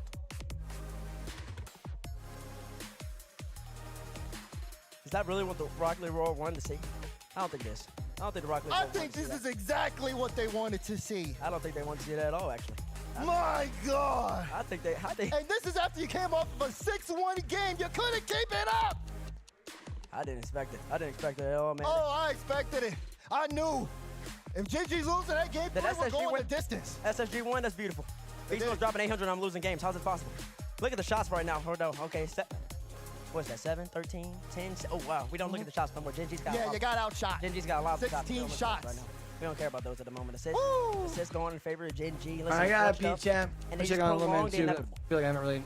They prolonged it. The inevitable. What do you mean? Yeah, the inevitable was Gen G winning. We talked about this at the beginning. Were you not listening? I was listening. Yeah, weren't listening hard enough. What'd you say? Hello? What'd you say? Huh? Oh, now your ears don't work. No, your ears don't work. Keep it just like that.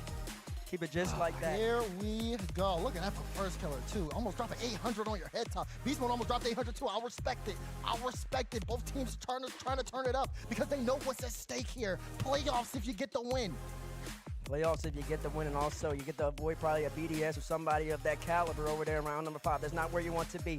Champions Field. Here we go. G2 Stride going up against Gen G Mobile 1. Everything to play for. Put a 1 in the chat if you're rolling with G2. Put a 2 in the chat if you're rolling with Gen G. Let's get into it. Atomic already starting off the game hot. Pass 1, pass 2. FK barely stuffs him out right there. He's done any better. Look at FK. Great 50s coming out of FK here. Off the initial. Chronic's up so early. Oh, forcing Daniel to have to put a hand up early. That's not Look at this. Double commits on the back end. G2 already nervous at the beginning of the game 5. That's not a good sign if you're a G2 fan. That's not a good sign, I guess he said. Double commits, I guess, aren't a good sign. I disagree. I think double commits are a great sign. That means everybody's confident and wants to go for the ball. That's what you want to see out of teams. You want to see teams who want to go for the ball. What is Daniel doing? He's floating. It doesn't matter what Daniel's doing. You should be looking at what Beast Mode's doing. He's looking by 1, fakes out 1, big fakes out 2. Yep. Abjack got a whole bunch of boosts to his name on the right-hand side. We haven't seen anything from Abjack the whole series. He still hasn't been able to score a goal. All he's been looking for is demo. I think there's a lot of space for Beast Mode to work with right here. Can he beat out Beast? And that's what he did when he had a lot of space. Your goal is starting to become a fraud base. I'm kind of worried.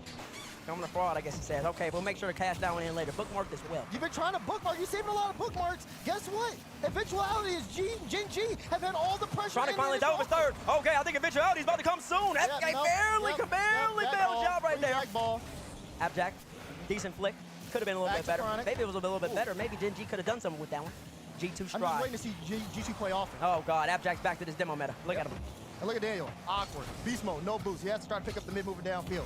Now he's got the ball, but he's moving so low and slow, it's just easily predictable. Great challenge there from LANdon, and now Atomic, last back, look at him, he's got to throw it away, because he can't do anything else. Daniel, why are you jumping for that? You don't see Chronic in the air? He's jumping for that, he's got to set up beast mode. Underneath them, First killer! First killer. That one through for he's free. He's scrambling on the back line, barely gets a touch on his name right there. Wait, no! Get back, oh, Daniel! Beautiful! I was never worried. Anyways. He's sweating, actually. I'm looking at him right now. He's sweating. Look at this. Atomic has to try to get demos because he can't. Wait, what did he say? Let's open up the Beast bookmark mode. tab. The beast. He's starting to become a fraud. I don't think so, baby. Off the wall, baby. Reverse psycho. I know the name of it. All I know it's in your net. 1-0. Beast mode does what he does. Genji's in trouble. I respect it. That was. We don't want your respect. You're being a hater. I mean, I'm still a hater. Okay. I respect Stay a hater. As long as you stay a hater, that means we keep winning. Yeah, because you're gonna score that and you're still gonna lose. Look, FK just trying to go for it. He tried to knock. He tried. And listen. Mimicking is a form of greatness. That means people like doing what you're doing. He didn't invent the shot. He just scored it. He didn't invent it. No, I don't care about if he invented it. I'm talking about this game number 5. Oh, that's great. That's Who's scoring this game number 5? Beast mode did. Thank you. Congratulations. Listen. There's still a lot of time. Halfway through the game, Appjack still hasn't shot any balls at the net so far. He's got a couple demos though. you and this propaganda. Appjack, please get him with a double. Thank you. Nope. Oh, Beast Mode had to just barely make that one. That was halfway in the net. Oh, halfway in the net. If it was halfway in the net, you know what that means? It wasn't fully in the net. Beast Mode still by one. And Chronic had the challenge early, losing a lot of boost to make sure that G2 Stride doesn't score. Listen, I understand the game plan, Coach Chrome, but Chronic, he can't sit back there with low boost for too much longer. Good for 50-50. Oh, he gets a little fortunate if we don't get the boost grab. Chronic gets away with some boost just for right now. And I think that's going to stem me this tide from G2. Actually, no, it won't. We're just going to get some demos. And Atomic's already up in the sky, floating, ceiling, looking for one more face. Why are we talking about Atomic? Stop. Thank you. Appjack, the first killer. Beast Mode has to jump up because he respects greatness. I know it every time I see it. Chronic, great beat into Atomic. Oh, gosh. Had to get that clearance just so he can buy his team some time. But guess what? Appjack is up and it's stuck. He's trying to keep that one close. It is stuck. It was stuck in the middle of the field because there's nothing materializing from that. Look at FK just disrespecting first killer. Oh, never mind. That's Atomic. My apologies, Massimo. Chronic? You just said FK disrespecting first killer. No. That's what you just said. No! Listen, maybe you're focused in the game instead of trying to get on me. Maybe you want to score right there. Maybe you're just focused on talking. You're going a million miles a minute. Shut up! Come on, Chronic. Atomic, sitting on that one. Oh, gosh, toodaloo. See you later. Daniel, wait, Daniel got bumped there. Wait, no, Daniel, come back. Oh, Jack just tried to turn around, but couldn't turn around in time. The only thing he can do all series, hit and bump, demo and bump. Oh, Daniel tried the musty, but couldn't get enough power behind it. Beast, I don't like this position, Beast. First Beast, I killer don't like shot. This position, Beast. Big save from Mode. Looking for Daniel on the sidewalk. Daniel, put it away. Give me some comfortability. Yeah, you're not getting that. Nothing there just yet, but FK, he's a little bit scared on the back line. He's standing close to the ball like that. I like that. Make Jack utilize his boost. It's just Chronic. Daniel looks to bump him. We're under a minute left in Gen G. They've shown nothing. They've only had one attack. G2 Stride looking to close them out on Champions Field. If you can win by that one Beast Mode goal, honestly, you can have it. With that being said, Gen G, they got no. Damn. Right here. Fake right here from Daniel. Oh, he's taking follow-up. It's okay. We didn't need a You're going to let a counterattack for free? You better watch out, count your lucky stars. If we get to the final 30 seconds, all we need is one and we're back in it. Watch out. You are not Santa Claus. Anyways. You are not Santa Claus. Jack's still looking for a goal. Wait, no, not the monkey. Get there, Chronic. Jeez. Oh, that's. Damn. Just to drop it right through your hands. 22 seconds left, and I haven't seen the defense. I'm losing my voice, but I'm not losing hope. Gen G can still make playoffs. What just happened? Playoffs? That's not what you want to see. Playoffs? No! FK's got the Beautiful demo. FK! Oh! No, we need overtime. We need overtime. We need to take a deep breath. Nope, end this right now, Gen G. No, I want overtime. Just give me the. Where you gonna boost? Whoa. Calm down. Okay, maybe I do one overtime too. Maybe I. Wait. Oh, no one's there. Put it down. Overtime. We need to take a deep breath and compose ourselves. Yep. Everybody calm down. Let's see the kickoff. We don't want to lose off the kickoff. Oh, that's a great kickoff. Yeah, did you just lose off the kickoff? Oh. Damn. Why y'all messing with me like this? Okay, Daniel slows it down right here. I like the pace. I like how we slowed it down right here. Look at Chronic. Oh, you seem to get a good challenge there. Beast Mode in that boost. I like that. That's great. Take him out to play. Don't give him time for a solo. No one else has been great on the solos except for Mode. Atomic, pop by one. Chronic, some boost. He might be able to get back to this. Oh, yeah, he's definitely getting back to that. Beautiful 50. Beautiful 50 again. Oh, where's first killer? He's sitting back. And he got the... Oh, no. I'm taking a boost too. Wait, no. Yes. So Go Chronic. It's a race. It's so fortunate for him. It looked like G2 was going to capitalize, and somehow Abjack gets away. We get lucky again. First killer to win. Damn. He can't shoot right now. Just hype. Chronic gets the steal, though. Beast Mode challenges right there in the corner, right there. FK. Good job, FK. Atomic no. He's got Jack. Play the 50. Good 50. Where's Chronic? Oh, he can get that one for free because Beast Mode doesn't have boost, just diving and at the ball. I love it when Chronic plays too far back. Keep playing back, Chronic. I mean, that's what we want to see. That means I don't have to worry about y'all scoring. Abjack up early. Bad touch. Why is nobody playing the ball right? Because first killer's there. That's why. Watch the game. Oh, gosh. Good touch out. And look at this. They're going to play it toward the sidewall. They've been doing that. Chronic. Oh, he's got it. Oh, what a save. That's what you need. This is a defensive masterclass for G2. Have they played? I think they still should have put this in the main broadcast, not gonna lie. No more, because now it's a golden goal. Golden goal, next goal wins. We don't need to play offense. It's all about making sure that we don't make the Oh, you just let the ball get away from you if you're Beast Mode Chronic. Get on him. Get away from him? Yeah, he did. Look at that. Look at that. Now he has to go back. Even Atomic has to turn around. Oh, wow. Look at that. Look, Chronic used all that boost to do absolutely nothing. Oh, absolutely good nothing. Oh, whoa. Beast. Leave the ball alone now, bro. He's doing too much. Look at him. He's overheating. Wait, over one. Atomic, double touch. Oh! Let's go! G2, baby!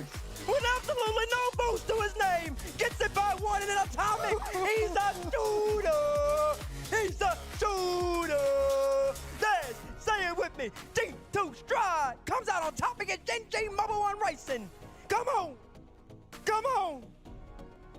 Ladies and gentlemen, I'm your boy T-Bates. Just want to hop on the mic one time and give y'all this absolutely great casting. G2 Stride going up against Gen.G, the new NAL Classico. Had my boy Dazzler to my right. He might have just fainted. But I'll tell you this, I didn't faint though, I was just watching greatness. Gen.G struck with 22 seconds left, and you thought maybe they had a chance to win this game, but I knew that was never going to happen. G2 was going to come out victorious this time around, and that is exactly all right. what See if we got matchups yet for round 5. If you're not an NA fan, well, maybe you hope they lose. Hope you appreciate the cast though. DeMar, did you enjoy that? We made that an absolute banger, and so did the players. That was a really good matchup there. Of course, Gen.G not eliminated yet. Like you said, they're going to the round 5 matchup here, which we will find out very shortly. Again, RLCS isn't done yet. We've still got more Rocket League to go, and we'll continue right after the break.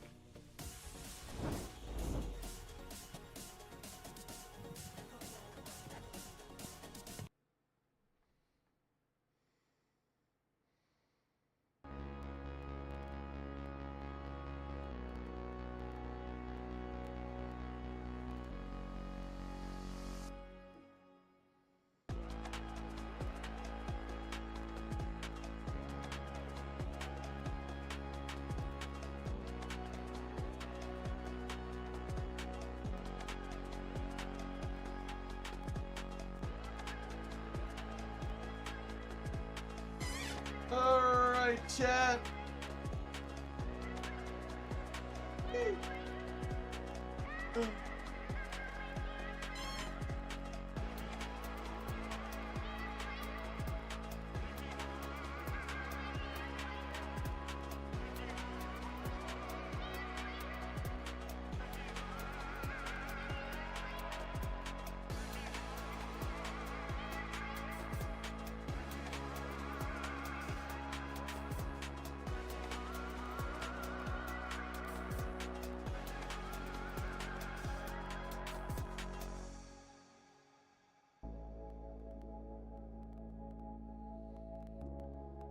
I'm gonna keep reloading Wikipedia until we have matchups.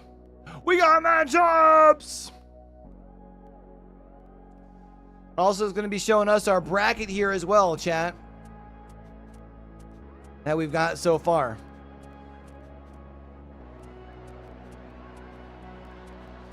Also, we'll at least put this on. We reached the grand finals against, I guess you can call our rivals Elevate, and we lost 4-0. Yeah, 4-2, please. 4-2. Yeah, 4-2. Yeah. Regional 2, Regional 3. Regional 2 was pretty close, to be fair. We were quite nervous because obviously if we didn't... We'll check back at that after. If we didn't win that regional, there's very low chance that we're going to make this major. I mean, you guys obviously then not having to go through tiebreakers. Looking to come, over in North America, OG had quite a journey look for a I think, potential snack. to make the third LANdon. Felt like, well, for the split, I mean, we started off kind of slow. We were slow in Copenhagen. We just weren't playing how we knew we could play. Started off, I think we get 8th, so like 5th through 8th, lose to SSG, team that we want to be able to beat consistently. So then we go to the next one, we play against SSG again, then we lose to them in semis. Then we're like, okay, finally, like we gotta get together, like we gotta figure out what's wrong. Like obviously, like we know something's off, we can't play together well, like everything's just not feeling well. Going to the 3rd regional, we put in a ton of effort, a ton of work, and we like finally got everything to click. Go against SSG again, finally beat them. I think we also beat Gen G, if I remember correctly. Yeah, we beat Gen G in quarters. And then we also beat SSG, finally overcame them. Lost to G2 there in a series that we definitely could have won, but we just made some mistakes that shouldn't have, which then led us to the Shopify tiebreaker because they ended up making it through grand finals. I'm just saying, if we play Moist in semis, I think there's a good chance we're in the grand finals there, but props to them, they went 3-0 in Swiss, so they get Moist in semis and we get G2. To be honest, we didn't really doubt that we would win that at any point. It shouldn't have gone to 7, to be honest. Like, we just, again, like, we're having moments where we're just not doing what we know we should be doing, and went to 7, and, like, that's the most, like, nervy series I think I've ever played. I think the experience showed through. I think, like, all of us are super experienced with that, so we held our nerve well, but 0-0 game 7, 5-minute OT for 2 LAN qualifications is pretty crazy. But yeah, happy to have taken that. Yeah, and that was, by the way, one of the best series. Like, just exciting, edge of the seat. Like, I don't know if you guys were watching, like, at the time. I watched it. It was crazy, to be fair. It was like watching it live as well, when like obviously you don't know the result, and it was like amazing saves, like amazing shots, like stunning throughout. Hello there, everybody, and welcome to the RLCS Coaches Roundtable, where we'll discuss coaching in Rocket League. And I'm lucky enough to be joined by 3 of the best in the very game. I've got Eversax, a major winning coach. I've got Jimmer, a 6-time this season regional winner, multiple major qualifier as a coach. And then Torment, a world champion as a player, transition to coaching. Now you've got OG to the last 2 majors. So huge achievements from each and every one of you in the Rocket League scene. And I think we wanted to just give you guys a chance to talk about coaching, about what you do. Because Torment, I think that in the Rocket League world, people don't really know specifically what it is that you each add. You can't see as much on the field. It's a very fluid game, so there's no clear-cut like plays and strategies you can write up, like CS, Valorant, League of Legends, whatever. So obviously, yeah, without hearing insight from players or actually being there in the room with us, you would have no idea what the coach's like input is, I guess. And I think that's one of the main things I want to talk about in this. And Eversax, I want to talk to you about that first, because I feel like Gentlemates, our former major winners, they're known as being a team who are so much more than the sum of their parts. For some reason, when those 3 brilliant players come together, they elevate each other even more. How much of that has been through what you discussed with them, and how much of that is a natural synergy? When the team is created, I let the players play together, and I observe to see how it is going on the field, and then I'm gonna try to change stuff in their gameplay, so everyone is doing what they're really good at on the field and what they like another one is taking care of it. Asking ourselves, are we doing the good stuff? Should we change that? Should we change that? And then we come to the tournament and hoping for the best. Do any of you have an example of what Eversax is talking about there, where something maybe wasn't working and you, as the coach, said, we should try this, or this player should tweak that, and it being successful? Is it ever that direct for any of you? Have you? Yeah, I mean, I think we had a documentary as well, so you technically can see that insight. But at our first major, obviously, it didn't go great. But we had a play style we kind of weren't confident in, and people started voicing their opinions almost too late, obviously. But we've gotten better at that, and yeah, we'll try to do something, and then this player's I feel uncomfortable here, and then we go in the replays usually, and obviously try to tweak something so they can feel more comfortable. So yeah, definitely. Was that tough for OG? Because the start of this season, you were 0-3 in the first Swiss, and in the second 0-2, and then suddenly things clicked. What were the conversations like? When we were down 0-2, it was more just trying to turn the vibes around at that point. Sometimes as a coach, it is just reminding your players, and this is just clearly not what we tried to execute. And yeah. There's so many things, obviously, we don't know is going to be the iconic thing that happens at this London event. Looking towards your origins that each of you have, I think there's those different stories coming from an emerging region that I want to touch on with you, Maxi, where it's a different story. From North America and Europe, they've always been able to compete. That's always been regions that you're able to grow from. You can look at the RLCS as, all right, if I'm good enough, maybe I can work to that point. No. How different is that coming from now competing in APAC, and you've not always had the opportunity? I mean, so I started playing I could say good super fast. So I went GC within a couple months. And I still remember the first announcement when RLCS was coming to Asia. Like I think it was announced at like 4 a.m. my time, and I just like spam called my ex-teammate LCT, and bro, I was nearly crying. I was in tears because awesome. I was at the I was still one of the top players for about a year or like 2 years before RLCS came in, and it was like probably the happiest thing like I could ever imagine. And of course, well, we've got Europe and North America who've been in it the entire time. Oscar, I'll throw it to you. Where did you grow up watching much of the RLCS and looking at the players that were representing the region, like your K-Dops, your Turbos, etc.? I mean, I started playing a game when I was 8, like in 2015. Oh. So deep in it, it's like half my life. Oh, yeah. Because I'm 17, I started when I was 8. Like, I was just like, school, football, Rocket League. That was basically it, to be honest. Yeah. Colin, were you similar kind of vibes? Personally, I've been playing, I'm ancient 20. Yeah. All of you were born after 2000. You're not allowed to call yourself ancient. For real, though. Yeah, I mean, I remember being in North America, like everybody's favorite team, like it was Cloud9, like watching them, like everybody was watching Squishies like that. So going then to team with Torment and Gimmick after that, being like my first pro team was a crazy experience after watching them for so many years. And being able to then play with JNAP, such an iconic. JNAPs too is crazy, yeah. Like, and then him being your every once in a while I have to like remind myself of that. I'm like, JNAPs is like my teammate. That's crazy. Yeah. Or like Tor is our coach. Yeah. Like, that's crazy to think. Just like if I take myself out of it for a second, I remember like back when I was in school, like I'm 14, 15, watching them play, watching them win the world championship. Like it's or talking about Tor rather, like winning. It's just crazy to me.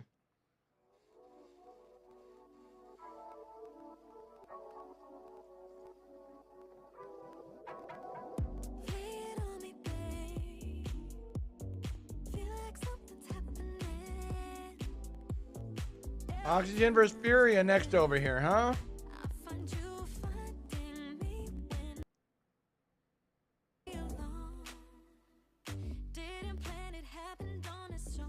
BDS Secret over on the other one.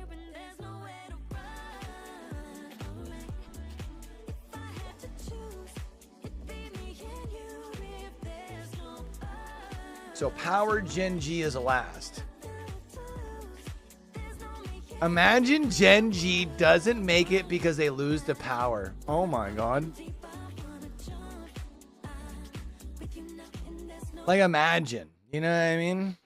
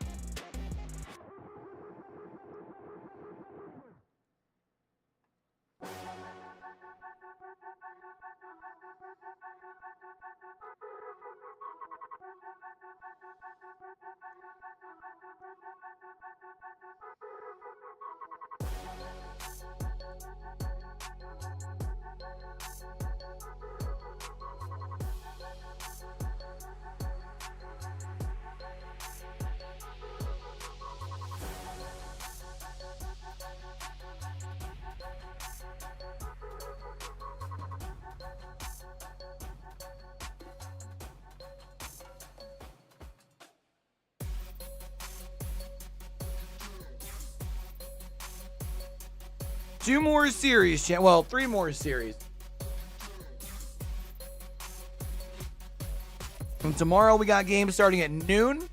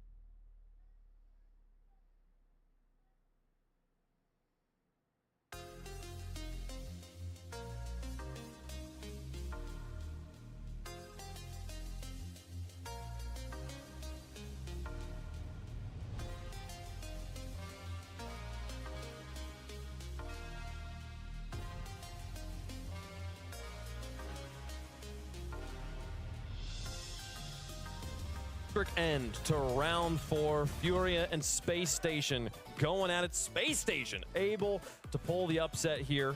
And on the other side of things, G2 in a thrilling Game 5 overtime, able to take down Gen.G. Gen.G will have to play in round 5. We have one more round, 3 more matches left to go, and 3 more teams to eliminate and qualify through to the playoffs tomorrow in the Copper Box in front of all of Rocket League's best fans. This is going to be a crazy final hour or 2 of Rocket League action.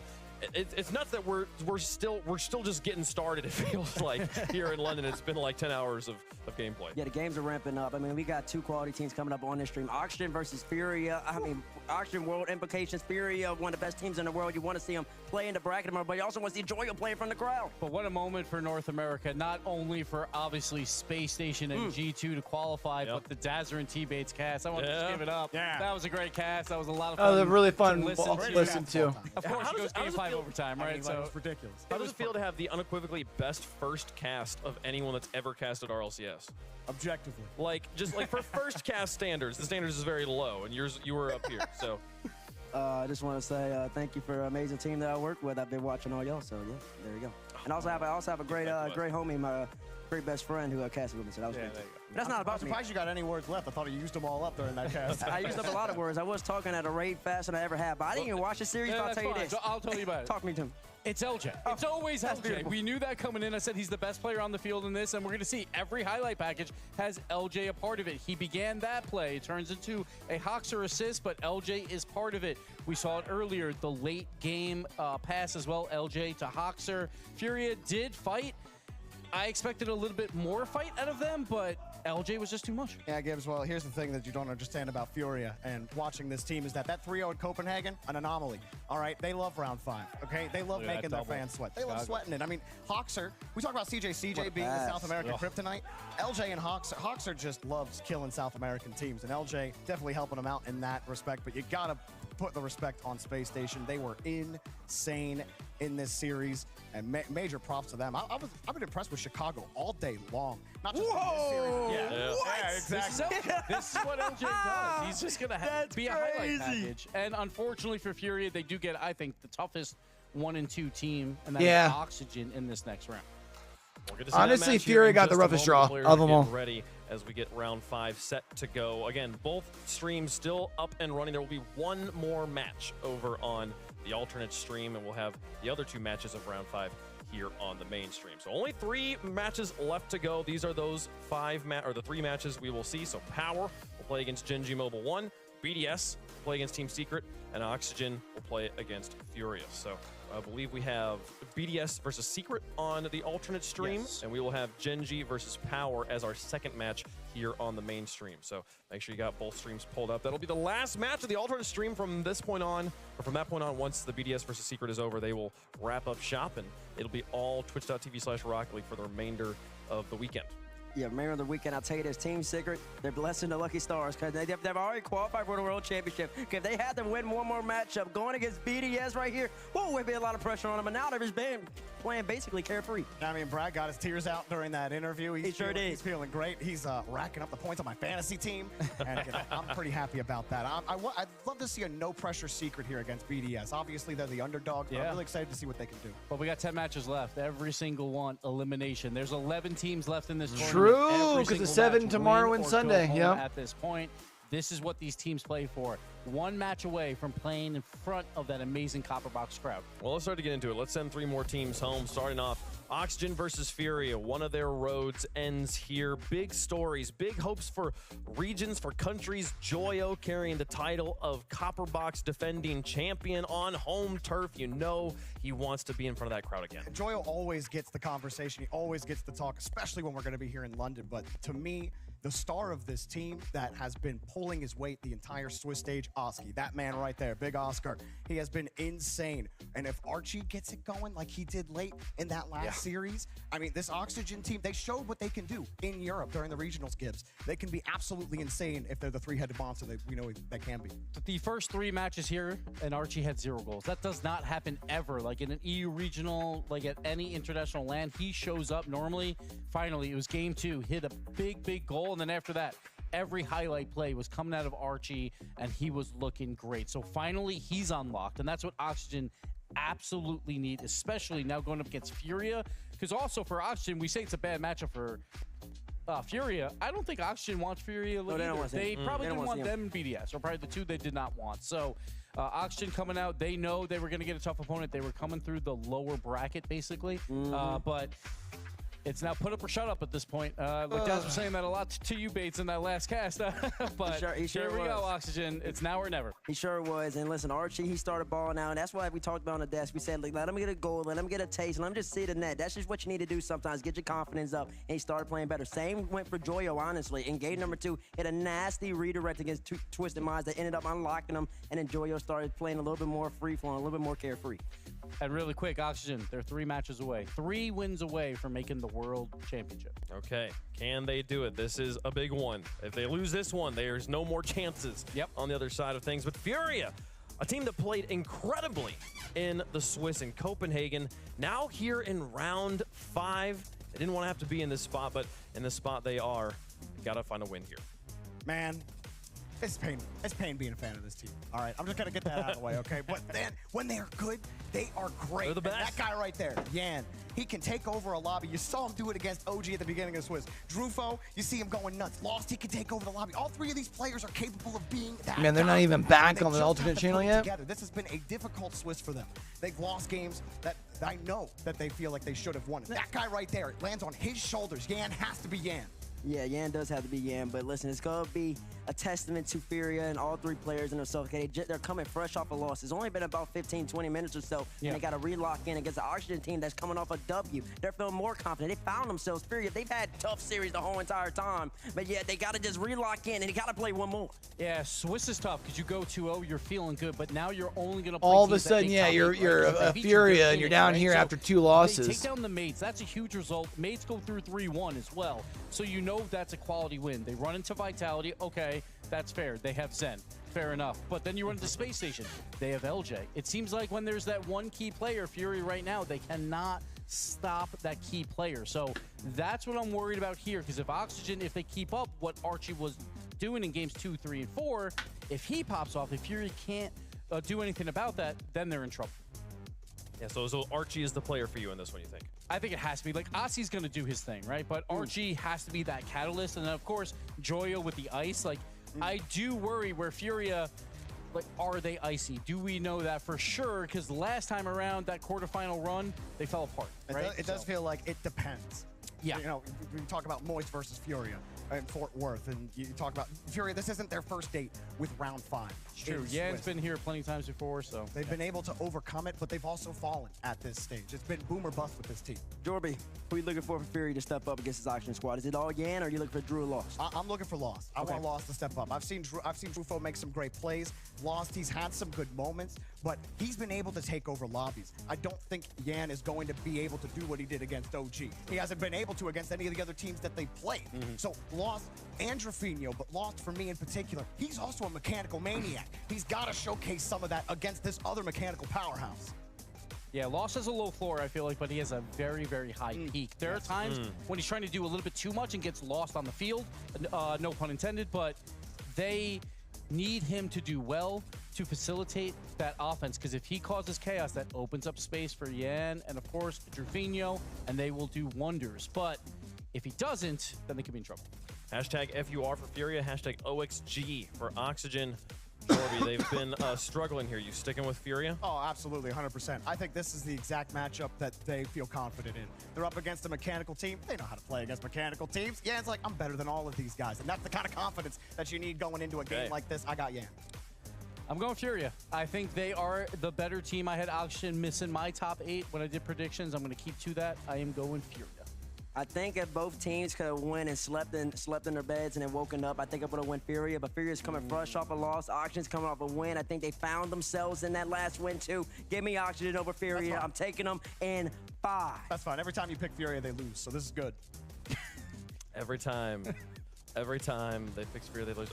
I've been going with Furia all day, and Furia's what's on this list. But a part of it was that, like, going off of them, like having that kind of like M80 Swiss merchant type of vibes from Copenhagen.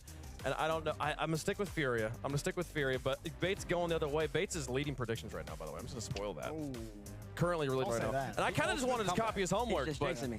I don't know. I got to do something out here. I got nothing in my power because it has not been going my way. We'll see how the coin feels about it, folks. Oh, it's going to go Furia. Furia, the Tiger, the Cougars? Cougars of Furia? Panthers. Panthers, Cougars, I'm pretty sure. No. I'm not gonna walk into that trap. I've done the research myself anyways. They're the favorites in chat as well. Let's go, chat. Joyo having to work an uphill battle if he wants to play in front of that London crowd again. But they've got 5 games to prove it. Can they make it there, or does South America have a team in the top 8 here, folks? It's finally time, as Dazrin would say, to put up or shut up. Furia versus Oxygen for the playoffs. Europe versus South America here in London, and lots on the line. We're going to try and match what T-Bates and Dazrin did. We're probably going to fail miserably. It's myself, it's CJ. We're going to do our best, but buckle up, buckle up, buckle up, buckaroos. All right, chat, here we go. I reckon Oxygen here, personally, Mr. CJ. There's a lot of take it, because bear in mind the form that Fury have had during the Swiss so far. Yeah, BDS and Seeker going on the other stream. Getting reverse swept out of the Swiss, but that's the best possible start. Drafinio, he's been a little bit quiet in the previous series, coming up against Space Station, but there you go. Oxygen getting tested off the kickoff. Kickoff goals, they're a big story so far this event. He had a stunning little pre-jump in the previous series as well. Space Station Gaming did manage to get the better of them. But you're right, talking about them getting reversed out the Swiss. They've not gone to Game 5 yet, neither have Oxygen. So there's going to be new ground for both these teams, but 3-1s or 1-3s all the way down the line for Furia. This, though, do or die. If Oxygen make it, the chance for Carmine Corp to still get eliminated from Worlds hangs Oxygen to make it, but Furia can do it over Oxygen this time. KC, welcome to Fort Worth. I feel like everyone knew the scenario going in. They need that top 2 to make Worlds over K-Corp, but I feel like no one expected them to potentially not make it out of the Swiss, as they are in round 5, but Oski responding, tying it up. Another little pass too from Joyo. It's crazy to think that one of these 2 teams isn't going to the top 8. And Oski somehow doing it a little bit quicker. Like, I feel like there's always one of those matchups. Response, 40 seconds. Like, I would almost say it about our last matchup, but like, I'm not surprised that Power might not. Swiss stage so far, as I said. I feel like top 2 was possible. We're thinking, you know, maybe they're a chance, you know, maybe 25% chance of getting there, but I mean, to struggle as much as they did, and it started with that round 1 matchup against Power. It was a massive upset.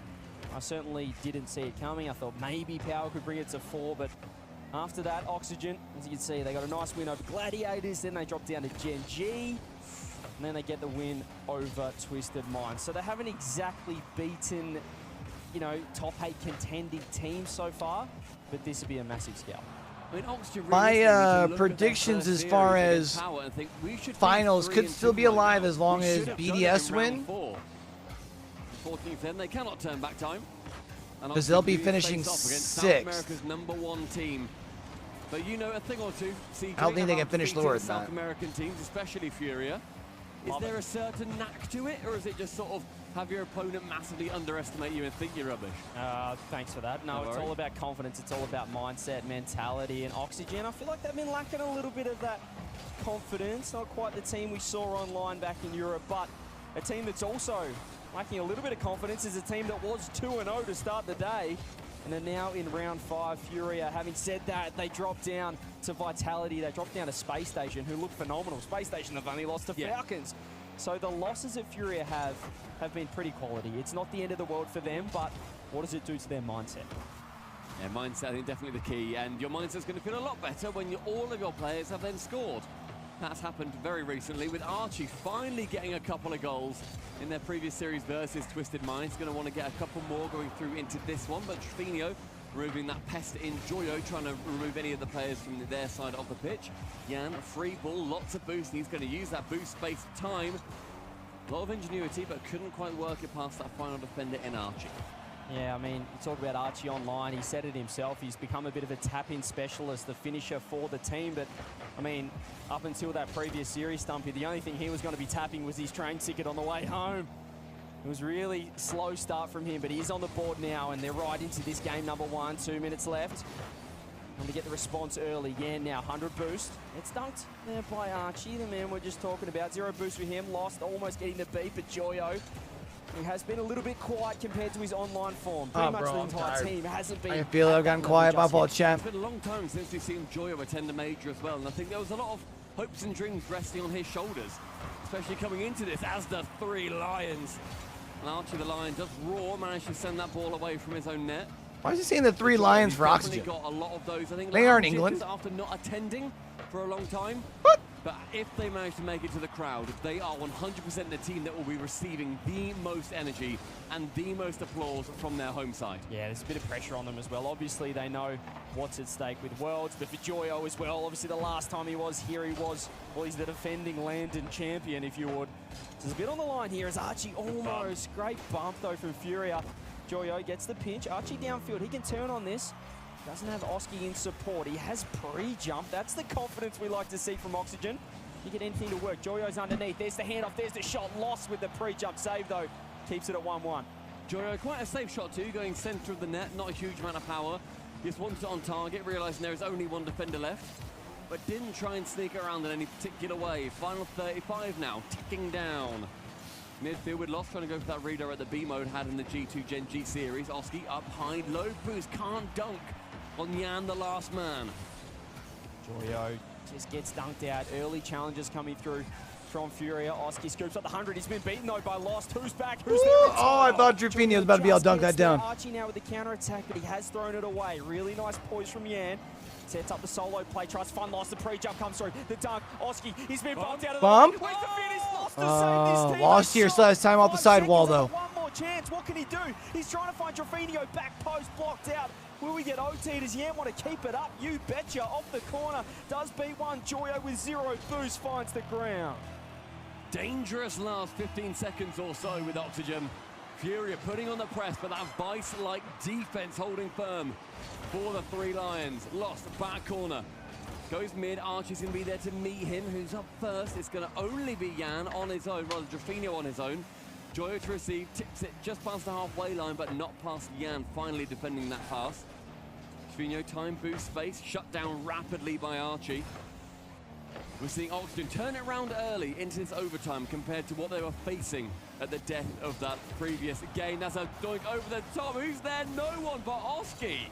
Oh, it was a great chance there for Furia. They had the 2-on-1. The overcommit came through in the midfield, but they weren't able to capitalize as Archie doesn't land the bump. Lost hanging around like a bad smell. He doesn't get anything for it. Joyo's trying to... Joyo! Coast to coast?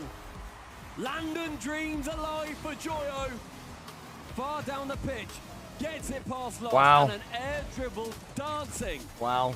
Like a ballerina with a boxing glove. Sends All right. home game 1 Oxygen. One for Team Secret. Off the backboard, trying to let the waterfall begin, but BDS too strong. Great way of describing how this entire opening 2 minutes has been. BDS just a level ahead, a class ahead when it comes to these 2 teams. As Charlie takes another one, that one's off target. So much so that it didn't actually even register a shot, so he still stays at 3 goals, 2 shots taken. Back up again, Monkey Moon outpaced by KV1. And Secret need to get something going here. BDS look far too comfortable as Exotic there in time. I do gotta give a little bit of credit though to Team Secret. They've been getting a decent amount of shots. Eventually, oh. find its way in. It does.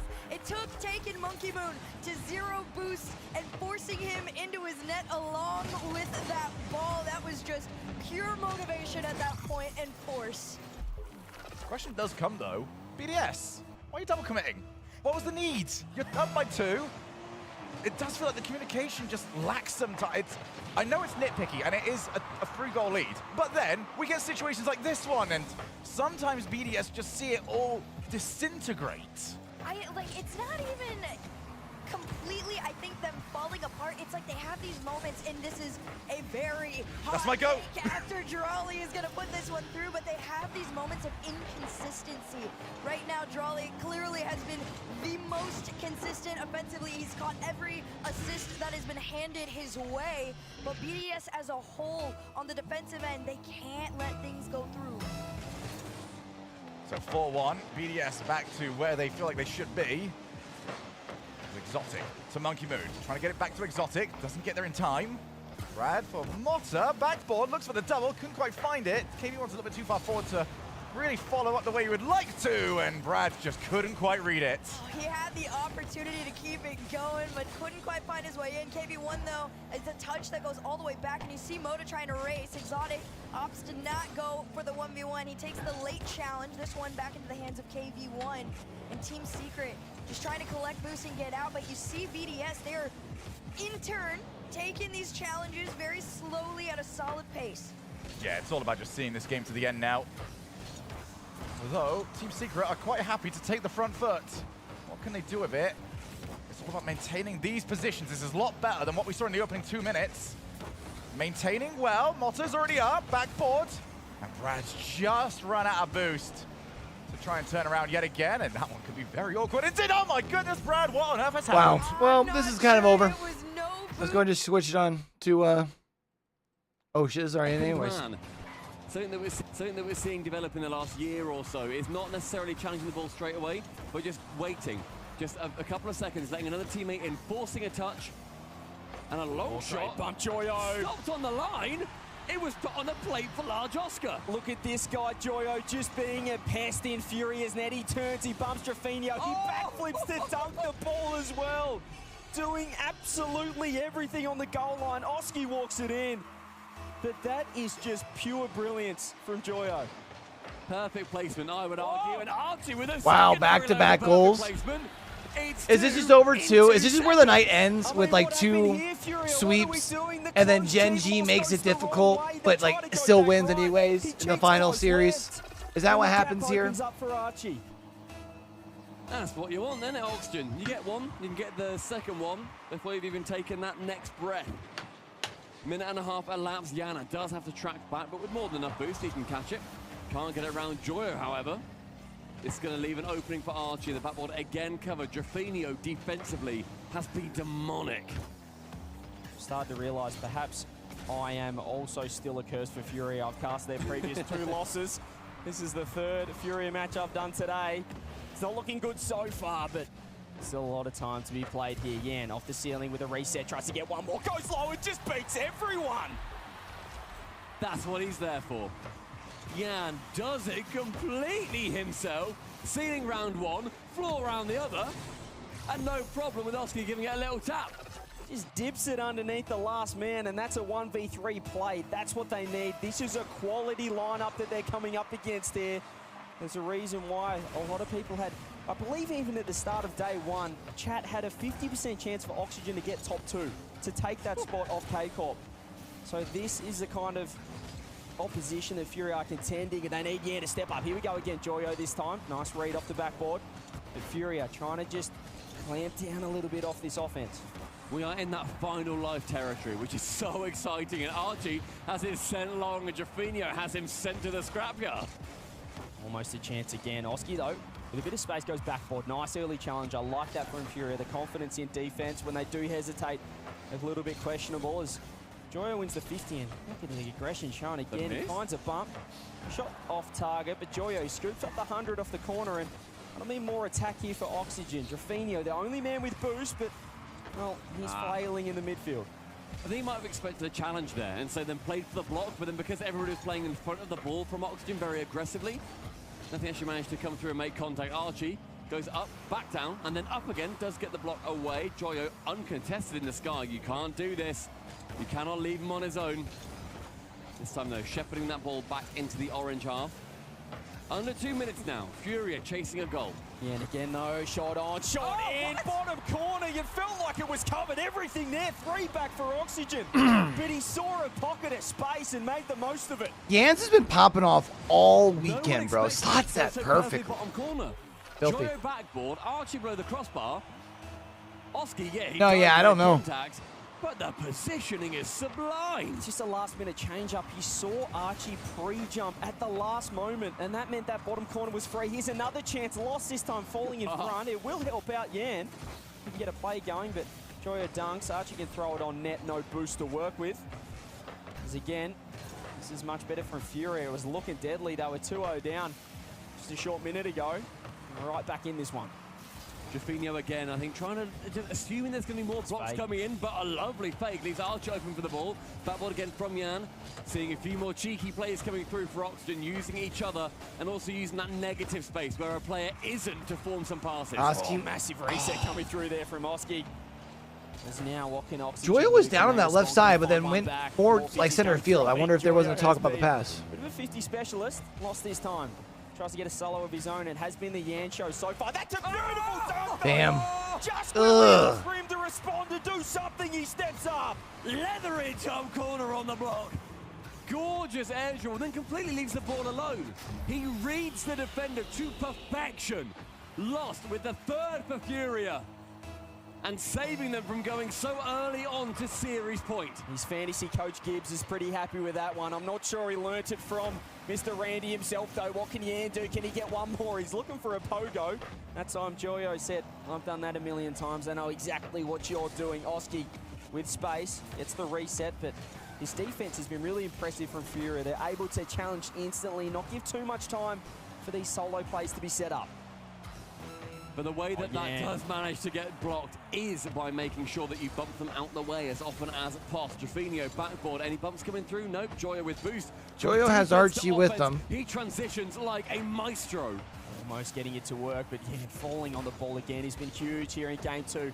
12 seconds now. What can Oxygen do? Oski trying to get it to work. It's Archie in the back corner. He's got no boost. The bump's going to help, but Lost can just hand it back to the support of Yan in the back corner. They want the ground. They've done so well to kill this last 10 seconds. Yan, man. They tie it up. Yeah, brilliant game management too. I love seeing Lost pass it back. Players realizing, look, we don't need to always be offensive to win these games, especially if we're going to lead with 10 seconds. Why is it in their half? Go on over to BDS Secret. This is 0-0. Option covered. Well played by BDS ran up on him in game 2. Monkey Moon out to KV1. Not the best first touch, but it was the bad first touch that actually kind of baited in Monkey Moon. If it works, it works. And I think, you know, sometimes what you do to catch BDS off guard, whether it's intentional or not, could actually work out in your favor. You just got to keep rolling with the punches. Big clear up, Drawley, demoed off for Zephyr, and Brad King and KV1 are going to work together next on this one. Huge demo, but it actually bounced off Brad's car and lets Drawley go through. Monkey Moon just clearing up a path. And all right, there's their first. Is the one what do you think? Sweep here? Oh, I would love to see the other one go 5. I don't see a world with Team Secret beats BDS. There's just no way, bro. And we see Drawley underneath the challenge, goes through the legs. I'm honestly surprised BDS is here, but BDS back in the game.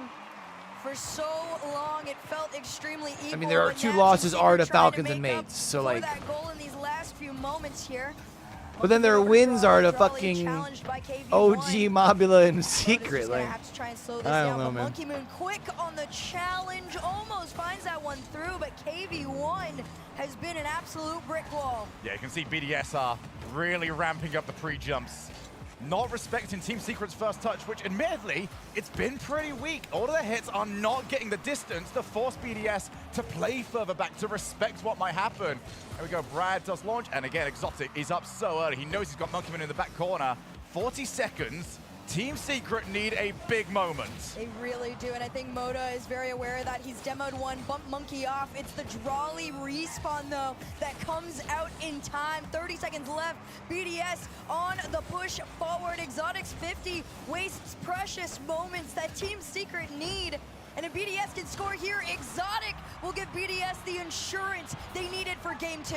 Sometimes we can go very in-depth as to what the difference is between 2 teams. This one is quite simple. BDS are faster. They really are. It is a game of outpacing Team Secret and forcing them into an uncomfortable rotation. They don't want to play that fast because playing at this speed right now for Team Secret is making it a lot harder for them to be able to control this ball. You see these moments where they get it, but it's too quick to lose. 5 seconds left on the clock. One more. This is more what I was expecting. All right, let's go back on over. This first minute has been very clearly on the side of Furia, though Oxygen do have that lead after Oxygen just punted it long. Back corner pinch for Oski, does read it so well off that corner bounce too. They can be incredibly awkward. Jaffinho, a miss. Archie with a miss. not exactly the tap-in specialist in that situation, and now they've been beaten, they've been dusted. Archie doing so well to transition in time. The redirect could be a fantastic counter-attack as well, as Oski jumps, has Joyo near post, gets bumped off it, but does scoop up the 100. Going to be able to control this, has bit 2 Fury defenders.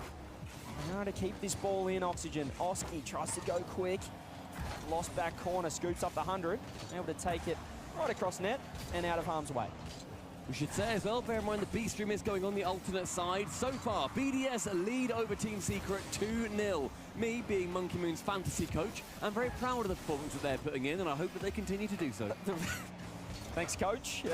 Wouldn't you want Team BDS to have more longer series than they have, though? In London, they got swept by Team Secret out of the tournament. Who didn't BDS get swept by in that tournament, in fairness? Yeah, Pioneers. The results are great, but Joyo's positioning and his placement on the shot is nothing but excellent. Joyo steals our eyes straight back to the mainstream. It's an Oski Joyo link-up. The 4-letter teammates can make it 2 for Oxygen. There we go. It's 2-0 again. I mean, I was confident after game 2 for Oxygen, but we saw what happened there. What can Furia do? Is it going to be a rinse and repeat? Or can Oxygen hang on to this lead? Drafinio with boost. Takes the 50 to the wall, finds Yan. They're trying to do a quick 1-2 pass play. Lost is waiting as well. It's very awkward. Oski has to read it. Saves the flip, gets it out of way. Players becoming so strong at those backwall reads as well. They can be so awkward, and that is a very awkward touch from Drufo. Archie can receive it from Joyo's pass. Nice composure I'm finding from Oxygen in this backside of things too. Previously, maybe sending it a little bit long, just giving the response on the ball rather straight back towards Furia. But now they're transitioning quickly or taking a low touch and forcing Furia to challenge them and giving their teammates a bit more time to collect themselves. Yeah, they're looking like perhaps having 5, or this is their 5th series now, is doing them a world of good here, Oxygen. They're certainly looking better than at round number 1 of the Swiss yesterday, as Yan now reset, no boost. By Joyo, who, well, he has Archie and Oski with 100 boost. It shouldn't be too threatening and does find the dunk downfield. Much better from Oxygen. They haven't given up a cheap goal to give Furia a little bit of hope. And when you do give the Panthers a little bit of life, it is quite intimidating for everyone. They're so aggressive. As I said, they're so snowbally as a team. It's lost now. Tries to get it to work with Yan. There's a pass across as Drafinio does find a 50, but once again, Oxygen building the wall.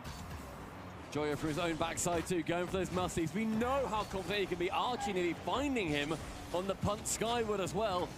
And Furia, let's see if they can recreate some of that Game 2 magic that they got to bring it back to 3-2 in regulation. They've got to go though, they've got to go right now. There's only a minute, there's a lot less time than there was in Game 2. As Yan looks for a sideball, he's going to go the skim, misses. It's going to help Drafinio, who tried to snipe the top left and just didn't find underneath. I mean, the angle was there for him. Just a little bit too much beans on it. 1-2, Joyo with another Man, they just keep shutting Furia down in Game 3, bro. Putting up a masterclass, sends it long as well. The transition. Their defenses looked really, really good. Offense are superb. You can see Furia there. They try to set up a It's got to be frustrating. Oxygen's net. They couldn't land it. Now Oski wants more. He's got no boost. Almost gets it to work. Joyo. It's going to keep this one in. Let's see how professional Oxygen are in this last 25 seconds now. Lost with boost. Trying to control it. Archie just being a nuisance. Does find Oski, and that is killing a lot of time. If there's one thing that Archie's good at, it is being a pain in the backside. And he is making sure that Furia do not feel confident on theirs. Ooh, Furia get one. Hold on. Hold on, it ain't over. A little bit of a tap in. And Furia working around an otherwise stalwart defense, and 10 seconds for them to do it yet again to Oxygen. And it's all about this kickoff. We've seen some South American magic off the kickoff. What have they got in store? It's single diagonal. It's hugely to the back corner. It will go to Drafinio with 100, but Oski, he's just hanging around like a bad smell. Archie's there as well. Oxygen want the ground. Furia want anything but. They're going to get possession. Hold on. They've handed it to Yan, who has a reset. Oski with 100. Just has to stay behind it now. Drafinio, he's low on boost. There it is. And he's low on everything. Is Oxygen. All right, Oxygen up 2-1. BDS have been the better squad, and Secret are running out of their opportunities to bring this one back. 2 minutes now. Monkey Moon, huge clear. Drali is waiting for it. Backbot is not going to get the double, which he would have liked to. Exotic looking for the corner. KB1 already knows he's on his way, and he's still just danced around. This one still a little bit of a fight here in the corner. The opportunity to keep this going isn't quite gone yet. Team Secret only down by 1 with just under 2 minutes to go.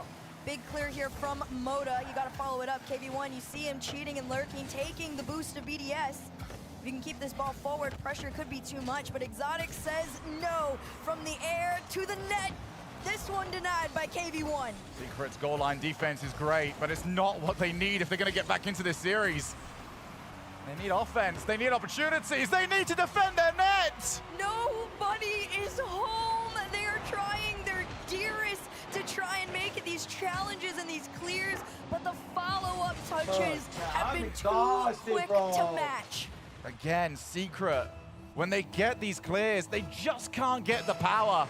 BDS are seeing these getting launched into the midfield and saying, yeah, okay, I'll happily play that. Brad now looking to try and drop that ball down to a teammate, doesn't do so. Ball popped on over to KV1. 1 minute left, and Secret have not created anything just yet. Huge demo. Next one up needs to be someone in orange, and they haven't got it. The fact that Exotic was so low on boost and still manages to slow the play down enough to keep it in control for BDS shows you everything that you need to know about this team.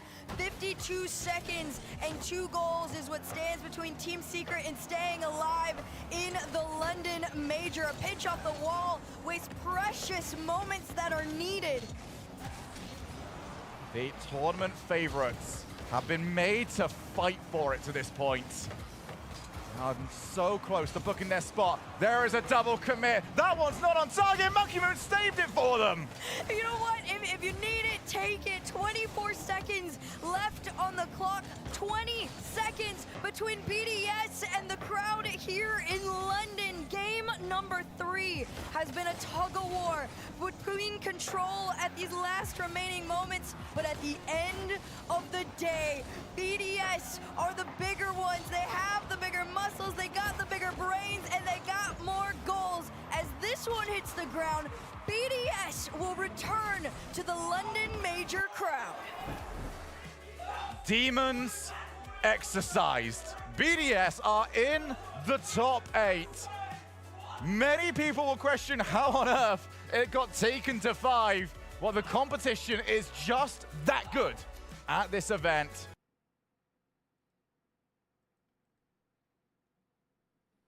They've got a little bit of luck. That's what you need, fortune. Sometimes desperation. Oski did that in the open qualifiers too. A fully open net, they scored quickly after. But my word, they need to get a goal soon, otherwise Oski is going to stew on that moment. Oh, he's tilting underneath his desk at the moment. He needs to recompose. It's still 0-0. It's fine. Jaffinho, though, trying to stop that. What's Yan got? He wants bottom corner. Archie pre-flip. He had 0 boost. That's heroic from him. Oski does get that save in the end, then can try and shepherd the ball away from that ever so dangerous blue goal mouth. Joya right-hand side, who's middle? It's Archie. Tries to receive, fakes it out, but Lost gets back as Archie gets not the best touch. Loving the speed so far from Fury, but Oski has space. He wants to make up for that previous effort. He's beaten 2. Archie with the shot! Nice, Archie! That's better for Oxygen. That's a confidence maker right there. Oski, reset backboard, bump, no problem. Oski just does it all. Archie's like, yeah, you know what? I'll just tap this in. That's the perfect mindset. Getting them through here, Oxygen. Half a game, have to hang on. Playoffs on the line. They know they want to play in front of this home crowd here in London. Joyo has just been dunked in front of net, however. It's Lost again. Every goal that he has managed to get has been off a dunk. And Joya plays straight into his path. Lost known for his pre-jumps, his all-out aggression. He's so offensive. And in that case, it paid off. They needed to, as well as you said, they get the fake kickoff, land the 100 boost as well. Archie throws himself, but it will be possession 1 for Furia. It's massive. It's everything. And Yan has a free double bang! Wow. We said bish bash bosh down one end. This is nothing but a Yan masterclass. Catches, sinks it, no drama. Massive from Yan on land. Back at London here, 2-1 now for Furia. They want Chamfield. They've been here before. They've been in the lead before, and that's a huge pinch that somehow Archie was ready for. Using every drop of his boost to do so, however. Now Yan with the ceiling and a touchdown. Lost there yet again, wanting to snipe another one past that backline defense. We're now under 2 minutes and a potential Game 5, a debut Game 5 for both these teams in London. They probably forgot what Champions Field looks like. You wouldn't think Joyo would have, as we know what their record was back with Moist on that map. As Drafinho, 0 boost, will be able to take it back corner. Lost, happy to track back and secure possession for now as Furia. Now they're in an interesting position because they've been here before with Vitality. They had the lead. We know what happened. Have they learnt from that experience? It's 80 left to tick down, and Backboard sees all 3 Oxygen players hanging around on it. Oski will be taking charge of the ball. Thinks there's a dunk coming in, but Trifino somewhat shies away from it, so it just falls straight back into the Furia defensive play. Joyo, a very brave third man dive in, and Lost with a poor touch through, or a poor jump through rather. That pass from Oski to Joyo, intercepted again by that defense. Archie, the third man is diving in so quickly for Oxygen, and it means that Fury just can't work out with their own half. They've got to go though, 50 seconds now for Oxygen. I know they don't want to be there in Game 5 on Champ Field. As Yan with 100 boost off the corner, able to land on it. No, he's left it for Joyo, who's got a lot of space. Drafinho's pre-jump in. Nice pass. Archie's off the phone. The shooting woes continue for Oxygen. It was the perfect chance, the perfect setup. They did everything but find the net. This time, though, it's just that dented post. And the third man coming in, Lost, wants to snipe one home, doesn't manage to. Midfield, Yan up high. First to receive it, there will probably be an Oxygen defender. Instead, it's Yan again receiving off his own pass. With Oski, leaves it to Archie, up high. Who's challenging? It's Drafinho. His pre-jumps have been monstrous. Here we go, 10 seconds. Oxygen have to go. It's in the right end. Archie's trying to do everything. He's trying to find a bump. Yan's got 0 boost. Drafinho's pre-jumped. They've overcommitted. No way! What? What's just happened? What just happened? What? And Joyo just sent Lost packing. Drafinho Oh my God. God. The only We're going to overtime. Oxygen might be able to steal it. Furious say not again. And Furious say, give us a minute, ref. Wow. Give us a sec, lads. Let's see if we can figure this one out. And it looks like, based on the player cams, it's going to be a timeout for Oxygen. Oski, it's an issue on Oxygen's side, sent through his headset potentially. He might have broke it celebrating that goal, as we nearly broke himself in the side of the head. We nearly broke Come on! Quite barbaric from large Oscar. Yeah, but if there's one way to intimidate your opponent, it's standing up and punching yourself in the side of the head. Surely. And we can confirm that Oski's headset is having a little bit of a malfunction. This doesn't really benefit anybody in particular, I don't think. Both teams now can calm down and maybe get back to a base level, because I know that I was going ballistic at the end of that. I mean, it was just so unexpected, and the problem is, we spoke about it off the top. Game 4 has not been Furia's best friend. It was yesterday. They've actually, every series that Furia has played so far has ended in Game 4. The first 2, they were able to get the job done, but today, well, we saw a couple of, well, I'm going to use Rise's terms here, collapse the classes from them, as, we know what happened in Vitality, a similar story in Space Station, and now, once again, they have just handed up the lead, this time right at their death. We know as well that Rise is going to be watching, Vatira is going to be watching, Atto, I'm sure Kometo is tuning into this as well. Hopefully just thinking, all right, let's see what happens on this overtime. One that Oxygen, they fought tooth and nail for.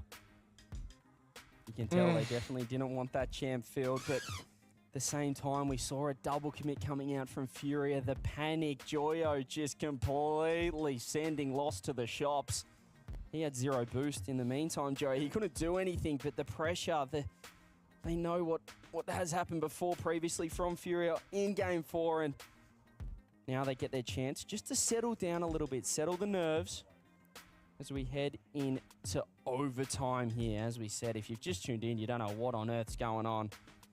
The winner of this will be through to the playoffs, the top 8 here at the Major. The loser, well, they'll be going home, and if that team is Oxygen, there's going to be some happy K-Corp players and fans right around the world, or maybe in France. I'm sure that right now as well, we're seeing lots of Oxygen fans hoping that they're going to be able to see their 3 Lions play in front of the crowd tomorrow. Quarterfinals kick off tomorrow. There's a few teams that have already locked their places in.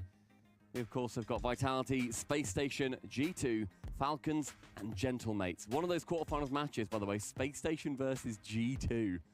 Wow. An all USA matchup on that side, or rather all North America matchup on that side, to play for a semi-final spot. London's shaping up, by the way, to just have even more magic. Like every time we come here, it's like there's a spell put on the place. Yep.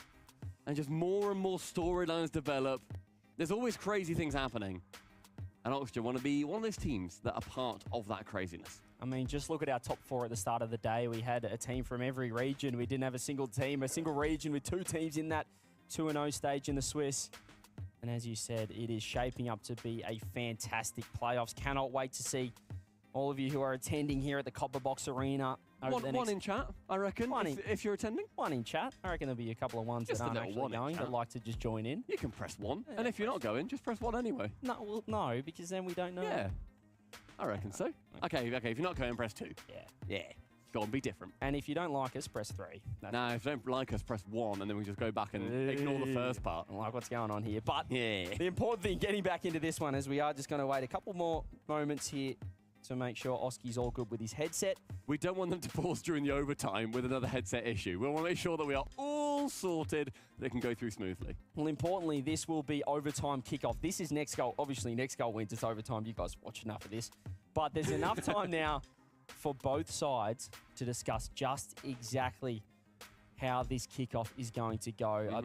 Looking at it, it looks like we've got ourselves a double diagonal as well. I'll give you a little exclusive insight. And, well, so far... That gives you lots of tactics for a kickoff. So far this series as well, Oxygen the only team to score a kickoff goal. They were able to capitalise off a bit of a misplay, a misstep. I believe it was Lost close cheating the wrong side. Will we see a similar strategy employed again from Oxygen? Or do you go defensive? Do you try and set up a strategy here to win? Are you trying to win it, or are you just trying to nullify and get into the game? I think, considering what we saw Oxygen tweet previously, or at least Oski tweet previously, when they lost against Power, he said they played not to lose. And I don't think they're going to go into this mindset thinking, okay, let's nullify this, let's chill it out. I don't think you can do that. When your mindset so far has been so geared towards that aggression and that play moving forward down the pitch, and not just thinking, all right, we'll get a couple of counters, we'll get through this series. It's not a series that you just get through. This is a series that you fight for and that you need to battle versus the Panthers for. Well, I know with this kickoff, a double diagonal, I know that Johnny Boy will be sitting in the green room at the moment, hoping that no one goes for the kickoff. The old double back corner fake, everyone grab boost with a close cheat as well. So that all right, well, this is officially taking too long. I gotta piss. We saw Gladiators pull it off, score a goal earlier on. I believe it was yesterday. But we will have to see what happens here. Right now, you have to say that Oxygen have the momentum. Getting that 0-second goal, and Fury, as we said, I mean, game 4, they're going to have nightmares about this map if they lose again.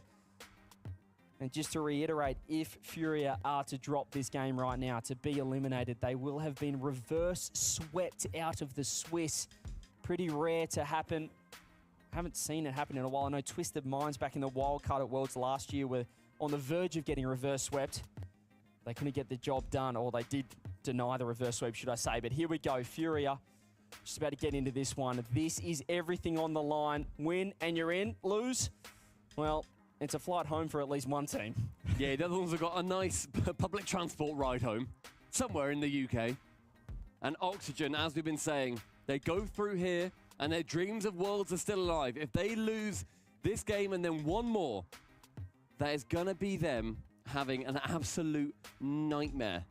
A nightmare scenario where their season is going to be ending here and now. Furia, regardless of what happens right now, they've got Worlds to look forward to. They are the #1 SAM seed, no matter the result. Even if I believe they were 0-3 in this event, they were going to Worlds anyway. They've been so phenomenal in their own region in South America. But regardless, lots and lots on the line. We're going to be remaking the lobby right now. So that does mean, CJ, the kickoff positions may change, interestingly. Oh, that is true. That is very, very true. And I hope we get another double diagonal so everything we spoke about doesn't just go They for still naught. haven't fixed this fucking headset, bro. But I want to know, with you guys at home, who do you have? Give us a 1 in chat. If you've got Oxygen taking this one, give us a 2 if you've got Fury. I just want to know where everyone is sitting at the moment. You have to say the momentum is with Oxygen, obviously. Right now, scoring the 0-second goal. And so much pressure on Furia. They're coming off 2 losses. Oxygen coming off a nice win. And, well, I believe we're just getting tested again. So the double diagonal has resumed, but it might not be it again. I was really excited. I pointed at the screen. I did a little hand signal to CJ to say double diagonal. It was a nice hand signal. Thank you. I thought it was like I really. thought you were trying to hug me, but really clear. I wouldn't touch you with a 10-foot barge pole, my friend. I'll take it. Okay, that's fair. Beautiful. As yeah, we're just going to get tested. Make sure everything's all good. The worst thing that we could have is restart this and then making sure that the server's all good and we're getting clear audio issues from both, or audio from both sides. So looks like Oski's pretty happy with his current setup. He just said, "Come on, I can lips." I'm a professional lip reader, actually. Okay. Bit of a side gig for me. That's crazy. Yeah. Can only read one word though. Can you? Is it what's that word? Oh, just like if they only say one word, I can. Just you can nail that one though. If it's a sentence, I'm in big trouble. But we're about to get into it. Here we go, ladies and gents. Get yourselves amped back up. Sit up in your seat. Stand up if slumping. you're in your living room. Fix Whatever that you're box. doing, whatever time it is around the world. Get your mum back in the room. Get your grandmother back in the room as well if she's fallen asleep in the armchair, because we have overtime. Here we go, game 4. Shake her awake. It's game 4 OT. The double diag kickoff. It's going to be going pretty neutral, going forward back towards that side of the blue. Oski to receive it on that backside. Now Lost challenging. Drafinio dives in. Joyo ceiling.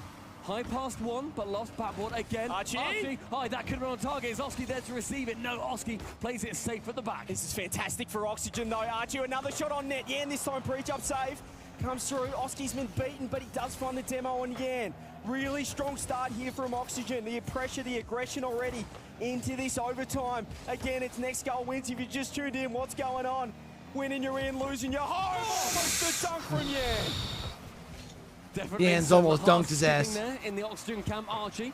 Can't sneak it past Drafinio. Yan for the backboard with boost time space. How many times have I said that this series? Need to shut him down a little bit quicker. Joy to challenge, but with 0. There it is. We're going to game 5, baby! Game 5! Finally, we get Champfield. Finally, Furia break their game 4 curse. And in round 5 of the Swiss, LANdon 3.0, we're going the distance. How nervy was that minute, though? In that overtime, both teams, Oxygen, they had 2 clear-cut chances to score. Archie above the crossbar. The other one, I don't even remember it, but it happened. And we're going to show the scoreboard, but bear in mind it's not that representative. Yeah, that was only an overtime that we played. Yeah, Oski and lost with a disappointing 6 points. Yeah, but Yan, 209. I've seen players finish a game with that amount, and he got that in an overtime. He's been huge. He was enormous in regulation as well. He probably had 1,200 points if you include the regulation stats, but phenomenal there from Furia. We do get that game 5. Yan's been enormous. Oxygen, as you said, Stumpy, had a chance. Archie had a chance to slot it to send the South Americans home. He couldn't get the job done. And we go one more time around the clock. Tell you what, though, it was this 0. Wonder if they wish they would have put the alternate or other game on the alternate stream. And Lost faking. I know, I wish they did. Smiles. How often do we see, genuinely, Archie screaming for his life? Normally, he's so much more composed. But there, he went ballistic. We just saw the pressure there from Furia. Joyo committed for the challenge in the corner, but all he did was smash the ball off the wall and pass it straight to Yan. Certainly would want his time again on that one, but Game 7 has been a bit of a playground for Joyo here. Oh, sorry, Game 5. Champions Field, should I say, is a playground for that man, Joyo. Can they get the job done here, though? Here we go. Everything on the line. Joyo and Archie tripping each other up, being very polite in English over that side boost. So it's going to be falling over towards Joyo.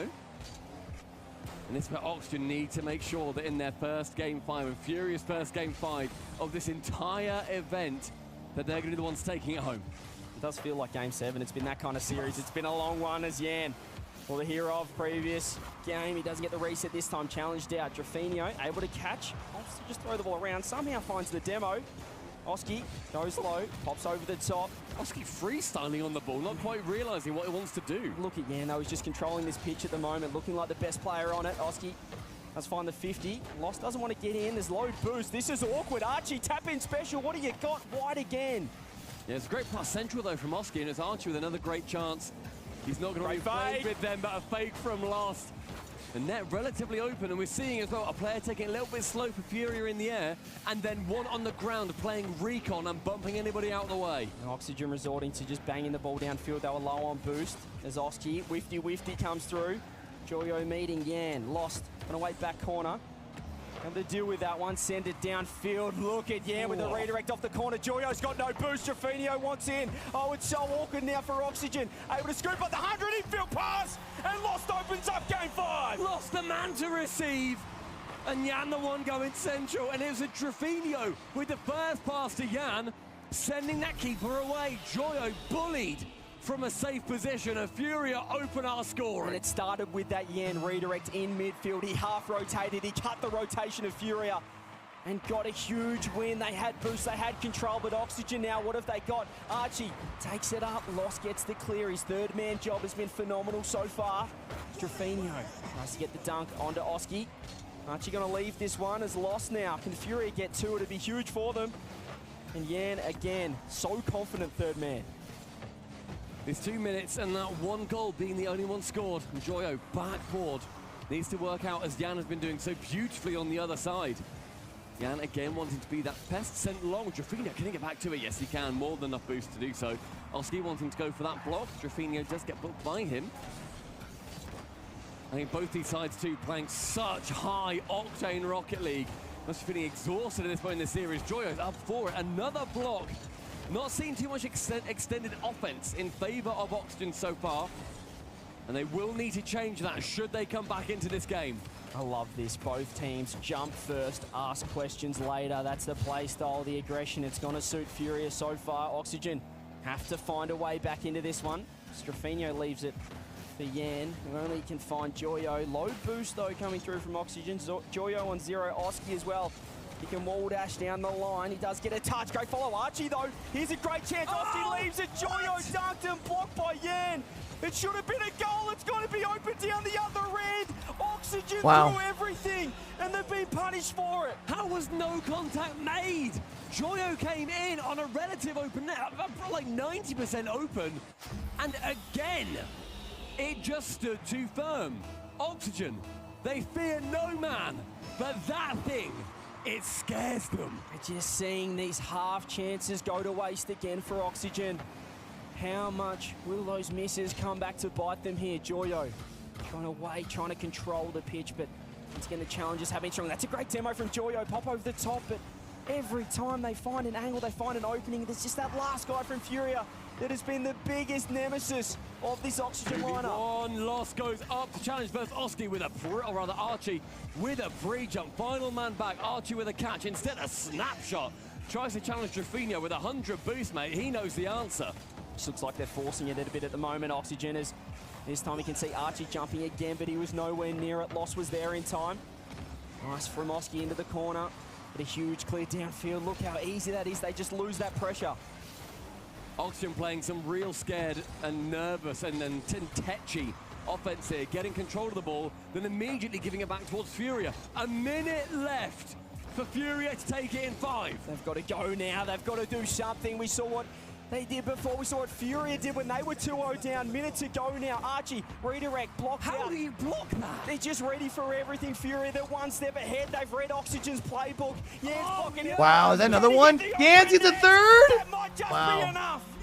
It's over. Yan reading like a book. He checked that one out the library months ago.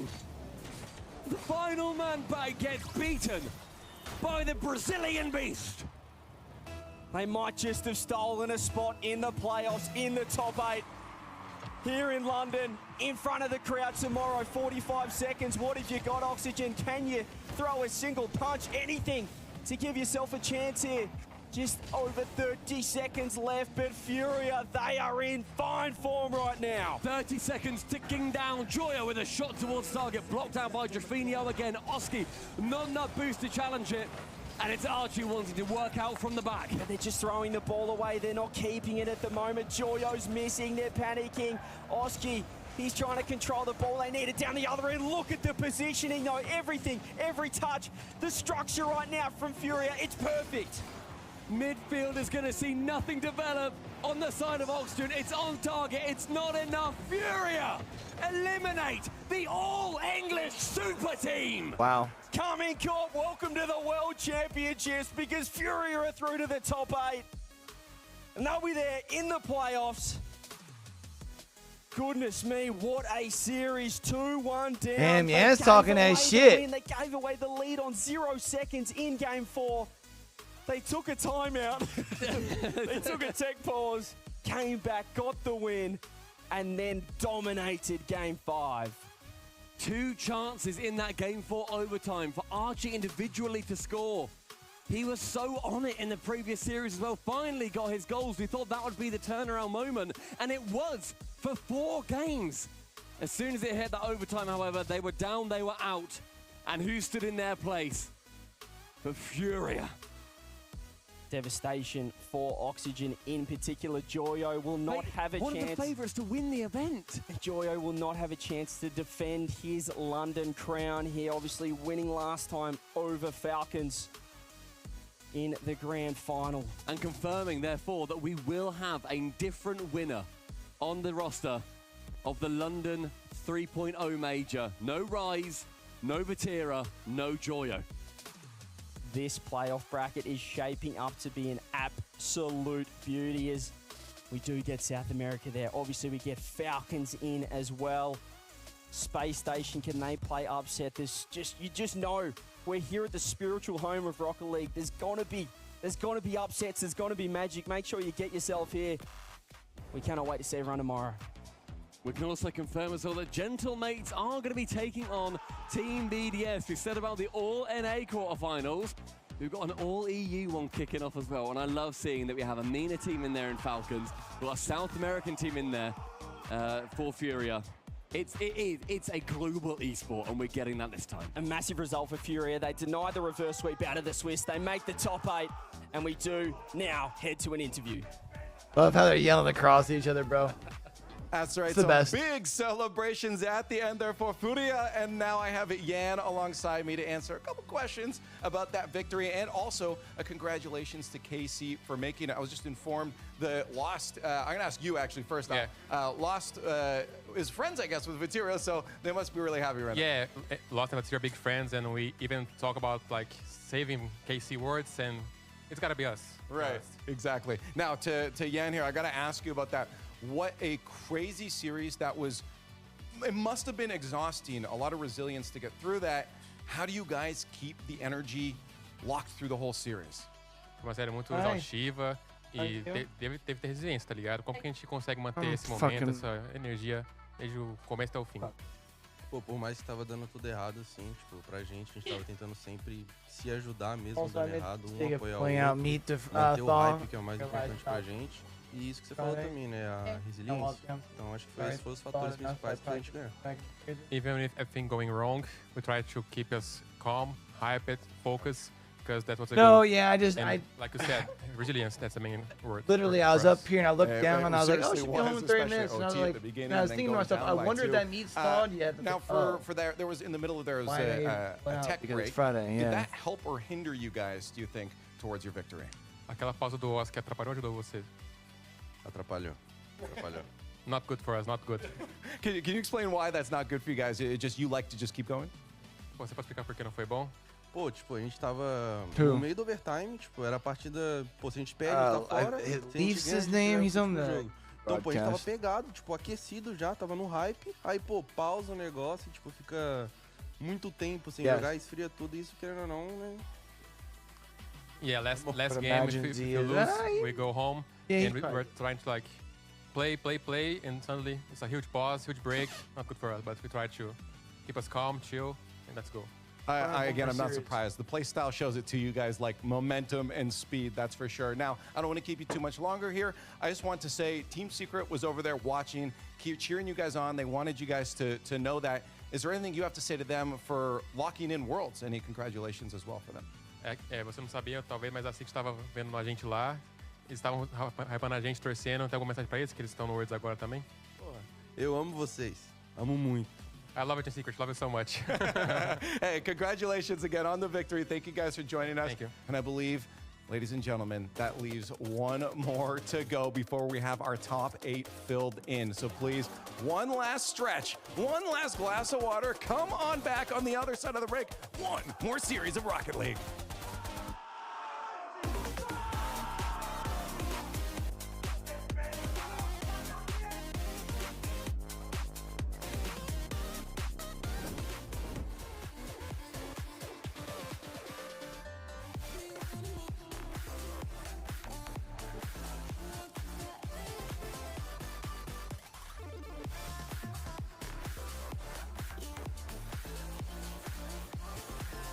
Yeah, I'm gonna go rinse out my cup real quick while we have this fucking break again. Come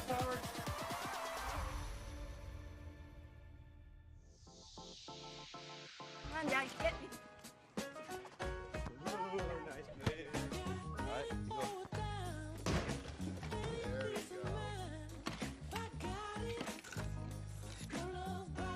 So cute. At Ally, we're helping millions save more for the things that matter most to them.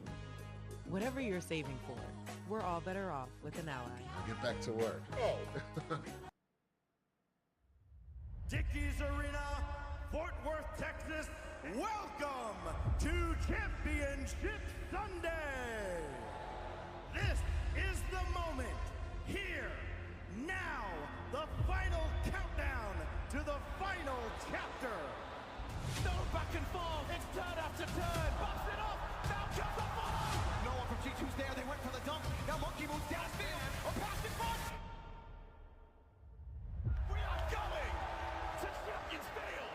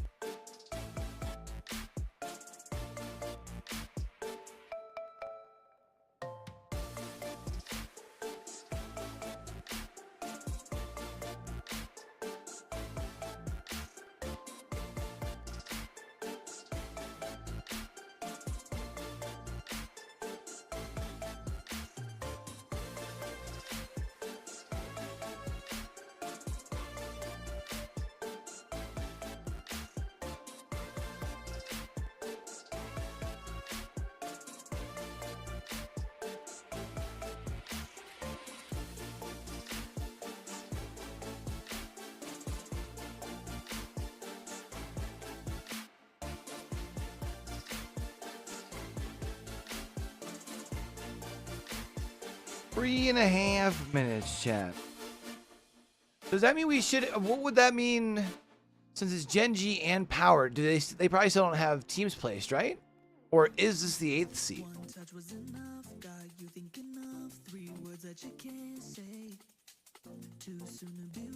Because wouldn't seeding-wise stuff change if Gen G qualifies? Wouldn't they be above Furia? Or am I tripping?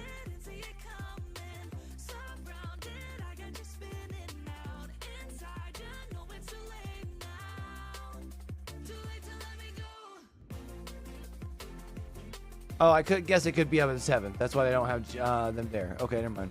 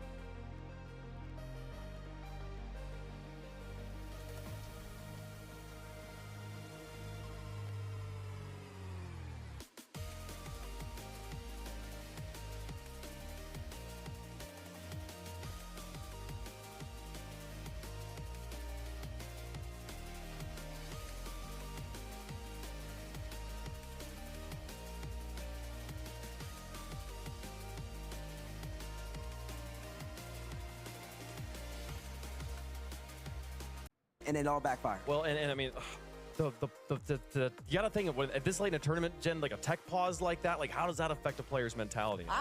I think that was good for Furia because they looked really boomed. They started off 2-0 on the really in Swiss, and then they lost back-to-back. And I might have been casting both of their losses. So, and I saw, we found the card. I saw the implosion, the collapse live. It was not that great. So I think the tech pause allowed them to really calm down because I saw kind of how frantic Furia was and their third man playing not as far back as you would like. And Oxygen, although you guys are sad about them, they started off rougher and they got better. Like OG started scoring, so they ended on a higher note. And the buzzer beater in game 4 to force the overtime that then the tech pause had to happen for, like it was like they had so much momentum going into that. That tech pause was a disaster for Oxygen. This moment right here, the fact that this goal goes in at all. Chaos. Yeah, look at the height. And then you're going to roll with that momentum going into OT. Then you have the longest pause. Look at the reactions from Furia. Furia would have had to bounce back for that, but no. They got a chance to recollect themselves, pose themselves, and came out in game 4 in that overtime, struck. And then in game 5, Oxygen had their chances. They didn't capitalize on them. And Furia, they put them away. Yeah, like this game, it was a lot of just wide open nets by the end. We'll see a play here from Archie where it's just a miss hit, goes right to Yan, and he's like, all right, it's wide open net. there's nothing left. I heard when Stumpy said, "Oh, Joyo missed the open net," just like that one time, my jaw was on the floor. I was like, "No way he spoke that into existence." And then they missed more and more and more. So I'm blaming Stumpy personally. Yeah. But like it hurts extra for Auction, and I don't want to pile onto them. But obviously, you know, World Championship hopes are gone. It's also 3 Englishmen, you know, going in front of the crowd. So feels bad, but you know, we have to play the games. We can only get 8 teams in front of this crowd. Furia definitely deserved that win. They've been lights out at least through 2 rounds, and then they fell back down, but it's because of that tough competition. So it's good to see them in because I think they have a shot to win this major. I mean, day 2 at this format, I feel like is the most emotional day. Yeah. From both sides, teams with elation going forward to the bracket, teams being eliminated. We've sent 8 teams home. Well, actually, we've sent 7 teams home so far. It's time to send 1 more home. We got 1 more match to go, folks. So we'll be getting to that here in just a moment. The teams are getting ready to play. If you haven't been watching, let's get you caught up on what has happened so far in round 5. We had Oxygen beaten by Furia in game 5 on the alternate stream. That stream is now done. They have finished. They have wrapped for the London Major.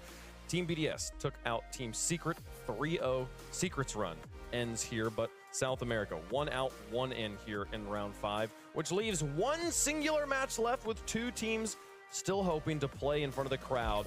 Power, the last hope of Oceania, going up against Gen G, trying to make it, what is that, 4 for 4? 3 North American teams in the bracket. 3 North American teams in the bracket indeed, and Power are right back where they were in Copenhagen. This time they're playing Gen G rather than G2.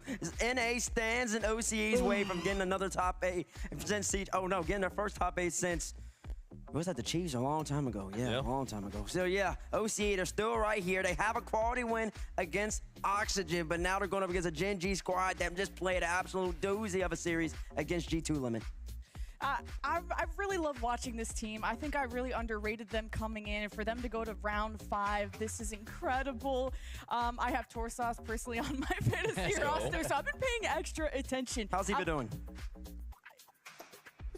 Could be doing, he's got saves. So, you know, that's what's important. But hey, the rest of this team, they bring such great vibes. It's the powerhouse. Yeah. But they're going up against North America's powerhouse. So. It's really tough for OC, for Power. We're like always power ranking them maybe like anywhere from 10th to 13th, right? So realistically, to make a top 8 run, they have to get 2 upsets. They got the one versus Oxygen way back in round 1. Then they faced 2 North American teams. They faced G2. They gave up 14 goals in 3 games. Then they faced Space Station, gave up 17 goals in 4 games. NA has destroyed Power. They did beat Gladiators, but again, when it levels up to that new competition outside of Oxygen, they haven't shown up. And that's, all eyes were on Power ever since the first match of this event where they upset Oxygen. Yeah. So I think people have to pay more attention to this team, and Gen G can't underrate this. Well, let's see how Gen G is feeling coming off of the match of the day for many, many reasons. G2 versus Gen G. I thought Game that cast 5 was amazing. Overtime. G2 comes out on top, and now Gen G has to bounce back, play another game, the longest day possible they've had here. Okay, we said they were on a slump coming into London. How do we rate their current state? I want to ask Bates, because it was probably a fever dream, his cast, but they played J2, and it was toe-to-toe, right? It was Game 5 overtime. How good do you think they looked in that, and do you think that Game 5 overtime loss is a detriment to them going into this round? I don't think it's a detriment. I think they'll be just fine. They've been playing good the whole entire time, and even in that series, they look solid. I do think they did change up their game plan a little bit, playing against G2. Abjack was definitely looking for way less shooting opportunities, and FK wasn't as prominent as he has been when they went against Vitality and Oxygen earlier in the days. So you want to see what type of Gen G we're going to see against this Power team. I'm worried if the series goes long, and I think Gen G need to go out strong or start out strong, because Gen G have lost 2 Game 5s. They almost reverse swept Vitality. That was 1-0. That was very scary. I know there, Bates, you were part of the yappening of 2024, where that Game 5 also didn't go the way of Gen G. The yappening of 2024, I kind of like that. But regardless, Jen, you make an excellent point. I'm kind of worried if it goes long, too, because that means I'll be here till 12 o'clock, and I won't be here till 12. So I need this series to figure it out. But FK, he's been great. I think he's been one of the best players of the land so far, Gibbs. He is top 5 in goals per game. That's what First Killer always does. He shows up all the time. He's always in the octane rating. You know, he's normally #1 in NA. Finally, he wasn't for a whole split, but First Killer, you know he's going to put up numbers. And again, against Power, who has given up a lot of goals to NA, I bet First Killer will farm here. Yeah, Bates, didn't you say something that FK to first killer? Like, he can be two people on the field at the same time? Yeah, he's playing. And not only is he two different names, but he's also playing for 2 different teams. FK is playing for G2 and First Killer is playing for Gen G. So that was an interesting aspect of that. But I think he was really playing his best ball. I don't think he played it against G2 necessarily, but just going off his in-game form right now, I think he's been great.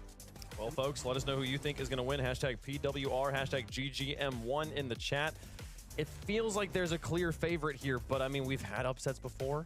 We had Power creating the first upset of the tournament. Can they do it again, Jen? Imagine Power starts off Swiss with an upset, ends Swiss with an upset. Okay. I wouldn't go with Gen G if this went to 5, because you know the stats aren't favoring them there. But it's about how they bounce back against G2. I think Gen G are, I wouldn't say they're used to losing to G2. That sounds like really like I'm flaming them. But Gen G, I think, can understand that loss and not let it get to them, because they know they can beat Power, but they understand if they lose to G2. Okay. We said Power beating Oxygen was a huge upset. This would be a bigger one. Oxygen obviously didn't look that great throughout this entire weekend. We saw that now. And Gen G is the NA #2. Not only that, but the LAN power that team brings. I can't see it happen. I think Gen G win this and they win it quick. I'm going to go 3-0. Oh, he wants to win it quick. He wants to get out of here. I respect that. B, banana, nana, hey. You going B, Power? Banana. No, I'm going Gen G. I just wanted to make sure that everybody got a little taste of what the B banana head chant might be, because it won't be there tomorrow. I do apologize for that, Power. You're going to have to lose right here to Gen G. And I'm trying to get out of here, so I'm going to predict it in this week. You make me sad. We've been waiting so long for Banana Head to get in front of a crowd. I love the team. You talking about like having experience with long, grueling days. Nobody's got more experience that's left in the building still competing than Torsas does. Can he make it there? I don't think it's going to happen, though. I do think Gen G is clearly the favorite here. How does the coin feel about it, folks? It's going to be Power. The coin's believing. The coin's been going underdogs all day. Can the coin be right in this final moment, final match of the day? How does chat feel about it? Has OCAE woken up? Not quite enough to get behind Power here, but I think they've got enough energy at this point. They are literally a powerhouse. Let's see how they do in the final match of the Swiss before the crowd. 2 teams with hopes of playing in front of the best fans in esports, but only one will earn the honor. Power versus Gen G to close out the Swiss.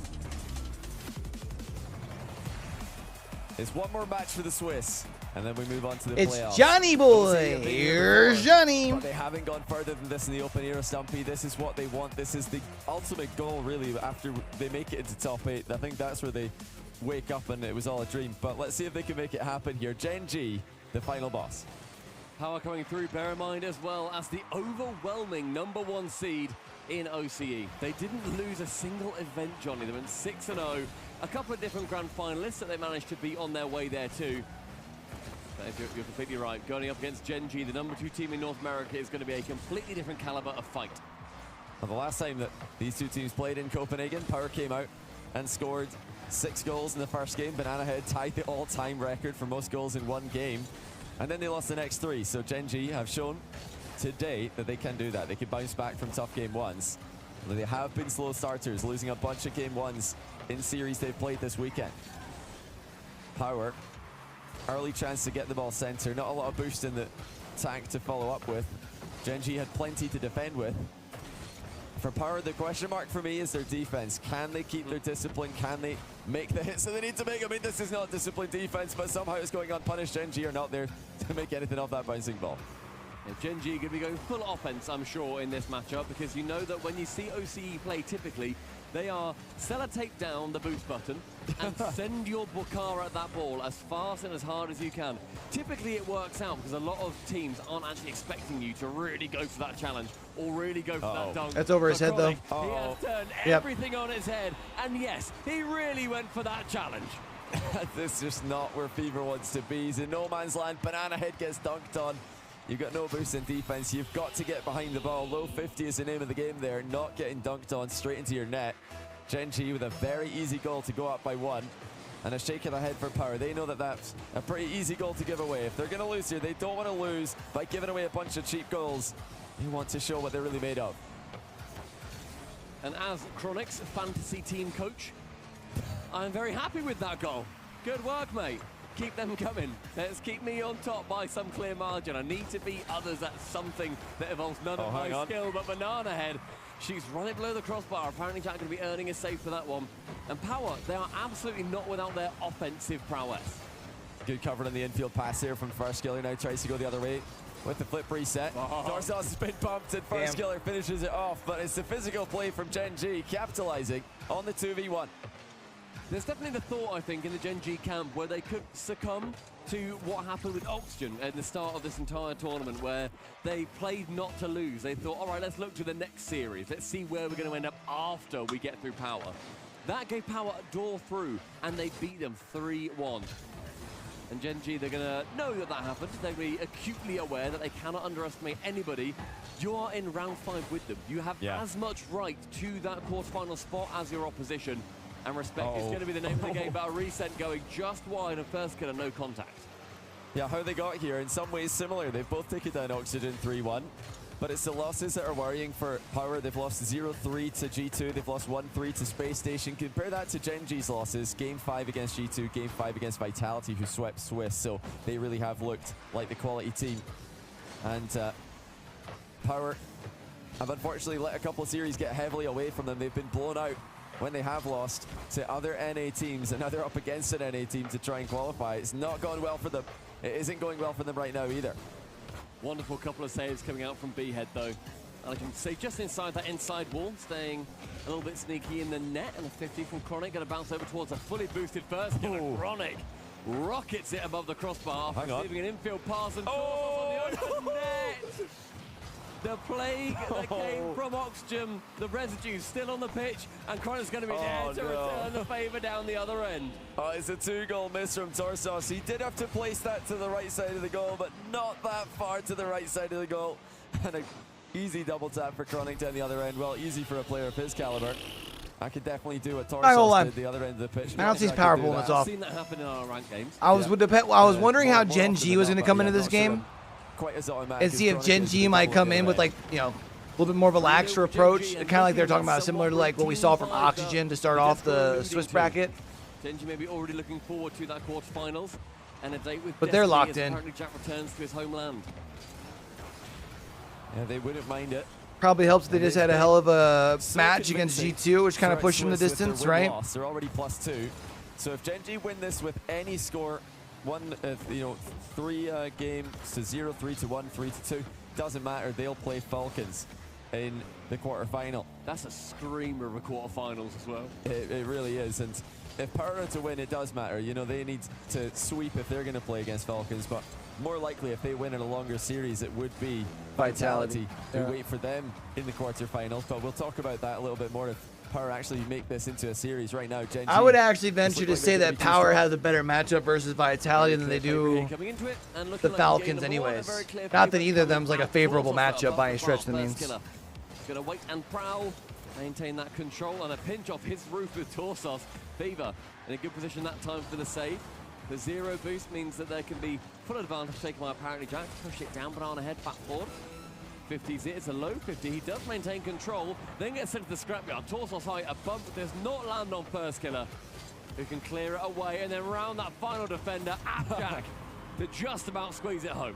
And Appjack beating his demons there, actually hitting the open net. He's going to be thrilled with himself there, but it's all First Killer in that play. Just effortlessly reading the defensive bounce, and then setting up his teammate at the other end. Can't really blame Power for overcommitting on that play, but it's the earlier plays in the game that really got them in trouble.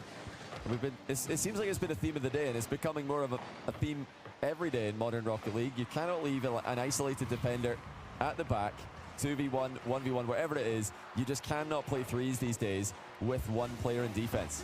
Yeah, completely prone to being taken advantage of, and especially when you then find yourself on this level, and alongside G taking game number 1 relatively routinely with a 4-0 victory. Yeah, it's a bad game 1 for Power. Gen G picking up a win in game 1 is definitely going to be a worrying sign for them. So I'm not mistaken, if Gen G lost every game 1 they played, they lost to Team Secret in game 1 in the first round. They definitely lost to game 1 and game 2 to Vitality. Started the day today, they lost game 1 to Oxygen, and against G2 as well, they lost game 1. So this is the first time that Gen G have actually won game 1 in any series this tournament. And they've been able to come back and turn their losses into very close series. They've come back and won 2. I mean, they've turned around half their series. Yeah, so they know how to come back. Well, now they're in front. So Power, they don't know how to come back, really. You know, they have really struggled. The heads went down against G2. You know, they did get one back against SSG earlier, but they got completely blown out in the next game. Going so crazy. I'm very worried for Power here. If they were going to have a chance, I feel like it came off a strong start, which they haven't had.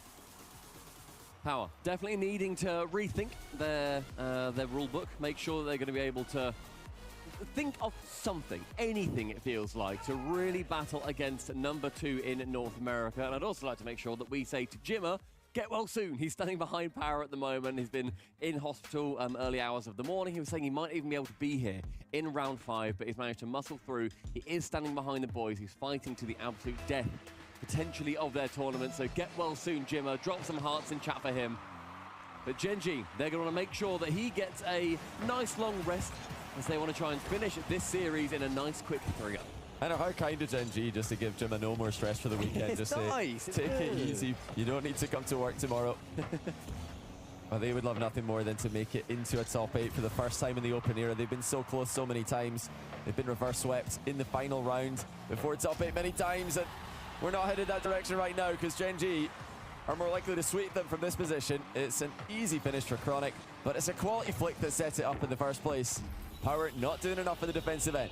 Seeming like right now, Power, whenever they get that control in their own back half, their back third, they want to get rid of the ball as soon as they can. They think immediately, okay, let's go. Let's attack. Let's make sure that we push into the orange half. Genji, they will pre-jump you, and every single day. But I had wanted to be a nuisance on the back wall, isn't going to be able to. And Applejack sending it, rocketing it central, up high above the bar. Chronic jumping for his own net, an impressive touch to clear it away. But maybe that aggression from OCE not quite catching out these North American teams. And Genji have just picked their challenges exceptionally well. They are not letting Power outplay them. And when you've got wave after wave of Genji players to try and get past, it's going to be difficult. As they almost score another one. It's a great pass in field by Jack, but this time a miss from Genji. But Power are in real trouble. They can hardly get the ball into the Genji half as the pressure keeps on mounting. Minute gone so far, with Chronic getting the only goal. Fever, that flip reset not going quite as far as he would like, and so Torsos has to pinch it from the corner. Finds Fever again, full boost. Oh. A lot of ambition, but not quite the angle to secure anything from it. B-Head actually passing it back, but First Killer staying grounded and sends the veteran packing. I mean, that's just so smart from First Killer, driving straight into the player, not even bothering with the ball, because if the player's got no momentum, they're not really going to do anything with the ball. You could just bump them away, they're not moving. Smart defense from First Killer. Yeah, 2 foot the man away from it. Chronic, this right-hand side with very little boost, is still going to make sure that he works in the way. And again, you send one player to it, and it means that then the defender or the attacking player with the ball, they're going to be able to get it a little bit far, but then you've then got your teammate working around behind them. Fever, left-hand side, decent boost. Great time that he's worked out from it to a 50 central. Banana Head is going to make the next contact, but it does then pick its way out towards apparently Jack. Chronic up. I think we're getting us a sweep here. I just don't think Power can keep up. Just got the passing options ready, it's just that simple. Apparently Jack advances down the pitch. Chronic's over there in the wide position, giving him the option. And when we compare that to Power's advance, it's just a different level. I mean, Genji are playing for each other here off the ball. And that's, you know, not just in defense, it's in offense as well. Power have not been able to match that synergy at any point in this series. Fever, though, an opportunity, but not enough boost to have that dream make itself into reality. Halfway through the game, there's 2-0 so far. Power yet to score. 7.5 minutes of gameplay. Yeah, it's looking worse and worse with every passing minute. Power, if they weren't already doubting themselves, they will be right now, as their offense has been shut down. They have no answer for Genji's plays at the other end. And the only positive they've got to take away from this game is that they are getting a little bit more into the Genji half of the pitch, but not any closer to scoring, really. They've maybe had that one chance for Fever, which he got the first touch shot wrong with. He tried to go for a backboard double. Like, who's he passing that to? You know, everyone else has already rotated back. It's like they're too afraid once they push past midfield. They're getting decent blocks up here in the midfield, but then where does it go after that? Typically towards Genji. They're the team that I don't get it from a lot of these 50s. Torsos, though, getting a flick towards the middle. Chronic backboard can save it away. Chronic and First Killer chuck a paper bag over him. They occupy the same postcode for a brief moment, and apparently Jack is still left with the ball. First Killer up for a double tap and cleared away by Fever. Yeah, no dribbling control from Power. None to match Gen G, at least. We've had grounded plays from Gen G that have really caused Power problems. Power seem more interested in trying to hit the ball to outplay Gen G. Banana Head now attempting a double tap own goal. He's going to send it to Gen G's half. Nice. Of course, he's not attempting an own goal, but with how things are going for them, I was worried for him there for a second. He did get a beautiful yeah, he did get a good clear on the end of it all. So well played, Banana Head, but it's just so easy for Gen G.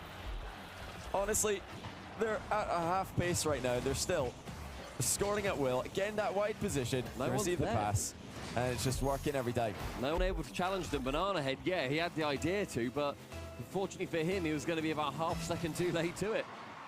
And that third one sunk home for Gen G. 7 unanswered goals for one of North America's greatest teams. And as we enter the final minute, Power, we said we needed you to rethink what you were doing, but you're stuck with the same old whiteboard that's been collecting dust. Yeah, can Power get anything here? Right now, they just need one goal for confidence, for momentum, just something to save celebrate their about. blushes mostly, I think. I mean, when you're only fist bumping to celebrate the other team's goals, it starts to get pretty old. Now, this is a real chance, though. Fever, 1v1, but a huge 50-50 by Jack puts a stop to that attack before it can get really into a threatening position. Final 20 seconds. Power just looking for a consolation goal. They score in game number 1, or have they been still held scoreless? It's not been a huge amount of perfect plays. I don't think that we actually need any perfect plays. Apparently, Jack, you scored the opener earlier, and then you sent it postbound on both of them. Who's got Avjack in their fantasy? Because they're going to be screaming right now. It's a rare moment, honestly, in Rocket League esports history where I think we could have put Stumpy in for anyone in that play, and we would have no idea who you were. You could have been any of them. What was that? But they didn't need to do it. Obviously, Gen G were already up by 3. They don't really care if they get a goal there. Power, they know it's over, so they're probably, you know, only really letting the clock run down. But Gen G have just completely stomped them so far. It's been a gap in skill, and that's the problem. Power have not been able to control the ball. I mean, you could at least say, hey, 6 shots apiece, I guess. Smiles. Really, they're just hardcore copium, though. Any kind of flair or creativity. They've got to step up here massively if they're going to have any chance to come back. Currently, Gen G on flat, perfect sweep on LAN. We don't get them too often. BDS, I know, have been the victim of one in LA in 21-22. I'm literally about to ask when the last time was that we had a perfect sweep on LAN. I don't know, Johnny, if you know, just off the top of your head. Off the top of my head, no, I don't. Couldn't tell you that. Maybe a genius in the chat can tell us, but this could be it. It really could. It feels more like a perfect sweep than it does Power, you know, winning a game, that's for sure. Because I'm more confident in Gen G just winning, keeping this the clean sheet than I am in Power getting a goal. It's just been that hopeless at times.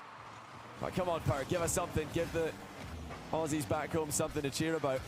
I think they're probably all waking up right now in the morning to see our Power still in the tournament. Well, they are for now, but for how much longer?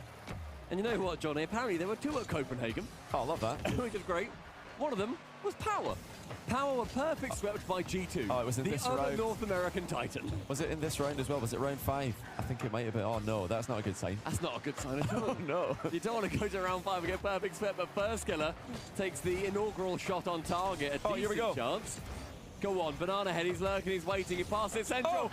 Nice. That's a blow from FK. Oh, no, that's going down the other way. Okay. Fever, he sends it away. He knocked it aside, knocked it aside. Right now, Power battling to not relive their Copenhagen woes.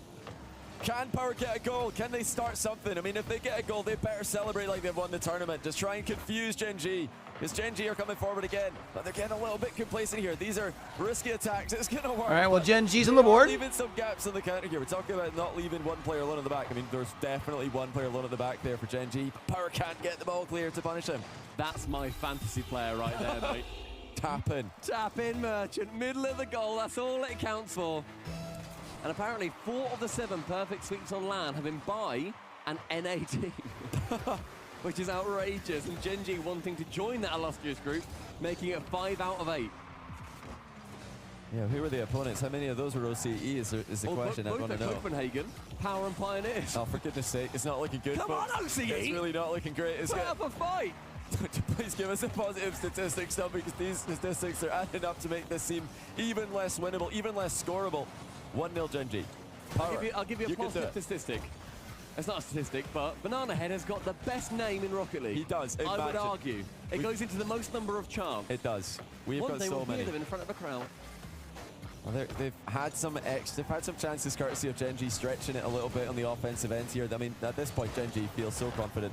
They're playing crossbar challenge, though. They just double commit on that one, too. Is it going to lead to a goal? Banana Head picks it up, a reset. That's actually dangerous. Oh. First killer had to really stretch for it. Fever up. The second is not there. Not enough boost to rocket himself back down. But there's definitely a clear difference in Genji's discipline. They have left it loose in the midfield, whereas before, it just seemed like all Genji players were behind the ball at all times. And you had to outplay all of them if you're thinking about getting a goal. Now it seems like you might just have to outplay Ooh, one. I thought As Genji FK just about are slid that already in. feeling like they've made it Giggity. into Saturday, made it in front of the crowd. Here comes Torsos to the reset. He chipped it into the post, but Chronic's there to clear it. Still, I feel like a goal could be happening here. This is not pure hopium. Genji looking to lock it down again. It's only 1-0. Oh, dearie me. Back pass. Johnny, I'm going to be Power's Grim Reaper here. No, not again. I've got another number for you. Oh, for goodness sakes, you've got to stop this. This would be Power's third perfect sweep against them. B1 have perfect swept them. G2 have perfect swept them. Potentially Genji are going to perfect sweep them. And all of them had Torsos and Fever playing for Power. Boys! They've had almost half of all perfect sweeps on LAN against them. That's Just crazy. Get a goal, boys. Just any goal. Just they all score. count. It doesn't matter what the goal is. An own goal, whatever it is. Just a anything. tap in, any Well, goal. maybe Just not get an own a goal. 50-50. Just a kickoff goal. Anything. Torsos. There we go. Banana. Let's go! He ends the drought. We can feast tonight, ladies and gentlemen. Bang! What a finish. It's raining bananas. Unbelievable. They're right back in it as well. It's a relevant goal. Can you believe it? It's 1-1. It means something. Here comes another. Torsos. It's going to be 2. Banana again. Wow! Wow! They're winning. They can't be stopped. What a demo. Torsos, he Don't comes call in it a and says, comeback, no, chat. no. Not again, Genji. I have had it with you North American teams. I'm going to score on you. We're going to get a game. No one perfect sweep. Chronic. Just give us a minute, for goodness sake. Grow Can up. we not enjoy the lead for a few seconds more? Grow up. No, no one perfect sweeps Torsos and Fever 3 times in a row. It doesn't happen. No region's done that. Only twice in a row. Perfect sweep me once, shame on me. Perfect sweep me twice, shame on you. Perfect sweep me thrice, no thank you, Genji. But they're only a minute away from a game win. Hang on a second here. Genji have been completely flawless so far. But this game, it just felt like they loosened it up a little bit. And now, with a minute and 5 on the clock, Power are in this with a real chance to get a goal. They've had some physical plays. They've had some passing plays. They've had some life in offense, but now they've got to stop Chronic. Banana's got no boost. Gets a key bump onto Chronic, though. That brings Zapjack into the play. He's going to lay down, but he misses the ball. Banana, barely any boost. Manages to get it under control. He tried to clip that thing to send it on, and that would have been nasty. Here for Genji in the final 45. All total, chilling at about 300 for a second. Torso shot towards target. Chronic with more than enough to clear it away. Finds Zapjack. High in the sky with nobody challenging him. Still gives that ball away towards his longtime teammate. The Fever with 0. Only clears it as far as FK. Central. B-Head gets it high. They're doing a really good job of controlling the boost. Touch here. Yes, he can. He's Power gets to clear and is able to get some, but Banana Head Are they starting to feel the pressure? demoed. Did they let this one get away from themselves? Because they definitely had this one in the bag. But they went for more aggressive stance. Now they're in a tie game scenario. Still, could go to championship Saturday with just one goal. Is this? Hey! 2 seconds to go. Genji have put themselves up by 1. Chat, do you hear that? Do you hear the sirens? Because the fun police have arrived. Genji below the crossbar. It's Zapjack vying for a spot in the top 8 at minimum. A date with Falcons is on the cards. Banana Head's got to keep this up here. He tries to lob it towards Torsos. He doesn't make any contact. It's Genji who will move on to the quarterfinals. They'll play Falcons. That confirms that Furia will play Vitality in the quarterfinal. A 4th matchup between those two teams. But Genji just had far too much. Power didn't get online until far too late. And once again, OCE fall at the last hurdle before playoffs. They've come so close so many times, Power. And OCE in general, Torsos, how many times have we seen him on the absolute cusp of another crowd? Of another time where they're going to be able to have a lot of fans, by the way. Get up on out of here. Massive fans of Aussies. We've got our field set for tomorrow. But the good thing for them, because they were so dominant Tomorrow in their starts region, at we will be seeing them I do believe. for the World Championship. Yeah, they've still got the big one. Tomorrow starts at noon. They've come so close. It'll be painful right now. They didn't perform. I think that's probably what they're most upset about, is they just don't seem to perform in these situations. It always falls apart. Team Vitality versus, at the end of it, there's just never been a good Furia series on the last match before top Falcons 8 versus from Gen an OCE G. team in the open era. But there's one more event at the end Space of the season, Station and it's the versus big one. So if you're gonna do it G2 somewhere, and it might Gentlemates as well be versus there. They've got a win against BDS. Oxygen We're only to look guaranteed back 2 on, French into the top proudly. 4. Stunning win. Or sorry, They've got plenty to learn we're from their guaranteed losses one because French they team were in the handed some top tough 4. We can losses only by get NA's 2. top 3 teams. But Power, you know, they are next. We the are next guaranteed team. an They're NA definitely team in the that top pack 4. Looking at the top 8. So tomorrow should be a lot of fun, man. So we catch y'all back over here for the next one. Some time to figure out how to. Don't forget, with everything crazy going on in the world today, be true, be you, be sincere. Game hard and love hard. All right, y'all. I'm out of here. Catch y'all tomorrow. Peace. I'm out of here.